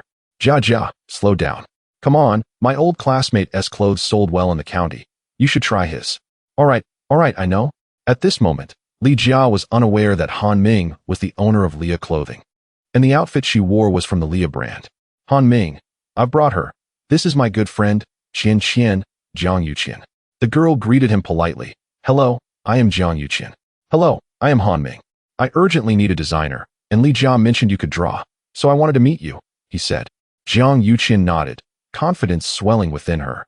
Drawing had been her passion since childhood, and she felt quite capable now. What would you like me to draw? Could you sketch an outfit for Li Jia? Of course, Jiang Yuqian replied. Li Jia fidgeted, feeling somewhat uncomfortable suddenly being the subject of a drawing. Li Jia, try not to move, Han Ming instructed. Okay, I want to move. However, upon seeing the bustling crowd around her, she felt a wave of embarrassment. It was common for people of the 1980s to be a bit shy. It was to be expected.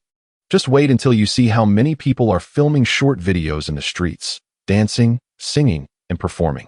They must possess remarkable composure, he mused. In less than 10 minutes, a sketch of an outfit appeared before Han Ming's eyes.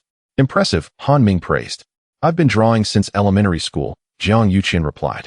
Very good, though it could use a bit more refinement, Han Ming noted. How thick-skinned can one be? Jiang Yuqian thought to herself. If it were anyone else, they might wonder why he needed a designer when he was already so talented. Is it finished? Li Jia called out, her legs beginning to ache from standing. Yes. Li Jia stretched her limbs. What were you two whispering about? Nothing much, just discussing technical details, Han Ming said, turning to Jiang Yuqian. If you're interested, I'd like to invite you to join the Leah Clothing Factory as a designer. The internship pays 80 yuan a month, and after 3 months, it will increase to 120 yuan. What do you think? Upon hearing Leah Clothing Factory, Jiang Yuqian and Li Jia were momentarily taken aback, their minds blank. Jiang Yuqian had previously interviewed at Leah, but unfortunately, the positions were filled, and she had been turned away. Li Jia exclaimed, Han Ming, didn't you say you needed a design? Indeed, Leah Clothing Factory is mine, he confirmed. What? Li Jia's mind went completely blank. The fashion wave that had recently swept through Yangzhou was the work of her old classmate. But if her memory served her correctly, Han Ming had been running a street stall just a few months prior. Han Ming turned to Jiang Yuqian. What do you think? I'm willing. Jiang Yuqian exclaimed excitedly. However, our factory doesn't provide dormitory accommodations. So you'll need to find your own place to sleep.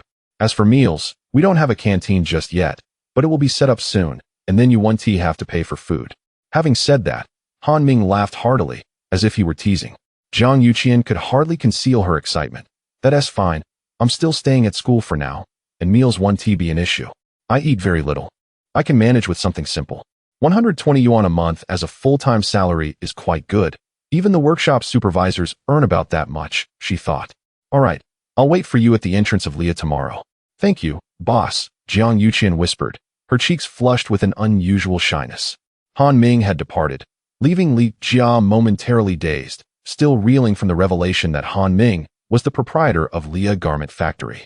Jiang Yuqian, embracing Li Jia, expressed her heartfelt gratitude. Thank you, Jia. I finally have a job, and my salary upon confirmation will be 120.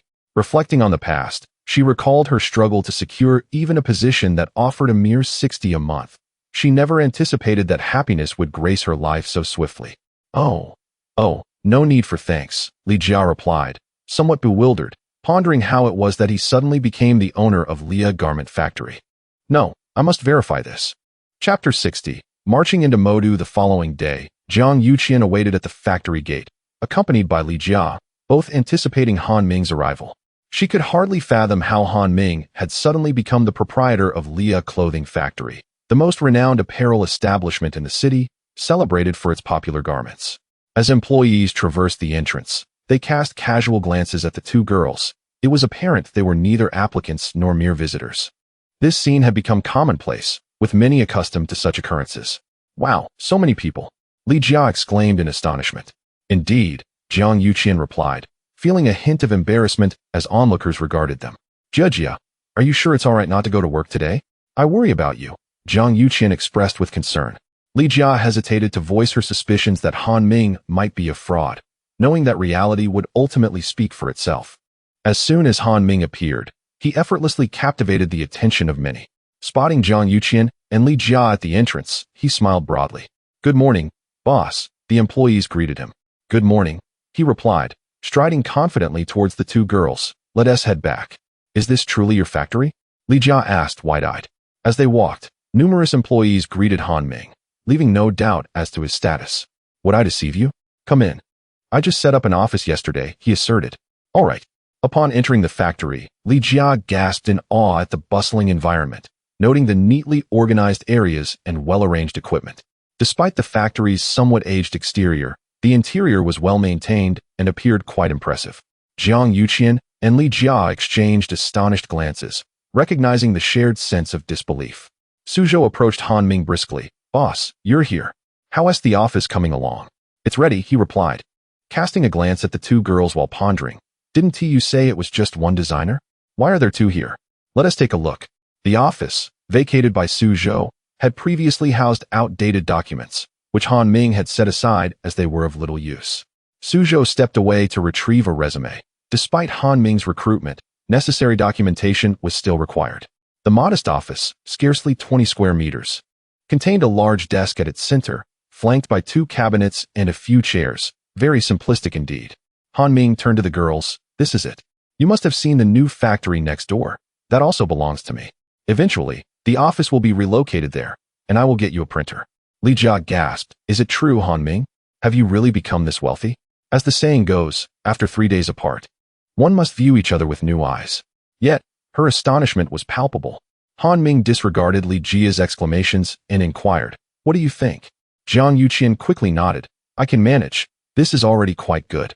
Suzhou would soon bring over some materials. He was in charge of administration, so any assistance needed could be directed to him. If Suzhou were present, he would undoubtedly complain, as he was not only responsible for administration but also for human resources and the new factory's management, occasionally liaising with the warehouse and overseeing quality control, truly a jack of all trades. Ignoring Li Jia, who stood there like a statue, Han Ming waved and exited the office. Jiang Yuqian remarked. Jia, I didn't expect your classmate to be so impressive. I had no idea. I'm still in a state of disbelief, Li Jia responded. This place seems quite nice, but I wonder if designing clothes is difficult. Fear not. Just approach it as you did with your art before, Jiang Yuqian reassured her. Perhaps it is not so simple. Knock, knock, knock. The office door opened, and Suzhou entered. You must be Jiang Yuqian, right? Please fill out this resume. Sure. Thank you, Suji, she replied. The boss has already briefed me on the factory situation. I will provide the contract later. If you have any questions, feel free to ask me.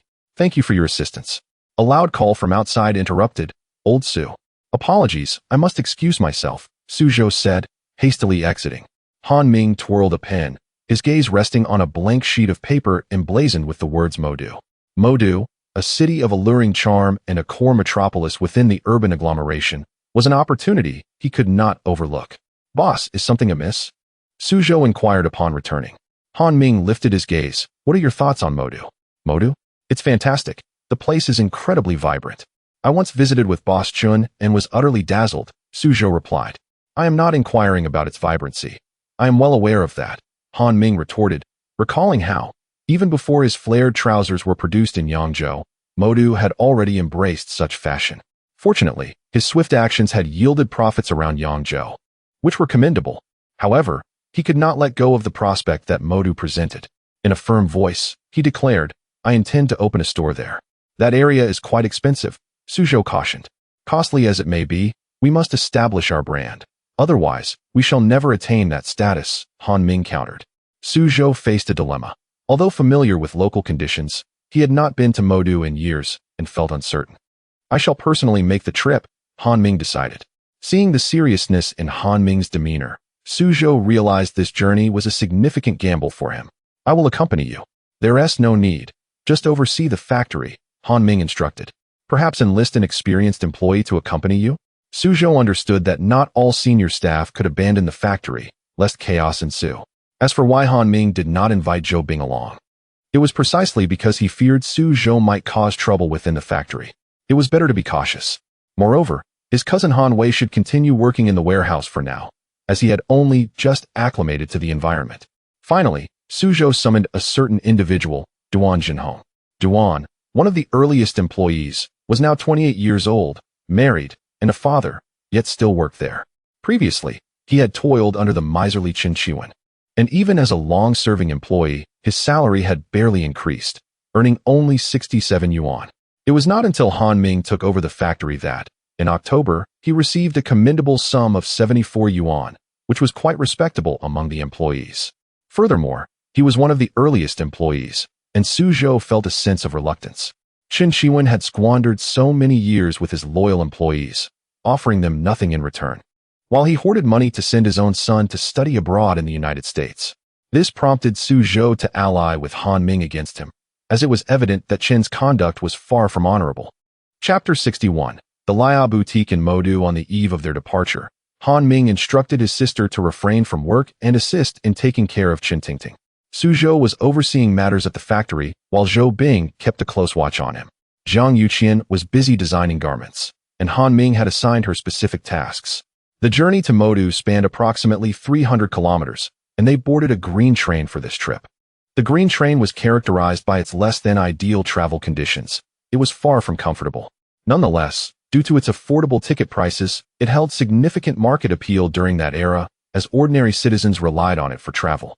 Fortunately, Modu was not too far away, taking only 6 or 7 hours to reach. Otherwise, their experience would have been quite dismal. Han Ming and his companions had booked hard sleeper tickets, with Han Ming occupying the upper berth and Duan Jinhong below him.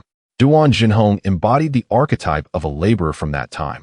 Not overly talkative, yet he maintained a close rapport with Suzhou. Having only graduated from junior high, he possessed a certain scholarly demeanor. Observing the young entrepreneur, Duan Jinhong found himself at a loss for words but harbored a deep admiration for Han Ming, recognizing the remarkable achievements he had attained at such a young age. Duan Jinhong had only visited Modu once, accompanying Suzhou on a business errand, which left a lasting impression on him. After 6 hours had passed, Duan Jinhong quietly remarked, "Boss, we have arrived in Modu." "Good," replied Han Ming, who had been resting with his eyes closed. He dared not sleep too deeply, as the green train was notorious for pickpockets, and he felt more secure with Duan Junhong by his side. The train moved slowly. Han Ming recalled that the green trains of his previous life had been faster than the ones he currently rode.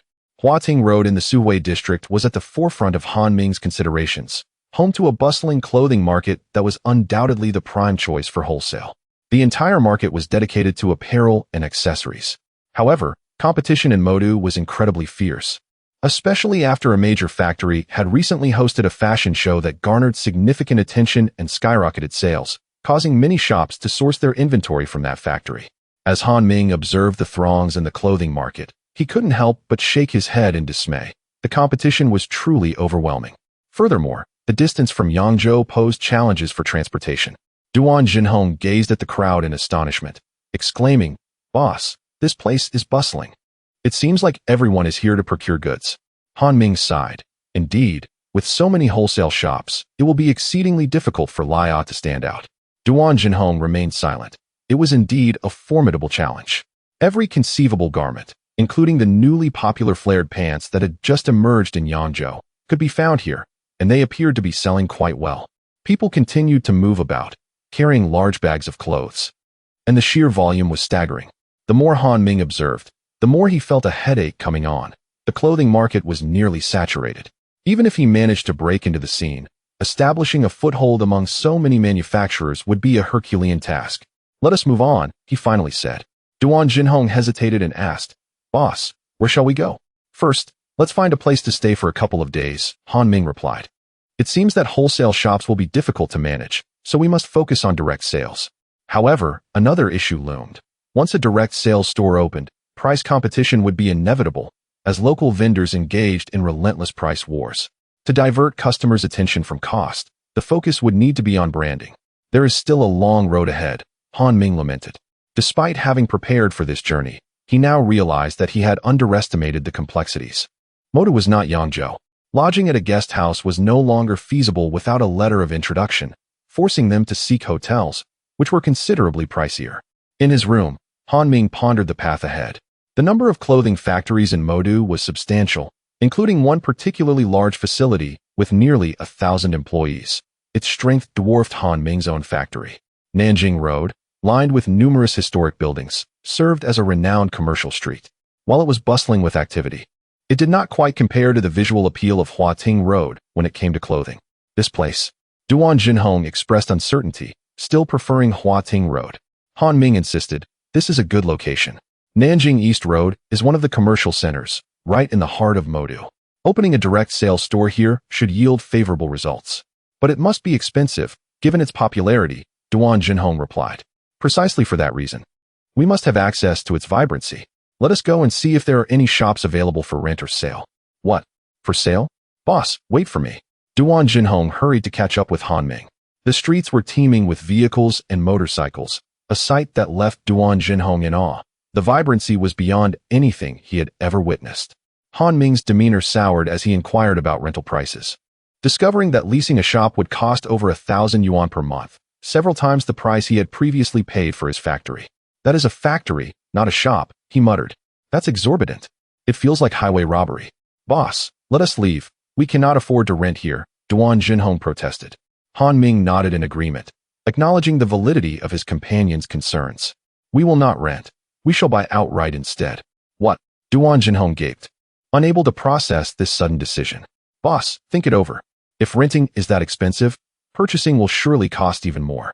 "It's not worth it," he urged, realizing the logic in Han Ming's enthusiasm for future appreciation without considering their current financial limitations. After all, he had yet to gather the necessary funds for the Spring Festival's promotional expenses. Investing in a shop at such a high price was indeed unnecessary. It would be wiser to wait until the 1990s when commercial properties became available, at which point they could invest for even greater returns. "Very well, let us rent. 1,000 more or less. Let's test the waters," Han Ming conceded. Duan Junhong let out a sigh of relief. His only concern was that Han Ming would lead them to bankruptcy, leaving him without a job. They secured a shop for a staggering 800 yuan a month, encompassing less than 40 square meters, an astonishingly high price. Duan Junhong felt pained, knowing that the total rent for the year could have purchased a decent home in Yangzhou, sufficient for his family of 4 to live comfortably. The contract signing was straightforward, but the process of setting up the shop proved to be quite cumbersome. This task would fall to Suzhou, as Han Ming did not have the luxury of time to run back and forth. Without multiple visits, it could take 1 or 2 months to finalize matters, given the terrifyingly low efficiency of the bureaucratic system. Nanjing Donglu, within a modest shop of less than 40 square meters, at this moment, Jinhong, a robust man, is diligently cleaning and organizing everything inside. Han Ming has ventured outside to procure some tables and chairs, even contemplating a complete reconfiguration of the reception area. As for the decoration, he plans to make some adjustments to the exterior, while the interior remains relatively satisfactory. He intends to acquire some wallpaper to affix to the walls. Most importantly, he requires a new sign, complete with lighting. Thus, the Leah Boutique emerges in a corner of the magical city, officially commencing its operations. Chapter 62. Life in the factory. During this period, Han Ming visited Huading Road to witness the thriving wholesale market, where sales were remarkably robust. Many vendors operated small stalls, often handling hundreds of items at a time. Most of these sellers were roadside vendors or market stall holders, with a significant number being from out of town. He inquired about the price of bell-bottom pants, which were generally around 40 yuan at wholesale, aligning with his expectations. Naturally, prices were negotiable, primarily dependent on order quantities. In his specialty store in Yangzhou, a pair of bell-bottom pants retailed for approximately 45 yuan, comparable to the prices here, and potentially even cheaper than in some other areas. During this time, he made a trip back to Yangzhou to bring Suzhou to Modu for documentation processing. Suzhou was tasked with renovation work, which proved quite exhausting for him. After nearly a week in Modu, Han Ming returned to Yangzhou and immediately went to see his wife. Chen Tingting's pregnancy was becoming more apparent. She was nearly 3 months along. "You're back," Chen Tingting exclaimed joyfully. Han Ming turned to his sister, Yaya, and asked, "How have things been?" "No issues during this time," Yaya replied. "Everything's fine. Sister-in-law is eating and sleeping well, though she does experience some discomfort in her stomach occasionally. But mother assured us it's nothing to worry about." "Mother has come over?" Han Ming asked in surprise. Yaya laughed. "Of course she had to come. This is her grandchild, and she is very happy. She had been quite worried about this matter, but now she can rest easy." "And her? Why hasn't she come to see me?" "She returned home after 3 days. Things have been quite busy at home, so she couldn't stay long, but she will come back next time." Han Ming nodded. Without Yaya around, he would have genuinely worried about leaving Chen Tingting alone at home. The date was January 10th, 1984, with the Spring Festival Gala approaching on February 2nd, leaving just over 20 days, and time was of the essence. The warehouse was stocked with as many as 8,000 pairs of fitness pants. The workshop had been divided into 2 groups, one producing bell-bottom pants and shirts, while the other focused on samples of fitness pants and dresses. Remembering the dress designs he had entrusted to Jiang Yuqian, Han Ming went to check on her progress. Knock, knock, knock. Upon seeing Han Ming enter, Jiang Yuqian quickly stood up, a hint of nervousness in her demeanor. "Boss, you're back. There's no need to stand on ceremony. I just came to take a look." "Boss, I've designed several samples over the past few days. Let me show you," Jiang Yuqian said as she retrieved a few dresses from the back cabinet. Under Han Ming's guidance, she experienced a surge of inspiration, thrilled by the idea of transforming skirts into dresses. Previously, she had heard that the designers at Leah Garment Factory were overseas returnees with numerous accolades, outperforming even those from America. However, upon joining the factory, she learned that the designer had resigned, which left her feeling disheartened. Yet, Han Ming renewed her confidence, proving immensely beneficial to her. "These are quite good. I suggest you incorporate more vibrant colors and perhaps experiment with the straps, avoiding anything too conventional," Han Ming advised, knowing that Jiang Yuqian's imagination still adhered to traditional norms and required his direction. Jiang Yuqian's eyes sparkled with newfound ideas, and she assured, "You can rest assured. Next time I will present you with many unique styles." Han Ming nodded, hoping she wouldn't stray too far into fashion extremes. He took 2 of the dresses and 2 design sketches, preparing for production without further delay. Once Han Ming left, Jiang Yuqian immediately sat down and began sketching furiously, her thoughts racing at peak velocity, undistracted by anything. Han Ming handed the sketches and dresses to Li Honghua, instructing her to commence production on the new products. As long as no unforeseen circumstances arose, these 2 dresses would be ready for sale. Hearing the bustling sounds from the warehouse, Han Ming entered and called out, "Away, how is everything progressing?"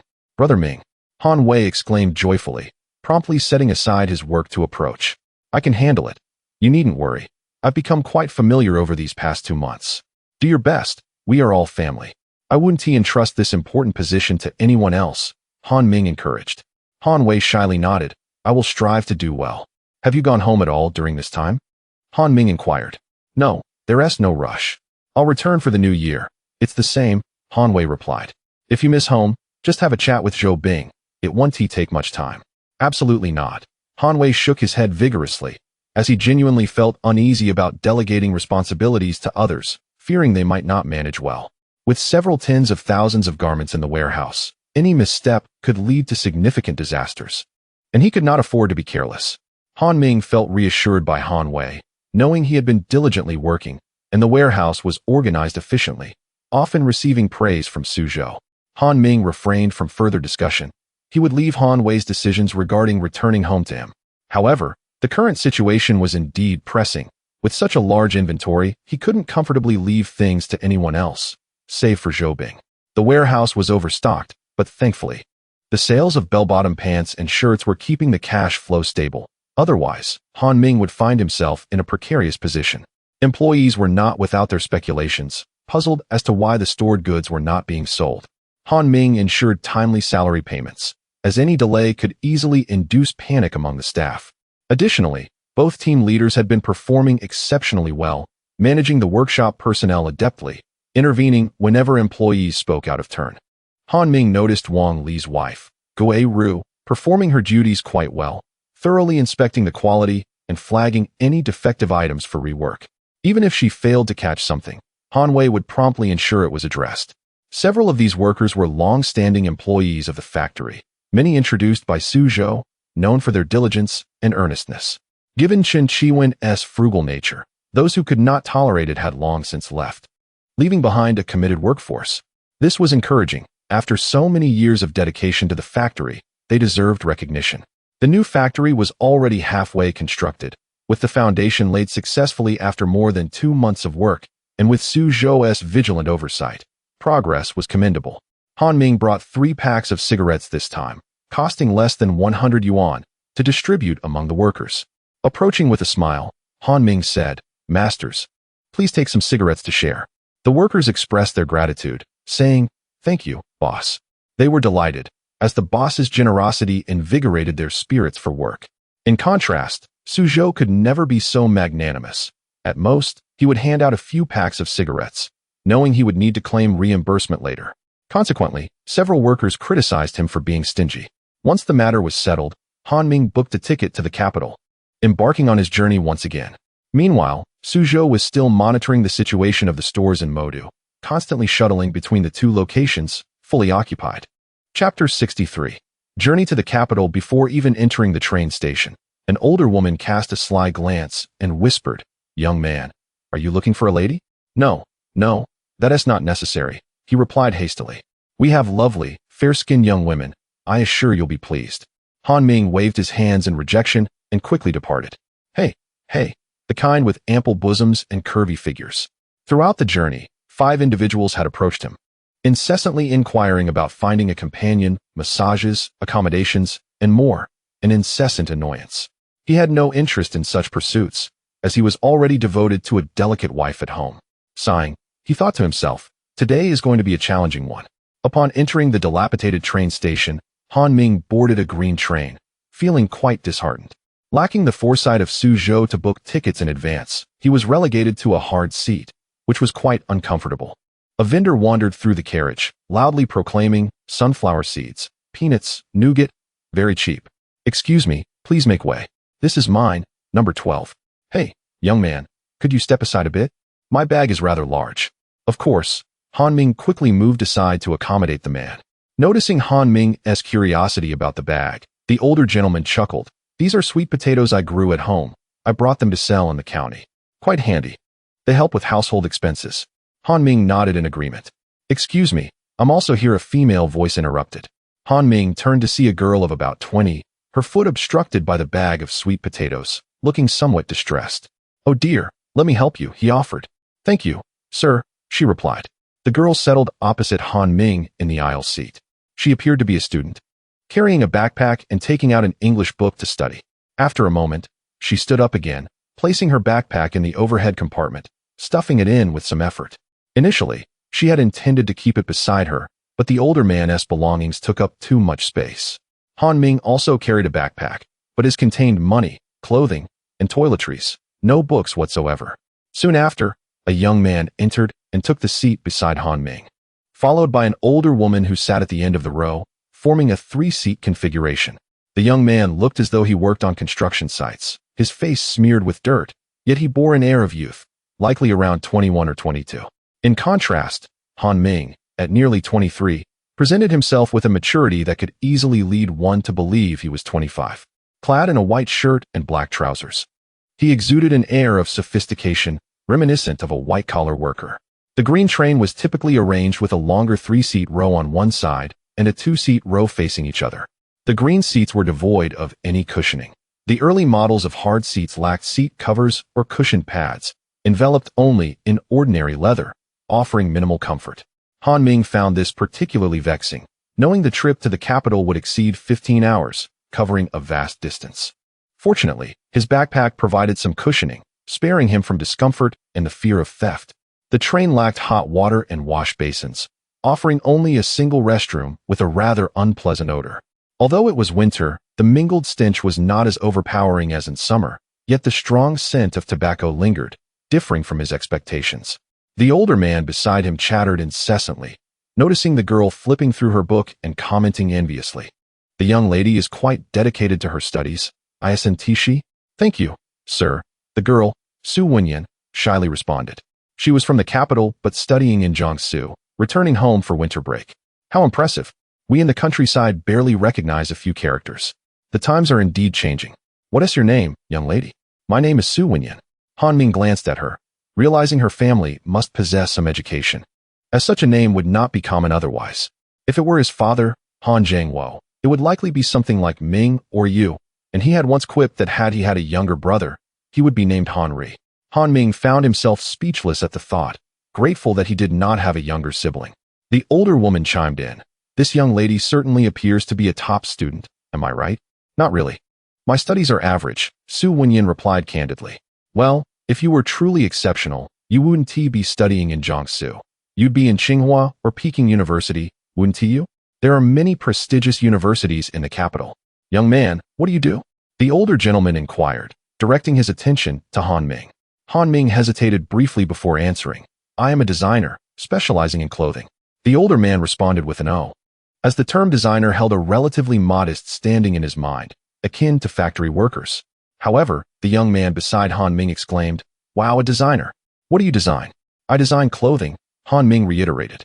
So, you're responsible for creating the clothes we wear? Something like that, Han Ming replied. The young man appeared quite excited, though he repeatedly glanced at the girl across from them, clearly captivated by her artistic demeanor. The young man introduced himself as Linda, stating he was heading to the capital in search of work, having heard the wages were high there. Designers don't earn much. Our factory designers make less than I do, the older woman interjected dismissively. Why are you bothering me? Han Ming shot a glance, but chose not to respond, deeming it best to avoid engaging with her. The older man laughed. The young lady must be earning a higher salary. Right? Indeed. It's 60 yuan, she replied proudly. Wow. In just 8 years, I could build a house in the village, the older woman boasted. So fortunate, unlike me selling sweet potatoes for just a few yuan. Don't worry, if you work hard, you can build one too, Su Wenyan assured her. She glanced at Han Ming with curiosity. She had only heard about designers from her classmates. When she noticed Han Ming looking back, she quickly lowered her gaze and resumed reading. Suddenly, Linda spoke up. Miss, could I borrow that book? I can read a little. Su Wenyan hesitated before passing the book to him. Linda eagerly took the book, flipping through a few pages, his expression becoming serious as he struggled to comprehend the English sentences. What is this, some sort of bird language? It's English, Han Ming replied tersely. This is beyond my understanding. Do you know what it means? Linda asked, looking at the sentences. Han Ming read aloud. What is your name? I don't understand. Linda shook his head. Su Wenyan exclaimed in surprise. Do you speak English? Yes, I know a bit. It's not too difficult. Su Wenyan was utterly astonished, never expecting to encounter someone proficient in English in this place, which brought her immense delight. Must designers be proficient in English? She inquired. Not necessarily. However, a designer only requires inspiration. Without inspiration, nothing can be created. Moreover, English is merely a spoken language. Unless you pursue a career related to it, you might forget how to speak it altogether. It is essential to focus on your own profession or future career type to avoid squandering time on this. This was Han Ming's first time speaking so much in this setting. He simply did not want to see a young girl like her ensnared by a spoken language, wasting a considerable amount of time. Indeed, at this moment, English generally holds little significance unless one is engaged in work such as translation. Thus, it is unnecessary to invest excessive time in it. Chapter 64. Lost money. Upon hearing this, Su Wenyuan nodded silently, as if lost in contemplation. Nearby, Linda returned the book to her, confessing that he found it utterly incomprehensible, akin to cryptic symbols. As noon approached, a delightful aroma wafted through the carriage, stirring the hunger of the passengers who began to unearth their provisions. The elder gentleman munched on sweet potato cakes, clearly homemade. Linda had brought steamed buns along with a paper bag of pickled vegetables. Su Wenyuan had brought buns that appeared rather appetizing. Everyone began to eat, except for Han Ming, who remained motionless. Noticing his lack of movement, Linda queried in confusion, "You didn't bring anything to eat, did you?" "No." Han Ming shook his head. Su Wenyuan, sitting opposite him, felt a twinge of embarrassment. Each bite she took seemed to draw his gaze, making it difficult for her to continue. In a hushed tone, she offered, "Would you like a bun?" "No, you enjoy it," he replied. Linda chuckled. Han Ming must be too shy to accept food from a young lady. "Why not have one of my steamed buns instead? It will stave off your hunger." "Absolutely not," Han Ming quickly retorted, recalling his previous experience with white flour, which had left him quite satiated. Rising, he declared, "Never mind. You all eat. I shall seek out the dining car." "That must be quite expensive," the elder murmured. The lady nearby scoffed. "Humph, what sort of person buys a boxed meal? They cost 50 cents each, quite exorbitant." If Han Ming were present, he would undoubtedly purchase a boxed meal and eat it right in front of her, finding amusement in her potential distress. Han Ming procured a boxed meal and settled at a designated dining table to enjoy his meal. The dishes could be selected according to the diner's personal preference, allowing for a delightful combination. His meal consisted of simple fare, greens, meat, and an egg. However, one notable aspect was the substantial portion of rice, enough to satisfy one's hunger, and it required no food coupons. This was a far cry from the present day, where a meal on a train could cost several tens of yuan, with scant portions of food, merely appealing to the eye. A typical man would likely need 2 servings to feel satisfied. Han Ming relished his meal, feeling it was truly worthwhile. Upon his return, he found that the others had already filled their stomachs and were tidying up their belongings. Seeing him return, Linda, thinking Han Ming was too proud, seized the opportunity to sneak over and whispered, "I have 3 steamed buns left. Would you like one?" Han Ming smiled, genuinely pleased. "I am truly full. You can smell for yourself." Upon witnessing his open mouth, Linda quickly distanced himself, fearing an unpleasant odor. "What are you crowding for?" "I have no space left," the lady complained. "Apologies," he replied. "Humph." Linda exchanged a knowing glance with Han Ming, but from the earlier exhalation, he realized that Han Ming had indeed eaten, leaving him somewhat astonished. Su Wenyuan, across from them, covered her face and stifled a laugh, prompting Linda to wish he could vanish into a crack in the ground, feeling utterly embarrassed. The green train began to stop and go, with an increasing number of passengers boarding, making the carriage even more crowded. Fortunately, the cold weather was a relief. During summer, the heat would surely be unbearable. In this era, life was undeniably challenging. Su Wenyuan had put away her English book in favor of a language textbook, and Linda, rare for him, did not borrow it, fearing another bout of embarrassment. An hour later, the sounds of snoring began to fill the carriage as everyone, having satisfied their hunger, succumbed to sleepiness. Su Wenyuan closed her book, stifled a yawn, and allowed her eyes to flutter shut. Meanwhile, Linda stole glances at her, marveling at her beauty, sneaking a few more looks when he thought no one was watching. Han Ming observed this all, a slight smile forming on his lips as he too closed his eyes to rest. After an indeterminate amount of time, a piercing scream jolted him awake. "Where's my money? Has anyone seen my money?" Han Ming opened his eyes to see Su Wenyuan, her face etched with worry. Linda also stirred from his slumber, asking, "What happened? What's wrong?" With a quivering voice, Su Wenyuan replied, I just went to put away my book and discovered that the money in my bag is gone. Han Ming immediately surveyed the surroundings. Some passengers were watching the commotion, while others had simply closed their eyes again, appearing indifferent to the situation. Did you lose anything else? Han Ming inquired promptly. Aside from the money, nothing else is missing, she answered. Han Ming shook his head, recognizing her adeptness. Clearly, the thief had only taken the cash, likely to avoid detection. Linda joined in the search around them, eager to help, but his efforts proved fruitless. My money. It was my savings for the year, Su Wenyuan lamented, covering her face, her voice tinged with tears. The elder man sighed beside her. Young lady, one must be cautious. How could you not keep your money close? Naturally, the first suspects were their small group, but in Han Ming's recollection, apart from the lady who had stepped out once, no one else had passed by. Casting a glance at the lady, he noticed her silent demeanor, her gaze evasive. Upon meeting his eyes, she muttered, "What are you looking at?" "I know nothing." "No, you do know," Han Ming insisted, fixing his gaze on her. Su Wenyuan turned her tear-streaked eyes toward the lady. The elder, flustered, exclaimed, "I truly don't know. Please don't look at me, young lady. If you know anything, please speak up." Linda urged angrily. "If you didn't, one might think you were the one who took the money. You young man, what do you know?" "If I knew, I would certainly say so," the elder continued to sigh. "It's futile to search. Those who lose money on trains seldom recover it. Don't bother asking." Clearly, the elder had experienced much, aware that inquiries would lead nowhere, thus advising Su Wenyuan. Thieves on trains typically operated in groups. Even if one could identify the culprit, the money would likely have long since vanished. Moreover, pressing the matter too hard could lead to trouble when disembarking, potentially resulting in physical harm. This was why the elder kept his sweet potatoes at his feet, fearing such incidents. However, sweet potatoes hardly drew the interest of thieves. Upon hearing this, Su Wenyuan felt a wave of despair wash over her. The lady beside her closed her eyes, feigning disinterest, as she wished to avoid complications. While some passengers may have noticed suspicious individuals, they too wore expressions of trepidation, unwilling to provoke any conflict. Linda initially intended to say something more, but upon noticing the other party's indifference, he swallowed his words. Han Ming spoke up, inquiring, "How much was lost?"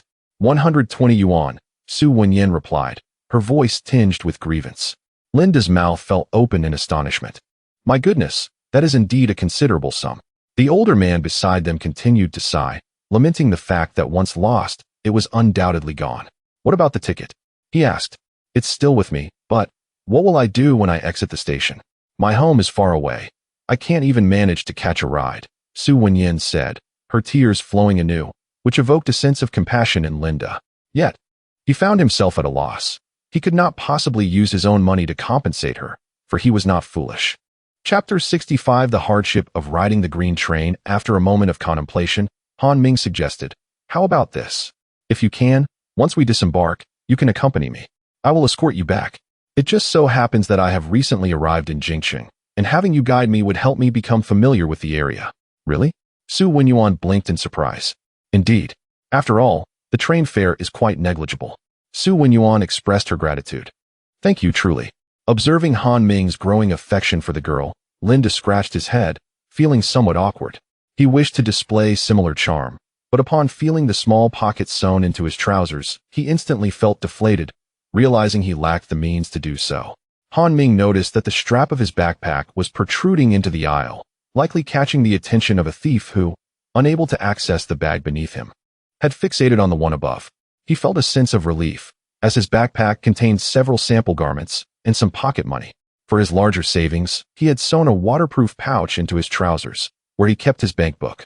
He possessed 3 bankbooks in total, one for his wife with a small amount of money, another for his larger savings, which he carried with him, and a third for the factory's financial operations, securely hidden at home. It was wise to have multiple safekeeping methods. In the hours that followed, Su Wenyuan did not close her eyes, clearly still troubled. Linda tilted his head and continued to slumber peacefully. The other passengers followed suit. During the journey, an older gentleman disembarked. "May I borrow your book?" Han Ming inquired quietly.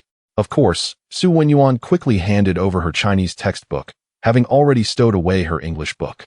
Han Ming expressed his thanks and began to peruse the text out of boredom.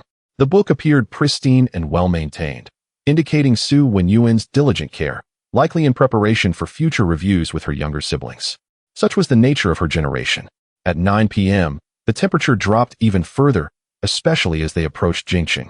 Although there was no snow, the chill had already reached a biting 5 degrees. Had the carriage been more crowded, the cold would have been even more unbearable.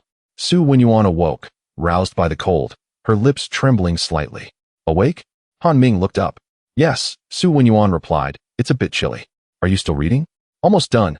Here, take it back. Han Ming closed the book, having nearly finished half of it.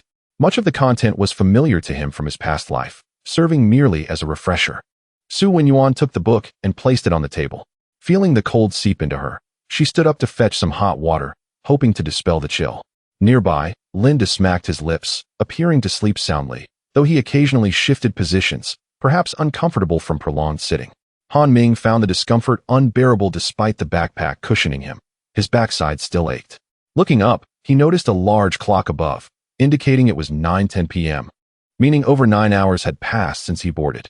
Upon her return, Su Wenyuan cradled a large, covered thermos, made of metal, adorned with bright red flowers. She inhaled deeply, appreciating the warmth emanating from the cup. Her spirits noticeably lifted compared to her previous despondency. Cold? Han Ming inquired. A bit, Su Wenyuan replied, her face pale. Why not get your jacket? He suggested. I already took it out, thinking it would suffice, but I underestimated the weather here. She had been caught off guard by the frigid conditions, as Jiangsu's climate was not as harsh as Jingqing's. I can lend you a coat. With that, Han Ming stood and retrieved his backpack. That's unnecessary, Su Wenyuan quickly responded, feeling uneasy about wearing a man's clothing. Not at all. You can keep it draped over you. My dress is quite thick and suitable for winter wear, Han Ming assured her, smiling. The dress was specially designed with long sleeves for warmth. Wow, it's beautiful. Is it for women? Su Wenyuan exclaimed. Yes, indeed, Han Ming confirmed. After a moment's hesitation, she accepted it with gratitude, finding the soft fabric quite comfortable as she wrapped it around herself. Where did you buy this dress? I've never seen anything like it. It was designed at our factory. I'm in Jingqing for that very reason, Han Ming replied candidly, unperturbed by the thought of her sharing this information with competitors. After all, new styles cannot be produced on a whim. Factories typically require extensive selection processes, and with the upcoming Spring Festival, most workers were preoccupied with preparations. Han Ming had brought several new styles to Jingqing with him. How intriguing that it's from your factory, Su Wenyuan remarked, her expression revealing her surprise at the dress's quality. What part of Jiangsu are you from? She inquired. Yangzhou. I study in Yangzhou as well. What a coincidence. Han Ming smiled slightly, noting that it was no mere chance, as the girl had boarded in Yangzhou, traveling the same route. After expressing her gratitude once more, Su Wenyuan draped the dress over herself for added warmth. The train had reached Shandong and was nearing Tianjin, suggesting at least another 6 hours of travel ahead. Su Wenyuan soon drifted back to sleep. Han Ming gazed out the window into the enveloping darkness. Although it was barely past 10 p.m., the outside world was devoid of light. Unlike in the future, when the streets would be aglow with the vibrant nightlife, this time felt more subdued. Yet, he couldn't complain. At least there was no power outage, unlike in Linchi village, where electricity would frequently fail, leaving them with a stock of candles. With her eyes closed and the dress providing warmth, Su Wenyuan quickly fell asleep, seemingly impervious to the usual sounds that would wake her, her possessions having been stolen, leaving little of value. Deprived of a mobile phone to pass the time, Han Ming felt quite restless and settled back into his seat, closing his eyes to rest. As time passed, the sun gradually rose, and the other passengers began to awaken, some grabbing their toothbrushes and toothpaste, creating a cacophony of morning sounds.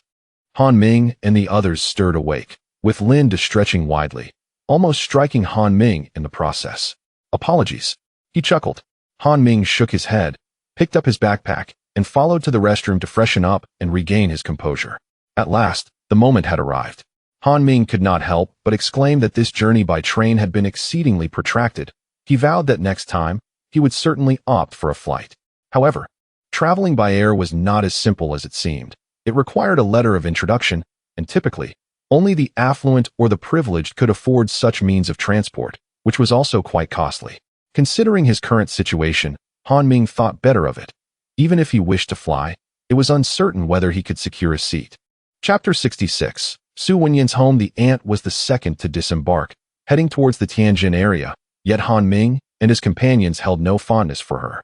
Upon their arrival at the capital's station, they were struck by its grandeur, far surpassing that of Yangzhou, bustling with people and bicycles, a vibrant scene filled with the morning calls of vendors. "Have you disembarked as well?" Han Ming inquired, glancing at Linda, who, like Su Wenyan, had arrived at this very station. Linda chuckled. "I'm here searching for a job." Han Ming raised an eyebrow. "It's almost New Year. Are you really out here looking for work?" Linda hesitated, seemingly grappling with unspoken troubles.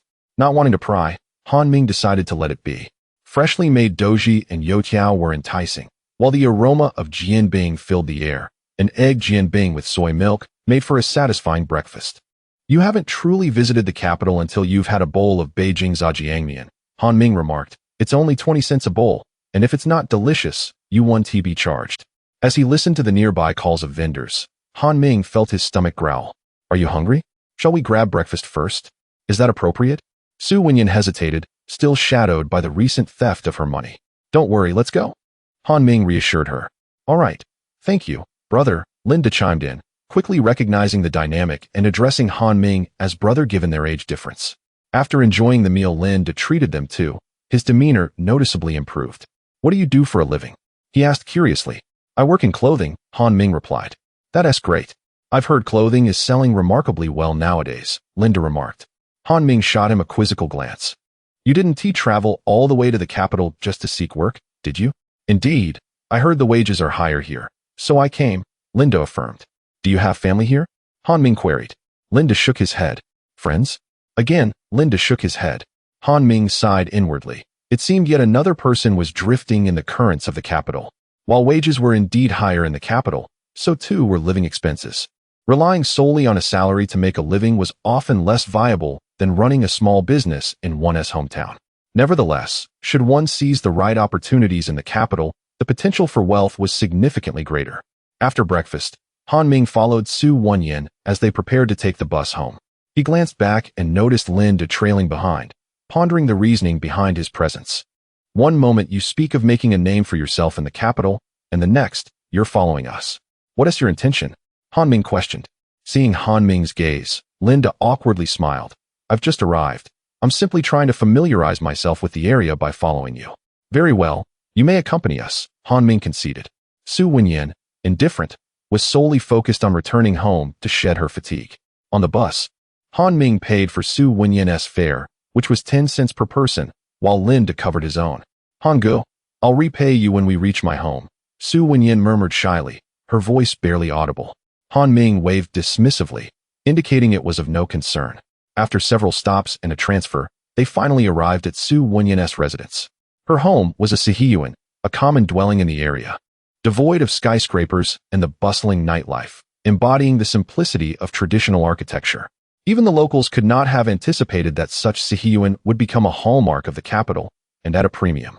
As they walked through the alley, Su Wenyan's spirits lifted significantly upon encountering familiar faces, exchanging cheerful greetings. "Aunt Wang, have you eaten yet? I brought back suya." The familiar exchanges echoed the old sayings of the capital.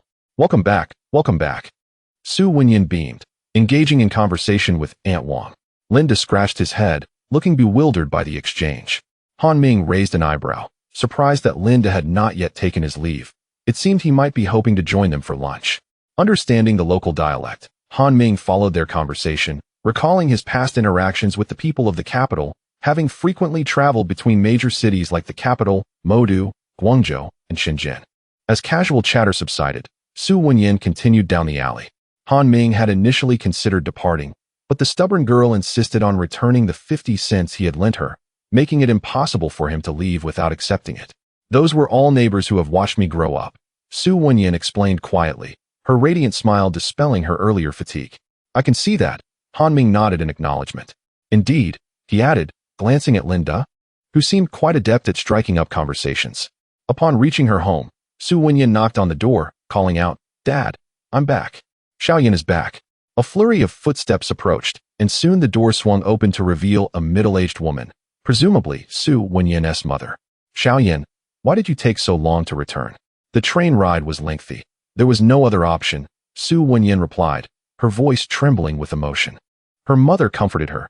then turned her gaze towards Han Ming and Linda behind her, exclaiming, "Xiaoyan, are these your classmates?"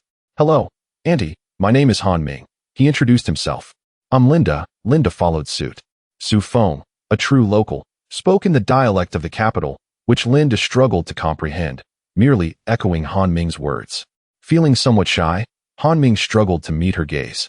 As if he were delivering a line from a rocket team script, almost as if he were there to save world peace. Su Wenyan recounted the events of their train journey, stirring a wave of sympathy from Su Feng, who repeatedly expressed concern for her daughter's hardships. She then ushered Han Ming and Linda into the courtyard, where the Sihiyuan remained familiar and unchanged. Han Ming felt as though he had stepped back into a past life, almost mistaking it for the home of a wealthy family, though the furnishings lacked the opulence of mahogany. Just then, Su Wenyan's father, Su Lai, returned home from work, ready to have dinner. Upon seeing Su Wenyan, and then glancing at Han Ming and Linda, his expression shifted to one of sheer astonishment. "Xiaoyan, are you bringing home boyfriends?" And two at that? The surroundings fell into stunned silence. Han Ming could faintly discern a glimmer of joy on Su Lai's face. "Dad, what are you talking about?" Su Wenyang's face flushed, and she hurriedly recounted the train incident once more. Su Lai exhibited a hint of disappointment. His daughter was already 21 years old, and by his age, he had long since established a family. "Greetings, sir, I am Han Ming." "I am Linda." Han Ming responded, "How old are you?" Han Ming's mind momentarily froze, perplexed by the situation. "Dad, what are you doing?"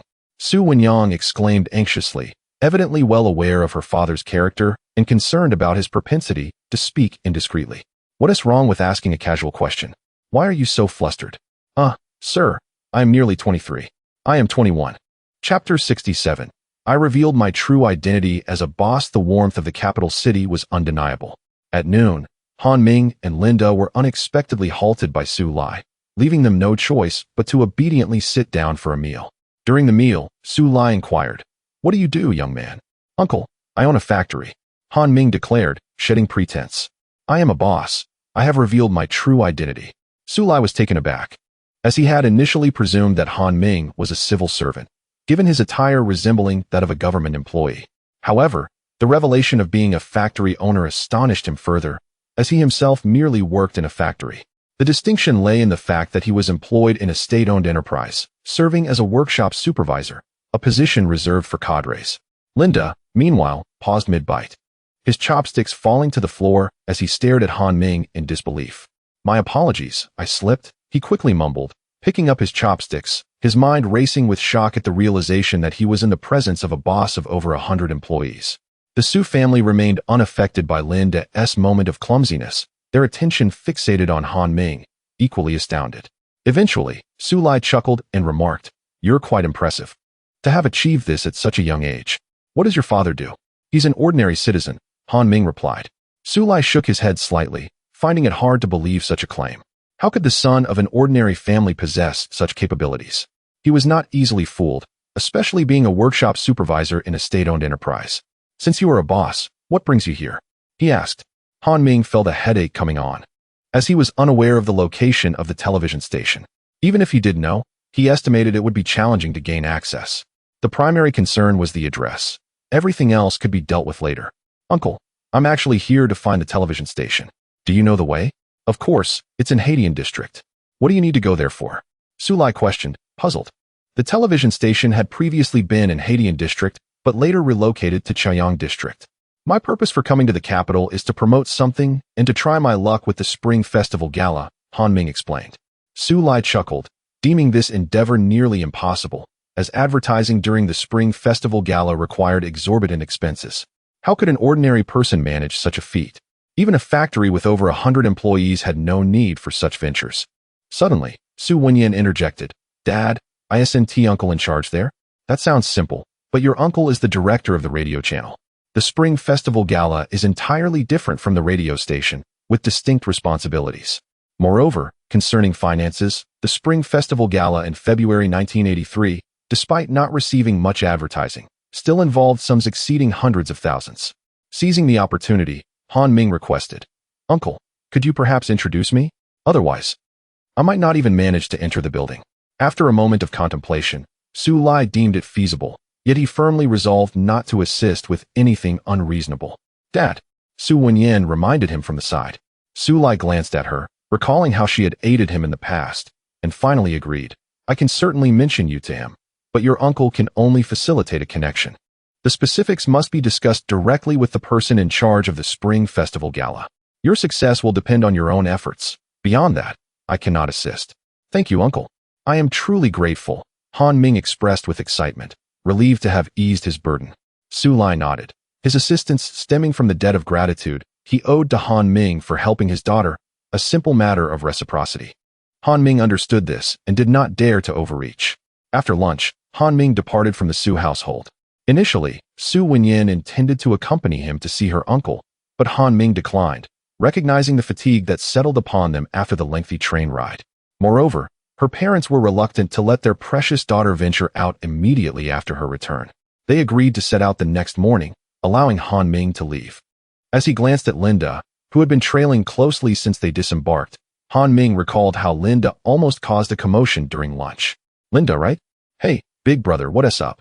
Linda replied with an inexplicable friendliness, leaving Han Ming momentarily taken aback. "What's up? Why are you following me? You should be looking for a job. You need to earn a living, do you understand?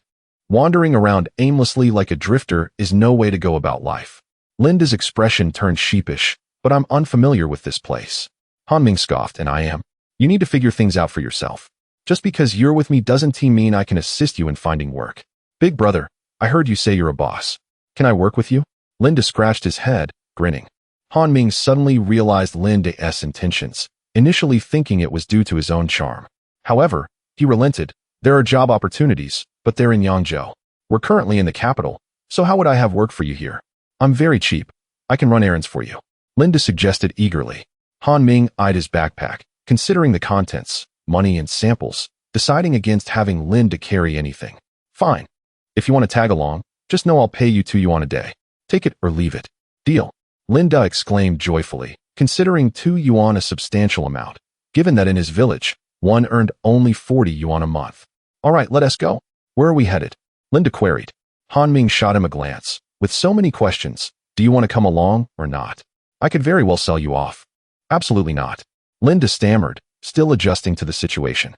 They set off to familiarize themselves with the area and find a place to stay, as Han Ming planned to accompany Su Wenyan to her uncle's place the next day. Linda nodded in understanding, refraining from further inquiries, deciding merely to follow along. In the vicinity, they casually sought out a place to stay. It was akin to a guest house, and the cost for the two of them was a staggering 4 yuan, indeed quite expensive.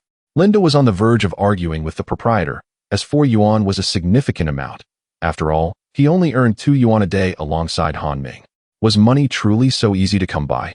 However, Han Ming intervened, explaining that the cost of living in the capital had risen considerably, especially since they required 2 separate rooms. And he was primarily concerned about their safety. "Brother, why must it be me who pays?" Linda lamented. Chapter 68. The capital radio station the following day. At 9 in the morning, Han Ming and Linda arrived at the Su residence in search of Su Wenyan, and they took the opportunity to enjoy breakfast at her home, which delighted Linda as it saved him a meal's expense. The memory of the 4 yuan accommodation fee from the previous night lingered painfully in Linda's mind, and he cast several glances at Han Ming, his thoughts preoccupied. However, Han Ming feigned ignorance, ignoring Linda entirely. They rode bicycles to the bar, being frugal where necessary and spending wisely. After breakfast, Su Wenyan accompanied the two to the television station. The station was not particularly close. It required about 10 bus stops to reach. Once on the bus, Han Ming paid for Su Wenyan's fare. Linda muttered a few words behind them before slowly retrieving a dime from his pocket to cover his own fare. It had been quite some time since he last saw his uncle, who had been busy at the station for so long. He had only visited a few times over the years, and it was typically during festivals that he had the chance to see him. Su Wenyan was lively and chatted enthusiastically about her interests in the capital during the bus ride. It was somewhat regrettable that she had been unable to gain admission to some of the better schools in the capital during her high school entrance exams. Otherwise, she would not have ended up so far away in Yangzhou. Han Ming, observing the scenery outside, responded intermittently to her remarks. Meanwhile, Linda, seated beside Su Wenyan, stole glances at her face, a slight smile gracing his lips. Indeed, the capital was bustling with activity. Yet the cost of living and housing here was significantly higher. Han Ming had previously contemplated purchasing property or investing in real estate in the area. However, the expenses were astronomical, and given the current state of the real estate market, investing seemed a formidable challenge. Upon arriving at the television station, Su Wenyin inquired about her uncle's whereabouts, receiving a curt response. "Please wait a moment, I will check." At that moment, Su Jie was engrossed in directing work. His expression stern as he focused intently on a man in the broadcast studio behind the glass, his demeanor dark and unpredictable. "Good afternoon, everyone. I am Zheng Xian. In this vast world, you will meet countless people, some of whom will enter your heart. Many have known you and have walked into your heart, but the heart is small and ultimately cannot hold them all." As Zheng Xian continued his monologue in the studio, Su Jie's expression grew increasingly severe, and a few colleagues exchanged glances, reluctant to speak. Unable to contain himself any longer, Su Jie shouted, "Stop, stop, stop. Zheng Xian, do you think you are a spiritual mentor? Your preface has drifted all the way to the Great Wall. When will you get to the point?" Zheng Xian scratched the back of his head, insisting, "This is the point." "What? This is your point? You are going to shatter my patience." Su Jie waved his hand, demanding a change. Zheng Xian pleaded, "No, director, I spent all night coming up with this. Just give me a chance. Does your artistic flair have any merit? Just look at the ratings for our station over the past few days. They have plummeted to 0.5. If this continues, not only will you be out of a job, but I will be as well. Change him." A girl nearby whispered, "Director, we have no one else to replace him. The others are even worse. Zheng Xian at least has 0.5, while the others barely reach 0.2. Su Jie was left speechless. What was happening? Initially, the artistic vibe seemed beneficial, attracting many listeners. However, with the rise of popular songs, audiences flocked to music channels, leaving them in a predicament. They could not continually pursue such artistic endeavors. It would not be well received. Not to mention the advent of cassette players, which captured a significant market share, particularly among the youth, who preferred listening to music. As for middle-aged and older listeners, would they find any value in such artistic expressions? A staff member approached, saying, "Director Su, there are 3 people downstairs, one of whom claims to be your niece, here to see you." Xiaoyan.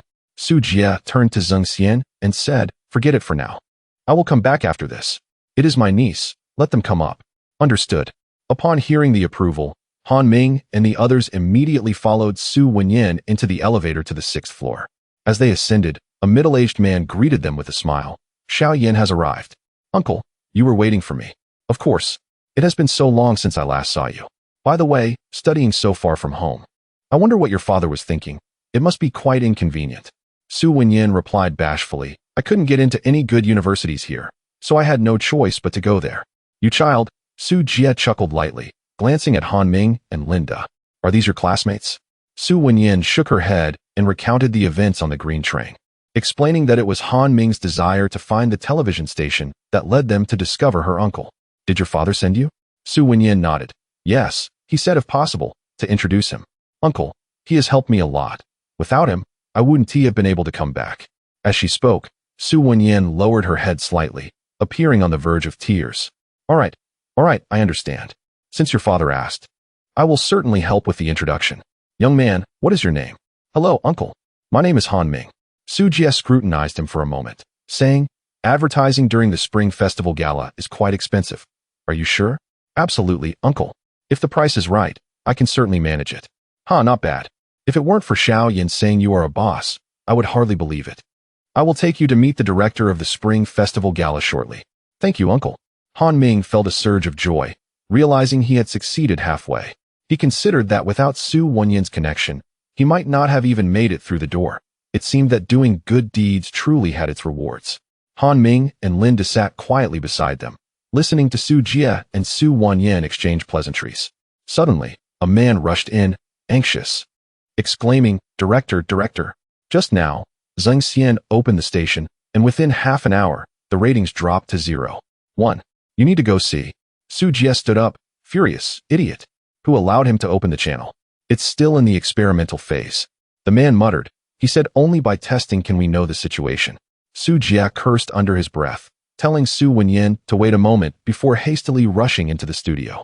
Worried about what might transpire, Su Wenyin disregarded her uncle's words and hurried after him.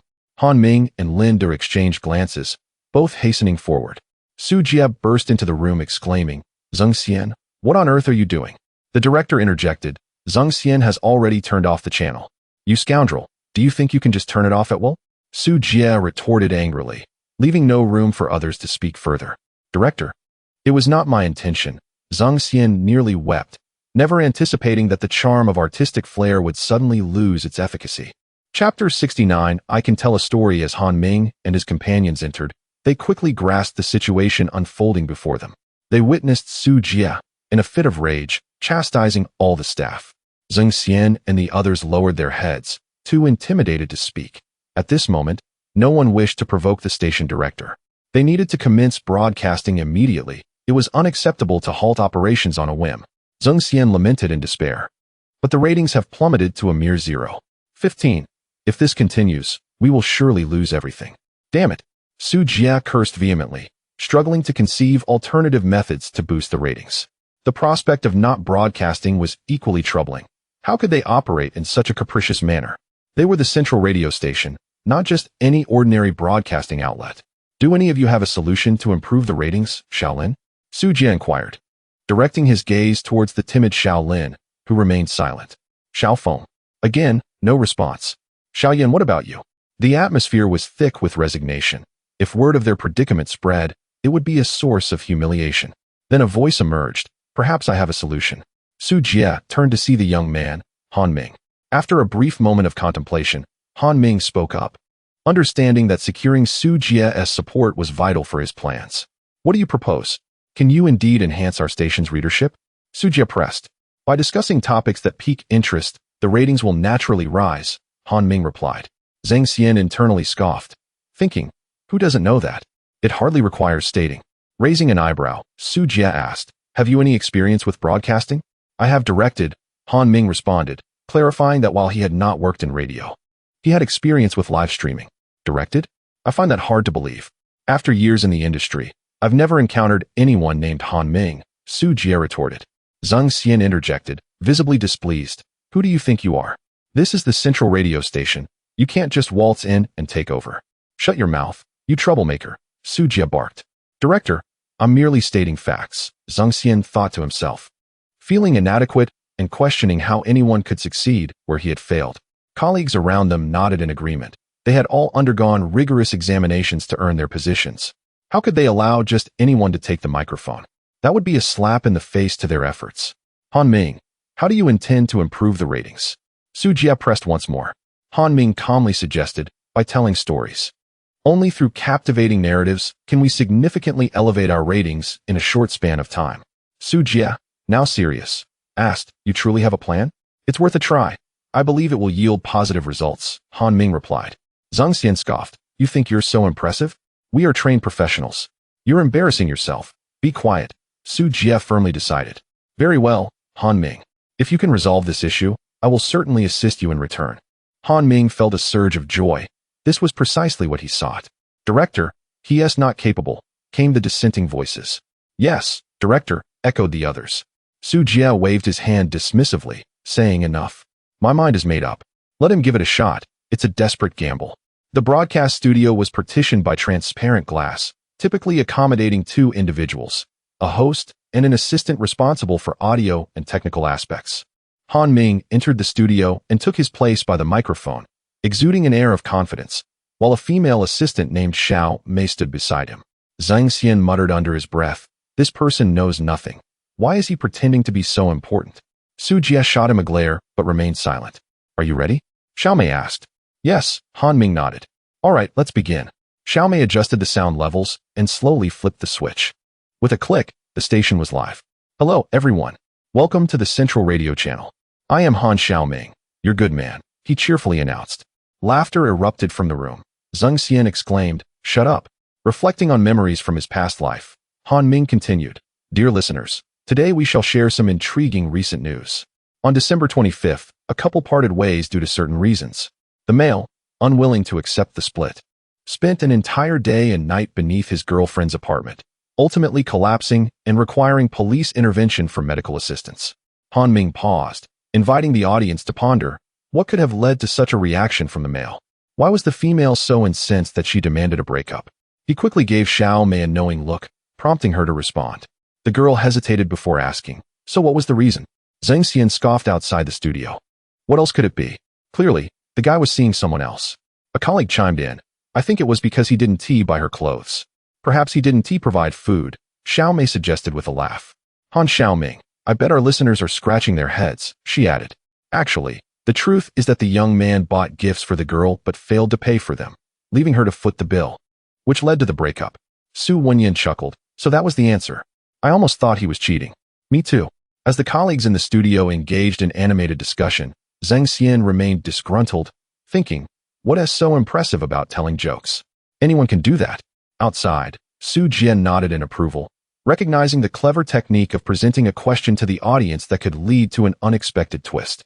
How had he not thought of this sooner? Xiao Mei signaled an O to Han Ming, indicating that segment had gone smoothly. Han Ming nodded in satisfaction. Their responsiveness had been timely and well-coordinated, allowing for seamless interaction with the listeners. He then earnestly stated, Next, I will tell you a story. Once upon a time, there was a gambler named Zhang San, who dreamed of striking it rich overnight and borrowed money from loan sharks. Unfortunately, he lost everything, resulting in the disintegration of his family and facing relentless debt collectors.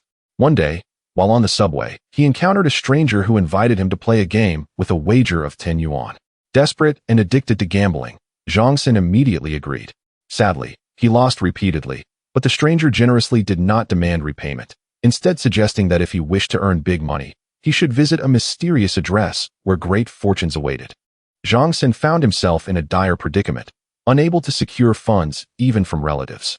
Feeling utterly frustrated, he reluctantly ventured to a mysterious location. This was a somber place, marked only by a solitary grand entrance, dimly illuminated by a faint glimmer of light. Upon entering, Zhang San was instantly enveloped in unconsciousness, rendered senseless. When he finally regained consciousness, he discovered that he had been transported to a desolate village. Beside him lay a piece of paper inscribed with the words "Wolf catches sheep. The victor shall receive a reward of 100,000 yuan." Zhang San, bewildered, initially feared he had fallen into the clutches of human traffickers. Instead, he found himself embroiled in a prize game, with a staggering reward of 100,000 yuan. Yet, little did he know, a horrifying scene was about to unfold before his eyes. Chapter 70. The Tale of the Wolf and the Sheep. Outside, in the courtyard, a middle-aged man reclined in a rocking chair, listening to the radio. Suddenly, he muttered, "The wolf catching sheep? How come I've never heard of this story? A new tale?" At school, several individuals gathered together, eagerly listening to the voice emanating from the radio. This one, the wolf catching sheep. It seems quite intriguing, remarked the person holding the radio. What is so interesting about it? What is there to hear about a wolf catching sheep? We've all seen that before. You fool. He was previously talking about that, Zhang San. Clearly, the wolf and sheep in this tale are not animals, but people. No way. If they aren't animals, how can they be caught? Keep listening. You'll understand. A nearby male student expressed excitement. Such stories were indeed novel. All right then. Gotcha. As the scene unfolded before him, Zhang San's expression suddenly changed, his hand tightly covering his mouth as he quickly retreated. This was no mere tale of a wolf catching sheep. It was evidently about people capturing people, and capture meant death. With a snap, Zhang San witnessed the sheep's neck being brutally twisted by the wolf, resulting in instantaneous demise. Just like that, a life was extinguished before Zhang San's eyes, simple and brutal. Initially, he had felt elated at the prospect of a 100,000 yuan reward, but now, despair consumed him. Originally, Han Ming intended to narrate a supernatural story, but in this era, he dared not do so. If he were to be caught, the consequences would be dire. Thus, he transformed it into a suspenseful narrative. Han Ming spoke with passion, and in no time, the entire studio fell silent, each person absorbed in the tale. Impossible. This is absolutely impossible. Zheng Xian felt despondent. He had anticipated the opponent might merely be adequate, yet unexpectedly, the story captivated him, prompting an involuntary exclamation of its quality. Director, Before he could voice his thoughts, Su Jia immediately shushed him, gesturing for silence. Zheng Xian wished to halt this unfolding drama, but upon seeing his colleagues so engrossed in the story, he succumbed to despair. Su Jia's expression was serious. The narrative was too captivating, leading him to contemplate different possibilities. Han Ming spoke for over 10 minutes, his mouth becoming parched, his eyes darting to his assistant Xiao Mei. He was utterly speechless. She was genuinely listening to his story. He longed to say, "Miss, what are you doing? I need water. Why are you still listening?" After another 20 minutes, he could no longer bear it. Nudging Xiao Mei to rouse her from her reverie. She appeared bewildered, but upon seeing Han Ming miming drinking, she finally reacted. Adjusting the volume downwards, Han Ming then declared, "To learn of Zhang San's fate, please await the next installment." With that, it was Xiao Mei's turn to add, "This time, our host Han Xiaoming's tale is quite novel. I nearly became ensnared in it myself." This concludes today's program. Please stay tuned to Jingxing Radio, and now we will play a few songs for your enjoyment. Thank you. Next came Xiao Mei's segment. Han Ming drank several gulps of water before exiting the broadcasting room.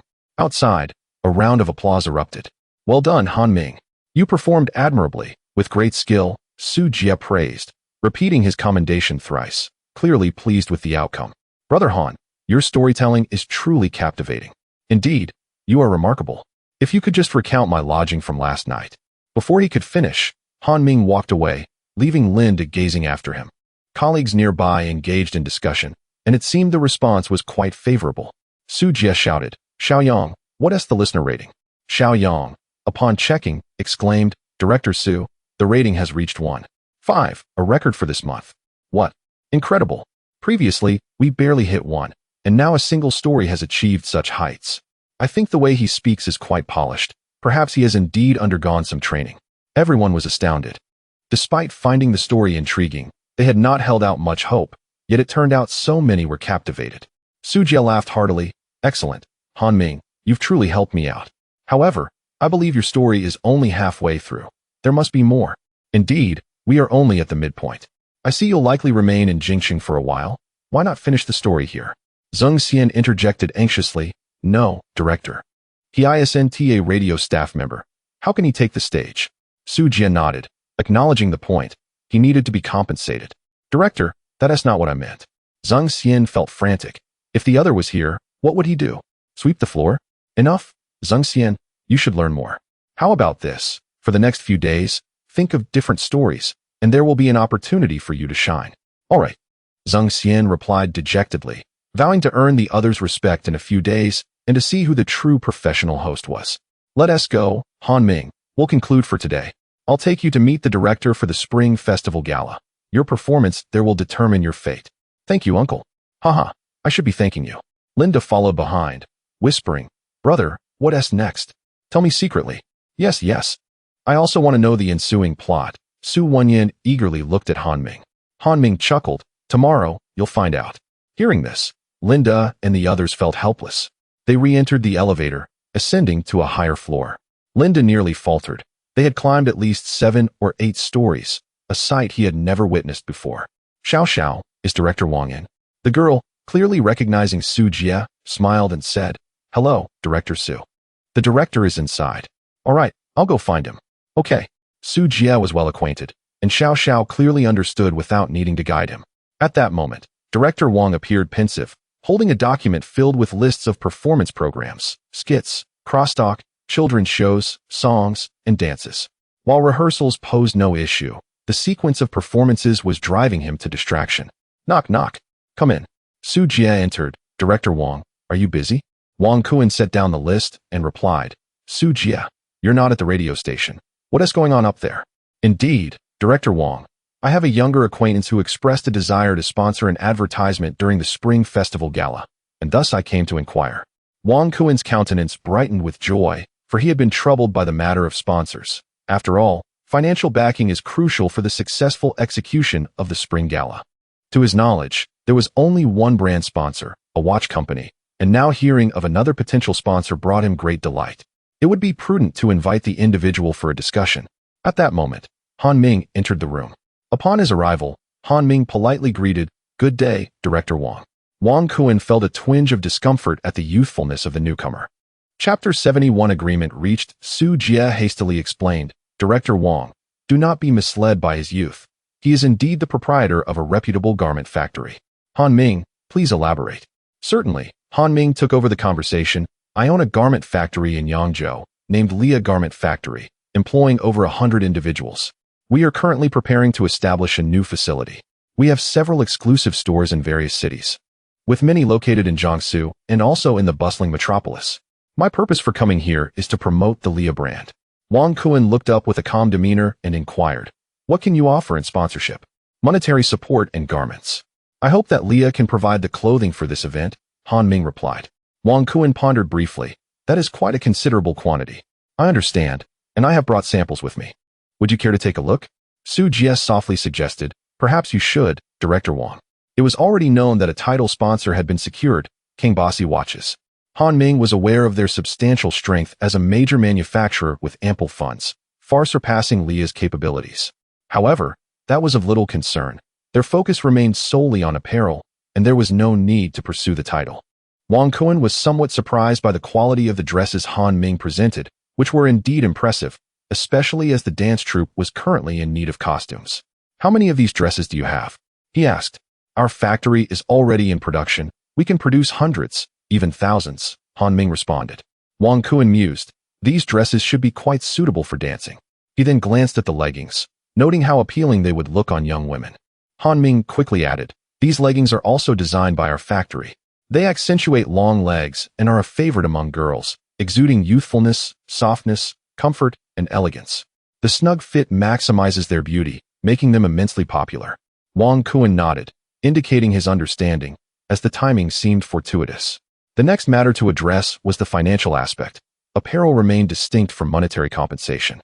Actors and hosts would require remuneration. After all, one cannot expect individuals to don your garments on stage without payment. The final agreed amount reached an impressive 200,000 yuan, a substantial sum.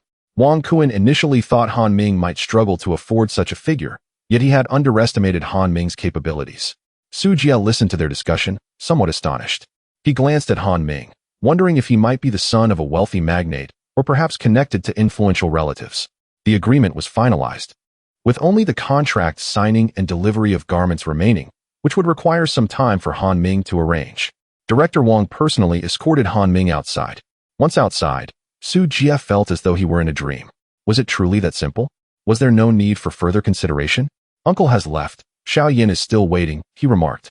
It was notable how naturally Han Ming addressed him as uncle, a level of familiarity that would be unattainable without decades of close acquaintance. Su Wenyan and Linda waited outside. They could not enter Director Wang's office and had no choice but to wait patiently. Linda muttered, "Do you think uncle and brother have been gone too long? Why haven't they returned?" "They are likely in discussion," Su Wenyan speculated, accustomed to such scenarios from the past involving her uncle. "Do you believe Han Go is truly the owner?" Linda asked. "Most likely. There is no reason for him to deceive us," she replied. "But what about his words last night?" Linda began, yet he sighed, feeling embarrassed to mention the accommodation fee of 2.5 yuan. "Ah, if it's not, then so be it. I'll consider it an act of kindness," he concluded. "What do you mean?" Su Wenyan inquired with confusion. "Nothing." Linda quickly shook his head. Han Ming and Su Jie emerged, prompting Su Wenyan and Linda to stand. "Uncle, how did it go?" Su Jie laughed heartily. "All is well." Han Ming performed admirably in his negotiations with Director Wang. Su Wenyan looked at Han Ming with surprise. This was the director of a prominent television station, and he had managed to negotiate effectively. Previously, she had only been 80% convinced of Han Ming's status as a factory owner. But now her belief was nearly absolute. Linda remained puzzled, yet no one disclosed the details of the negotiations, leaving him hesitant to inquire further. Upon returning, Han Ming promptly called the factory. Finding a landline proved challenging. Typically, a village possessed only one, and some lacked one entirely, such as Linchi Village, which had no landline at all. He remembered that his factory also lacked a landline, so he could only connect through a nearby street's phone. "Hello. Whom do you wish to speak with?" "I am looking for Leah Garment Factory. Please hold for a moment. I will transfer you." After approximately a minute's wait, a male voice finally answered. "Hello. Who is this?" "Hello. I am seeking Leah Garment Factory. I'm afraid that place is too far away. We cannot reach them." Han Ming felt a wave of frustration. "Please call Su Zhou. I will give him 50 cents. Immediately, a voice on the line responded. "Give me 10 seconds. Then came the sound of running footsteps, with Su Zhou's name echoing in the distance. Is it really necessary to be so frantic over just 50 cents? Han Ming thought to himself. In a short while, Su Zhou arrived to answer the call. It had already been 4 days since Han Ming had departed. Hello, this is Suzhou. Who am I speaking with? It is I, your boss, Han Ming. Suzhou's excitement was palpable. Boss, how are things on your end? All is well. Old Su, prepare several hundred dresses and some leggings to be sent over. I have a requirement for them. Also, please arrange for a landline in the factory for easier communication. Suzhou hesitated. A landline is quite costly. I've heard it can be several thousand yuan. You handle it. I will reimburse you later. Understood, no problem. Also, please set up one at my home. Suzhou eagerly agreed, knowing this would not be an issue. Han Ming inquired about the situation over the past few days, discovering that the store in the bustling metropolis had already been renovated and stocked with garments, currently being sold by Duan Jinhong. The new factory was also progressing. If all goes well, it would be operational by March after the new year.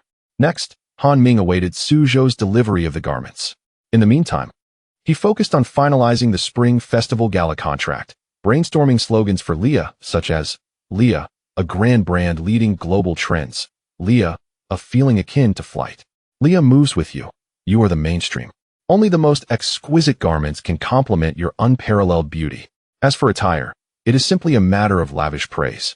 To attain a splendid physique, one cannot do without athletic leggings. Regardless of one's waistline, athletic leggings are a must. No matter one's status, a jacket is essential.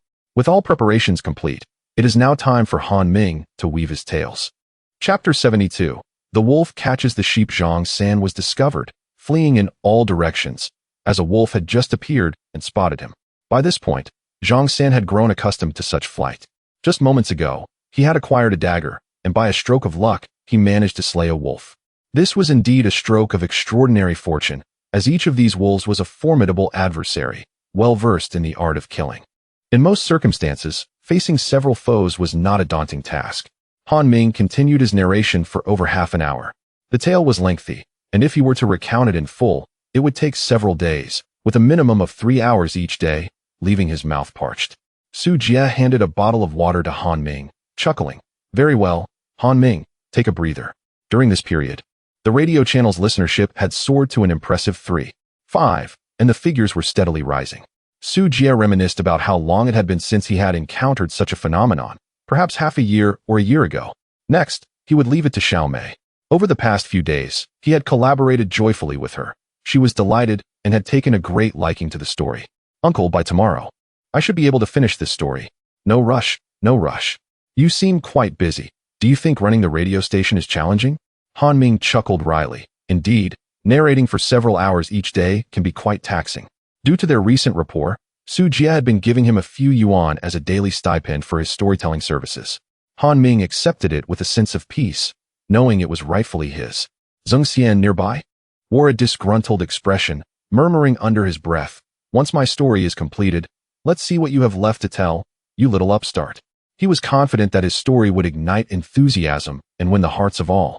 Within the school, as Han Ming's tale came to a halt, the surrounding students began to converse. A female classmate patted her chest, expressing her relief. Han Xiaoming's storytelling is truly remarkable. I almost got lost in it. Indeed. A few male classmates glanced at one another, quickly averting their eyes. They had never heard such captivating tales before. Han Xiaoming seemed incredibly talented. They were curious about what stories might follow the wolf catching the sheep. Yes, I too eagerly await the next installment. Han Ming's narrative had thoroughly penetrated the school's atmosphere, captivating not only the students, but also the teachers, who would even listen during their lunch breaks to gradually drift into slumber. Novel experiences always held a particular allure. At that moment, Linda wore a rather grim expression. He had been shadowing Han Ming for several days, and in less than a week, he had already spent nearly 30 yuan. His funds were dwindling. Han Ming inquired, "What troubles you, Linda?" I'm running out of money. If I stay another night, I won't have any funds left for tomorrow," Linda replied despondently. Running out of money? You should have mentioned it sooner. Linda sighed inwardly. He had indeed wanted to say that. Here, take this 50 yuan. With a swift motion, Han Ming produced 5 10-yuan bills and handed them over, advising him to use it wisely. Linda was taken aback. "Brother, didn't you say you were out of money?" "Who said I was out of funds? Then why haven't you covered the lodging expenses and kept asking me to do so? I wanted to give you an opportunity to shine. Look at you, so honest. Surely you wouldn't quibble over 2 yuan. Linda desperately wished to voice his disagreeing thoughts, but ultimately nodded in acceptance of the situation. Receiving the 50 yuan, He felt exhilarated. This amount equated to nearly a month's wages for him, and he was astonished at how easily it was given, devoid of any concern. At this moment, Linda felt as if the clouds had parted, his spirits lifted, and a smile graced his face. Han Ming had been in the capital for 6 days, and today he successfully concluded the story of the wolf catching the sheep. The ending was hard to digest. Zhang San, a mere sheep, managed to eliminate all the wolves, emerging as the ultimate victor and inheriting the title of the previous Wolf King, destined to continue the game of wolf catching sheep. It's over. I can finally rest. Han Ming sighed in relief, as it had taken him 4 full days to tell this story. Su Wenyuan probed, Han Gu, why did Zhang San become the Wolf King? The dragon-slaying youth ultimately turns into the vile dragon. Do you understand? Not quite. Linda nodded in agreement. He too did not comprehend. All he knew was that Zhang San had won a considerable sum of money, yet he chose not to enjoy a good life, but instead sought to become the Wolf King. Was he idle? Han Ming replied nonchalantly. Once a young man slays the evil dragon, he is enticed by the treasures within the dragon's lair, forgetting his initial intentions and desiring only the riches, ultimately becoming the evil dragon, tasked with guarding the treasure. Having said that, Han Ming ambled away, leaving Su Wenyuan to ponder the profundity of his words, which seemed rather esoteric. Linda remarked irritably, why think so deeply? This is Han Ji's story. Can't you just ask him to revise it? Yes, that makes sense. Su Wenyuan's eyes gleamed as she hurried after him. She called out, Han Gu, could you revise the ending and say that Zhang San became a good person? Please. Revise what? There's a second season to consider. Why the rush? What do you mean by that? It's a twist, do you understand? Not at all. Within the school, a group of students was engrossed in Han Ming's radio broadcast. A female classmate expressed her disappointment. Why did it turn out this way? Zhang San became a villain. That's the story. Just listen and let it be. But that's quite unfair. A male classmate shrugged. What do you expect? This is the Capital Radio. They won't just change the script on a whim, especially since. Especially what? Someone inquired. The person behind the radio is Han Ming. You could just write to him directly. No way. I must confront him. This is infuriating. As she spoke, several classmates began to prepare letters. Meanwhile, Han Ming had already signed a contract with Wang Kuan, providing 200,000 yuan in exchange, while Su Zhou had delivered all the costumes. Now, it was merely a matter of rehearsing with the actors, a task Han Ming was not worried about. Aside from providing specific advertising phrases, everything else would proceed as usual. He had heard tales of the Spring Festival Gala from his past life and believed it would pose no issues. At most, he would need to observe the process. After all, he had not yet been born in 1983. These were stories he had only heard from family members. Han Ming chose not to seek out his previous life as parents, believing it best to let them operate freely. He feared that his interference might lead to unintended consequences, perhaps even losing himself in the process, which would indeed be quite amusing. The grandfather paradox is a concept he has contemplated extensively in his past lives. Regarding the events occurring in the external world, he remains indifferent, much like his participation in this year's Spring Festival Gala, unperturbed by the repercussions it may have on future generations. However, he holds deep concern for his family. Thus, in this particular Spring Festival Gala, he has chosen to step forward. This time, it is not only the Kangbasi timepieces that will grace the occasion, but his Leah will also shine brilliantly. Chapter 73. Quickly summoned Han Ming, surveying the surroundings. Han Ming was nowhere to be found. Zhang Xian couldn't help but smile with satisfaction. This time, he was brimming with confidence. He intended to demonstrate to everyone who the true professional host of the radio station was. Relying on trivial tricks would be utterly futile. Zhang Xian raised an eyebrow and spoke into the microphone. A good man is me. I am Zhang Xiaoxian. Hello everyone. Today I shall narrate a story about a rural courtyard. Once upon a time, there was a rural courtyard. Little did he know, outside, a wave of discontent was brewing. At the school, the students were momentarily taken aback. How did it become a rural courtyard? The name alone sounded rather unappealing. Male student Zhang Yanfeng queried in confusion, where is Han Ming? Shouldn't this be the second part of wolves catching sheep? What is this nonsense about working in the fields and poor sweet potato harvests? Just these trivial matters all day long. Change the channel. Change the channel. It's unbearably dull and lacks any novelty. A female student expressed her dissatisfaction. I want to write a letter to ask why Han Ming isn't hosting. All right, we support you. Go ahead. Meanwhile, A middle-aged man leisurely listening to the radio had been faithfully following Han Ming's stories for days. However, today he was let down. Frowning, he muttered, "What on earth is this?" He promptly switched the station. After 10 minutes, he returned to the Jingxing radio, only to hear the same tiresome story again, leading him to change the channel once more. This discontent was not limited to their group. It was mirrored in other households as well. Why hasn't the director arrived yet? Yang Yong'in was in a state of anxiety, having observed the listening rates plummet from 3 to below 0.5. When it sank to 0.3, Su Jie returned. Yang Yong'in, not daring to linger, rushed over and said, "Director, you're finally back. If you hadn't come, it would have been catastrophic. The listening rate has now dropped to 0.3. What?" Su Jie was incredulous. Just yesterday it was 3.5. How could it have fallen to 0.3 today? Who was in the broadcasting room? Yang Yong'in stammered, "Zheng Xian." "Damn it. Him again." Su Jie cursed under his breath, angrily striding into the room. Beside him, Xiaomei was extremely anxious. Yang Yong'in had just notified her of the plummeting ratings, causing her heart to race. She had intended to stop Zheng Xian, but he ignored her. Knock, knock, knock. Xiaomei was startled. It was Director Su. Su Jie gestured for them to quickly enter the break time and to hurry out. Xiaomei thought it was bad news.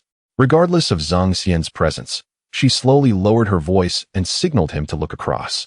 Zheng Xian was momentarily stunned, realizing the gravity of the situation.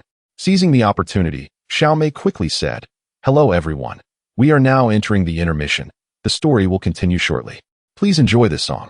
She adjusted the settings, muted the microphone, and after playing the music, quickly exited the broadcasting room. Zheng Xian awkwardly laughed as he stepped out. "Director, you're here." Su Jie coldly snorted. "If I hadn't come, you would have faced dire consequences today." Zheng Xian hurriedly responded with a smile. "Oh, I was merely doing this for our Jingxing radio." "For Jingxing radio," Su Jie retorted cynically. "Do you know what the listening rate is? It should be decent, right? I feel I performed quite well." Su Jie scoffed. "Decent? You dare say that? From 3.5 to 0.3. That's not decent, it's abysmally low." "How could that be?" Zheng Xian exclaimed in panic. "Ask Xiao Yang," Su Jie replied. Zheng Xian turned to Yang Yong'in, who nodded affirmatively. Despair washed over him. He believed he had performed admirably, so why was the listening rate so low? "What should we do?" Zheng Xian inquired. No longer concerned about his standing, silence enveloped the room. Even if Zheng Xian was a capable host, the others would undoubtedly fare worse. Xiaomei quietly suggested, "What if we call Han Xiaoming?"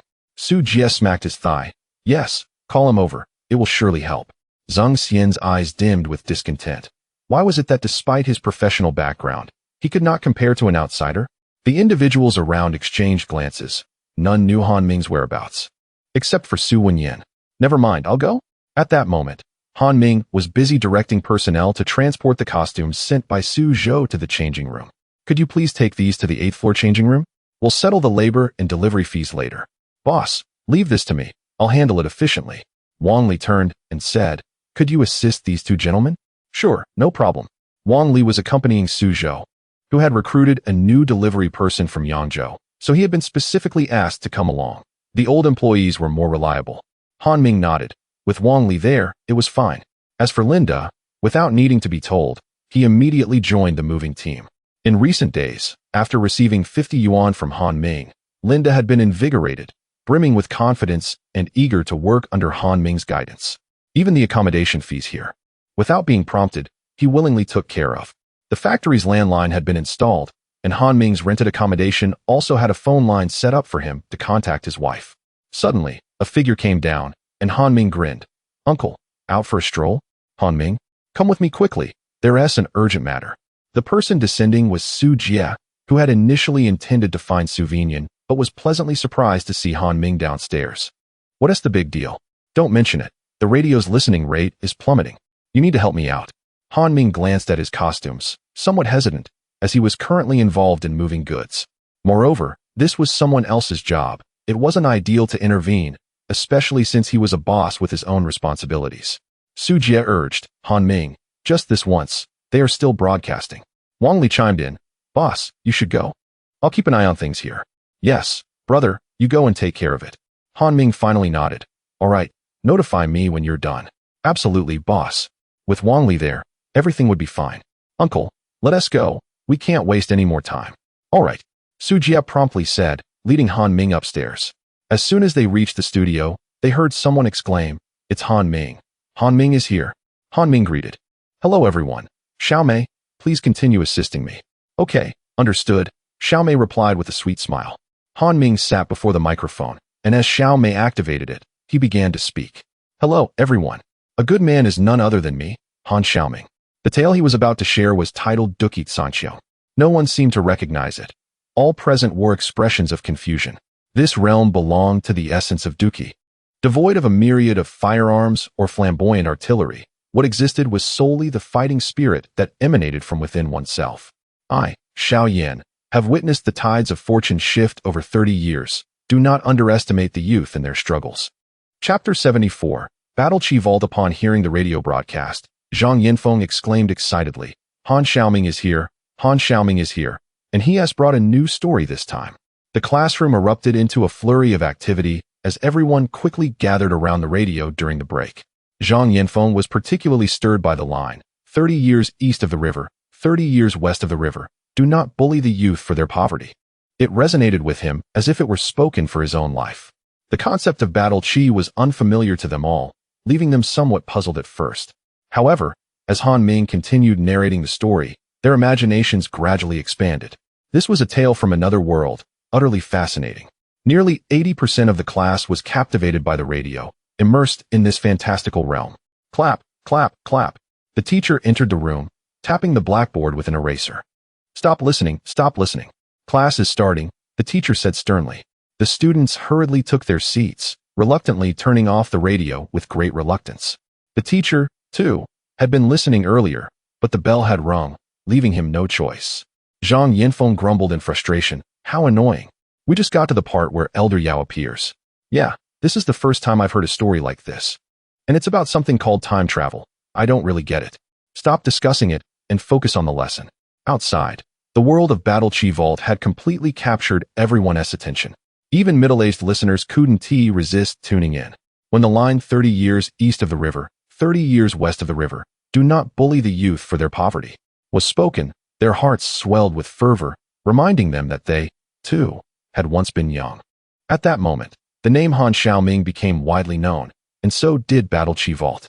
Yang Yong-en reported excitedly, "Director, the listenership has reached 5, a new record for this year." "Excellent, excellent, excellent." Su Jia exclaimed 3 times in a row, equally thrilled. Now, he had something substantial to report to his superiors. Han Ming emerged after narrating for nearly an hour, feeling exhausted. He still needed to check on Wang Li's situation. Han Ming. "Well done. Thank you, uncle. It's my duty," Han Ming replied. Han Ming is truly remarkable. Indeed, he has broken the record. Listening to his colleagues' praises, Zheng Xian was seething with anger. Why was this happening? His stories were good too. "Uncle, I'll take my leave now. There are still matters to attend to." "Very well, go ahead." Han Ming hurried downstairs, feeling uneasy. He worried that Su Jia might trap him, which would be disastrous. The clothing shipment wasn't extensive, and Wang Li had already finished unloading and was resting nearby, waiting for Han Ming. Seeing Han Ming approach, Wang Li quickly stood up and said, "Boss, you're here. I saw you were busy earlier, so I didn't dare disturb you." "It's fine." This time, Wang Li had no intention of returning. He planned to stay by Han Ming's side, ready to assist wherever needed.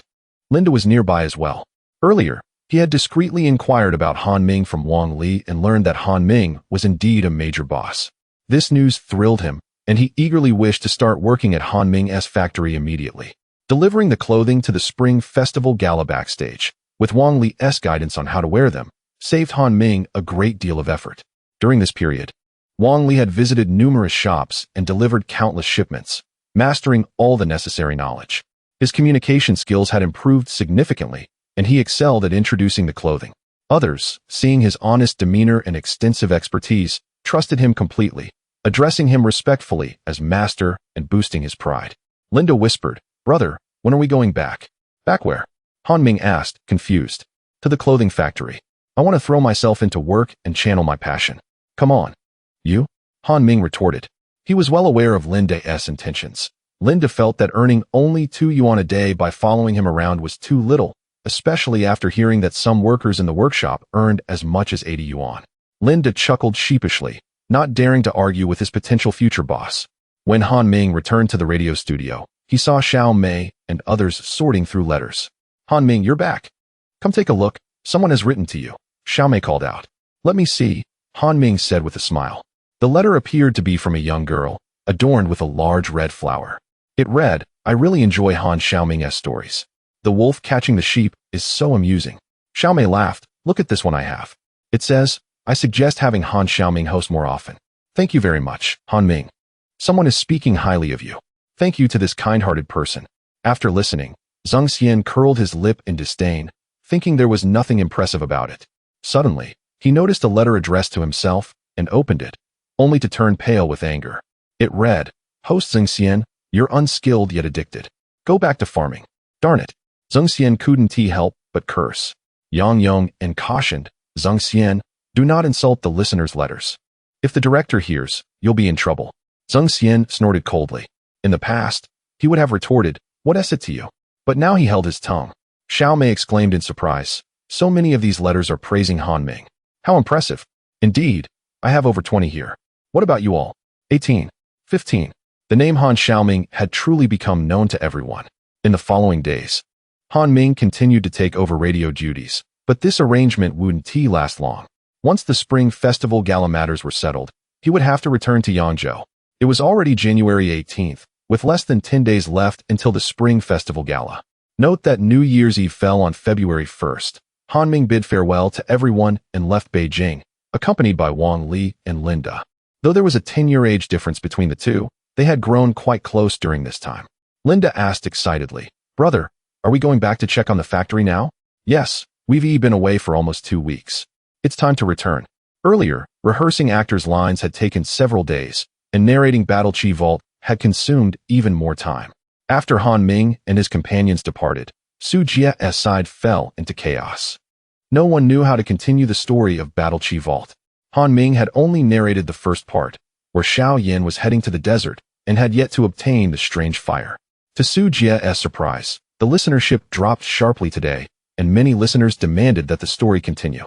What troubled him even more was the fact that someone had actually called, including Director Wang, as his son was also listening. Director, what should we do? What can we do? We can only call Han Ming, sighed Su Jia. But he went home today. What? Su Jia exclaimed in astonishment, having forgotten about that matter. In the end, with no other options available, they had to proceed with a listening rate of 0. 2. After all, they could not keep relying on Han Ming to come over repeatedly. Chapter 75. The dining table conference. Upon returning home, Wang Li went to book tickets and, by fortune, managed to secure hard sleeper tickets. Han Ming was delighted, as he had developed a fear of the hard seats on the green train after his previous experience. The journey back to Yangzhou would take approximately 16 hours, and with the approach of the new year, the number of travelers had increased significantly. Fortunately, they were all in hard sleepers. Alleviating some of the fatigue, Linda appeared somewhat lost, having returned once more to this place. What are you thinking about? Han Ming inquired. Linda scratched his head and replied, Nothing much, brother. I just ran away to Beijing before, and I didn't expect to come back. Well, once we return to the factory, you must work hard, understand? I will have Lao Su discuss the benefits at the factory with you. All right. Upon hearing this, Linda's spirits lifted. His desire was simply to secure a job with decent benefits, and it was as straightforward as that. Wang Li had previously informed him about Lia Garment Factory, which made Linda envious, as it would mean earning 88 yuan. This time, the return journey was much more relaxed. He had brought numerous samples of clothing and stored them in the changing room, leaving only a few of his own clothes at home. Upon their return, Han Ming instructed Wang Li to take Linda to Suzhou, and he successfully began working there, becoming one of Lia's employees. Han Ming's first task was to review the recent financial situation. He had left some funds with Suzhou, which needed to be reconciled, including expenses for landline telephones, materials, and costs related to the new factory. In just a short period, several tens of thousands of yuan had been spent, which caused him some distress. Suzhou looked at Han Ming cautiously and remarked, Boss, you did mention wanting to install 2 telephones. Han Ming was taken aback. The cost of a single telephone was several thousand yuan, plus installation fees, which amounted to over 10,000 for 2 phones. Before the 1980s, most communication equipment in the country was imported, resulting in a low penetration rate and high costs. It was common for a village to have just one phone. And even in Han Ming's village, there was not a single phone, making them exceedingly precious. Only certain officials could have them installed for free, while ordinary people had to pay out of pocket. There was no turning back. He had to make the purchases. After all, Han Ming was not short of that amount, especially since he had already spent over 200,000 yuan on the Spring Festival Gala sponsorship, which was less than he had anticipated. He took a moment to glance at Jiang Yuqian, who was doing well and working diligently. Suzhou whispered nearby, "This girl is quite capable. She has designed several unique dress styles lately." Han Ming nodded. "All right, I will take a look later. By the way, how is the new factory coming along? It is expected to be completed by March or April. Let us expedite this. Let us go check the warehouse." "Sure," Suzhou replied, following him. The warehouse was already overflowing. Although Wang Wensheng and others delivered goods daily, the stock remained high, primarily consisting of new products. Some employees even speculated whether the factory might close down, but Zhou Bing had reassured them. "Ah Wei, how are you adjusting?" Han Wei grinned and replied, "Brother Ming, you're back. I'm getting used to it." Recently, he had indeed settled in and had even found a girlfriend at the factory, leading a comfortable life. "I just came to check in. Let us go out for dinner tonight." "Sure, brother." Everything was running smoothly with Zhou Bing, Suzhou, and others present, ensuring the factory operated normally. That evening, Han Ming dined at the state-run restaurant with the factory's elite, totaling 2 tables, which included Wang Li, Jiang Yuqian, and others. Linda was absent from this gathering, as he was still searching for accommodation. Eventually, he had to share a house with a few colleagues, which was affordable, albeit a bit crowded with 6 people. Qin Tao lamented, "Boss, you finally returned. I've been waiting for you forever." Laughter erupted around, but Qin Tao remained unfazed. Han Ming shot him a stern look, saying, "Just focus on your work and cut out the theatrics." "Haha, understood. Here's a toast to the boss." As he raised his glass, the surrounding employees followed suit. Welcoming Han Ming. "Everyone has worked hard during this time, and with the new year approaching, let us push through. Next year will be easier." "It's not too hard," everyone responded, cautious not to speak out of turn. After the toast, Han Ming continued, "This time, I want to inform everyone that we will be implementing overtime during the new year, with each person earning triple wages, along with bonuses. Sure, Jinrong and Li Honghua. Please check with the employees about their willingness to work overtime. It should be voluntary, not forced." "Got it." Everyone present understood that whether to work overtime was a personal decision. Afterward, they fell into contemplation. Some from out of town awaited the holidays to return home, and now with the prospect of working during the new year, they had to consider their options. Han Ming was aware of this and did not wish to impose on others. "I will join in," Zhou Bing stated, noting that he had only one younger brother at home, making it inconsequential whether he celebrated the new year or not, as long as he could bring his brother over. Qin Tao enthusiastically declared, Qin Tao, will go wherever the boss goes. If the boss says overtime, I will definitely work overtime." Han Ming nodded slightly, appreciating his understanding, but teased him, "Stop buttering me up." Laughter erupted around them. This year was indeed significant, especially since he had already committed to sponsoring the Spring Festival Gala, which would certainly require additional manpower. The workshop would need to expedite production, and the stores had to remain open. Otherwise, there would inevitably be numerous counterfeit products in the future. Han Ming aimed to leverage these new products to establish a foothold for Leah in the market. "Old Su, is Duan Jinhong still in Magic City?" "Yes. He has been overseeing things there, and the clothes have been selling, though not as effectively as hoped." "Does he want to stay?" I asked him, and he said he is willing. "That's good. You can have him recruit some staff, while also offering him the title of store manager with a salary increase, allowing him to settle in there." "Understood," Suzhou replied, pleased for him. The surrounding people were taken aback. Such an employee had suddenly been elevated to the position of store manager. "Zhou Bing, how many stores have you visited recently? Have you finished in Jiangsu?" Zhou Bing replied seriously, "During this period, Qin Tao and I have already visited 15 stores, and they are all sourcing from us.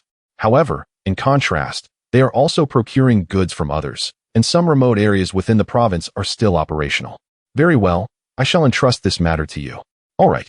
Suzhou serves as the assistant to the boss. Zhou Bing is currently the head of the sales department. Han Wei oversees the warehouse. Li Honghua and Shi Jinrong are team leaders.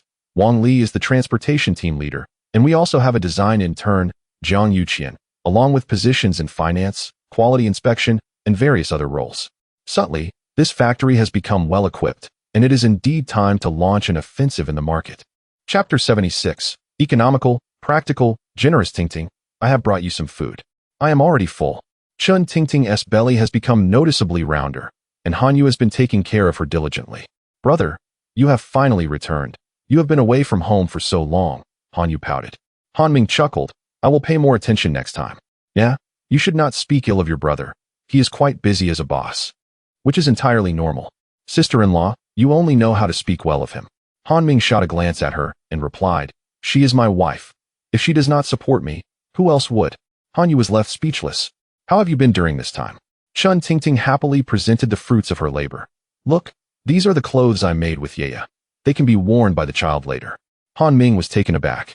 As there were at least dozens of garments and pants, including socks and hats, the total must exceed 100 pieces.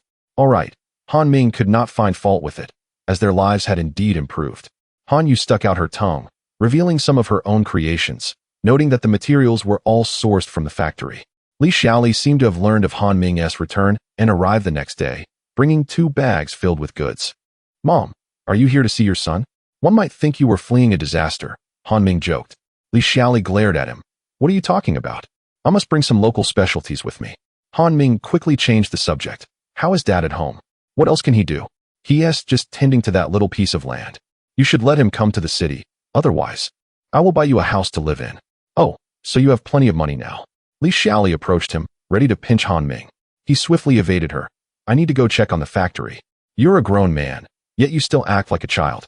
Han Yu reported. You have no idea how fierce he is at the factory. I have been scolded by him several times. When he returns, I will make him pay. Chun Tingting suppressed a laugh upon hearing this. Upon arriving at the factory, everything appeared normal. The employees were excited to learn that there would be triple pay for working during the new year, with several expressing their willingness to work extra shifts. One employee discussed, are you going home for the new year? No, with triple pay, I might as well return after the holiday. Exactly. I heard the boss would also provide benefits. Enough talk. The boss is here. Han Ming glanced at them before heading to the design department, where Jiang Yuqian was diligently painting. Upon seeing him, she hurriedly stood up. Please, take a seat. I just came to take a look. Boss, what do you think of this dress? It has only one strap. Isn't it very sexy? Is this what you consider sexy? Han Ming was taken aback. You have no idea of the era of walking around in spaghetti straps, and immediately instructed her to design something else. Goodness, there are already dozens of dress designs. Had he not discarded some, the Leah garment factory would have transformed into a dress factory. Yuqian, we have enough dresses. You can design some sweaters and thermal wear, considering the weather has turned cold. What are thermal clothes? Jiang Yuqian inquired curiously. Well, they are garments that keep you warm and can be worn as base layers. They are comfortable and lightweight, and can even function as sleepwear. Seeing that she still did not understand, Han Ming reluctantly sketched a rough concept and explained its features multiple times. Jiang Yuqian exclaimed, great. This way, I can wear them to sleep in winter. Indeed, just follow this design.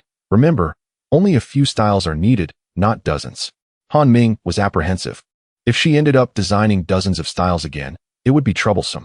Concerned about the employees' meal situation, Han Ming decided to allocate a space for a cafeteria, which would serve as a benefit. Unlike Chen Chiwen, who was miserly and had not even set aside space for a cafeteria, Han Ming had to create one anew. The employees were thrilled, as daily expenses could accumulate to several cents, so saving was naturally a good thing. This task was naturally assigned to Su Zhou, who even began eating in the cafeteria after its establishment. Han Ming occasionally visited, enjoying the same meals, which were quite satisfactory, featuring both vegetables and meat. The lack of extravagance was most appreciated, earning him great favor among the staff. Upon seeing Linda dining, Han Ming approached him with his meal. Are you eating? Brother, boss, Linda said with a hint of trepidation. Han Ming chuckled softly. What is this? You no longer call me brother? With a sheepish smile, Linda finally called him brother, feeling that Han Ming remained the same as before. Are you accustomed to the work? I am getting used to it. My hands are just a bit slow, but I will catch up, Linda replied awkwardly, having been reproached by Shi Jinrong several times for this. Take your time to learn. Once you are familiar, I will assign you to another position. Thank you, brother, Linda expressed his gratitude, feeling quite content, as with his overtime, he could earn around 80 yuan a month. After lunch, Han Ming went to oversee the quality inspection department. Due to the importance of the work, he called in an additional person for quality control, officially establishing a two-person team. From a distance, Qin Tao spotted Han Ming and rushed over. "Boss, where are you going?" "To the restroom. Why? Do you want to help me out?" No, Qin Tao replied awkwardly. Han Ming couldn't help but joke with him. This lad was sharp-minded and perceptive, proving to be a capable hand in the sales department. "How is Taizhou doing?" "Rest assured, we have secured all the deals. I have negotiated with 7 or 8 stores there, and they are constantly procuring goods from Brother Wang." "That's good. Just maintain that momentum." "Yes." The sales department now comprises 7 individuals, with Zhou Bing as the head. Aside from Qin Tao, the others are newly promoted. Although their efficiency is not high, they are managing to hold their ground. Suddenly recalling something, Han Ming asked, "Xiao Tao, are you going home for the new year?" "No. If the boss needs me, how could I possibly go back?" Qin Tao replied earnestly. "Speak plainly." Qin Tao awkwardly admitted, "There's triple pay. I have a task for you. Whatever you say, I will ensure it gets done. During the new year, in addition to the triple pay, we must give gifts to the employees as benefits. So, you need to find out what gifts would be suitable for the employees as welfare. What are your requirements?"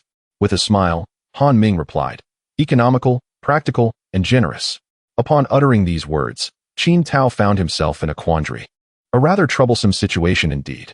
Han Ming cast a sidelong glance and remarked, "Well, if it proves too difficult, I shall have Suzhou handle it." A sudden jolt coursed through Qin Tao's mind, and he promptly replied, "Not a problem. I assure you I will accomplish the task. Put forth your utmost effort. I have faith in you." He added, "Thank you for your guidance, boss." Han Ming shook his head as he departed. Thinking to himself that this young man was full of such grandiloquent declarations, it remained to be seen how he would perform. Once the boss had left, the resolute expression on Qin Tao's face swiftly faltered, leaving him in a state of dismay, pondering how he might navigate this predicament, for he had already boasted beyond measure. Chapter 77. New Year's Eve. During this period, 6 Lia specialty stores have opened in Jiangsu province, located in cities such as Nanjing, Suzhou, Huayin, Yangzhou, Zhenjiang, and Taizhou. Each city hosts but a single store. There is no need for more, yet the reputation of the Lia brand must be established. Throughout this time, Han Ming has had several conversations with Wang Kuan, the director, and assured him that the Spring Festival Gala would proceed as planned without any issues. Indeed, it would unfold as it had in his previous life, but this time, alongside King Basi, Lia would also be present. He was uncertain how Su Jia had acquired his phone number. Perhaps it was Wang Kuan who provided it, as he had been eager for Han Ming to join the radio station. What a ridiculous notion, he promptly declined, opting to remain a distinguished boss rather than becoming a radio host. Eventually, he suggested that Su Wenyin take the opportunity instead, as he could share a few stories with her, allowing her to weave the rest as a personal favor. As the new year approached, the streets began to bustle with activity, adorned with vibrant lanterns and flowers. This year, Han Ming chose not to return home, having already informed his parents. As for Han Yue, she was naturally helping to look after her sister-in-law, and the 2 girls transformed their home into a splendid sight. Han Yue also decided to keep the house. Uncle Suen was not in need of the property, so selling it was an option, marking the establishment of their official residence in Yangzhou.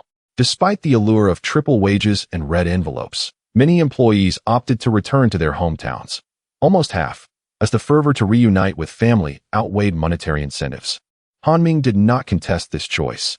Those who wished to return could do so, knowing full well that the benefits they would receive would be diminished. Of course, a red envelope would await them after the new year.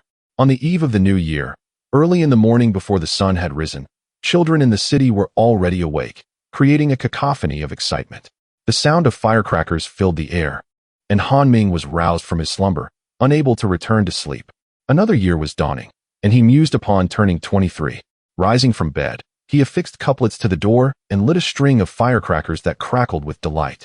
Chen Tingting, rising even earlier than Han Ming, was busy kneading dough for steamed buns. Upon witnessing Han Ming igniting firecrackers, she quickly retreated into her room, fearful of the explosions.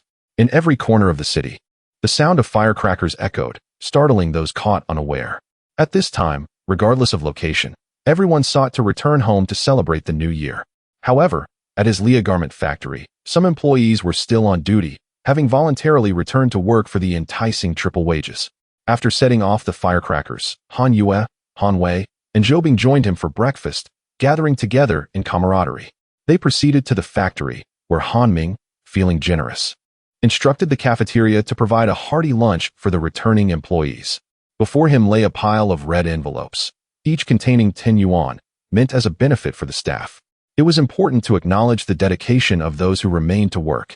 As the clock approached 5 p.m., Han Ming and Xu Zhou entered the workshop with a large bag of red envelopes. An air of excitement enveloped the employees. News had spread that the boss was distributing red envelopes. They wondered how much would be inside.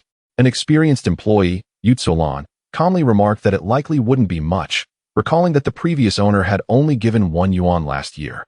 The surrounding employees gasped in disbelief. Yet, with the new boss, one could not be certain. Just then, Han Ming approached, handing each person an envelope while wishing them a happy new year. The recipients responded with enthusiasm, expressing their gratitude. Once Han Ming turned to leave, they eagerly opened the envelopes, exclaiming in astonishment upon discovering the 10 yuan inside.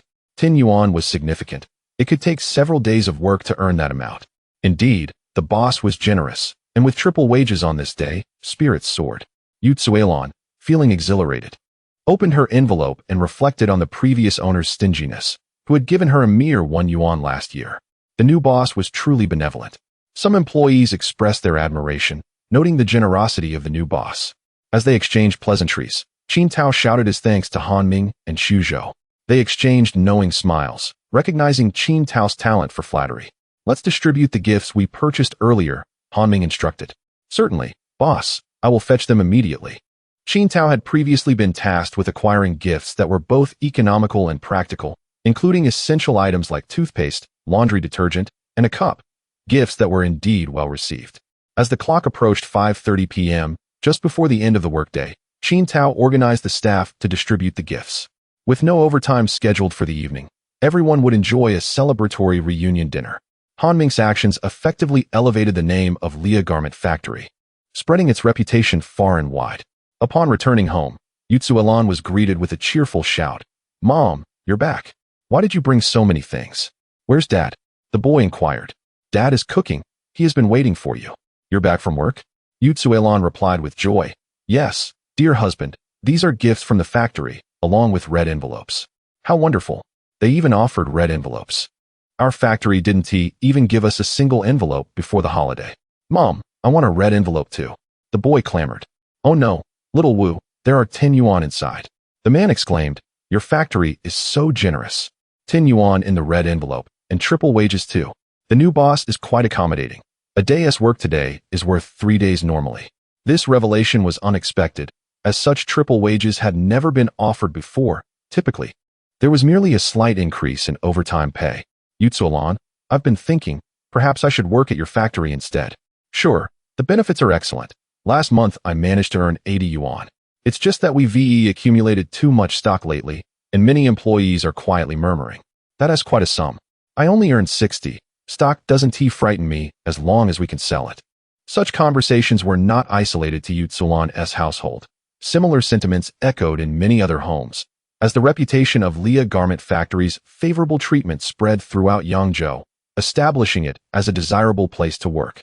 A family gathered together, indulging in dumplings, symbolizes the joy of reunion. As for contemporary entertainment, it is, of course, congregating before the television to watch the Spring Festival Gala. In some villages, such as Linqi Village, only 7 or 8 households possess a television, yet by evening, they extend invitations to others to join in the viewing. News of the Spring Festival Gala has spread widely, piquing the curiosity of many who wish to discover what captivating performances it entails. On this day, the entire nation radiates with joy. Even if neighbors harbor grievances on ordinary days, they will exchange New Year greetings and bestow red envelopes upon children, thereby enhancing the festive atmosphere. Chapter 78. Guests abound at home in the afternoon.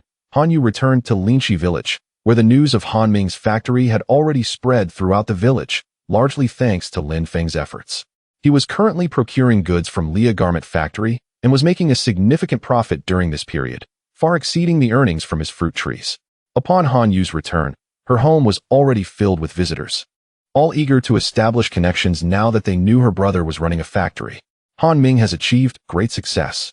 I always recognized his extraordinary potential, and now he is indeed making a fortune," one villager remarked.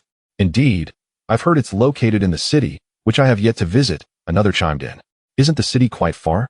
Where is Han Ming? Han Yu smiled and replied, Aunt Wang, my brother hasn't returned yet. He is still busy. Aunt Wang responded with a grin. It's only natural for a big boss to be busy. I heard that Ting Ting is expecting. Honestly, it's better for them to stay there and avoid the hassle of constant comings and goings. Yes, Aunt Wang makes a valid point. Han Yu was aware that if her brother were not running a factory, these visitors would likely not be here at all. By the way, Yia, what is your brother's factory called? Leah Garment Factory. At that moment, Lin Feng arrived, carrying 2 bags of fruit he had grown himself. Big brother, sister-in-law, I wish you a prosperous new year. Lin Feng, there's no need to be so formal, Han Jiangwo said, quickly ushering him inside.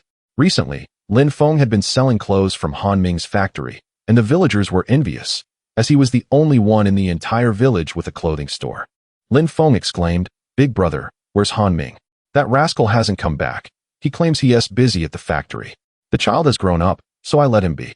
Lin Feng sighed. He still hasn't returned? If he were here, we could enjoy a few drinks together. He is quite remarkable now. If it weren't for him, I would still be selling plain flour in the village, which would be a disaster. Han Jiangwo chuckled, feeling proud of his son. On another front, Han Wei had also returned home, having purchased a black and white television. On the day of his return, the entire village was abuzz with praise for his accomplishments in making money abroad. Mom and Dad, I'm back. Hearing his voice, his younger brother Han rushed out, exclaiming that they now had a television to watch. Returning is a good thing, Han Jianmin said happily, as it confirmed that his son's decision to follow Han Ming was indeed wise. Han shouted for the television, but the family ignored him, leaving him restless. Brother, how are things at the factory? His younger sister Han Cici asked. Han Wei scratched his head and replied, Brother Ming treats me well. My salary is 100 yuan a month, which is more than others make. That's quite generous. Everyone exclaimed in astonishment. Yes. Otherwise I wouldn't have been able to buy the television, but I did take an advance on my salary, which Brother Ming approved, Han Wei admitted shyly. That's fine, just remember to work hard. Understood, Dad. I want to go work with Brother Ming next year. Han Jianmin frowned at his second daughter. No, you are only 17. You shouldn't go so far. I want to earn money too, Han Cici pouted. Discuss it with your brother Ming when the time comes. I cannot make that decision. Han Cici stuck out her tongue, knowing her father was reluctant to refuse her. Don't worry, I'll take my sister with me. Brother Ming will surely agree.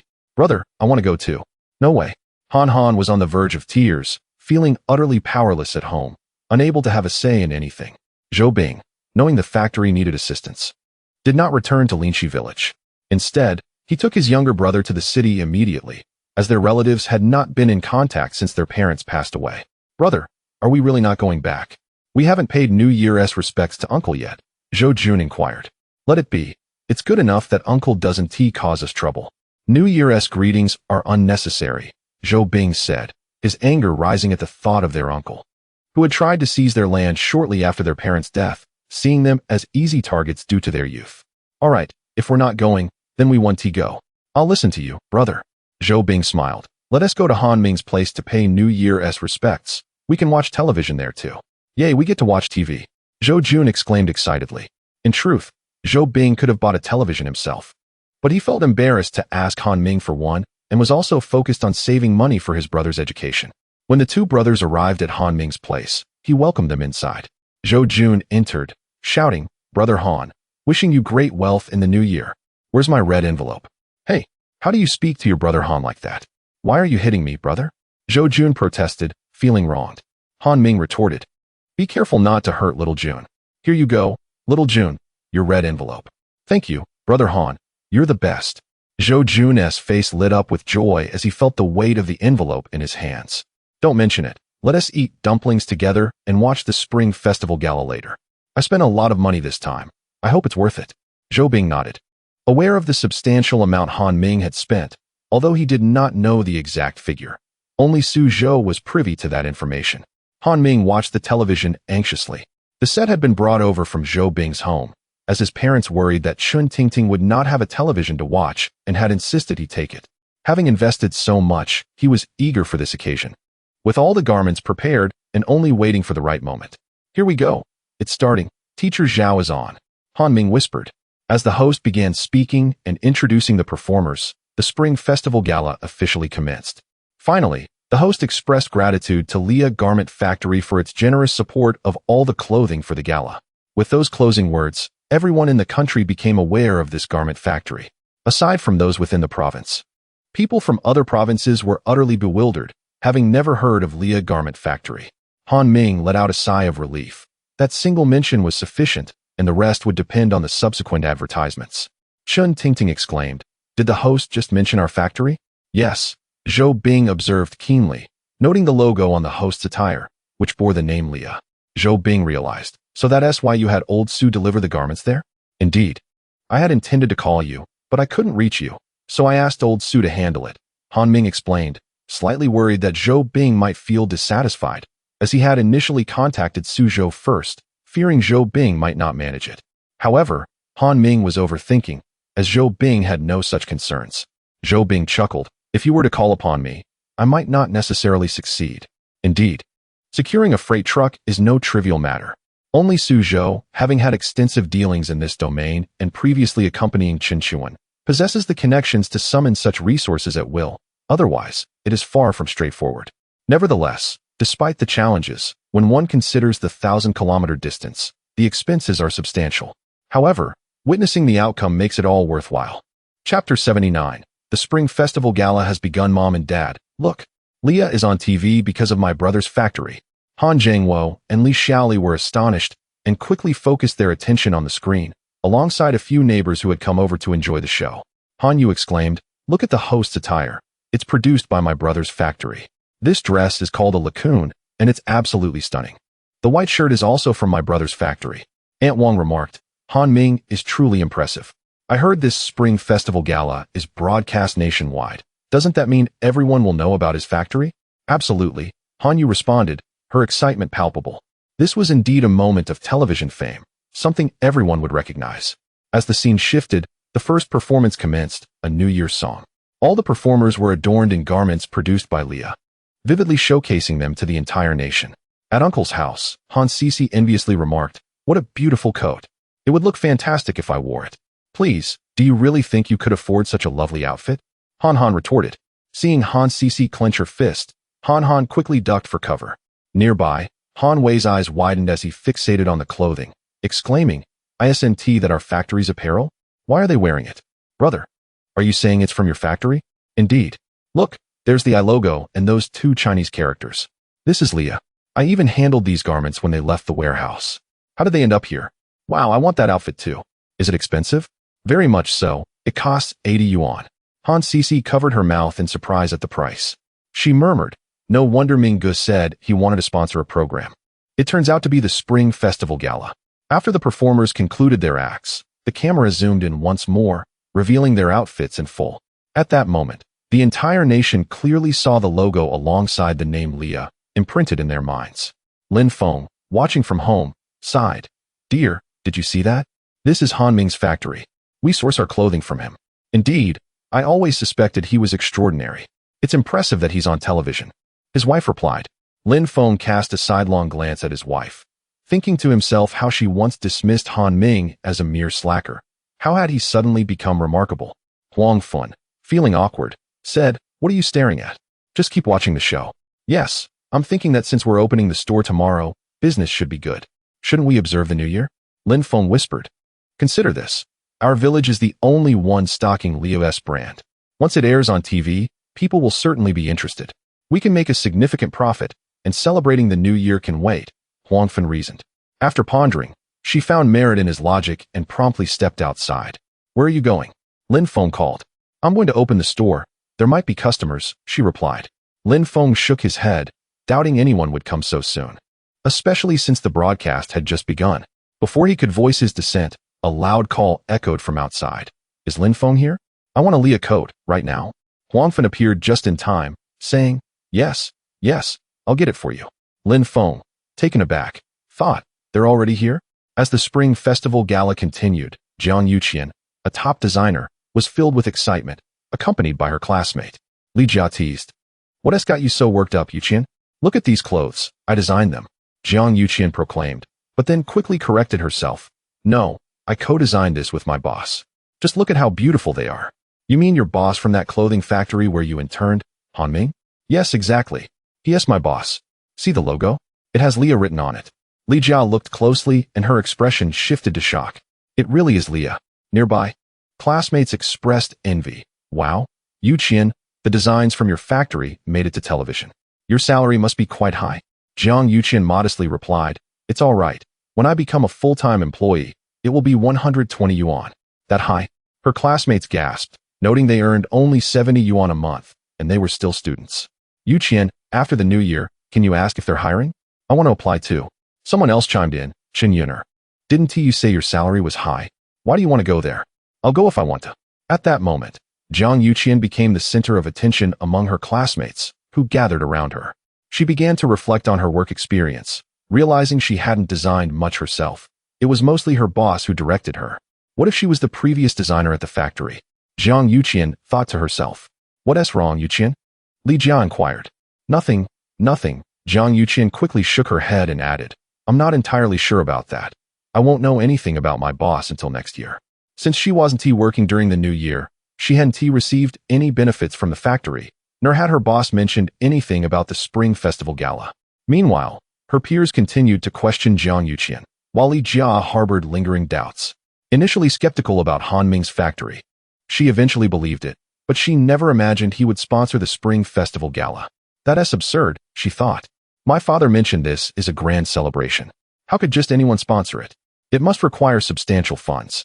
Lost in her thoughts, she suddenly heard Jiang Yuqian say, You might as well ask Jia Jia. My boss is her old classmate.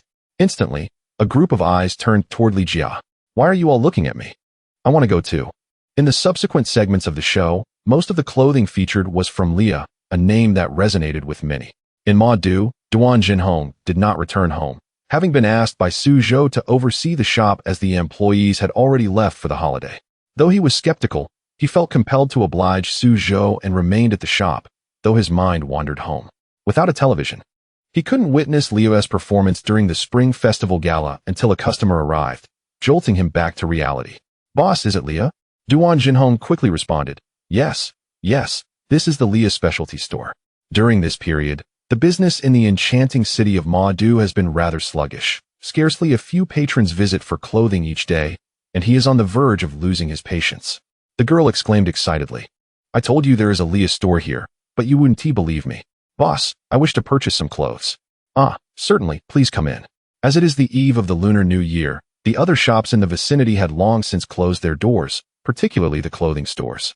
Along the entire street, only his Leah store remains open, with its lights flickering and the name Leah Specialty Store shining brightly.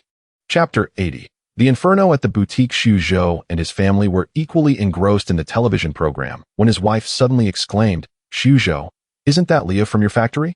Why is she on TV? Xu Zhou had already been aware of the situation. Previously, Han Ming had mentioned the Spring Festival Gala to him, and hearing that they had spent 200,000 yuan genuinely startled him. It is worth noting that during this period, the factory's income was only about 200,000 yuan. Astonishingly, an entire Spring Festival Gala had consumed that budget, along with the distribution of numerous garments. Yes, it's from our factory. Our boss negotiated the sponsorship, he replied. Your new boss is quite impressive. He managed to pull this off, his wife remarked. Indeed, Xu Zhou sighed, never expecting Han Ming to succeed in such negotiations. If it were him, it would have been quite a challenge. Watching their child laugh heartily at the comedic sketches on the Spring Gala, he could not help but join in the laughter. Qingtao. He suddenly stood up, excitement evident in his voice. Did you see? We're on TV. These are all clothes from our factory, the Leah clothing brand. And that host. I've even had dinner with the boss. After enjoying a reunion dinner with his family, Qingtao had gone out with some friends for drinks. As people often do when intoxicated, he began to boast. His friends praised him, saying, Qingtao, you're impressive. You've even met that host. Of course. Do you even know who my boss is? He studied abroad and is from a family business. Do you know what a family business entails? His friends shook their heads in confusion. A family business means that all my grandparents, parents, and relatives are involved in the business. And they have a large company. I've heard it ranks among the top 100 in the United States. The crowd was taken aback, astonished by the revelation of Leo's owner's formidable family background. Just wait. Once I start working closely with the boss, I'll be living the high life. Buying a house or a car will be no problem. Do you know how much my monthly salary is? It's 110 yuan. And I've heard he is planning to raise it after the new year. Wang Yi exclaimed, wow, your salary is so high, and it's going to increase? Doesn't that mean you'll earn 120? 120. What is that? It'll be 200, Qin Tao boasted. In reality, the wage increase applied not only to him but also to others, and it was merely a meager raise of 10 yuan. Qin Tao was simply exaggerating, intoxicated and boasting. However, it was evident that everyone around him was captivated by his tales. In truth, it wasn't just him. Every employee at Leah Garment Factory felt a swell of pride at that moment. At 8:30 p.m., just a moment ago, Duan Jinhong had been feeling quite bored, but suddenly the store was packed with customers, leaving him overwhelmed. I want that host's outfit. I want a dress. Do you have those dance tights? That star's outfit looks stunning. Do you have it here? Duan Jinhong had no idea what they were referring to, but he knew all the garments were available in the store. If they needed more, he would retrieve them from the small storage area at the back, leaving the selection process up to the customers. The bustling city of Madu was in a complete frenzy. Meanwhile, in a boutique located in Yangzhou, it too was overflowing with people. The shop attendant, Chen Shi, had been working at the factory for a year. Han Ming had deemed her suitable for the shop due to her appealing appearance. Yu Liang, whose garment factory had recently gone bankrupt, watched the television and murmured to himself, so he has done so well. He couldn't help but mock himself. My small factory is less than 1/5 of his. No wonder he doesn't need to source goods from me. I brought this upon myself. And raising prices is truly laughable. His daughter chimed in, Mom, that dress looks beautiful. It would look even better on you. Oh, silly girl, that dress must be very expensive, Jiang Xiaomon replied, her eyes reflecting a hint of sadness. After Yu Liang's factory went bankrupt, the clothes had essentially been converted into cash for employee compensation, leaving the family without income. How could they afford such luxuries? Yu Liang sighed. Perhaps we should move to the city. He used to source goods from there, and we have some connection. I believe he would be accommodating. With the development of Linxi village stagnating, he had relied on the garment factory for income, but now that it was closed, he found himself without an avenue to earn. Farming seemed a daunting prospect for him. What about our family? This situation cannot continue. We should leave it to your grandparents to look after, Jiang Xiaomon replied. Recognizing that their daughter was now of school age and could benefit from attending school in the city. Tomorrow, I'll visit Han Ming's home to see if he is around, Yu Liang said with a slight sigh, resigned to the situation. Little did he know, Han Ming had not returned. Han Ming was watching the Spring Festival Gala, nodding in approval. Everything, from the dancing and singing to the comedy skits, was commendable. Most notably, the advertisement he had produced was exceptional, particularly the slogan, Leah, leading the world as trends. It was profoundly impactful. Although there was a significant element of bravado in his claims, he was unperturbed by the potential for criticism in this era of vast informational disparity. Ding ding ding. Hearing the phone ring, Chen Tingting rose to answer. Han Ming is on the line. Han Ming responded with a simple acknowledgement before picking up the call from Duan Jinhong. Boss. Sales in Madu are through the roof. In less than 2 hours, half of the clothes in the store have sold out. I've even pulled clothes from the small storage. All right, Jinhong, you've been working hard. I will arrange for goods to be delivered tomorrow. Though Han Ming had prepared in advance by storing a significant amount of clothing in the small warehouse, he had underestimated the impact of the Spring Festival Gala. Absolutely. You deserve it. From now on, you'll be the store manager in Madu, and I will increase your salary. Work diligently during this period, Han Ming declared cheerfully. Duan Jinhong replied excitedly, Thank you, boss. Happy New Year. Happy New Year to you too. Once the call ended, Han Ming couldn't help but marvel at Madu's status as a first-tier city, teeming with wealth. Currently, the Spring Festival Gala's performers' jackets were selling for 100 yuan each, while dresses and dance tights were priced around 60 or 70 yuan. Given the festive season, he had instructed all boutiques to offer a 10% discount, securing a strategic advantage in this competitive battle. At this juncture, the garments are devoid of discounts, an uncertainty that is of little concern to Han Ming. He is confident that even with the store's doors open, the allure of this promotion, coupled with the Spring Festival Gala, will ensure a steady flow of customers. As for Duan Jinhong, he harbors no apprehensions. The latter is a seasoned employee, and being from Yangzhou, there is little fear of him absconding with funds. The metropolis, known as Modu, remains unparalleled, while other cities lag slightly behind. Nevertheless, business continues to trickle in. The Leah boutique has transitioned from obscurity to becoming a household name, thereby establishing its brand. Chapter 81: The Mayor's Arrival. Due to the success of the Spring Festival Gala, Leah Garment Factory gradually caught the attention of the higher-ups. While it would be inconsequential if it were merely a small factory with a handful of employees, Leah had expanded to over 100 workers and was even establishing a new facility, naturally drawing the interest of the leaders in Yangzhou. In an office, a man in his 30s, clad in a casual black coat, remarked with a smile, "This Leah Garment Factory is quite impressive. In just half a year, it has created numerous job opportunities for the city and even sponsored the Spring Festival Gala. Truly remarkable." Over the past 6 months, Leah had recruited nearly 100 employees. Aside from state-owned enterprises and a few medium to large garment factories, there were hardly any competitors that could rival Leah.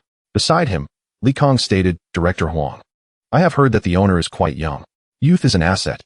Unlike the Fuguay Garment Factory in Linha County, which seems to be regressing. The economy is declining and job opportunities are dwindling," replied Director Huang. Li Kong nodded in agreement. Apart from this large factory, several smaller ones had shut down, which had frustrated Director Huang, as insufficient job opportunities reflected poorly on his leadership. Li Kong, serving as the secretary to Director Huang, was a scholarly-looking man wearing glasses.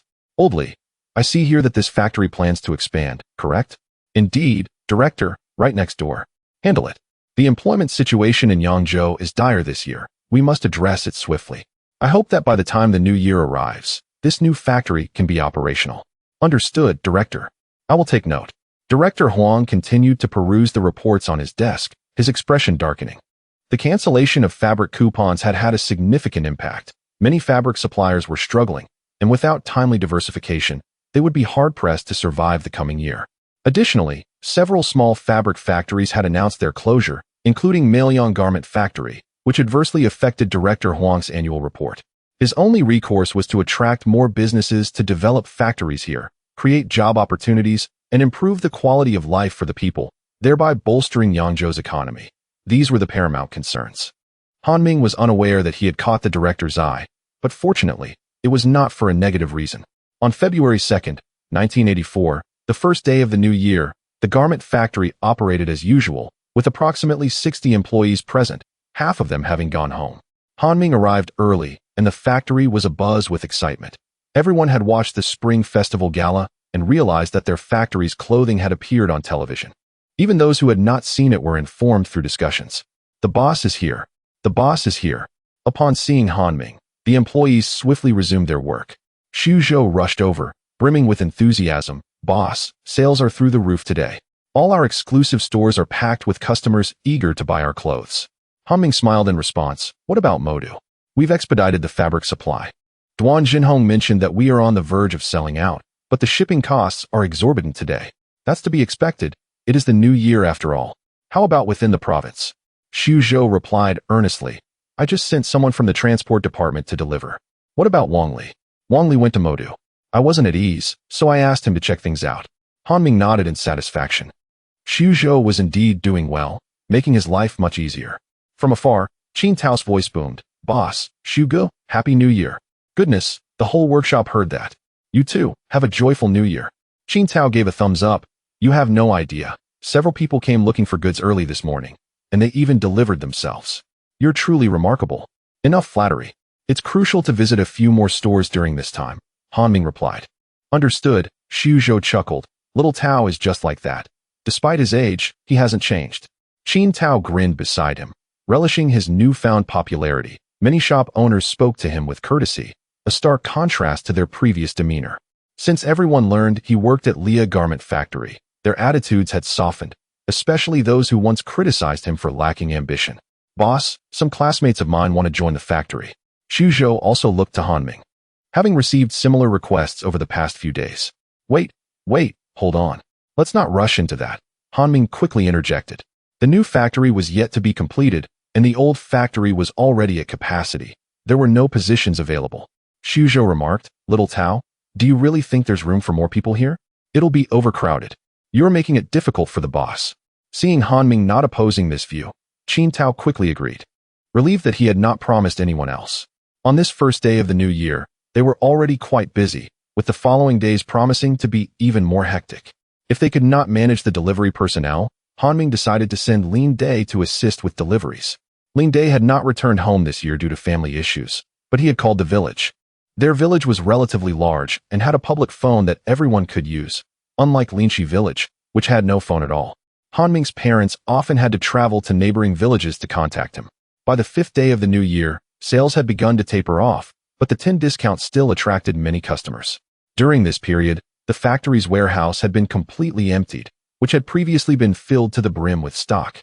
Everyone marveled that the surplus clothing had been amassed for this very moment, praising their boss's ingenuity and strategic foresight. Han Ming reaped substantial profits, recovering all expenses from sponsoring the Spring Festival Gala, and his savings account swelled to 500,000. This time, he had truly struck it rich. The Fuguwei Garment Factory in Linha County was a large establishment, employing at least 600 workers. However, due to the recent price drops in fabric, they had incurred losses, and the workforce had dwindled to around 500. Consequently, before the new year, Director Huang had reprimanded their owner, leaving him quite displeased. During the holiday season, Zhaoen's mood was grim. After being criticized by the director before the new year, he was further unsettled by the emergence of Lia Garment Factory, which now loomed over him, causing him great displeasure. Zhaoen declared sternly, "We are having a meeting immediately. Everyone must attend, including the marketing department. Gather them all." The atmosphere among the subordinates was ominous. Upon responding, they promptly departed, fearing the intimidation from their superior. "Director Qian, you must hasten to the meeting. The boss has explicitly summoned you." A sudden jolt of alarm coursed through Qian Feng. He was acutely aware of the recent prominence of Lia. He quickly inquired, "Xiao Lin, how is the boss's demeanor?" Xiao Lin replied, "Not very favorable. I surmise you should exercise caution. This is troubling." Qian Feng thought anxiously. It appears the boss has become aware of the rise of Lia Garment Factory during this period. Unbeknownst to him, the proprietor of Lia had previously visited Fuguwei Garment Factory to procure goods and had even engaged him in conversation. However, at that time, Han Ming had sought to purchase 400 yuan worth of merchandise and had been met with disdain. Chapter 82. Competition among peers. Zhaoen, visibly angered, remarked, "Qian Feng, during this period, the sales figures from your marketing department have been steadily declining. What have you been doing?" Qian Feng's countenance darkened. At over 40 years of age, being reprimanded by his superior in front of many was quite embarrassing. He hastily responded, "Boss, our clients are still placing orders with us. There has been no interruption." No interruption? Most clients are now sourcing from Lia. Do you think I am oblivious to this?" Qian Feng, indeed, was not aware of these developments. He had grown complacent in the factory, akin to a retired elder, no longer overseeing other matters. Zhaoen continued, "To my knowledge, many stores are procuring goods from Lia, selling their garments. Within Yangzhou, although there are other clothing factories, the true leader remains the Fuguwei Garment Factory. Merely after the new year, Lia Garment Factory has begun to shine brightly, bolstered by advertisements during the Spring Festival Gala, swiftly relegating our factory to obscurity, a situation that Zhaoen simply could not accept. The surrounding individuals remained silent, fearing the ire of their boss. Mingwei, today is the 7th day of the new year. Have any clients come to collect their goods?" The person called upon quickly stood and replied in a hushed tone, "No." "Call and ascertain the situation," Zhaoen instructed. "Understood." Li Mingwei hurriedly exited the office without delay. "Qian Feng, you have been with the factory for many years. Given your efforts lately, I shall grant you a few days off. Return after the Lantern Festival." What? Was he hinting at dismissing him? Qian Feng quickly pleaded, "Boss, I will reclaim the market for us. Please give me a little more time." Zhaoen gazed at him, feeling a twinge of compassion. After all, he had been nurturing him for over a decade. He sighed softly, "Very well, I shall grant you a little more time." There had been reports of Qian Feng's lack of productivity, but Zhaoen had not taken them seriously, believing that as long as he did not cause chaos, he could enjoy a comfortable retirement. However, with the cancellation of fabric quotas and the rise of numerous transforming garment factories, their previously produced polyester clothing had become difficult to sell, leading to a cash flow crisis. This was the reason why Fuguwei Garment Factory had abruptly laid off over 100 employees.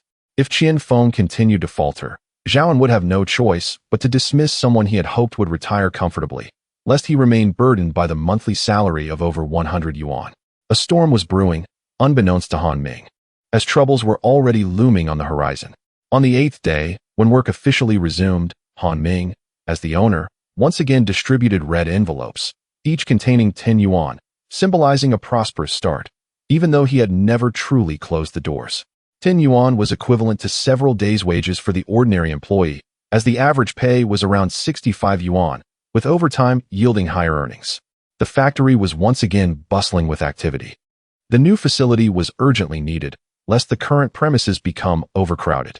Individuals like Jiang Yuqian sought to attract more talent, but Han Ming shifted the responsibility to Su Zhou, as he was in charge of recruitment, allowing him to take on the unpleasant task. Su Zhou lamented, "Boss, Duan Jinhong has reported that the stores in Modu are out of stock. What shall we do?" "We will deliver goods there," Han Ming replied. "But our provincial clothing is also in demand. Go ahead, prioritize Modu for now. We need to establish a good reputation there for future development." "Understood," Su Zhou replied, though he intended to handle the provincial supply first. However, with the boss's directive, he complied.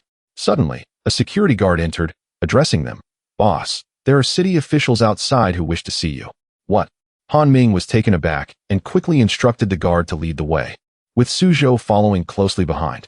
Outside, a vehicle was parked, and two individuals alighted, a pair of gentlemen in their 40s, impeccably dressed, exuding an air of sophistication. They were none other than Mayor Huang and Secretary Li.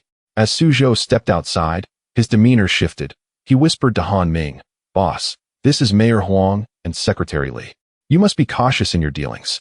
Han Ming's eyes flickered, and a broad smile graced his face as he extended his hands in greeting. "Welcome, Mayor Huang.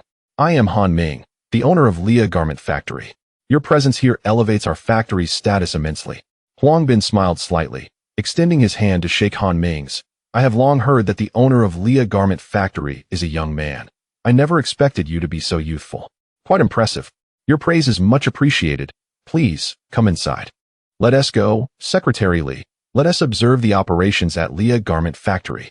"Certainly, Mayor," Secretary Li replied. Han Ming quickly fell into step beside them, deliberately slowing his pace to match theirs, flanking Secretary Li on either side.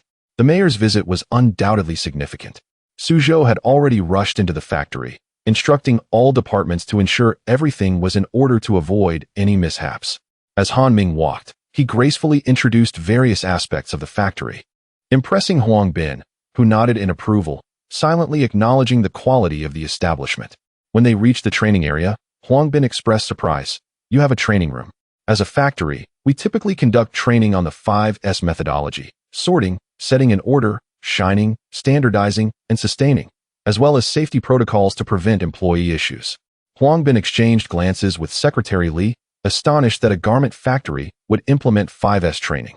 At that time, such practices were primarily found in state-owned enterprises, with very few private factories adopting them. Even during their prior visit to Fuguwei Garment Factory, they had not observed such regulations. "Mr. Han, have you attended university?" Huang Bin inquired. "You may call me Xiao Han. I completed only elementary school and did not attend university." Huang Bin chuckled. "You graduated elementary school and are familiar with 5S. Quite remarkable. From what I understand, 5S originated abroad. How did you come to know of it?" "I read about it in newspapers. I am not particularly knowledgeable, but I believe incorporating beneficial practices into training is quite worthwhile." Han Ming's responses were flawless, earning him Huang Bin's admiration for his exceptional insight. After touring the factory, Huang Bin expressed satisfaction with Lia Garment Factory, which was far cleaner and more organized than he had anticipated. "Xiao Han, your efforts with the Spring Festival Gala have been commendable. Your business acumen is truly impressive. I hope you continue to strive forward, providing more employment opportunities for Yangzhou." "Esteemed Mayor, I have a new factory that should be completed by March, which will create hundreds of employment opportunities. However, what is it? Please, speak your mind." Han Ming hesitated, revealing his concerns.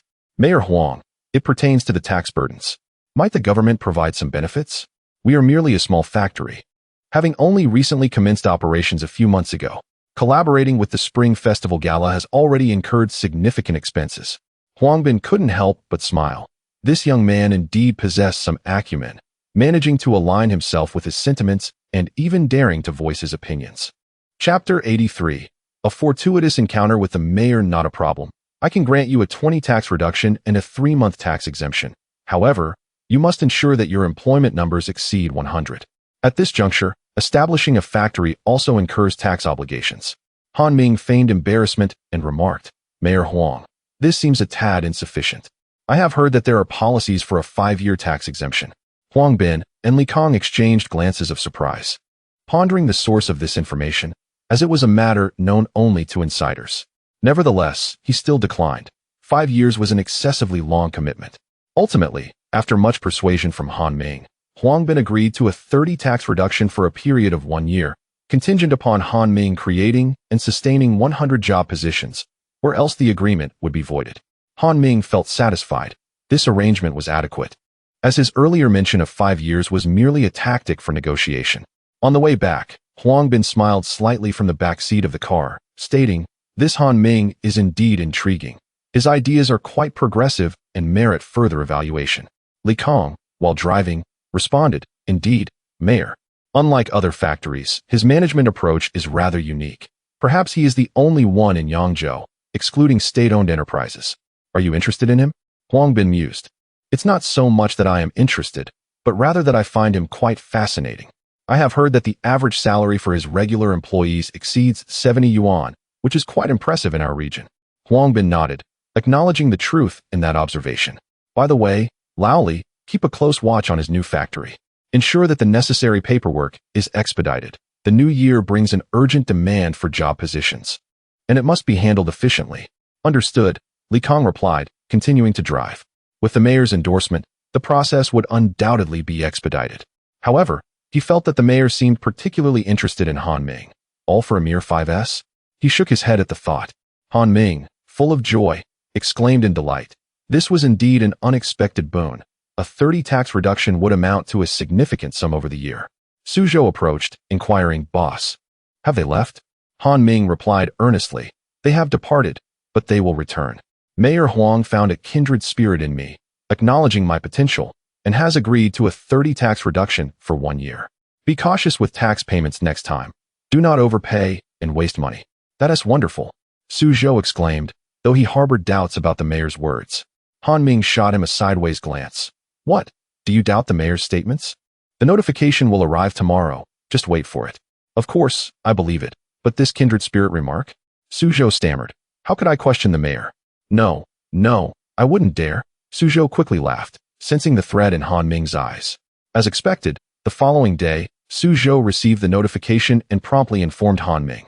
Han Ming accepted it with composure, praising Huang Ge for his commendable work, which sent a shiver down Suzhou's spine. The factory continued its operations normally. The fervor of the New Year sales had subsided, and sales were now steady, with the discount of 10 having been withdrawn, as it was unsustainable to maintain indefinitely. The spring breeze carried a hint of chill. People were still clad in cotton jackets and long pants, as winter garments were still in high demand. However, summer attire had become increasingly difficult to sell, which was regrettable. Linda successfully transitioned into the transportation department, as Han Ming promised him a better position, one that was slightly elevated above that of the workshop employees. Unfortunately, his slow work pace in the workshop had been a point of concern raised by Shi Jinrong multiple times. A few days later, Li Kong arrived to relay a message from the mayor. "You say, Secretary Li, whatever the mayor requests, I will certainly comply." Li Kong smiled, "Boss Han.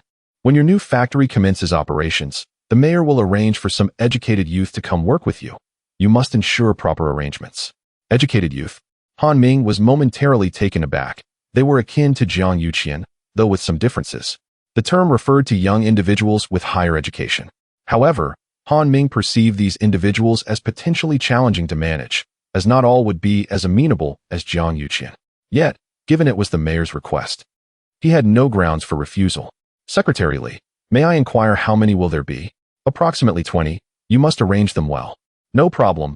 I will certainly make proper arrangements. But all of this will only be feasible once the new factory is completed." "What else can be arranged?" "They will naturally enter the workshop. Do you expect them to become management personnel overnight?" Li Kong remarked, "The timing should be about right. By March, it should be finalized." "Secretary Li, please follow me. I have reserved a table at the state-owned restaurant. I would be honored to host you." Li Kong chuckled. Boss Han is indeed adept at handling affairs, but today I must decline as I need to report back to Mayor Huang. Han Ming sighed. "Ah, what a pity. That meal would have cost over 100 yuan. Li Kong looked slightly embarrassed, feeling a twinge of disappointment as he too wished to partake in the meal. "Perhaps next time, I must respond to Mayor Huang." Han Ming smiled. Then I shall await Secretary Li's next visit, and we shall indulge in a few drinks." After Li Kong departed, Han Ming approached Su Zhou to clarify all matters. Su Zhou's expression was less than favorable. Educated youth were typically difficult to manage, often bringing up irrelevant knowledge from books, making them less straightforward to handle than regular employees. "Boss, why did you agree to this? With this time, we could recruit some ordinary workers, which would be far superior. There is no choice. When the mayor speaks, one cannot refuse. But you found a kindred spirit with him, didn't you?" Han Ming sighed. Who knew he would be so unreliable? Had I known, I would not have acknowledged him as my elder brother. Nor would I have spoken of brotherhood. Su Zhou scrutinized Han Ming, his eyes filled with skepticism. "Enough, we shall see how it unfolds. In any case, all will be treated equally, and we shall manage as necessary." Through this period of understanding, Su Zhou had come to grasp Han Ming's character. Since all would be treated equally, they would proceed accordingly, and he would not show leniency simply because they were educated youth. The factory operated smoothly, with the only concern being tight shipments. There were no other issues, and the Lia brand had gained acceptance. However, the Fuguay apparel factory is not one to remain idle. The marketing personnel, focusing on monetary incentives, are currently scurrying about, striving to seize the market from Lia. Yet, Han Ming remains unfazed. The sales department has now expanded to 7 members, all tirelessly working each day, particularly Zhou Bing, who exerts himself with remarkable fervor. As long as they achieve sales, it signifies an increase in their wages. Indeed, Han Ming has implemented a commission system, igniting a fervent enthusiasm among the sales team. Chapter 84. The arrivals of companions in a meeting of nearly 10 individuals. Zhaoan occupied the foremost position and began his address with a remark. The attendees here are all proprietors of garment factories from various districts. Business must have been rather dismal of late. The other factory owners exchanged glances. Most had accepted Zhaoan's invitation, eager to discern his intentions. In merely a month, Lia Garment Factory had eclipsed many local competitors, resulting in a dwindling customer base and significantly reduced profits for others. Mao Yongjun expressed his frustration. "It is none other than Lia Garment Factory, whose wholesale operations have shifted to my city, Taizhou. Their home delivery service has attracted numerous wholesalers, and I must say, they are disrupting the market." Several others nodded in agreement, as they too, being owners from different cities, faced similar predicaments. The home delivery service had inflicted severe losses upon them, and while some astute individuals were now expanding their services, it pained them to incur additional expenses. Clearing his throat, Zhaoan remarked, "Mr. Mao has a point. During this period, Lia has caused significant losses for everyone. Moreover, they have established exclusive retail outlets, indulging in both sides of the market. Such behavior is utterly shameless." There was a palpable silence. While losses were acknowledged, the establishment of stores by competitors was a matter for them alone. All were astute individuals, cautious not to voice their opinions recklessly. Zhaoan glanced at a nearby individual, and Ma Liyong, having received a signal, spoke up. "Mr. Zhao makes a valid point. I wonder if there are any solutions?" Ma Liyong operated a smaller garment factory in the city, employing around 50 workers, and naturally dared not offend Zhaoan. With a slight smile, Zhaoan replied, "There are indeed solutions. It merely depends on what everyone is willing to propose. Mr. Zhao, please enlighten us. I propose that upon discovering a Lia retail outlet, we too establish a store in the same vicinity to compete for market share." This suggestion was met with hesitation. As garment manufacturers, they relied on their wholesalers, and opening their own stores could potentially alienate those partners. Mao Yongjun concurred, stating, "I believe Mr. Zhao's perspective holds merit. The 2 Lia retail outlets in Taizhou have long been an eyesore to me. After all, opening a store does not require a substantial investment." His words resonated with the assembled factory owners. Indeed, the market was limited, and it was unacceptable for Lia to monopolize it. During the New Year break, they had returned to find themselves bewildered by the sudden shift in market dynamics favoring Lia Garment Factory. Initially dismissive of this new entrant, they were caught off guard by its rapid rise, having previously taken pride in their established factories. Someone inquired, "What shall we do about our wholesalers?" Zhaoan chuckled lightly. "That is inconsequential. Our stores will not operate under the same name as our factories, and we shall deny any affiliation. Moreover, our stores are merely a strategy to undermine Lia's business. Once they falter, we shall reclaim our share of the market without concern." Ma Liyong immediately expressed his agreement with Zhaoan's proposal. A moment of silence ensued before others echoed their support. I concur. Very well, let us proceed. Seeing the consensus among the attendees, Zhao felt elated. Excellent. Let us collaborate and demonstrate our strength to Leah. Meanwhile, Han Ming remained oblivious to the impending crisis. As March arrived, Suzhou commenced the distribution of salaries. Although a financial officer was present, it was Suzhou who managed the payroll, with Wang Xiaoyan responsible for calculations. Wang Li, 260 yuan. Qin Tao, 250 yuan. Shi Jinrong, 245 yuan. Li Honghua, 245 yuan. Wang Wensheng, how much do you receive? Linda inquired, having recently joined the transportation department and become familiar with the others. Wang Wensheng grinned, 210 yuan. Not bad. I received 200 yuan. A nearby individual sighed, lamenting that upon returning home for the new year, he had not enjoyed the promised triple salary, receiving only 85 yuan. Zhang Qifeng, how much did you get? Don't mention it. Upon returning from the new year, I too received only 85 yuan. Zhang Qifeng sighed. Linda chuckled. The boss mentioned triple salaries, yet you still went back home? Not to mention, commissions are also tripled. Zhang Qifeng felt increasingly uneasy, mentally scolding his wife for insisting on returning home. Had it not been for her, he would never have done so. Jiang Yuqian, 100 yuan. Jiang Yuqian accepted her salary from Suzhou, repeatedly expressing gratitude. Suzhou remarked, Yuqian, you have yet to complete your internship, and since you returned home during the new year, this is all you are entitled to. Sugu, I am quite satisfied, Jiang Yuqian replied bashfully. Having returned home, she naturally missed out on benefits. Her original salary was 80 yuan, with the remaining 10 yuan representing her commission and additional overtime pay. However, her earnings this time were not substantial, as even regular employees who worked during the new year typically earned over 150 yuan. Her 100 yuan was indeed modest. Gue Ru, 195 yuan. An employee exclaimed, Gue Ru's salary is impressively high. Indeed, she oversees quality inspection, and we did not expect her pay to be so considerable. She must not have returned home during a holiday. Neither did her husband, Wang Li. Together, they earned over 400 yuan this month. Wow, I only received 170 yuan. Someone lamented, that's quite good. I received merely 83. Who told you to return home? The boss promised triple salaries. How could you be deceived? Such a loss. Suzhou continued to distribute salaries as per Han Ming's instructions. However, this would be the last time he would announce the figures. Next month's payroll would undoubtedly be significantly reduced. By March, the new factory was nearing completion. The two facilities combined now spanned over 1,000 square meters, doubling the previous size. Han Ming had even connected the two factories to facilitate movement, merging the workshops, though the management remained separate. The new factory boasted more office space, including administrative, reception, design, and sales departments. Unlike the old factory, where Jiang Yuqian's office had previously been a storage room, the space having been forcibly cleared. Upon witnessing the expansion of the factory, many employees expressed their joy. During this visit home, the majority pledged to introduce job opportunities to their relatives and friends. With the establishment of the new factory, it naturally necessitated the hiring of personnel, allowing their acquaintances to join Leah for employment. Han Ming was at home, accompanying Chen Tingting, while Han Yue was also present, having brought along Zhao Lijian. This young woman, who had previously purchased flour from Han Ming, had lost her job due to the closure of Maoyang garment factory, and thus, she was keen to work at his factory. No problem, Han Ming agreed, as the factory indeed required additional staff. Zhao Lijian responded with delight. Thank you, Hanggu, I will certainly work diligently. Chapter 85. The arrival of the Jiqing Suzhou went to process the documentation for the new factory, and this time it was remarkably straightforward. The approval came through the very next day.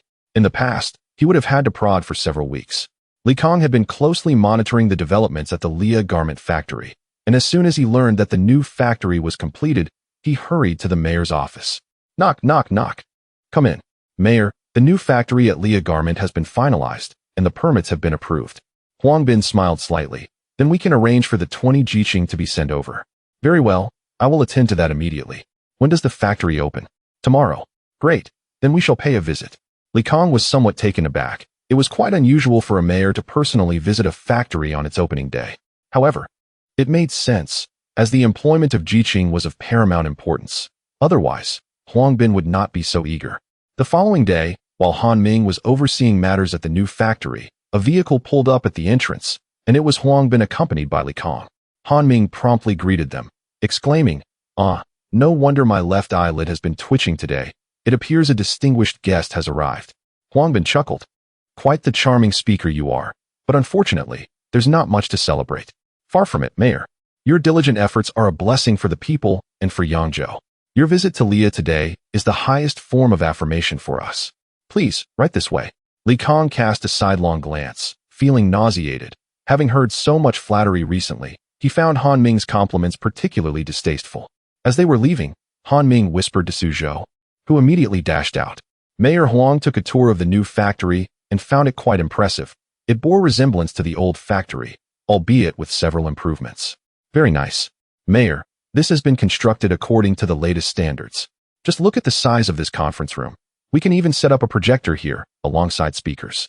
Whether for meetings, PPT presentations, or even a dance party, it will suffice." Huang Bin was somewhat bewildered. He understood what a projector was, but he was unfamiliar with the term projector in this context.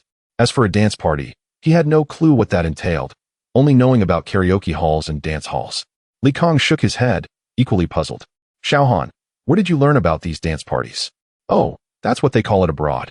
It's similar to a dance hall, just a bit more lively." Huang Bin scoffed, "You young man. A dance hall isn't merely a place for swaying heads. Then it's more like shaking heads and bodies, a little twist here and there." Huang Bin burst into laughter. This was the first time he had heard someone describe a dance hall in such a manner. "Mayor, with such a vast space, providing jobs for hundreds is certainly not an issue, rest assured." Huang Bin nodded in affirmation, recognizing that the planning here was superior, with the workshop appearing more spacious and improved compared to the old factory. After concluding the tour, Han Ming bid farewell to the mayor and promptly resumed his duties, directing staff to organize the area. Suzhou assisted nearby, beaming with joy. The mayor's visit was a significant honor. Moreover, he had just summoned 2 photographers, capturing numerous photos, including a group shot. Huang Bin did not decline. After all, there are no secrets that remain hidden forever. Little did he know, Han Ming promptly headed to the newspaper office. Meanwhile, various Leah outlets faced a common issue. Adjacent to their stores, several newly opened establishments emerged. However, since they were still under renovation, no one knew what they were for. This was a strategy devised by Zhao and his team as part of the first step to counter the Leah garment factory. "Boss, the Jiqing have arrived." A few days later, upon hearing Suzhou's words, Han Ming was momentarily speechless. The new site had barely been completed, and the Jiqing were already arriving. Director Huang was quite efficient, not willing to wait even a moment. "Boss, do you want to take a look?" Suzhou inquired. "Let us go see what is happening. By the way, have the machines been purchased?" "They have been arranged. Everything was set up yesterday." In the new factory conference room, 20 Jiqing were engaged in discussion, roughly in their 20s, comprising 12 females and 8 males. They had come to work following their school assignments. "I heard that Leah Garment Factory has gained considerable fame. It's not easy for others to get a job here." "Indeed, I've heard the same. My parents are thrilled that I'm working here. I've heard the salary is quite high. I wonder what roles we will be assigned. It should be relatively simple, I hope. I think Dongbin might even become a team leader. That is possible." Dongbin, possessing a rather handsome appearance, stood up and waved his hand, feigning modesty. "Don't say that. I've just started. How could I have such capability? At least 3 months from now." Dongbin is impressive. Indeed. Nearby, several girls whispered, "Class monitor, look at Dongbin. He is quite remarkable." Yes, his family is well off. I heard his father is a leader in a state-owned enterprise. Xiao Xia was the monitor of one of the classes, although most of these individuals were not in the same class. Only a few were. She was elegant with shoulder-length hair, and while Dongbin spoke, he couldn't help but glance at her, seemingly trying to show off. However, Xiao Xia paid him no mind. She had never liked him, finding him excessively pretentious. The chatter continued, with several people complimenting Dongbin, leaving one puzzled as to why such individuals existed among the Jiqing. Han Ming and Suzhou entered from outside, prompting the Jiqing to stand. Suzhou had been the one to greet them at the factory entrance, so they were aware of his position. Suzhou raised his hands. "Dear Jiqing, this is our esteemed boss of Leah Garment Factory." The crowd gasped. "He is so young." "Hello, boss." "Hello, Minister Su." They were cautious, understanding that they were there to work, not to attend school. Han Ming nodded, observing that these individuals generally appeared well-mannered. To him, they seemed adequate, but he still needed to assess their work capabilities. Old Su, you take charge. Han Ming had little interest beyond a cursory glance. He had other matters to attend to. Understood. As Han Ming exited, Suzhou held out the resume sheets to the group, stating, "This is the standard procedure for every newcomer." One person accompanied with a smile and remarked, "Minister Su, the boss appears remarkably youthful, looking barely in his 20s. Suzhou casually replied, "Indeed, in his 20s. How impressive it is to have established such a large factory at such a young age." Absolutely. Dongbin observed his classmate's demeanor with a hint of displeasure and muttered, "What is so impressive about that? It is merely due to his family background." Suzhou laughed heartily and said, "Work diligently and strive to shine in front of the boss. Your rewards will certainly follow." As for the Jiqing aspect, he would manage it. Yet these individuals still harbored the delusion of being assigned to esteemed positions, unaware that they would remain as ordinary factory workers. Chapter 86. Little Tricks. As soon as Leader Huang arrived at Lia Clothing Factory, the news was immediately reported by the newspaper. Han Ming and Huang were featured prominently together, making them easily noticeable. Damn it. Zhao cursed in his office, a newspaper laid open on his desk. "Boss Zhao," Ma Liang whispered, "this is not good for us. Look, the leader is siding with Lia Clothing Factory." Zhao scoffed coldly. "What? Can the leader really cover the heavens with one hand? I was wondering why Lia was developing so rapidly. It turns out they have the leader's assistance. Are you afraid? If you're afraid, then don't open a clothing factory." No, Boss Zhao, I didn't say that. I'm just a small factory, merely hoping to survive." Zhao replied calmly, "Do you think you can survive like this with Lia's progress? Well, how's your shop doing?" Ma Liang hurriedly responded, "We've opened 2 stores, right across from those 2 Lia boutiques." "Good. I've sorted things out on my end as well. This time, we'll confront them." "What about other cities?" "They are also opening up," Ma Liang replied helplessly, knowing he was just a small factory with around 50 employees, facing Zhao and's grand clothing enterprise of 500. "Damn it, it's just an ordinary position." "Shu Dongbin. Don't say that. I heard this job was arranged by the leaders for the school. Otherwise, the school wouldn't have any jobs at all." Dongbin exclaimed angrily, "We are educated youth, with good qualifications. How can we accept this job? Actually, it's not that difficult." "What did you say?" Dongbin glared. "And nothing." Qin Yan quickly shut his mouth, not wanting to provoke him. All the educated youth were assigned to the new factory as regular employees, which made Dongbin very dissatisfied. Suzhou was also aware of this issue. Some people had too much pride. "Boss, it seems a few of the educated youth are dissatisfied."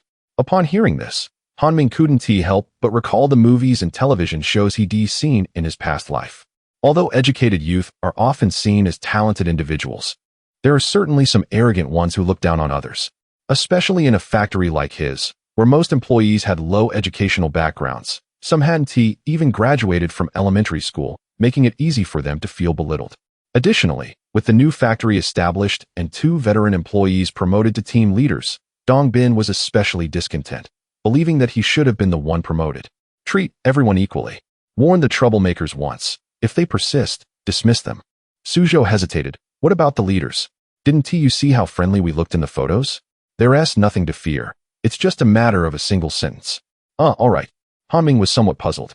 During this time, he had received news from each boutique that other stores were competing with them for business. So far, only in Madu was everything operating normally, as that area had always been competitive. Tap, tap, tap. The sound of fingers drumming on the table.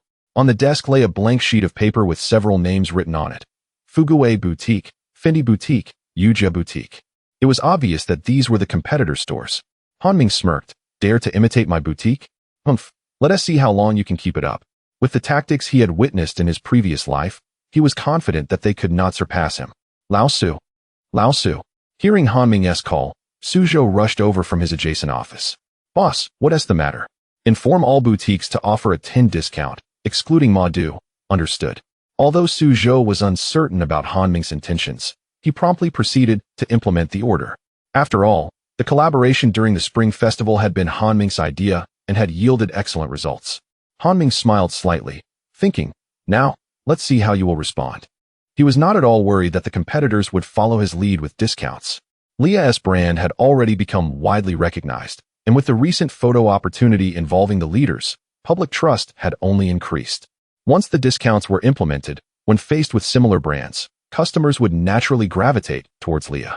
This was his strategy, to engage in a price war, a realm in which he was a seasoned player. As days passed, Leah boutiques within the province continued to flourish, whereas their neighboring stores remained desolate. Occasionally, a few customers would wander in, but when comparing prices, they still preferred Leah's offerings. The price difference was minimal, and it was more advantageous to choose Leah, as it also preserved one's reputation. In Yangzhou City, the Leah boutique where Qinqi worked was bustling with customers, often leaving her and 3 female employees overwhelmed. Sister Qi, do you think today's business is so good because of the 10 discount? Perhaps. After all, such discounts are usually only offered during the new year. At 27 years old, Qinqi was already married with children. She was a bit short, but had been a loyal employee at Leah for over 4 years. Han Ming chose her to manage this store purely for her convenience in returning home, as she lived nearby. Qinqi was genuinely touched. Even during the new year, the store had never closed. I wonder what the boss is thinking, coming up with so many ideas. What are you saying, Sister Qi? Oh, nothing. Just keep attending to the customers. Across the street, Guanaiching spat on the ground and cursed. Damn it. Leo's boutique has stolen all our business. What a mess. I have a plan, someone nearby said, his eyes gleaming. What plan? The man leaned in, whispering, and the two gradually began to chuckle. Half an hour later, the Leah boutique became chaotic as Qinqi was arguing with a man. Everyone, come look. This trash from Leah broke right after I bought it for my girlfriend. Come and judge. Qinqi urgently retorted, you're lying. Our store doesn't sell defective clothing. Guanaiching glared fiercely. What? Is Leo's clothing off limits for criticism? We are the public. And you dare say this isn't to your clothing? The clothing was indeed from Leah, but each time they received new stock, aside from the factory's quality inspection, Qinqi would thoroughly check every piece herself, only selling what met her standards. Suddenly, the other party brandished a piece of Leo's clothing, intending to slander her, truly believing that she could be easily bullied. Qinqi exclaimed, everyone, do not believe his words. Who knows if he is attempting to frame our Leah? It is entirely possible that this gentleman hails from the nearby Fendi boutique. Indeed, it seems so. I had encountered this man there just a few days prior. With that said, I recalled him faintly. Yes, Leah's garments have consistently exhibited excellent quality. How could they possibly have deteriorated so suddenly? Guanaiching discreetly lamented the unfortunate turn of events, thinking, damn it. It would have been better if someone else had come. Chapter 87. Absolutely incredible, boss. There has been a disturbance at Qinqi's place. Someone is causing trouble. So they have indeed come, using such tactics.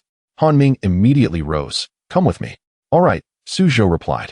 When Han Ming and his companions arrived, Guanaiching was still causing a ruckus outside the store, demanding an explanation from Leah's specialty store, surrounded by dozens of onlookers who were enjoying the spectacle. As Han Ming approached, Qinqi immediately informed him of the situation upon seeing his arrival. Han Ming nodded in understanding. Guanaiching sneered. What? Is it because the women can't handle it that men must step in? You want to resort to violence, don't you? Han Ming laughed heartily. With the current crackdown, you still dare to act recklessly? Do you truly believe the law cannot touch you? Don't speak nonsense. It is clearly your issue with Leah. Yet you attempt to shift the blame. Han Ming declared loudly. Everyone, I have just called the police. They will provide a response. Whether the clothing was naturally damaged or if someone meddled, the truth will soon be revealed. Suzhou was taken aback, wondering when Han Ming had called the police, as he was unaware. A flicker of panic crossed Guanaiching's eyes. You are merely a large store bullying a customer. Where do you work, my brother? Han Ming replied calmly. What does it matter to you? It won't concern me, but once the police arrive, the truth will come to light. Han Ming leaned in closer and whispered, the mayor is my sworn brother. I know you work for another clothing factory. You have some audacity, don't you? Your boss wouldn't dare to step forward, yet here you are. Guanaiching was thoroughly shaken. He indeed had a background. He recalled the photographs from a few days prior and cursed inwardly. Damn Chi Feng. I wondered why he hadn't shown up. It turns out he wanted to make me a scapegoat. He found himself in a predicament. He continued to argue. You are talking nonsense. I am just an ordinary citizen. No worries. Whether you are an ordinary citizen will soon be revealed. According to your actions, that constitutes fraud, and if the amount is significant, it could lead to over 10 years of imprisonment. I merely returned some clothing. How does that equate to fraud? Han Ming chuckled, suddenly pointing behind Guanaiching and shouting. Look quickly, the police are here. Let us see where you can run. Oh my. Guanaiching cursed in panic, hastily throwing the clothing to the ground, and sprinted away at an astonishing speed. Where are you going? Keep going. Han Ming laughed heartily. The surrounding crowd erupted in laughter. And at that moment, it was clear to all that the other party was nothing more than a fraud. He runs exceptionally fast. Indeed, I mentioned that the Leah brand is of high quality. How could there suddenly be issues? Exactly, Qin Shi exclaimed excitedly. Boss, you truly have a way. The moment you arrived, the other party fled. Han Ming waved his hand, having seen such tricks numerous times. If only there were surveillance equipment. It would have been perfect. Unfortunately, there isn't any at present, and unless it becomes widespread in the future, it's not worth the investment. Han Ming clapped his hands and announced, this incident has wasted everyone's time. Thus, today, for every piece of clothing purchased, 2 pairs of socks will be given as a gift. More purchases yield more gifts, but this offer is only valid today, so hurry. The crowd rejoiced, eager to select clothing just for those 2 pairs of socks. Someone asked, Boss, does that mean if I buy 1 piece, I get 2 pairs? What if I buy 2? Buy 2 and receive 4 pairs. Buy 3 and get 6 pairs. The more you buy, the more you receive, but this offer is only valid today, Han Ming replied. Everyone, go in and make your purchases. There are socks to be had. Hurry, Shaoli. There are socks being given away.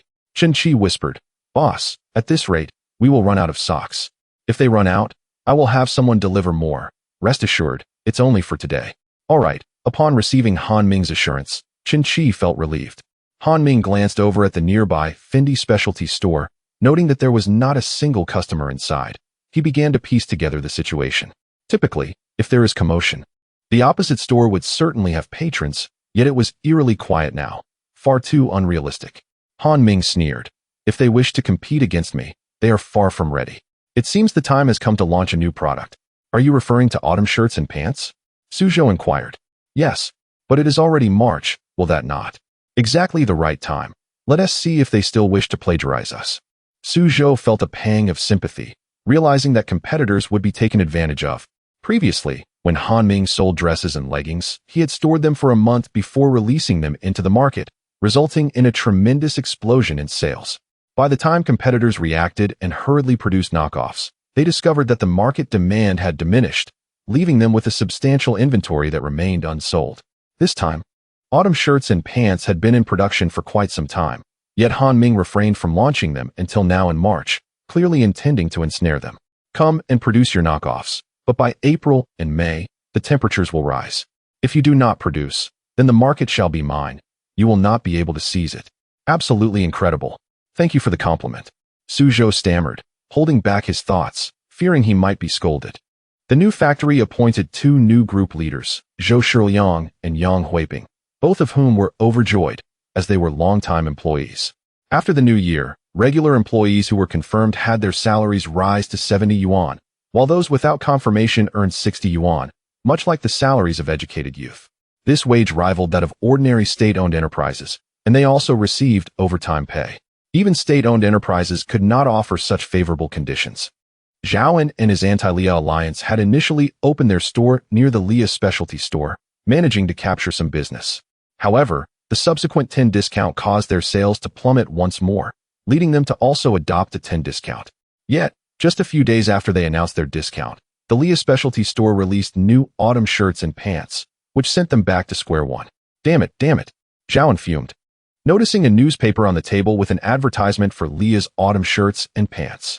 The ad boasted, comfortable and warm, soft and skin-friendly fabric, exquisite craftsmanship, and attention to detail, all while maintaining a pleasing aesthetic.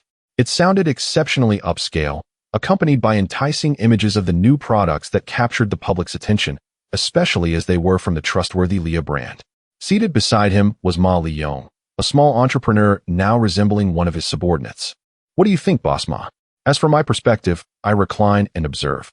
Ma Liyong sighed. At this juncture, with temperatures on the verge of warming, it is unwise to resume production.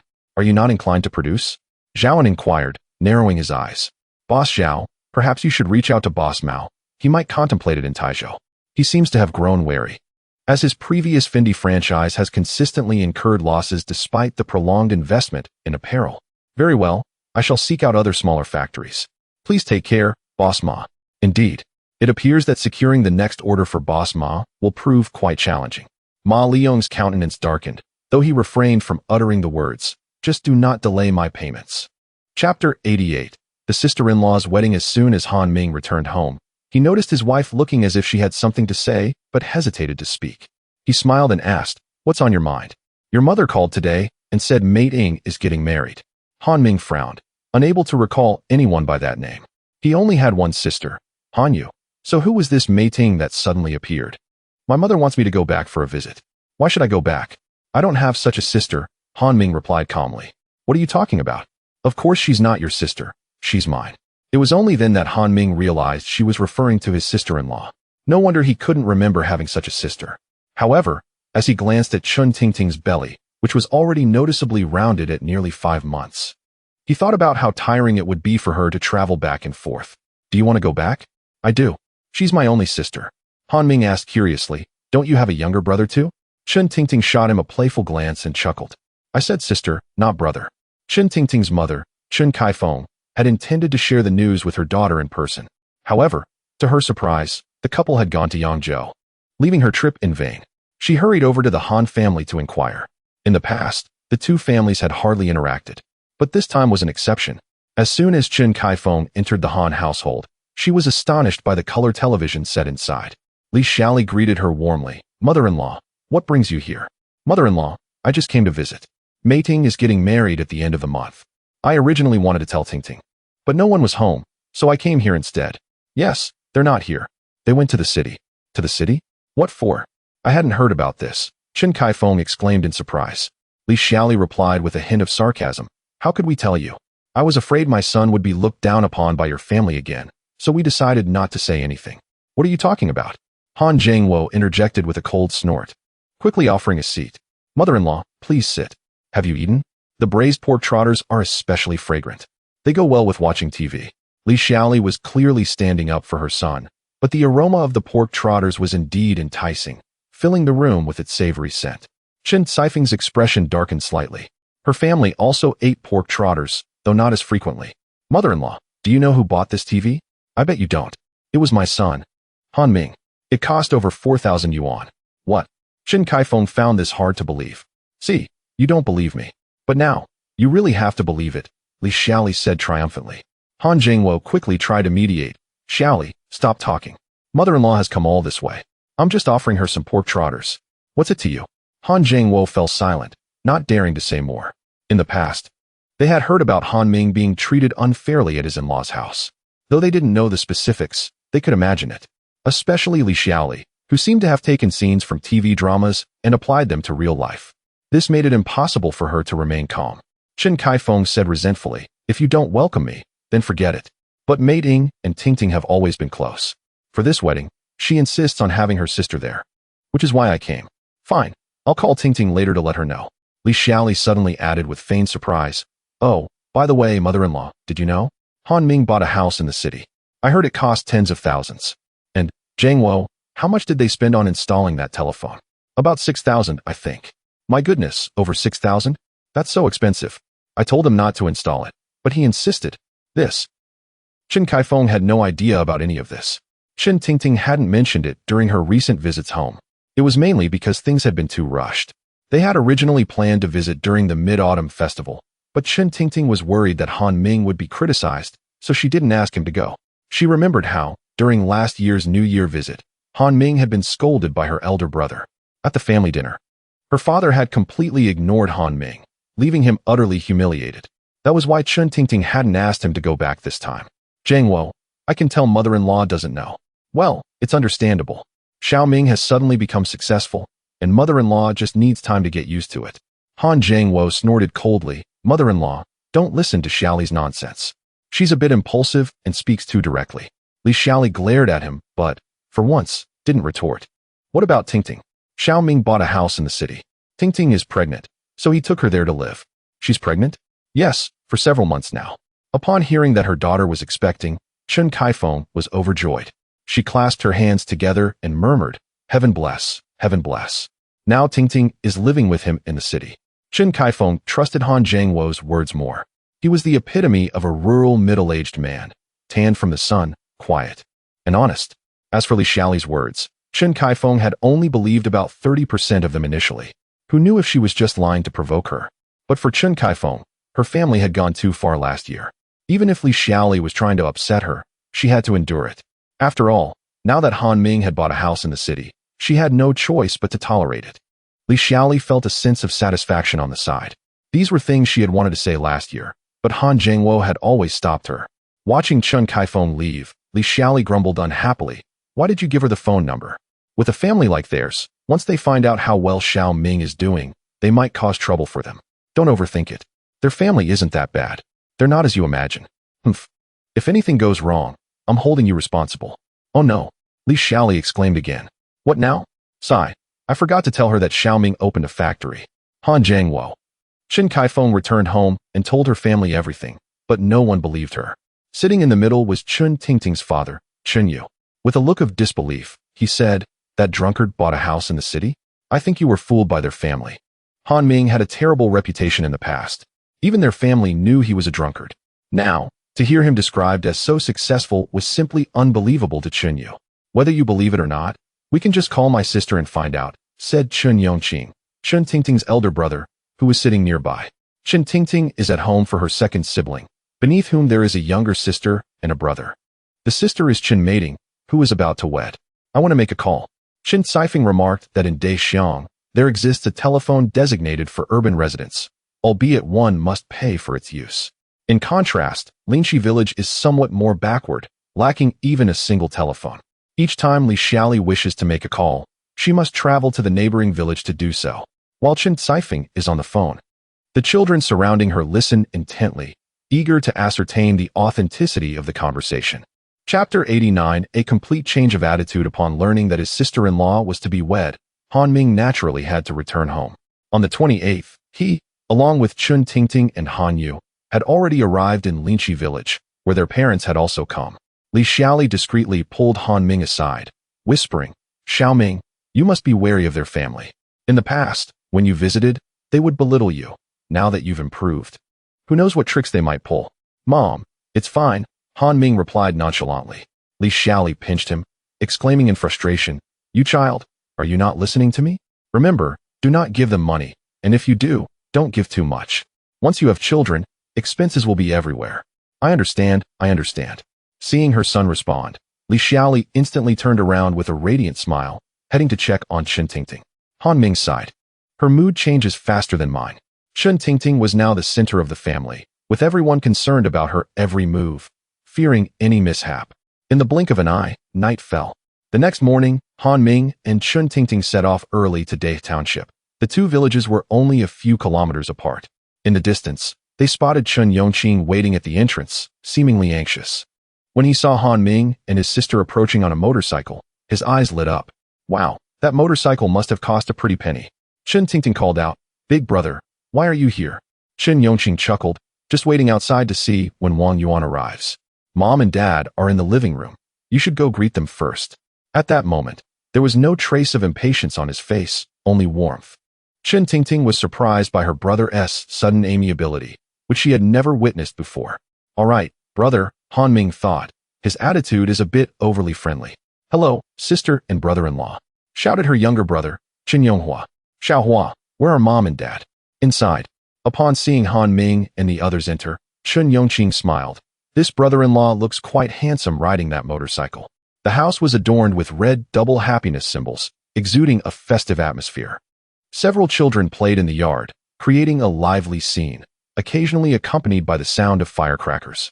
At such moments, someone would shout from inside, cautioning them against playing with firecrackers for fear of accidents.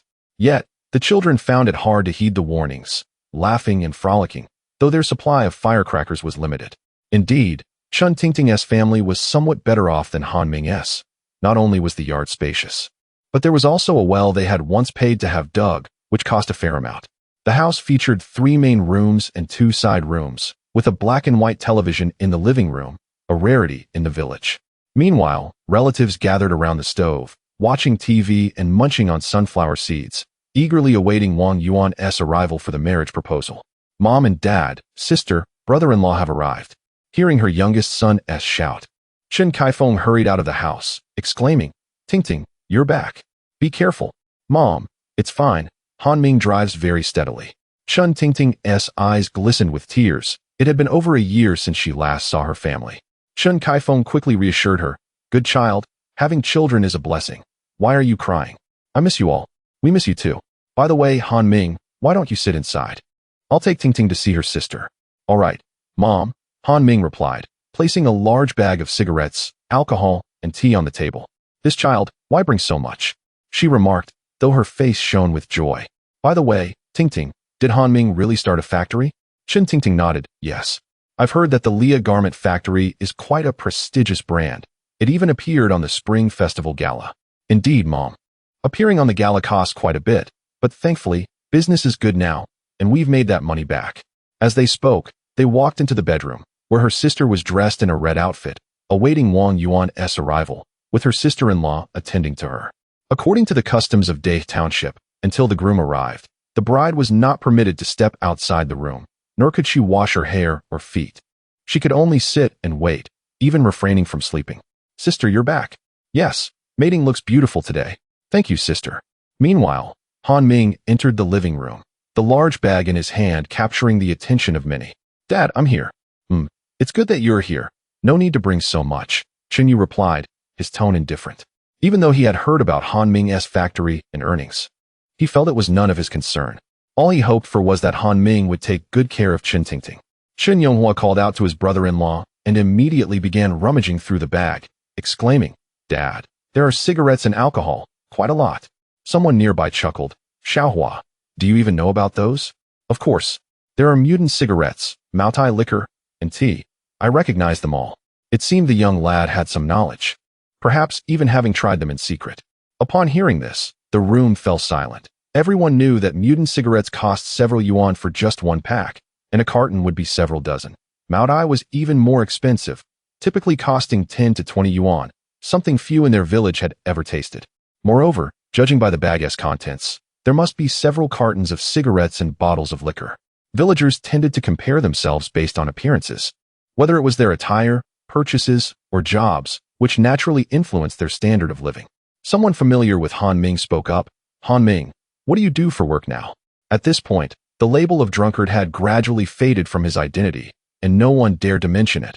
Had it been the past, it was likely someone would have brought it up. The motorcycle he had arrived on was still parked in the yard, and Chen Yongqing had even cleared some space for it. If the rural roads were in better condition, he would have bought a car. Han Ming smiled slightly. "I run a small factory in Yangzhou, just a modest endeavor." "Wow, old Chen, I hadn't heard you had a son-in-law running a factory," someone exclaimed. "Indeed, I've heard Yangzhou is quite far from here. I visited years ago, and it was bustling." Chen Yu coughed lightly. "The youth are diligent. They earn their success through hard work." Upon hearing this, the younger son hastily retrieved a pack of cigarettes. Chen Yu, without feigning any pretense, promptly unwrapped 4 packages, dispersing their contents upon a vibrant red platter adorned with auspicious symbols.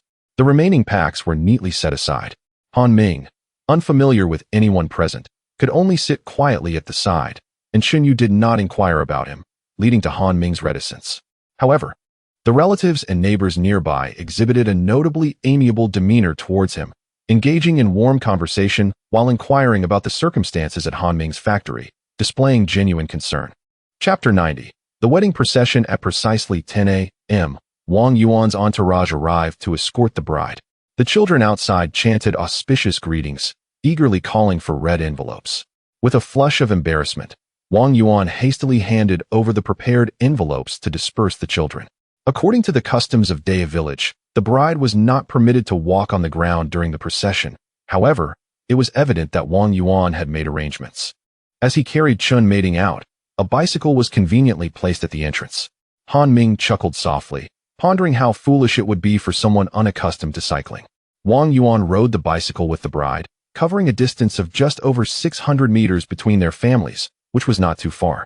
Preparations for the banquet necessitated borrowing pots, bowls, and tables from neighboring households, highlighting the communal spirit of the rural community. Even before their arrival, red tables and chairs were already set up outside, and the tantalizing aroma wafting from the courtyard made one's stomach growl. Han Ming recalled similar arrangements from his past, although he had opted not to ride a motorcycle due to the throngs of people. Instead, he left it at Chen's residence. Chen Tingting, being with child, moved at a leisurely pace, and the fetus was stable, allowing for occasional movement without concern. Ahead, Wang Yuan had already arrived at the doorstep, and firecrackers were ignited, filling the air with a cacophony of sound. Han Ming remarked, "It truly is lively. Look, they are jumping over the fire pit." Indeed, it was a scene of vibrant festivity, filled with good fortune, and one could only hope for a prosperous life for the younger sister in the future. "Rest assured, it will be splendid," came the reply. In the courtyard, Yu Liang was directing the activities, assigning roles for those assisting the bride, and organizing the dining utensils. He applied his managerial skills from the factory to this gathering. To his surprise, no one voiced objections, and they seemed to trust him implicitly. After all, Yu Liang was regarded as an entrepreneurial figure in the village. Despite his factory's closure, he still held a certain reputation, particularly since many villagers had once worked under him. With Yu Liang at the helm, everything proceeded in an orderly manner, greatly enhancing the efficiency of the tasks at hand. "Children, stop setting off firecrackers in the courtyard. Go outside," he instructed. The children scampered off, making faces as they departed. "Aunt Li, start cooking the rice over there so it doesn't get too late," Yu Liang urged. "All right," came the response.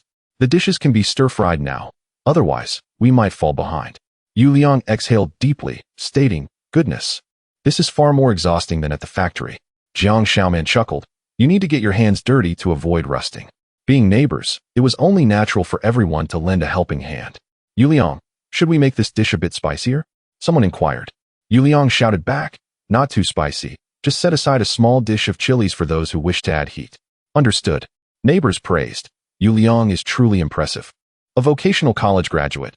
No wonder he could run a factory.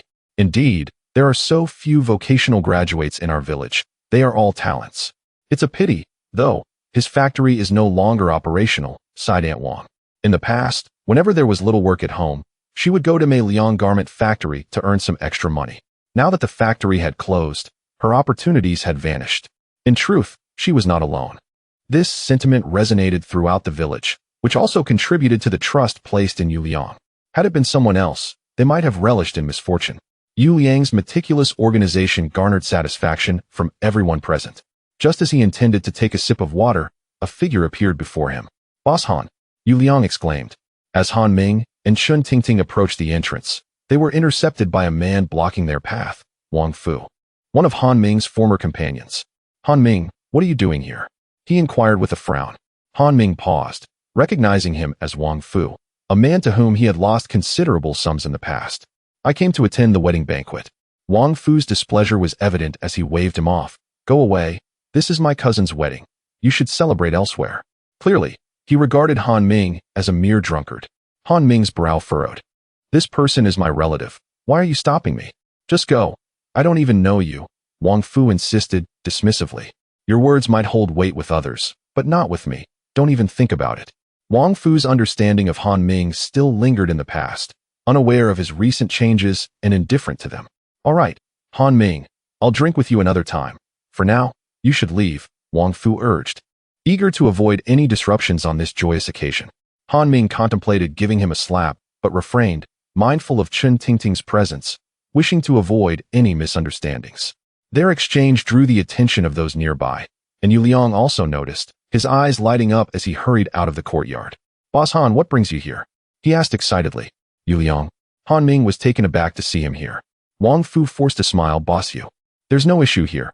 I'll send him away." Despite Yu Liang's factory having closed, Wang Fu did not belittle him. "Leave? Where would he go?" Yu Liang retorted, displeased. "I came to escort Boss Han. How dare you send him away?" "He, Han Ming?" Wang Fu was utterly astonished, incredulous at the unfolding events. Is the world truly this remarkable? Has he gone bankrupt and lost his wits? "Step aside. Boss Han doesn't even know you. Yet you dare to linger here," Yu Liang asserted, then turned to Han Ming with a smile. "How did you come to be here?" "My wife's younger sister is getting married, so I came," Han Ming replied. "Tingting, long time no see. You're expecting?" Chen Tingting smiled. "Yes, boss you." Yu Liang chuckled wryly. "Oh no, I am no longer a boss. Let me fetch my wife. She has experience with childbirth." Jiang Xiaoman, who recognized Chen Tingting, was asked to come over to accompany her. Yu Liang frowned at Wang Fu. "Why are you still here?" "Boss you must be mistaken. He is Han Ming. How could he be a boss?" Wang Fu protested. Yu Liang scoffed. Boss Han's factory employed over 100 people. How could he not be a boss? Have you heard of Lia Garment Factory? That's the name worth knowing. Xiaoman, come here. Yu Liang called out. What is it? Yu Liang. A woman, around 25 years old, emerged from the courtyard, accompanied by a little girl. Yu Liang exclaimed with excitement. Han Ming has arrived. You stay here with Chun Tingting while I go discuss matters with him. Yuan, you must be good. I will bring you something delicious later. Yuan will behave, she replied. Very well, Jiang Xiaoman responded, immediately approaching Chun Tingting with warmth. Tingting, you are back. It has been ages since I last saw you. Your belly must be around 5 or 6 months along now. Indeed, sister man, Tingting replied. The two had often conversed at the factory and shared a pleasant rapport. Now, Han Ming, sister man, and I will go chat, Yu Liang said. Go ahead, but be careful, Tingting cautioned. Chapter 91. Astonishment. Han Ming is the owner of Lia Garment Factory. Is there something you need, boss you? Han Ming inquired, already aware of the trivial games his counterpart was playing. Yu Liang sighed. I am not a boss. My factory has gone bankrupt. What brings you here, then? Han Ming asked. I intend to seek employment at your factory. Would that be acceptable? Yu Liang requested. Is that all? Han Ming remarked, somewhat speechless. He had anticipated a more significant matter, perhaps a request for goods or investment, which he would certainly reject. Nevertheless, the prospect of employment did merit some consideration. You can simply apply when the time comes. Currently, there are individuals overseeing operations, and I do not typically involve myself in management. If you wish to join us, it will depend solely on your capabilities. I understand. I will be prepared. Very well, Han Ming replied, feeling reassured. Previously, relatives from his mother's side had approached Li Xiaoli upon hearing of Han Ming's newfound status as a factory owner, all vying for positions such as supervisors or team leaders. One even had the audacity to claim he wanted to be the factory manager at the age of 30. Han Ming swiftly dismissed them, recognizing their intentions to cause disruption. If they were diligent like Han Wei, it might have been a different story. But he preferred to avoid chaos in his factory. Those in poverty in bustling markets go unnoticed, while the affluent in secluded mountains have distant kin.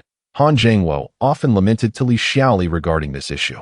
Li Xiaoli was aware of the situation's delicacy and insisted that they communicate directly with Han Ming, as she had no authority in the matter.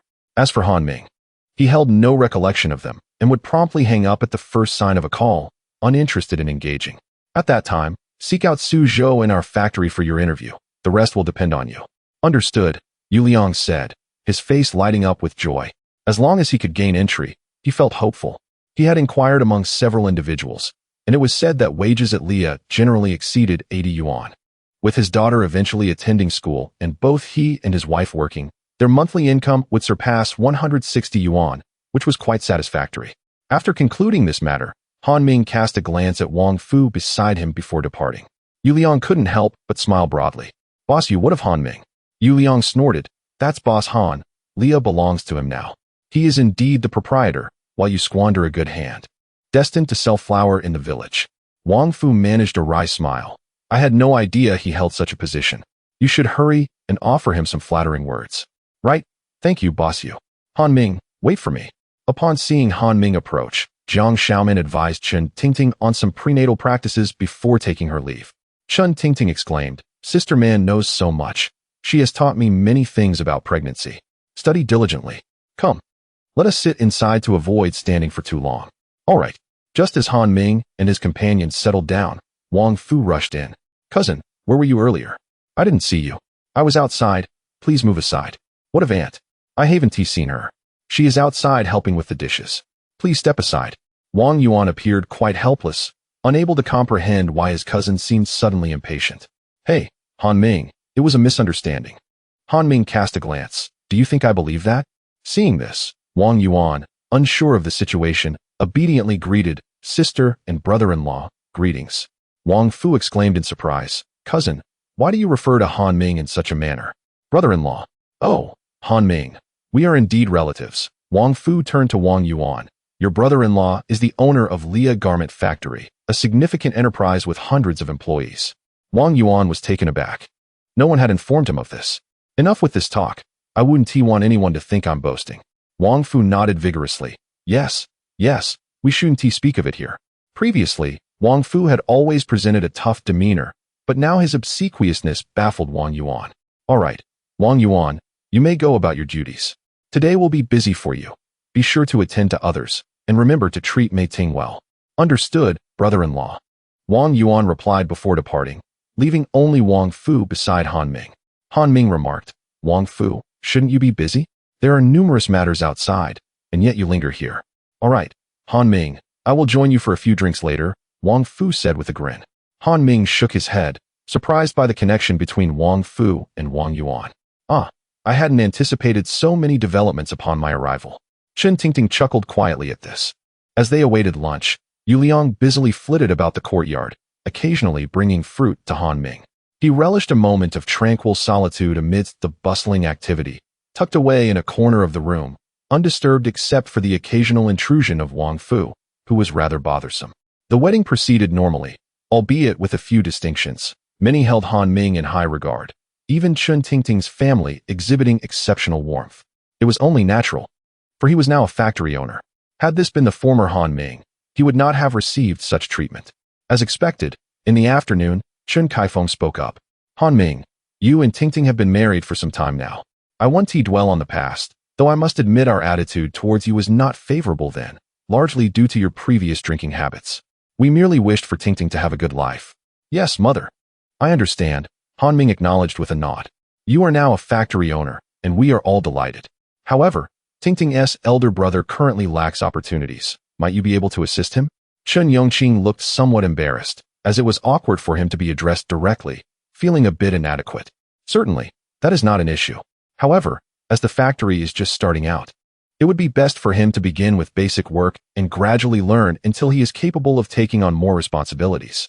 Indeed, you are the factory owner, and you know best. Yongqing can start as a general worker, and ultimately, it will depend on his own efforts. This sentiment resonated well with Han Ming, as he had been considering the same approach. Don't forget to thank your brother-in-law, Chen Yu interjected. Thank you, brother-in-law. Chen Yongqing's face flushed with a hint of embarrassment. Elder brother, you are too kind. When he was outside, he referred to him as Da Jiuzi, but in the confines of home, he called him Da Ge, which was entirely appropriate. Beside him, his sister-in-law wore a radiant expression. A few years ago, she had married into the Chen family, yet there were no factories in this area. The only one that existed had unfortunately closed down. Now, they were left with merely a small plot of land, and progress had been stagnant. However, things have taken a turn for the better, as there is now a chance to venture into the city, and with Han Ming's assistance, they believe that life will improve significantly. Chapter 92. Conflict. After completing his tasks, Han Ming returned to Yangzhou, accompanied not only by himself, but also by Yu Liang and his family, along with Chen Yongqing and his wife. He didn't dwell on it, and left everything to Suzhou. Suzhou excelled in his endeavors, directly assigning them as general workers in the workshop, leaving Chen Yongqing momentarily stunned, pondering his status as a relative of the boss. Suzhou's retort was succinct. Everyone here is a relative of the boss. Which one are you? Chen Yongqing was left in a daze, conceding to the situation, and thus had no choice but to work diligently in the workshop alongside his wife. After 2 months of labor, Yu Liang was promoted to team leader due to his capabilities, as Suzhou suggested to Han Ming, who readily agreed. Yu Liang was elated, for he was indeed competent. As a team leader, his monthly salary was 90 yuan, with overtime pay calculated separately. His responsibility included managing the educated youth working there. Meanwhile, the autumn garments had significantly bolstered Li Yu's reputation for being at the forefront of fashion. Ma Liong opted out of production, recognizing the futility of the situation. He would not be the scapegoat for the Fu Gui garment factory. Instead, the production was handled by Mao Yongjun from Taizhou, who trusted Zhao En's words. After a period of sales for the autumn garments, Mao began selling them himself. However, the anticipated sales were far from fruitful. Taizhou already had 2 exclusive Li Yu stores and numerous others that had long sold out the autumn garments. When Mao Yongjun began selling, the market was already saturated, and demand had dwindled significantly. Moreover, it was now April, while some still wore autumn garments. The general consensus was that anyone with common sense wouldn't be inclined to purchase them, as the season had changed. The only exception might be selling to the northeast, where it remained cold. However, considering the transportation costs, it was simply not profitable for low volumes. Mao Yongjun pleaded, "Boss Zhao, please, Do me a favor and inquire if any wholesalers are interested so that I can clear my inventory. Zhaoan replied coolly, Mao boss. I suggest you sell quickly before the weather warms up and demand dwindles further. He had no intention of letting his own wholesalers take stock. He preferred to minimize competition. You told me to produce based on your advice. You can't just stand by and watch me struggle, Mao protested. Zhao retorted, if you were making profits, would you share any with me? Mao's face darkened with frustration, realizing he had fallen into a trap. I'm sorry, but I cannot assist you further, Zhao said. With a huff, Mao Yongjun stormed out, cursing the so-called anti-Liu alliance and vowing revenge against Zhaoan. Meanwhile, Han Ming was quite pleased with the profits in April, particularly from the autumn garments, which had yielded substantial gains and left competitors in the dust. The employees' salaries for March averaged over 80 yuan, with base wages set at 75 yuan, team leaders at 90 yuan, and overtime calculated separately. Generally, team leaders could earn over 100 yuan, surpassing the wages of those in state-owned enterprises, where leaders often earned less than 100 yuan. In this context, 100 yuan could cover a family's expenses for several months, especially with pork priced at 2.5 yuan per kilogram and vegetables costing just a few cents. With the production of autumn garments ceased, Han Ming began contemplating a new factory, primarily focused on spring and autumn apparel. As summer had yet to arrive, the workforce had grown to 200 employees, prompting an expansion of the old factory's canteen and the establishment of several dormitories for security personnel and staff. Yu Liang felt somewhat disheartened. Though he had experience managing employees, none had been as challenging as the educated youth. Most were manageable, but a few male workers were particularly trying. Since his promotion, his wife had stopped working to care for their daughter. Upon seeing Yu Liang return home with a disgruntled expression, Jiang Xiaoman inquired, "What's wrong? Did something happen at the factory? It's those educated youths again. Aren't they supposed to be educated and competent?" Yu Liang replied, "While most are fine, there's this one named Dong Bin who constantly boasts on the production line. Whenever I mention something, he diverts the conversation to economic management, criticizing my decisions. It's quite vexing." Jiang Xiaoman chuckled. What use is his knowledge if the boss wants to promote him? Indeed, he talks about American management practices as if he just returned from studying abroad, flaunting an air of superiority while only working in a factory. Why not speak to Han Ming about it? Yu Liang quickly protested, "You mustn't. As a team leader, if I can't handle this, what kind of leader would I be?" However, it is indeed more challenging than before. Jiang Xiaoman reassured him. "Just manage it well. You were promoted so quickly because Han Ming values you. Isn't it impressive how he has grown the factory to 200 employees? Yes, I never expected he would flourish so rapidly. Sometimes I wonder, if I had consistently collaborated with him from the beginning, I might have ended up as the owner of Mei Liang Garment Factory." Ultimately, he regretted being overly ambitious, seeking a quick profit that led to severe consequences. The next day, as anticipated, Yu Liang found himself in another argument with Dong Bin. "Your management approach is flawed. Contemporary international practices emphasize industrial structural upgrades based on coordinated development across sectors. Do you understand the significance of specialized labor quality and productivity?" Dong Bin declared arrogantly, unable to tolerate being challenged by someone he deemed less educated, continuously preaching about production. Yu Liang expressed his dissatisfaction, stating, "You are remarkable, always boasting about how extraordinary things are abroad. Why don't you go work overseas instead of being here?" This remark pierced Dong Bin's heart deeply, as he could not comprehend why, despite his exceptional abilities, the boss refused to grant him a deserving position. As for the reason behind the boss's youth, that remained unspoken. Nonetheless, the label of coming from a wealthy family was swiftly affixed to him upon arrival. Su Zhou, overhearing their quarrel from a distance, immediately intervened, asking, "What is all this commotion about?" "Director Su, he does not adhere to management protocols." "Director Su, he has issues with management." Chapter 93. A visit to my sworn brother Su Zhou, upon assessing the situation, naturally reprimanded Dong Bin, who, feeling indignant, stormed into Han Ming's office. "Old Su, please explain the situation," Han Ming said coldly, noting that this was the first occurrence of such an issue in his factory.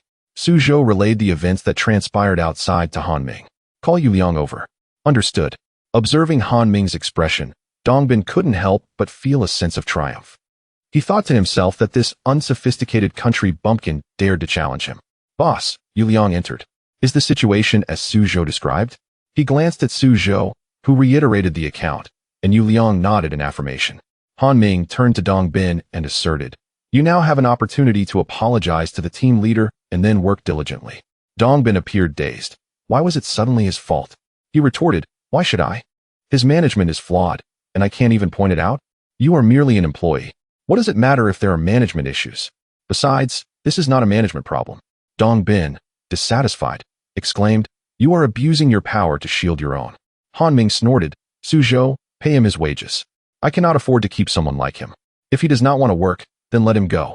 My father is a leader in a state-owned enterprise. I do not care. Your father holds no weight here. Leave at once." Dong Bin, aware of his solitary position, refrained from further defiance. Suzhou quickly handed Dong Bin his wages, successfully terminating his employment. This news stirred unrest throughout the factory, setting a precedent for the educated youth. Yu Liang, still in the office, expressed remorse. "Han Ming, I apologize for this incident." When outside, he addressed him as boss, but in private, he referred to him as Han Ming. Han Ming replied calmly, "It's all right. Yu Liang, you acted correctly. This is a matter of official duty and not favoritism." "Understood. However, let's avoid such incidents in the future. They reflect poorly on the factory." Yu Liang acknowledged and then departed. Han Ming's message was clear. Despite their acquaintance, he did not wish for any complications in the factory due to this incident, and he felt compelled to issue a warning. Nonetheless, Dong Bin's departure left him with a slight headache, as he had been introduced by Mayor Huang. Suzhou entered. "Boss, Dong Bin has left. Will there be any repercussions from the mayor?" "Alas, it seems I must pay a visit to my sworn brother." "Ah." Suzhou cast a fleeting glance at him, thinking he had become addicted to this charade. "All right. Hold a brief meeting to reassure the educated youth and prevent any further disturbances." "Understood." That afternoon, Han Ming arrived at the municipal government building. Before he could enter, a security guard stopped him. "This area is restricted to staff. Who are you looking for?" "I am here to see the mayor." The guard scoffed. "Is the mayor so easily accessible? Without an appointment, you must leave. The mayor is my brother." Upon hearing this, the guard was visibly skeptical. It was indeed implausible that anyone could make such a claim without proof. No appointment means no entry. If he is truly your brother, you may inform him, and I will let you in upon receiving notification. The guard remained rational. He doubted the truth of Han Ming's words, but was wary of offending a potential hidden figure of significance. Previously, a guard had been dismissed for not recognizing the mayor's secretary and denying him entry. He had no desire to suffer the same fate. The guard stated flatly, "No appointment means no entry." Han Ming sighed, finding the guard unyielding and lacking adaptability. Just then, Li Kong passed by the entrance. Han Ming's eyes lit up as he called out, Secretary Li, I am Han Ming, from Liya." Li Kong adjusted his glasses and glanced over, surprised. "Han boss, what brings you here?" "Oh, I came to discuss the educated youth with the mayor." "Yes, the mayor is already aware of Dong Bin's situation." "He knows?" Han Ming was astonished, not expecting such prompt communication. Li Kong smiled. Dong Bin had his family call. Naturally, the mayor is informed. Han Ming, anxious, said, "Then I must explain to prevent the mayor from thinking I am at fault. Dong Bin truly is unreasonable, causing a scene in the workshop and then here. No need for explanations. The mayor has stated he will not involve himself in these matters. The educated youth are now employees of Liya, and how they are treated is up to them." "Good. With the mayor's assurance, I feel relieved. May I go up for a cup of tea?" Li Kong slightly shook his head. "Han boss, that is not convenient. The mayor is wary of being featured in the news again." Han Ming felt somewhat embarrassed. The previous incident with Huang Bin had gained considerable public trust, and now the mayor remained cautious. "Secretary Li, I came over in a rush and am quite parched." "Guard, bring him some water," Li Kong instructed. "Certainly." The guard recognized Li Kong, having dismissed a colleague previously for failing to identify him. "I also wish to inquire if the mayor has eaten well. I find myself quite hungry." "The mayor has already dined. Do you have any steamed buns?" "Bring 2 for Han boss." Yes. Han Ming shot the guard a glare, thinking he was overly talkative. The guard looked embarrassed. He dared not respond, feeling insecure. Li Kong said coolly, "Han boss, please leave. The mayor has other matters to attend to." "Then I shall wait for another opportunity. Goodbye." Han Ming sighed softly. It seemed quite challenging to establish a connection with the mayor. Li Kong ascended the stairs and promptly reported the situation to Huang Bin.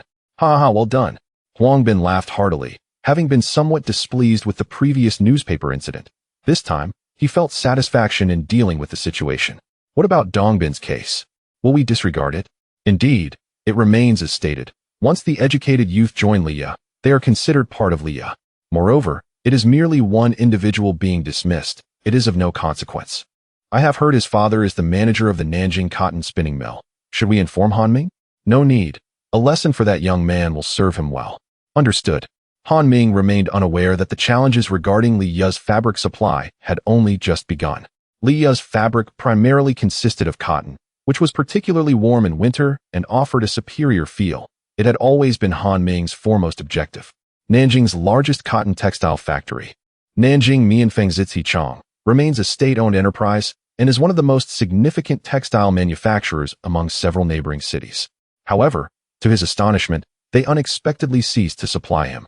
While sourcing from smaller factories is not out of the question, such as previously obtaining materials from Jinfan Fabric Factory, it is worth noting that their machinery is not as advanced as that of Nanjing Mianfeng, and consequently, their craftsmanship is inferior.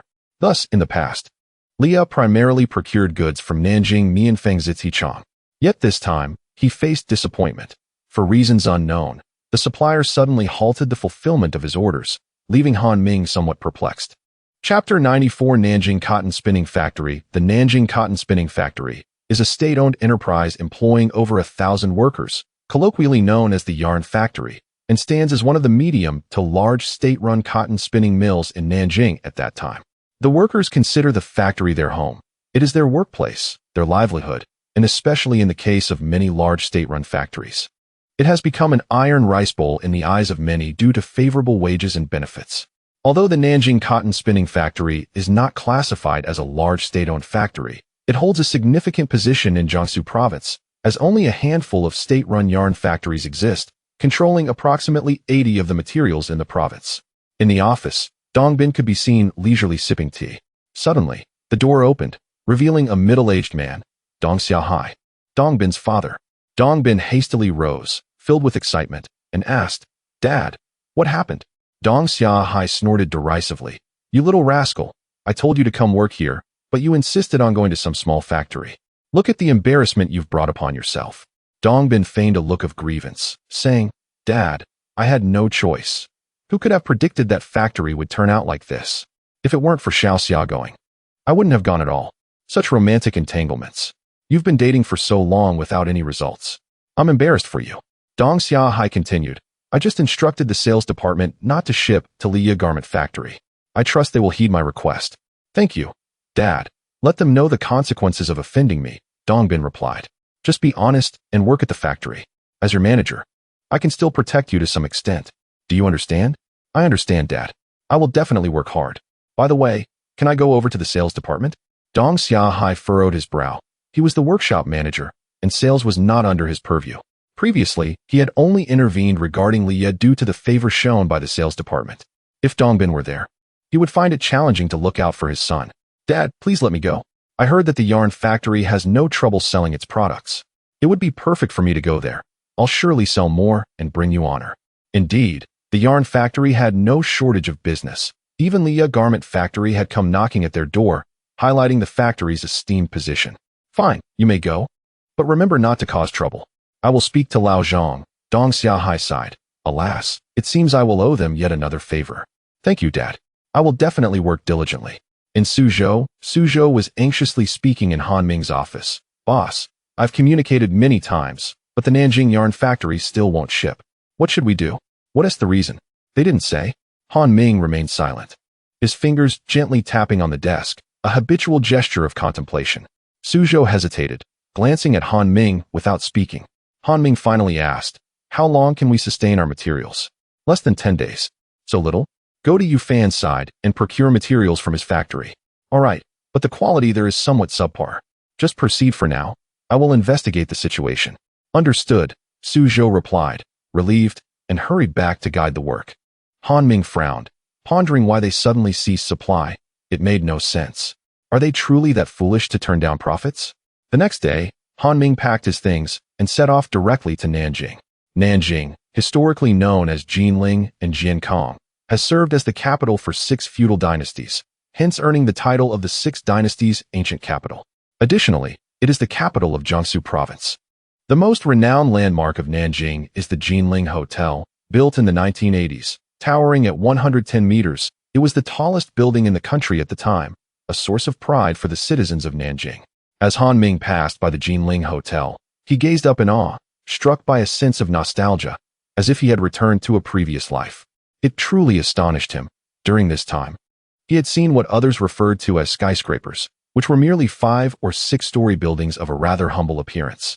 The Jinling Hotel, with its 37 stories and impressive height of 110 meters, firmly held the title of the tallest building in China and was the first large-scale modern hotel managed independently in the country, a luxurious 5-star establishment, as one could imagine.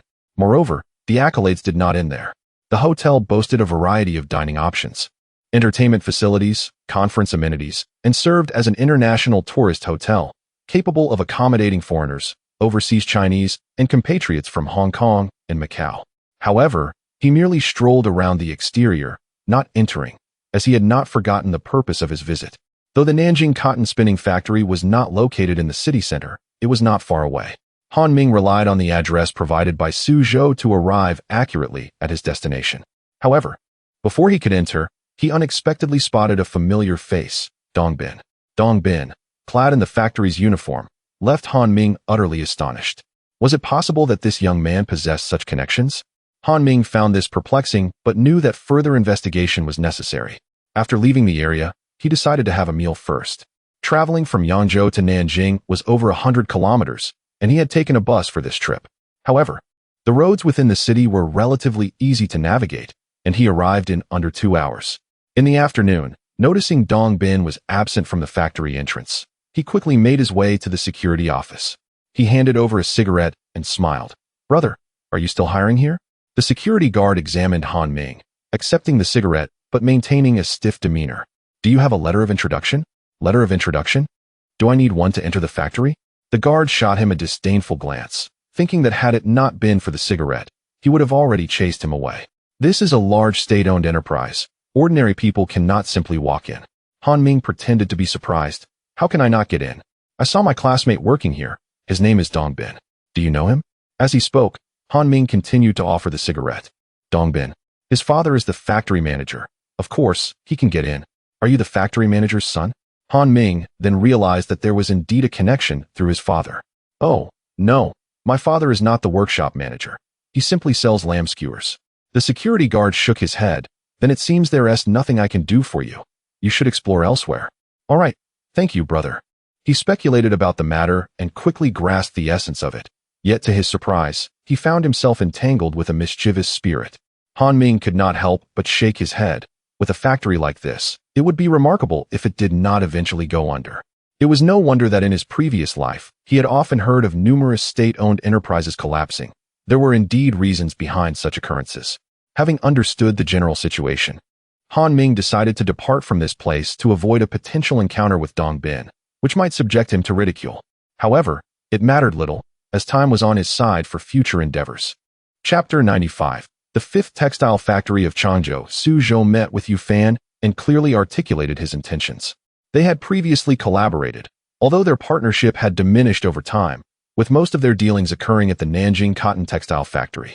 Leaning back in his chair, Yu Fan remarked, "Su Zhou, I've heard that you are planning to procure a substantial quantity this time. I've come here as a favor to you." Su Zhou, smiling, replied, "Indeed, indeed. Boss Yu, your business is thriving, and it's no small feat to make this trip in your spare time." He continued, "I've heard you've been sourcing from Nanjing. Don't think I'm unaware, I'm quite well informed." Yu Fan chuckled, "Well, we are sourcing from there, but we also acquire materials from you. How could we forget your contributions?" He inquired about Han, saying, "What about Boss Han? His wife is about to give birth, so he is attending to her." As he spoke, Su Zhou poured wine into Yu Fan's glass. "Congratulations. The factory is flourishing, and now with the impending arrival of a child, it's truly a double joy. Have you heard what people are saying? They believe Liu will undoubtedly become a major factory, and I concur." Yu Fan replied, "Of course, we must rely on your support, Boss Yu."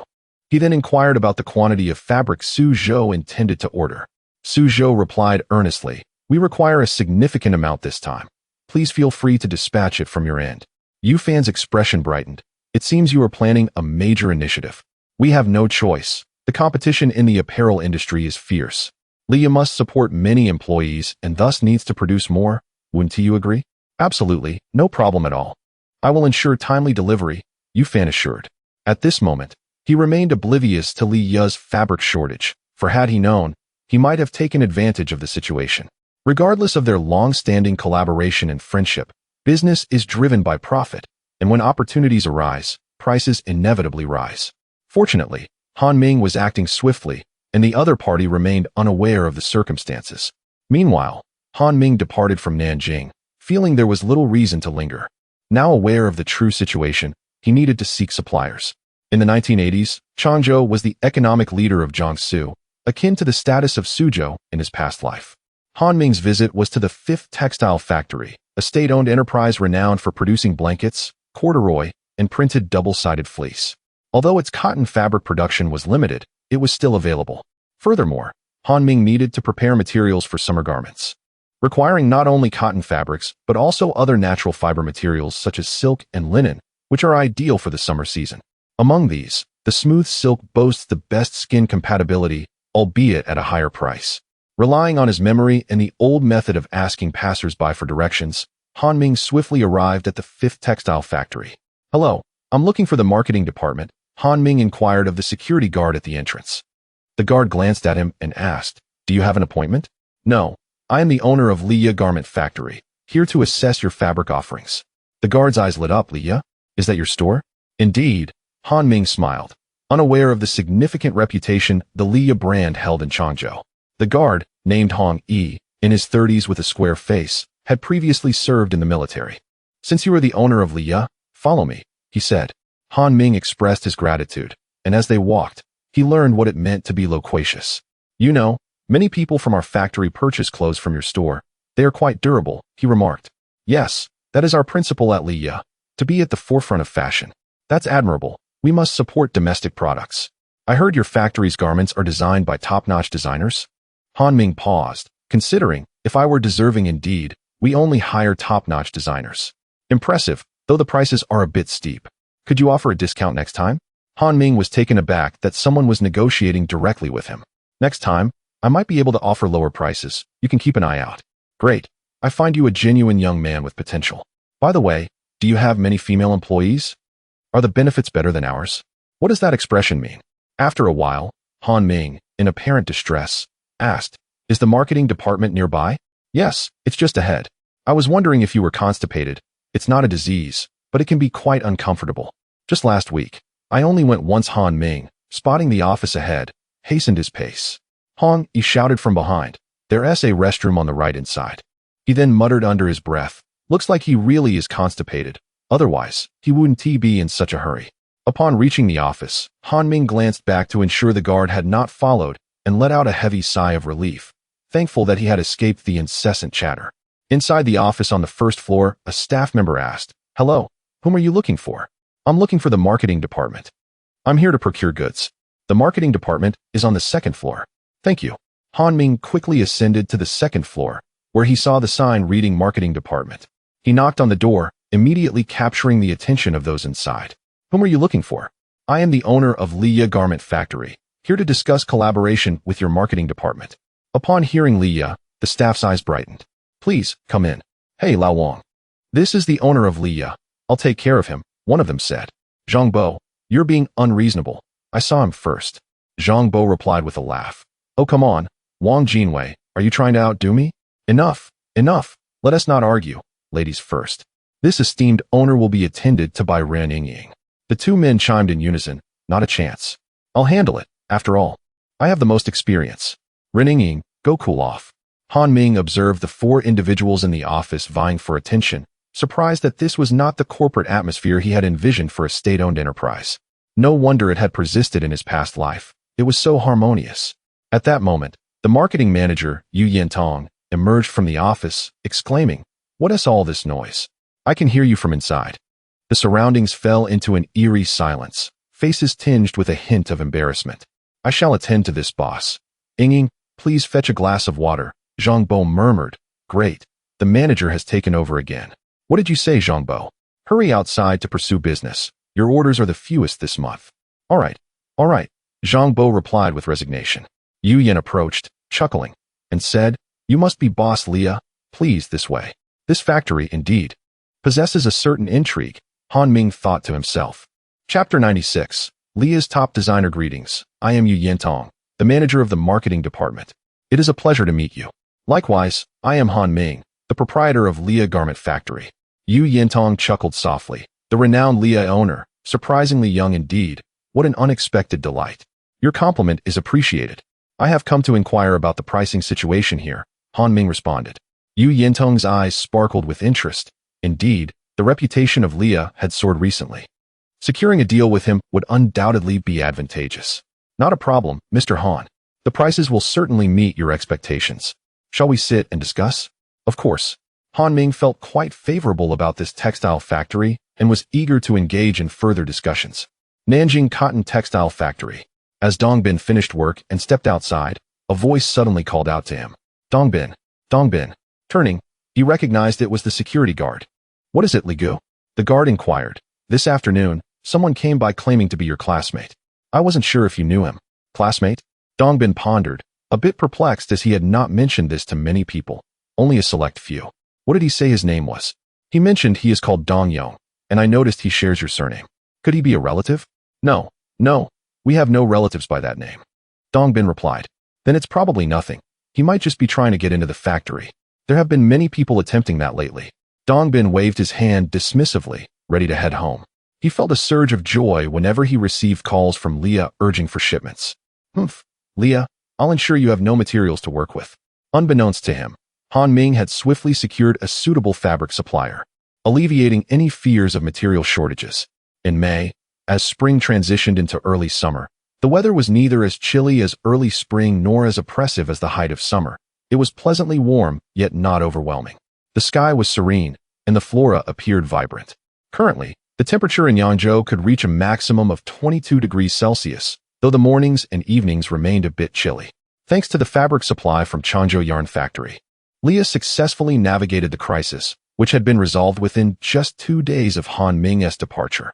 At present, Leah primarily produced lightweight jackets, long sleeves, short sleeves, and shirts, while pants remained focused on bell-bottoms and fitness pants. Recently, they had also introduced footed pants and yoga pants, which garnered considerable attention. Some praised, Leah is indeed at the forefront of global fashion, introducing styles that have yet to appear abroad. While this statement was somewhat exaggerated, as these styles had previously existed internationally, their introduction to the domestic market was timely. Nevertheless, these trends would likely be fleeting. As societal openness expanded, the popularity of bell-bottoms and pointed-collared shirts would inevitably wane. Han Ming was aware of this reality, thus continued to produce bell-bottoms, albeit in a stable manner without any extraordinary circumstances. Leah Garment Factory had grown to over 200 employees, with 5 workshop leaders and 7 in sales. Zhou Bing had also been promoted to workshop director, responsible for managing the old factory's operations. Zhou Bing was taken aback by this unexpected turn of events and felt immense gratitude towards Han Ming. The old factory employed around 120 people, including nearly 100 workshop workers, with the remainder consisting of quality control and warehouse personnel, none of whom had transitioned to the new factory. Han Wei was among them, given Zhou Bing's capabilities. Managing such a workforce was quite challenging. Fortunately, 2 seasoned leaders, Shi Jinrong and Li Honghua, were on hand to assist. Han Ming aimed to support Zhou Bing, understanding that only by enhancing his capabilities could he ascend to greater heights. The former sales department had merely provided an opportunity for practice. Currently, the sales manager was Qin Tao, who, despite being only 24 years old, had developed the competence to lead the team through this period of training. For Dongbin, 2 weeks had passed, and he eagerly anticipated witnessing Leah's downfall. To his dismay, however, not only did Leah not falter, but their sold garments were increasingly in demand. How could this be? They clearly have no suppliers, he mused. Hearing this, his father shook his head, deeming his thoughts too extreme. Dong Xiahai stated with a stern voice, "Focus on your work. I've heard that you've been slacking off. Often arriving late and leaving early, is that true?" Dongbin mumbled, "Which person talks so freely? Be quiet. Your supervisor has already spoken to me. If this continues, they won't be able to keep you." Upon hearing this, Dongbin's expression changed. "Dad, you must speak to him. I've heard it's tough to find work after being dismissed from a state-owned enterprise. Then do your job properly." You've gone to the marketing department yet achieved nothing. People are starting to talk. Dad, you're the manager. Who would dare speak ill of you? Dong Xiaohai sighed. No one will say anything to your face, but behind your back, there's plenty of gossip. People are eager to see you stumble, so be more mindful. All right, Dad, I will take it seriously. Little did Dong Bin know that his impulsiveness would lead to his father's demotion after his father communicated with the marketing department on his behalf. Knock, knock, knock. Han Ming was in his office when suddenly, a figure entered. It was his designer, Jiang Yuqian. What brings you here, our top designer? Jiang Yuqian shyly replied, Boss, you always tease me. I've encountered a design challenge and was hoping to seek some inspiration from you. It was well known within the factory that Jiang Yuqian's designs often drew from Han Ming's ideas. Yet, this was inconsequential, for Leah had consistently proclaimed to the outside world that they employed a top designer who had studied abroad, one who had amassed numerous accolades while overseas. While this was not the most critical aspect, it was significant that the public believed it. Let me see what you've designed. Han Ming took the sketches and was nearly taken aback. Transforming work uniforms into skirts, bell-bottom shorts, and cropped shirts, he sighed deeply, relieved he had not allowed Jiang Yuqian to present her designs publicly, fearing the backlash. Boss, do you like my approach? Seeing her eager expression, Han Ming refrained from delivering any harsh criticism. I believe you may wish to set aside these considerations for the time being. Jiang Yuqian inquired nervously, what is the matter? Have I not performed adequately? No, he reassured her. I find your design quite commendable. However, it does not align with the contemporary preferences of the populace. Then what do people desire? Han Ming asked. As the weather warms, would you still enjoy wearing denim? Certainly, she replied. I find it difficult to engage with that statement, Han Ming remarked, casting a disapproving glance at her. Jiang Yuqian, feeling a touch anxious, responded. It seems I am not as fond of wearing denim as I once was. Chapter 97. New sportswear indeed. Jiang Yuqian despises wearing denim even in the summer. Thus, Han Ming nodded and said, in light of your earnest inquiry, I shall graciously divulge that as the heat rises, people tend to shy away from denim. Consequently, there must be a type of clothing that is both loose and elastic, while also allowing for breathability. Jiang Yuqian inquired, what is it? Sportswear, he replied. What? Sportswear, which, owing to the properties of its fibers, can render the garments durable, breathable, and more elastic. Han Ming intends to prioritize the selection of fabrics such as polyester cotton blends, cotton interwoven with other fibers, and acrylic. He dismisses pure cotton, acknowledging that while it absorbs sweat, it does not disperse it quickly, leading to moisture seeping into the fabric, which can cool the skin and hinder warmth retention. In the relatively cold winter months, wearing pure cotton undergarments can actually exacerbate the risk of catching a chill following vigorous exercise, resulting in symptoms like colds and headaches. Thus, pure cotton garments are ill-suited for athletic endeavors. Though there are a few sportswear options available now, they have not yet gained recognition. The most notable period for this brand should be around July 28th, coinciding with the commencement of the Los Angeles Olympics. It is then that the Meihua brand of sportswear will create a significant stir domestically. Meihua is a local brand that gained fame during this Olympic event and is considered an established name. However, its subsequent development has faltered, failing to seize opportunities and unable to withstand the pressure from international brands like Nike and Adidas. But isn't there already a market for sportswear? Jiang Yuqian asked, puzzled. No. What we aim to create is a new trend. A new style, distinct from theirs. Wow, boss, you even know English? Of course, Han Ming retorted. Besides, it's just a simple no. What's the big deal? Now that it's not spring anymore, and mornings and evenings can still be a bit cool, we can first design a spring collection, a lightweight zip-up jacket. And we mustn't forget our logo. All right, boss, no problem, Jiang Yuqian readily agreed.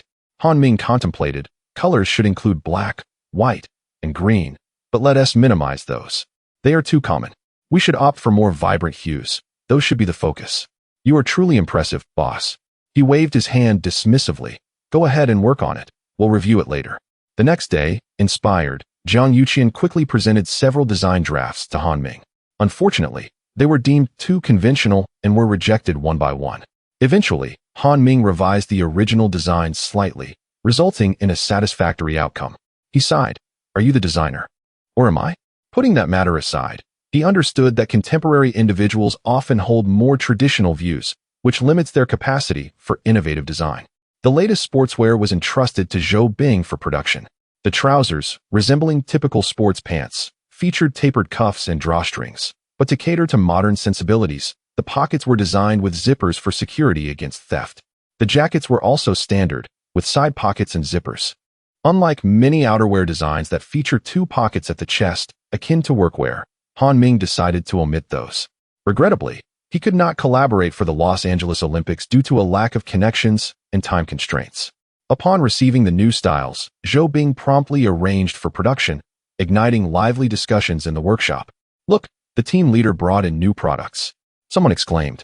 "Yes, team leader. Does that mean the boss has new designs?" Another added. Indeed. It was no wonder they were abuzz, as within a mere year, they had experienced numerous product iterations. Shi Jinrong chuckled. "If the boss says so, we shall proceed." Furthermore, he added, "I have good news. The boss is establishing an outstanding employee award, with a few individuals able to earn it each month. The quantity is limited, but those who work diligently will have a chance." Excitement rippled through the group. "Team leader, do you know how much the award is?" Shi Jinrong hesitated. "I believe it's around 10 yuan, with only 5 slots available." "Wow, that's quite generous. However, there are very few slots." "Indeed, just 5. Shi Jinrong clapped his hands. "As long as everyone performs well, they will have a chance to earn it. Plus, it will be monthly.